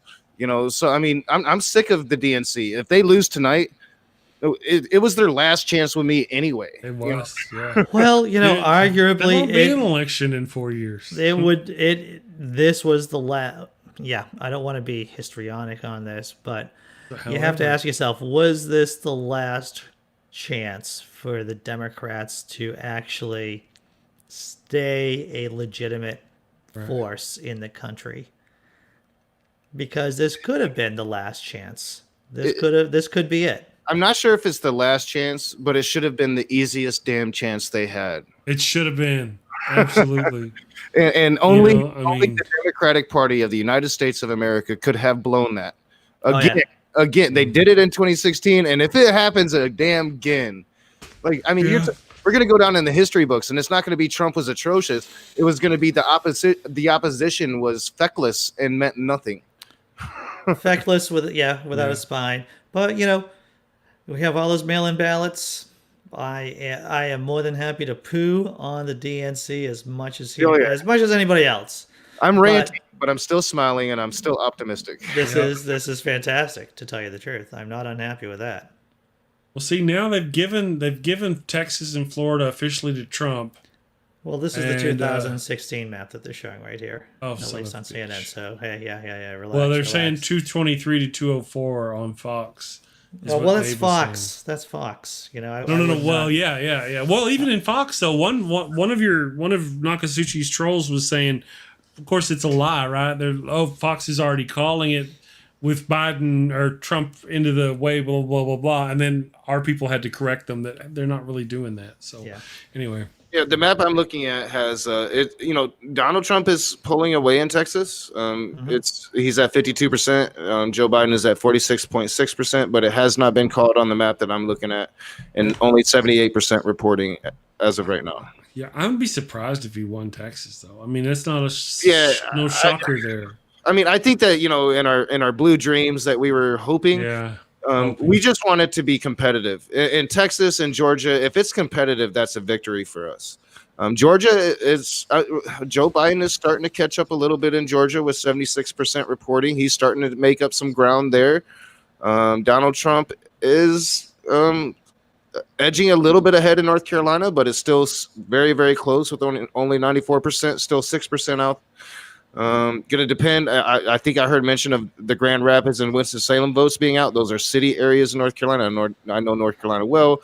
Those should go for Biden, so maybe that will tighten up there. Pennsylvania, 54% reporting. Trump is in the lead, but again, we won't get a lot of those early votes until tomorrow. Ohio, Trump is going to win that shit. Without a doubt, and that's disappointing because that was supposed to be at least close, and it's not at this point with 94% reporting. So that's a disappointment in Ohio. And again, this is why Michiganders hate Ohio. It's not just Ohio State, but they're dumb. So I want to talk about what Nate Silver said on the 538 Live blog. Just speaking hypothetically, if Trump wins Florida, North Carolina, and Ohio, but Biden wins Arizona, Biden is a 80% favorite in our scenario generator, there's still 6% chance of an electoral college tie, though. So, once again, if Trump wins Florida, North Carolina, and Ohio, but Biden wins Arizona, Biden is still an 85% favorite in our scenario generator, though there is a 6% chance of an electoral college tie. Chris, if there's an electoral college tie, who wins the election? The president. The president. Yeah. All right, we all passed the quiz. Yeah, I'm getting nervous about Wisconsin. I really am. What is in the cheese? Yeah. You give us the Packers, and now you might give us Trump. What is wrong with you, Wisconsin? Yeah. Well, we'll get to find out, though. I mean, you know, we always say that things will be really bad if they get into office and blah blah blah. So if he wins, we'll get to find out if we're right. At the expense of a lot of people. Lads, I'm gonna head out for like 2 minutes. I'll be right back. Okay. If he wins, how long before Joe Biden's arrested? Well, if he wins, it won't matter. But So I don't think think he'll care. I think he'll do it to placate and to say he was right. You think? Yeah, maybe he will. And then, you know, so the fascism can begin. Then he can just start really going after Arresting all anybody of them. that says anything bad about him, you know? Yep. You said We'll just that have to standard. see. Of course, he won't do that. That's crazy talk. You know, of course, again, it was on our show that I predicted months ago that he would threaten to arrest his political opponents. No, he would never do that. And yet, he started to, you know, a few weeks before, a month, I guess, before the election. Let's see what this thing here says. It's got words, I think. If you're going to... The presidential race still up in the air right now with crucial battlegrounds still too early to call, too close to call. Here's where the fight for electoral votes stands right now. Take a look at this. 205 electoral college votes for Biden right now. That's what Biden has right now. You need 270 to win. It's a very, very important race right now. Let's take a look at the key race alert right now. In Pennsylvania right now, 51% of the estimated vote is in. Donald Trump has 56.5% to 42.1%. For Biden, he's got a lead of more than 500,000 votes right now, but 51% of the estimated vote is in. Still plenty of votes outstanding. In Michigan, still plenty of votes outstanding as well. 48% of the estimated vote is in. Trump has 54.4%. Biden has 43.8%. Trump is ahead by 289,000 votes. In Wisconsin, 61% of the vote is in. Trump has 105,000 vote lead over Biden, 51.6% to 46.8%. In Arizona, 76% of the estimated vote is in. Biden has 53% to Trump's 45% in Arizona. 207,000 vote lead for Biden over Trump in Arizona. As we follow some of those crucial undecided races, we're getting closer and closer to another poll closing just minutes from now. Voting ends in Hawaii. 4 electoral votes are at stake out of the 270 needed to win this contest. Let's go back to John King over at the Magic Wall. John, right now, Trump has 114 electoral votes. Biden has 205. Right, and so you just mentioned we're going to get Hawaii at the top of the hour, and you know it would be a shock if this went any way other than that. So we'll just do that, and we're going to wait for Alaska, but we assume that will go red. So let's assume here, then you get Joe Biden to 209, right? And so we're from there. Again, we're not done here yet, and we're not done here yet. But that's how it looks like it's trending there. Hawaii is too early to call, by the way. Hawaii is too early to call. I'm just saying I expect that's where we end up, right? It would be a huge surprise.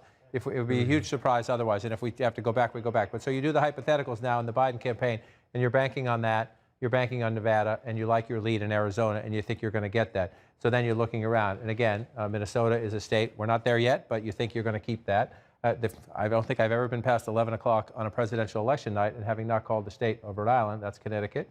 We'll come back in there. It's a little small. My fingers don't quite get in there. I started my career in Rhode Island, and I never thought we'd get past 11 o'clock before we call it. It's just that's the year we're in, right? But we expect that goes Democratic. So then you're looking at the map, right? Virginia's now back in the Democratic fold. You're in the Biden campaign. You can't count on this anymore. You weren't counting on it, but you know, your hope has gone away. Your hope is fading.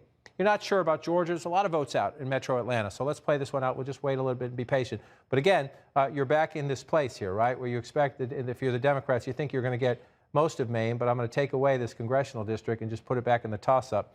Maine, one of those states that does it. Just let's take this away. Let's be cautious and see what happens. And again, I'm looking at the Biden math, right? Because the president starts at 270. Joe Biden has to starts at 306. Joe Biden has to subtract to take it away. And so you're looking at the map now. Where else do you go? It gets you back right here again. Now, again, we assume, we haven't called this yet, we assume that's going to go there, right? And let's just see. We're waiting on Iowa, but the expectation is that that goes there. So if these all stay, right, and this is the wild card. I'm going to do this last because, again, we're a lot of votes waiting. So any Democrat in Georgia is going to get mad at me right now. It's just a hypothetical. We're having a hypothetical right here. We expect the president will end up with Alaska, Idaho. Montana's interesting right now, but again, the expectation is it's going to go there. So we got some congressional districts here we're waiting on. And so then where do you get, right? You've got 1, 2, and 3 in the congressional district. So we're going to wait those out. Just remember that you sort of have three off to the side as you go through these big 3 states right here. At 243 and 246, essentially, if you get this, you're knocking at the door, right? You get this, then you need one of these, right? If this one, let's just leave this one off the board. We think it's going to be the slowest to count, right? If we're waiting on that, bang, bang, 269, then we're into the congressional districts, right? So then do you get that one? Do you get one of those? That would get Joe Biden there without Pennsylvania. If you flip it around and you're the president of the United States, you think, can you get this back? The polls looked iffy, but again, 259, 56, that's where we're in, okay? These are hypotheticals, but that's where we are. That's where it looks like we're going into the night with those 2 or 3 states out there, a couple of congressional districts in hand-to-hand combat. We got a projection right now. CNN projects that President Trump will win the state of Ohio. Beats Biden in Ohio, 18 electoral votes in Ohio. That's a big win for Donald Trump in the state of Ohio. Let's take a look at the Electoral College map where it stands right now. With that, Biden still has 205. Trump has 132. 270 needed to win the presidency. Biden still ahead 205, 132. We're watching this very closely. Let's get a key race alert and see where things stand right now. All eyes on Arizona right now. 76% of the estimated vote is now in, and Biden still has an impressive 207,000 vote lead over Trump, 53.6% to 45% for Trump. That's 11 electoral votes in Arizona right there. 76%, John, of Arizona is now in. And so, again, it's not there yet, but that would be the flip, right? We're looking at this map right now. We're starting to fill it in. Nothing has changed from 2016 as of now. So both campaigns sort of in their building blocks. This is where they figured you would be. Now, again, the Biden campaign was hoping, right? Hoping for an opportunity here, an opportunity here, an opportunity here. We just took one away. They thought they had a chance. Remember, Joe Biden went to Cleveland Monday morning. Closer, a lot closer than it was last time, but a Trump win there, we project. And so you're looking at this map. So this one, they're leading in.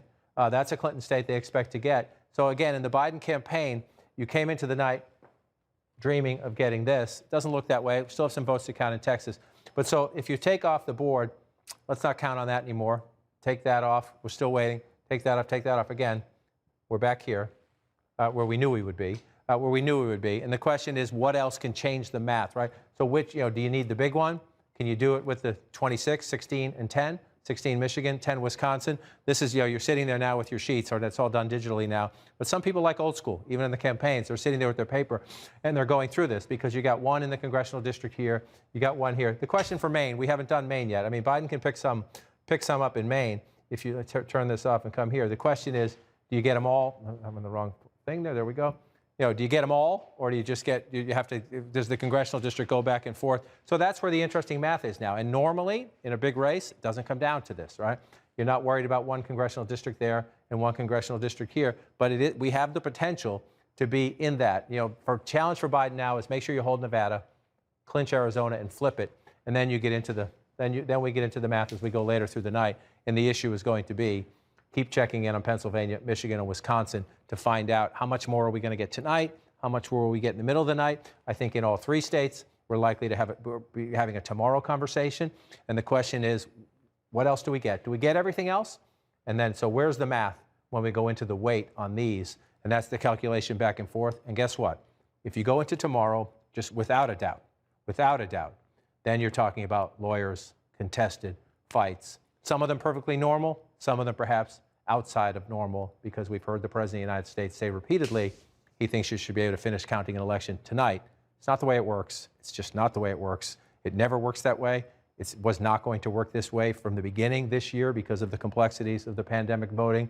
But it is one thing to watch. The President signaled he was going to do it. We're now at 12:06 a.m. on Wednesday. He has not done it. That's good. That's good. We should let the process play out. But as we get through this later, let's just see. And in all three of those battleground states, the so-called blue wall, so much of the outstanding vote are the early votes, which were skewing Democratic. Right, they were. And again, I didn't have, Rhode Island still has not been called on that map too, which would be a couple votes for Biden. Let's bring it over here and just to look. And again, you know, this at this point, to people at home who've been watching all night long, this is getting a bit redundant. But as people tune in later in the night, it's just important to keep saying this. If you look at this map and you think it's after midnight, 56 to 42 in the Commonwealth of Pennsylvania, at first glance, you think, wow. But then think about it. Pennsylvania, no matter who wins Pennsylvania, it is not going to be a 14-point race in the Commonwealth of Pennsylvania. That's just not going to happen. So what does that tell you? That this is an incomplete picture. Every vote in here is a real vote, but it's an incomplete picture. And so you look at places where the president is doing well, 72% of the vote is in here in Lancaster County, very important to the president. You move up here to Lebanon County. It's a smaller county, but this is where the president, you know, this is where the Trump magic is running it up in these smaller counties, building 20,000 votes here, 10,000 votes there, but 95% of it is in. So if you're looking at this map right now and you're thinking, if you're a Democrat, okay, a lot of these Trump counties, a high percentage of the vote seems to be in, but come over here to this part of the state. Bucks County, 53%, so we're making some progress there. Biden holding the lead. Philadelphia, the city of Philadelphia, up to 40%. We were in the 20s last time we checked, so we're getting some more votes. But again, look at 248,931, so just shy 249,000 for Joe Biden. He's leading Philadelphia County. Go back 4 years ago, Hillary Clinton gets 584,000 votes. So we just have to, that's simple math, right? Turnout is higher this year. Hillary Clinton got 584,000 votes in Philadelphia County. Joe Biden right now is at 248,000. The president's numbers are much lower too. We just haven't counted many of the votes in Philadelphia County. And that includes when you move beyond out to Montgomery County. Again, might be 50% here. Look at the numbers there, 168,000 for Joe Biden now. Hillary Clinton won this county with 256. So there's just a lot of math to be done, right? You move down here, Chester County, Hillary Clinton had 141,000. You come up here now, we're at 73,000. That's about half, a little less than half, a little more than half, I'm sorry. So if you just bring it out, this is where we just need to be patient. And again, the key thing, if you're a Democrat and you're sweating this a little bit, number one, you know, most of your votes here have not yet been counted. This is your other big basket here. You're still at 17%. Allegheny County, Pittsburgh, and the suburbs around it. Joe Biden leading healthily, 98,000 votes. That's a healthy lead.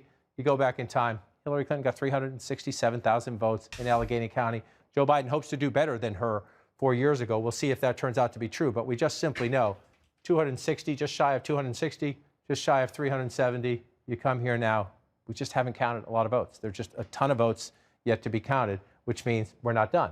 So you pull it out and you wait, the Commonwealth of Pennsylvania. So it's just deceptive. It's all real. These are all votes, but that's just deceptive because it's not a contextual lead because we're missing so many votes. And it's the very same story when you move over to Michigan. The challenge now is for the election officials in these states to be transparent, to do the best they can, you know, count as quickly as they can and be transparent about what is missing. But you just want to come down here and look again. This hasn't budged. This simply hasn't budged. Wayne County is Detroit and the suburbs around it. This is the building block for Democrats in the state of Michigan. Nearly 20%, 18% or more, depending on turnout of the statewide vote. You see Joe Biden at 147,000. You go back in time. This was a place where Hillary Clinton underperformed. Democrats wish turnout was higher, but still, she got 519,000 plus votes 4 years ago. The leader right there, right now, Joe Biden, got 147,000 votes. So it just tells you, that's just one county.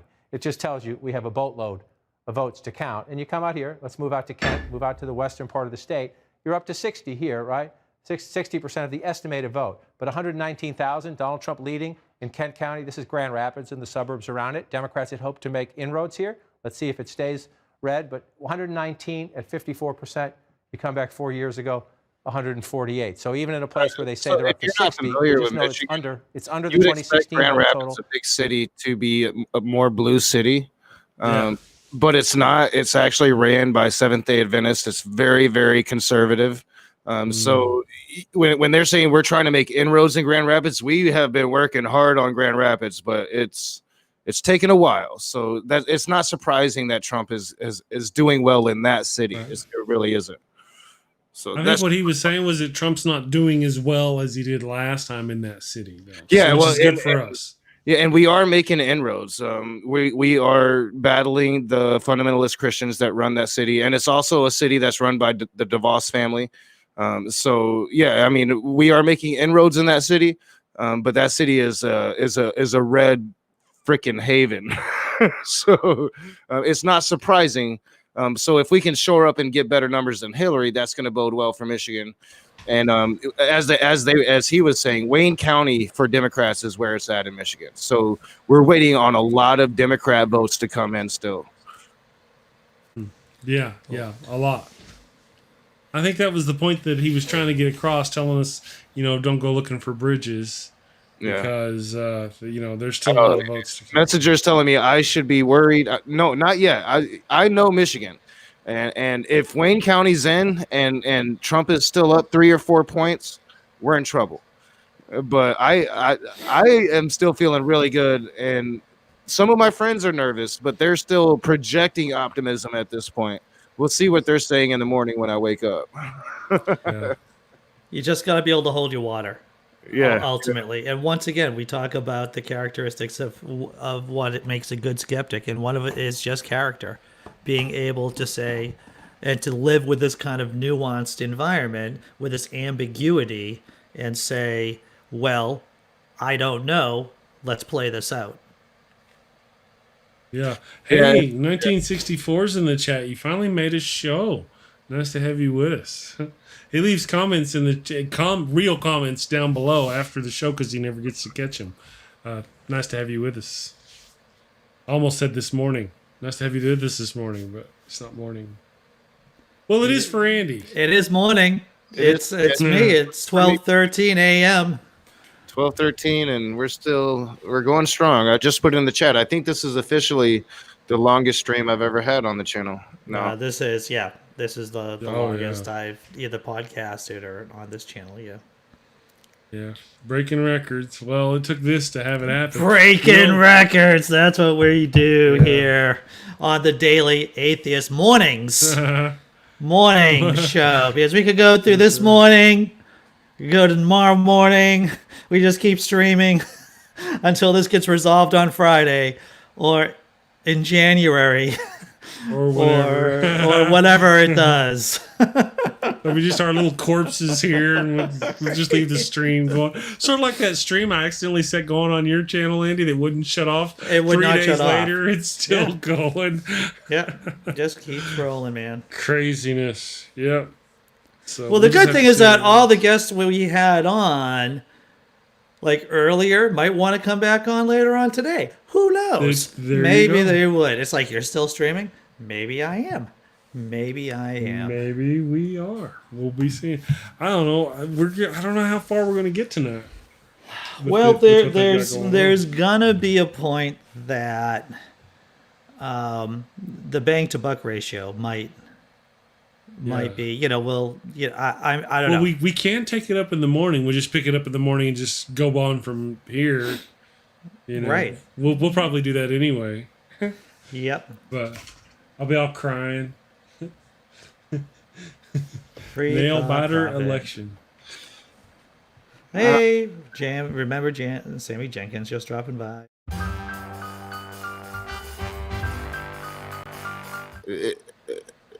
For Trump, that was another one that was supposed to be close, and Democrats thought we had a shot in Iowa. So disappointment there. Yep. Yeah, Georgia. Joe Biden he's gotten it to within about 8 points. So I think we're gonna wake up tomorrow and we're gonna have information that's either gonna make us be really cheerful and smiling, or we'll be not. Hopefully they'll be doing some counting. The thing that made Joe Biden even this close to winning the election, because once again, I would say if it wasn't for COVID-19, he would have gotten rolled over. Apparently, no. Apparently. The thing is that the thing that has given Joe Biden a chance of winning the presidency, which is COVID-19, is the thing that's mucking all of this up. COVID-19, right? With mail-in ballots and waiting for Pennsylvania to count its mail-in ballots and all this other stuff. So we should at least take some kind of comfort in knowing that even though this is a pain in the butt that COVID-19 is throwing at us with all this voting irregularity in terms of counting of the ballots, this is the only reason why Democrats have a chance in 2020. This is it. It's done. Yeah, but it took all that, and still, that's the whole disappointing part. Yeah, even with all that. So, well, it comes just to the realization that we are a third world country, and that we've been a third world country for I don't even know how long. I don't even know how long we have been, but we have been. When it comes to Democratic presidents, you notice they got to be really, really charismatic. Bill Clinton, Barack Obama, all this stuff. Then when it comes to conservative presidents, not so much. Trump, not charismatic. George Bush the Younger, as you like to call him, not terribly charismatic. George Bush the Older, not terribly charismatic. The Elder, yeah.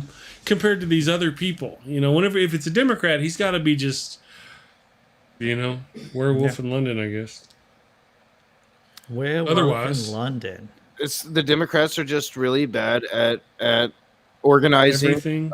They're everything. And they're so entrenched with protecting their donors instead of being that party for the people. And they had a chance after civil rights.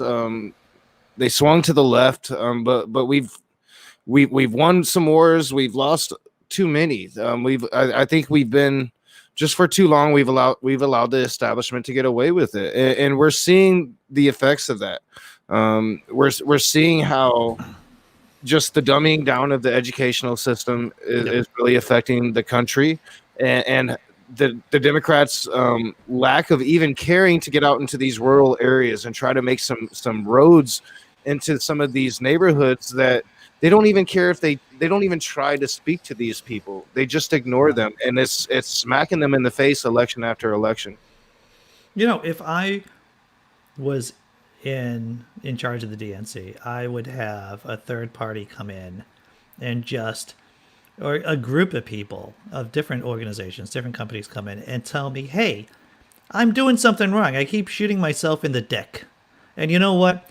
It hurts. I want to know how to stop shooting myself in the dick. And I want you to tell me how to stop doing that. And I would just sit back and just to have an external source tell me how to stop screwing up. Hey, you see what it says there? Biden to make a statement shortly? That's bothersome. That's a problem. I hope it is just keep calm. We're going to keep fighting. Yeah, don't worry. Calm. It's okay. We got the situation under control. That's the only thing Biden should be saying right now. That's it, yeah. Well, yeah, and he's in the lead. So there's no concession coming. That's exactly what he's going to be saying. If he comes out and concedes, I'm like, it's time to really just revolt because obviously Putin got to Biden. Oh, right. This is you're completely spot on with this. If Biden suddenly just says, "Oh well, nice try," then something happened. Something's amiss. Something's amiss. I remember there was this TV show back in the 80s or 90s, late 80s, early 90s, something, The Nowhere Man it was called. And this guy, he saw somebody do something in a bad place, saw like a governor's son do something. I don't know what it was.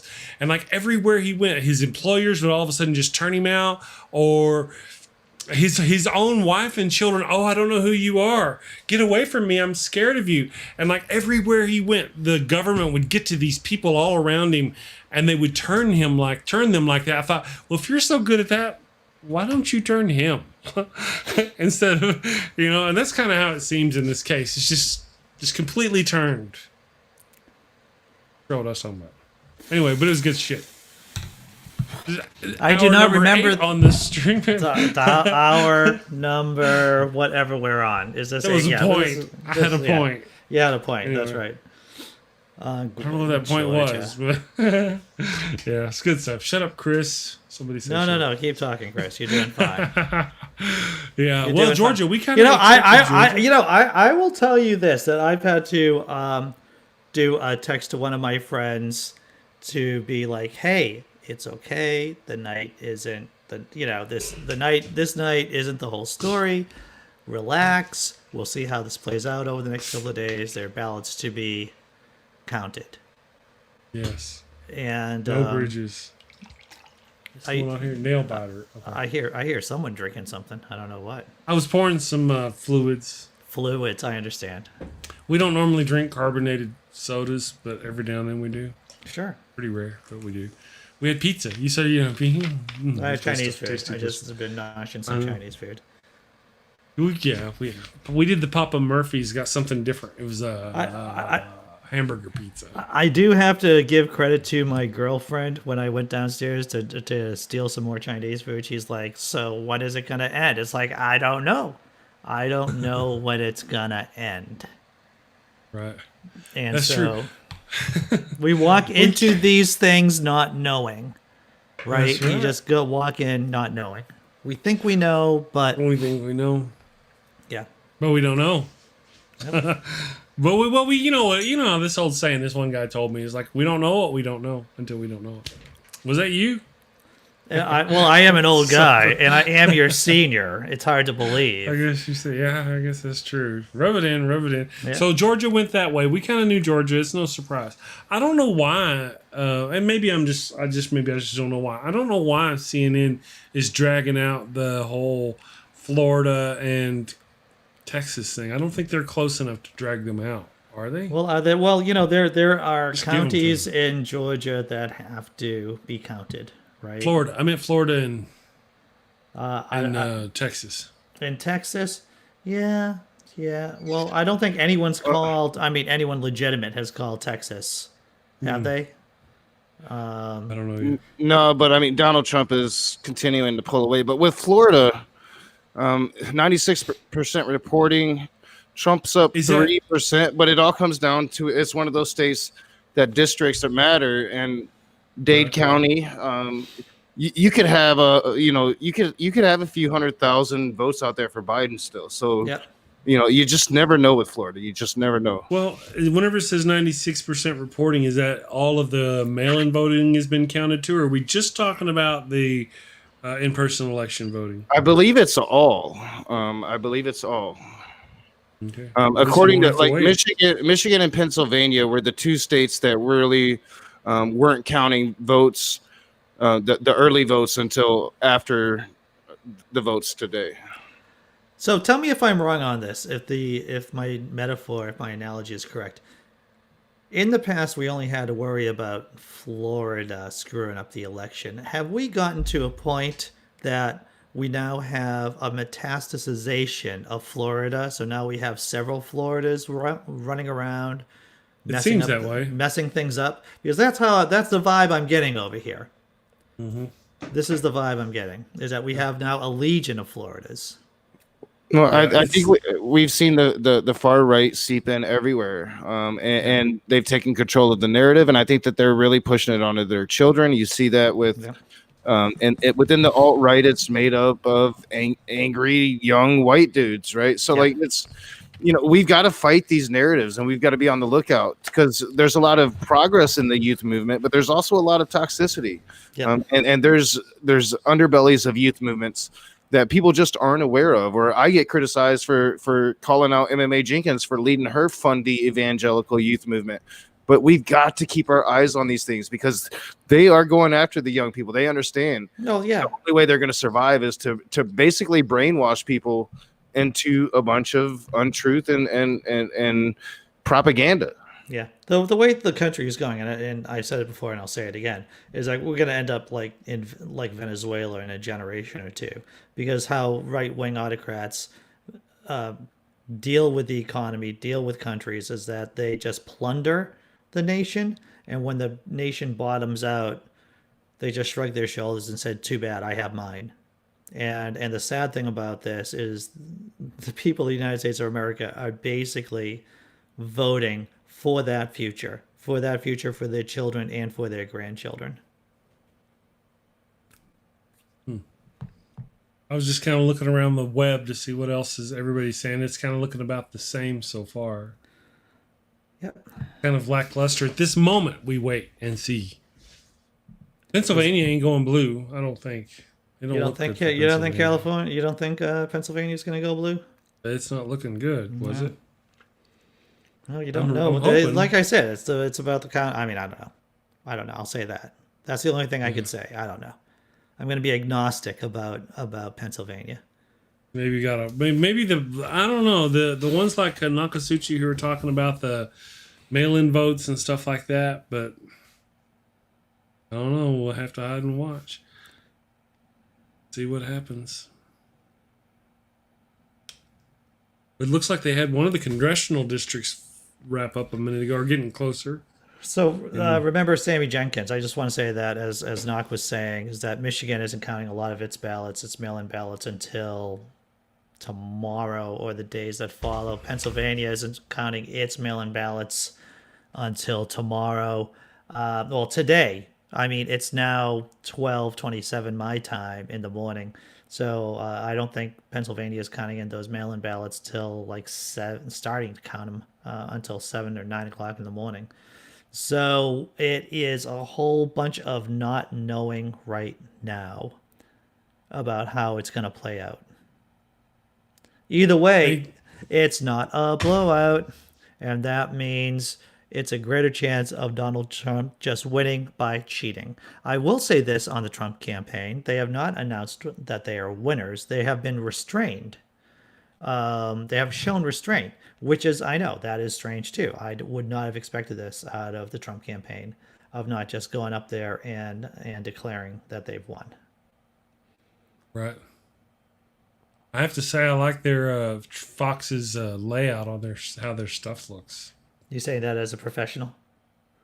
Well, I mean, as somebody who's sitting here monitoring other channels, I can sit here and go, oh, and their stuff is here and here and here and here. It's easy to find. Yeah. Looks good. Yep. Good stuff. Just kind of waiting now. I'm still waiting to see what Biden's going to say. You know? Well, that's a good question. I hope he's telling people to calm down, take a nap.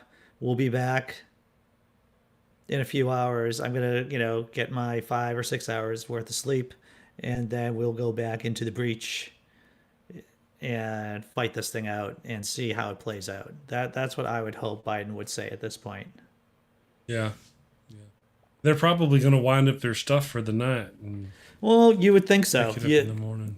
You would think so, because how much more are they really going to be able to, obviously the election isn't going to be called right now. It's not looking that way. Well, no. Not with all those votes out. Not like it was before. A lot of variables. Damn sure. A lot of variables.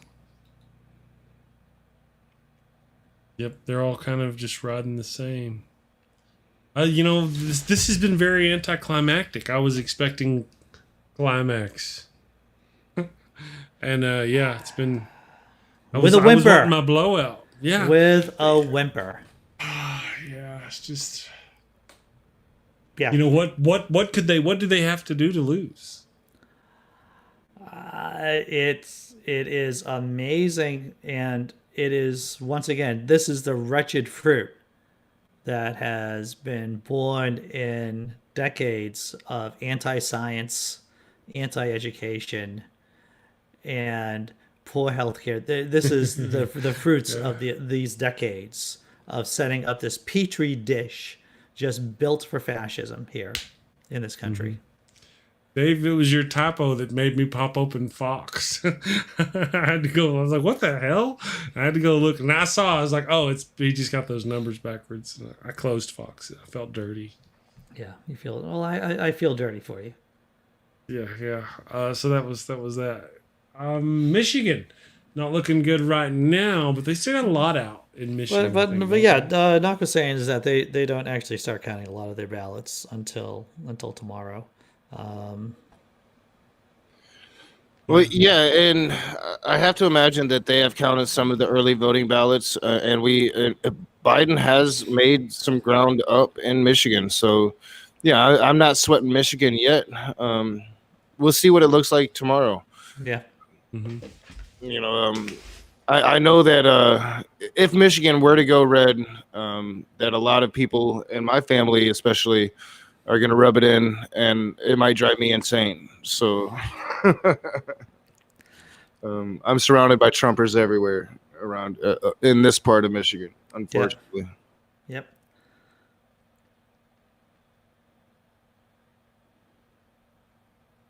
It's just the sound of my computer fan just whirling around. That's all it is. 12:30 in the morning. So yeah, I want to see what Biden has to say. Michigan, 54%. Yeah. What do you think? I want to see what he says too. What do you think about wrapping it up after watching Biden? I think that's a good idea. We should hear what Biden has to say. We'll riff on whatever Biden has to say. Hopefully it won't be a suicide note. It won't be a public declaration of, hey, so long and thanks for all the fish kind of thing. Hopefully it'll be more of a graceful, we're in this this is our finest hour kind of speech, some kind of Churchillian kind of speech.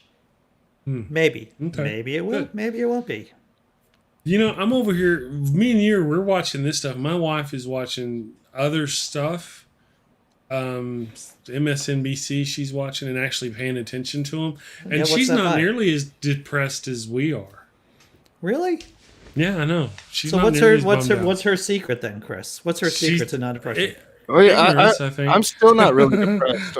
What I'm wondering is something seems to be going on in Texas, and I want to know what's going on in the grounds on the ground level in Texas, because Texas was one of the first states reporting in. Yeah. It's been in place since the very beginning of the night. We got up to about 60% fairly quickly, and it's just stalled out. Like something's going on there, and I'm just wondering why the votes have seemed to really, really slow coming in from Texas. I'm going to be interested in reporting over the next month to see what is uncovered that is happening right now that just nobody knows about. I'm really interested to see what's going on within these states, and hopefully there are some groups out there, Unicorn Riot, to name one of them, that hopefully you're in the trenches and you're trying to figure out what's really going on here, because it just seems very confusing that we don't know where Texas is going yet. I want to talk about Georgia for a second. Georgia, this is from the 538 live chat from 12:31 a.m. Georgia was one state we were expected to get timely results. Well, so much for that. Separate problems in Fulton County. A burst pipe caused problems. And in Gwinnett County, a software issue have delayed the counting of absentee ballots. In Gwinnett, 80,000 ballots were affected, but it sounds like they're still being counted tonight, per the Atlantic Journal-Constitution reporting. However, some ballots will have to be manually checked, which could cause the results to change. In Fulton, election officials anticipated having 20,000 ballots left to count tomorrow, with results expected no earlier than noon. So this is just how quirky things are. There was a burst pipe and software issues in Georgia, which means that ballots have not been counted, a certain amount of ballots, yeah. And there's a lot of states that haven't started on their absentee ballots or their mail-in voting. I don't know. Well, I don't know. I think like Pennsylvania definitely has to be counting mail-in voting if we're getting 64% at this point. Michigan definitely has to be. It seems like they're being a little slower. There are parts of Michigan that are really slow on the counts, especially in big executive races, governor and presidents. Wisconsin, I think we need to. The Rust Belt needs to just get rid of Wisconsin. They're not part of us anymore. Just got to get rid of Wisconsin. Very good. This is from Nate Silver. A lot of states have been called on some networks and not on others. If you plug in all the states where any network has called the state for Biden or Trump, it shows Biden at 88% to win the Electoral College, Trump at 6%, and a 6% chance of a tie. But that depends on Biden winning Arizona and Minnesota, which ABC hasn't projected yet.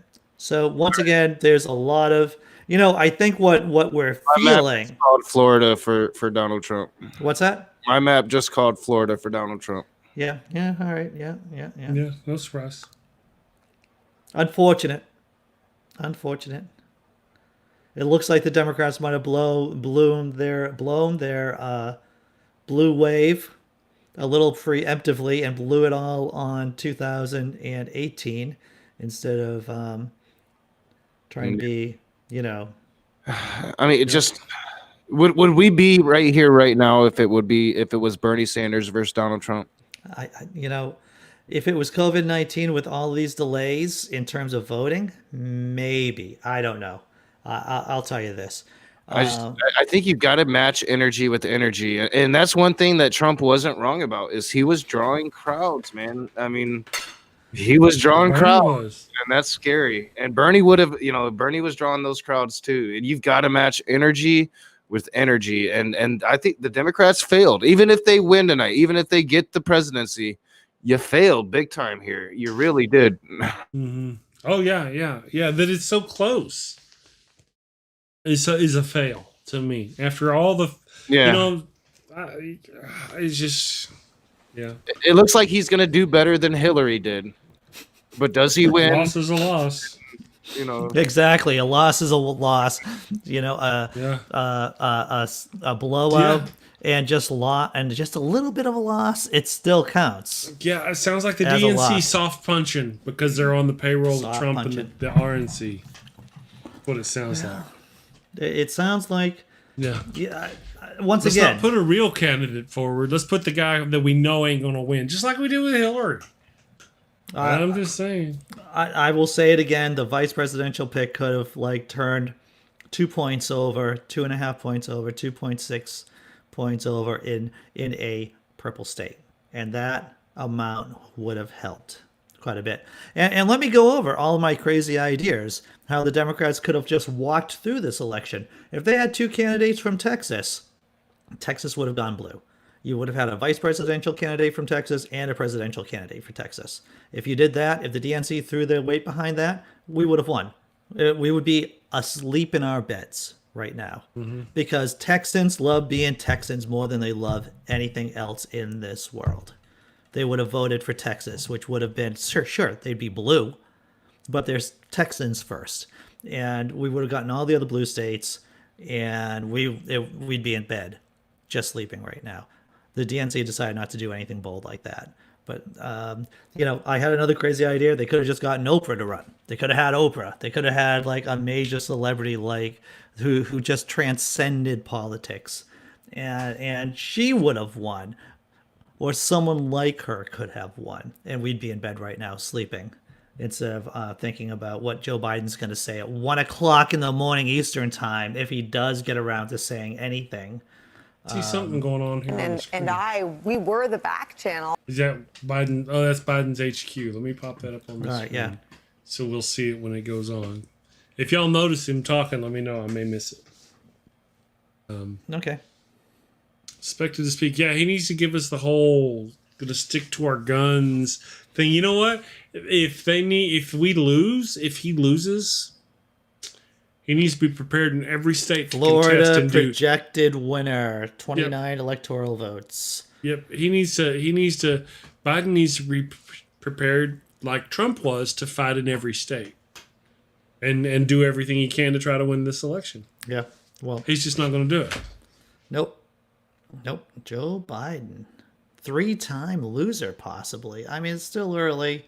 Pennsylvania could still be going for us, Michigan and Minnesota and blah, blah, blah.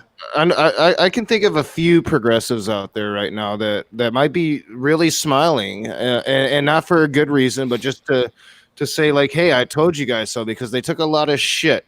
And I'm talking about Kyle Kulinski and Jimmy Dore. And Jimmy, yeah, Jimmy. People that went against the natural grain and said, hey, don't make the same mistake. We all watched as they made the exact same mistake that they did in 2016. And now we're watching it's not pretty now. The path is much harder. There's not a doubt about it. And for the first time all night, as I'm sitting here watching Michigan with 58% reporting now, and the lead stays about the same for Trump, I'm getting pretty damn nervous. I'm I'm not gonna lie. I mean, at this point, I'm getting pretty damn nervous. So, we'll end it with that bang there, and I'm not gonna probably get any damn sleep tonight. And I'll, this is, I'm done with the Democratic Party. I'm done with these losers. Yeah. I'm done with the losers, as Trump would say. Well, I think that's one of the difficulties that the Democratic Party has. It's like they're asking. It's like a major league team wanting to draft you, and they're like the most losingest team in the history of losing teams. Right. And it's like, oh yeah, I'll be on your team because it's the right thing to do. That's tough for anyone to accept. Yeah, and Americans like winners. To tell you the truth, B family. Yeah, I'm not having any good gut feelings right now. Yeah, hold the feelings in the gut. We'll see what happens.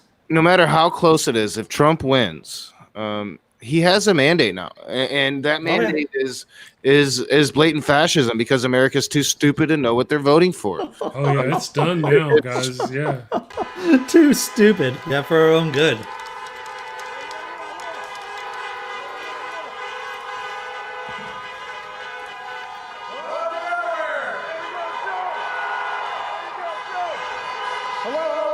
I hope he got a nap because I didn't get a nap. Good evening. Yeah, I didn't either. Your patience is commendable. We knew this was going to go long, but who knew we're going to go into maybe tomorrow morning, maybe even longer. But look, we feel good about where we are. We really do. I'm here to tell you tonight, we believe we're on track to win this election.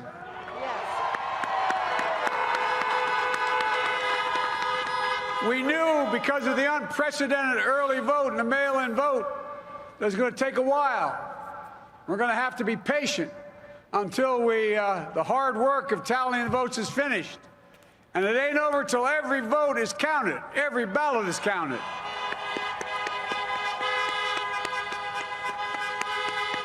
Stop with the damn horns. We're feeling good about where we are. We believe one of the nets has suggested we've already won Arizona, but we're confident about Arizona. That's a turnaround. We also just called it for Minnesota, and we're still in the game in Georgia, although that's not one we expected. And we're feeling real good about Wisconsin and Michigan. And by the way, it's going to take time to count the votes. We're going to win Pennsylvania. That's what the wife was saying. I've been talking to folks in Philly, Allegheny County, Scranton, and they're really encouraged by the turnout and what they see. Look, we could know the results as early as tomorrow morning, but it may take a little longer. As I've said all along, it's not my place or Donald Trump's place to declare who's won this election. That's the decision of the American people.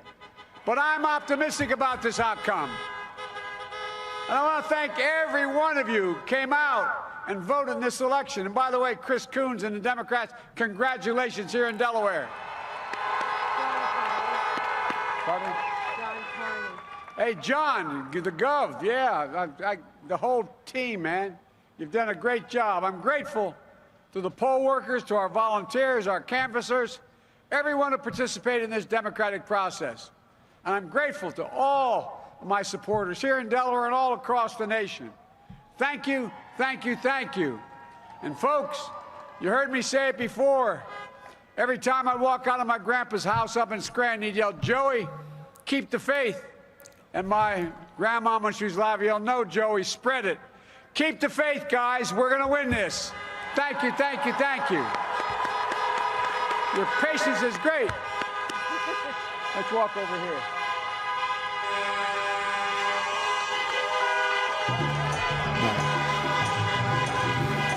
In an era when car horns are the new applause of 20. So that was horrible, I think. Well, yeah. Oh God, he's gonna fall, break a hip, and die. Yeah, it wasn't bad. As long as you don't fall off the stage, we're okay. Yeah. All right. So I think it was atrocious. I think it was. I mean, he should have just not came out. He should have said something like, darkest before the dawn kind of crap. I can crap out a better speech within 5 minutes than that. He's declaring he's going to win Pennsylvania with 64% reporting, and he's down 15 points. Yeah. He's down 15 points. What, dude? Yeah. God. This should have been inspirational, and it should have been, like I said, darkest hour kind of Churchill kind of talk, and nothing like that. Yeah. There should have been an acceptance and turning that into something powerful and emotional, but he just didn't do it. Yeah. I will say Donald J. Trump tweeted, "We are up big in all caps, but they are trying to steal, all in caps, the election, capital E. We will never let them do it. Votes cannot be cast after the polls are capitalized, P, capital P, are closed, exclamation point." So the Trump narrative is going forward. Well, that gives me a little hope. That shows nervousness, and that shows like full steam ahead. Hey, I'm like right now, if I was Trump, I'd be elated with what I'm seeing. So obviously he's not elated. I'm sure they have numbers of what's to come, and I think that shows nervousness. And so that's gonna allow me to go to sleep, not feeling like I was feeling the last hour or so. Yeah, isn't it funny? Biden comes out and he's all, "Don't worry, we'll make it. We're gonna win this thing." We're like, Trump comes out and he goes, "They're trying to steal the election." We're like, oh, okay, he's worried. We can sleep okay. Isn't that weird how that works? Once again, I think it's typical of how how Democrats don't understand how normal people think or feel, and they wanted something different from what they got from Joe Biden right now. Yeah. Oh yeah. It's a simple calculation too. It's a simple algorithm. It is I hear your concerns, I feel what you're afraid of, and then you turn it around into something powerful and something that lifts people's spirits and gives them hope and makes them want to fight. Right? I mean, the St. Crispin speech from Henry V. It's like, there are 5 against 1 odds. Henry V comes on the field, tells those people, "We're going to crush the French. We're going to crush them here. And if anyone wants to leave the field, you can leave right now. I don't want to die in your presence. If you are afraid of fighting right now, go. I don't want to die with the likes of you with me." And that is courage. That is rallying the troops. And I didn't hear that out of Joe Biden because I don't think he has it in him. Yeah. Well, there we have it. You want to go ahead and wrap it up till the morning? Let's wrap it up. So, my name is Andy Hall. Thank you for listening to this TED Talk. Thank you for watching this 8-hour stand-up special. I wish we could have kept on going longer. I would have just performed for hours on my own, but my girlfriend just wants to have the bedroom back so she can sleep in it. Understood. Well, thank you everybody for joining us as we watch the fall of society and civilization. Not with a roar, but with a whimper. With a whimper, yeah. Yep. Mark, Nokasuchi, you got anything you want to say before we bounce out, brother? No, it was fun despite not being what we wanted coming into it, of course. But fascinating, honestly, to see that America is shittier than I could have possibly expected. And considering that I've always thought Americans were pretty stupid to begin with, not good at bringing me hope for the country at this moment. But we shall see how it ends, and maybe we'll at least get to say, "Ha, we won the presidency." We'll find that out tomorrow. Yep. Hopefully. We'll see.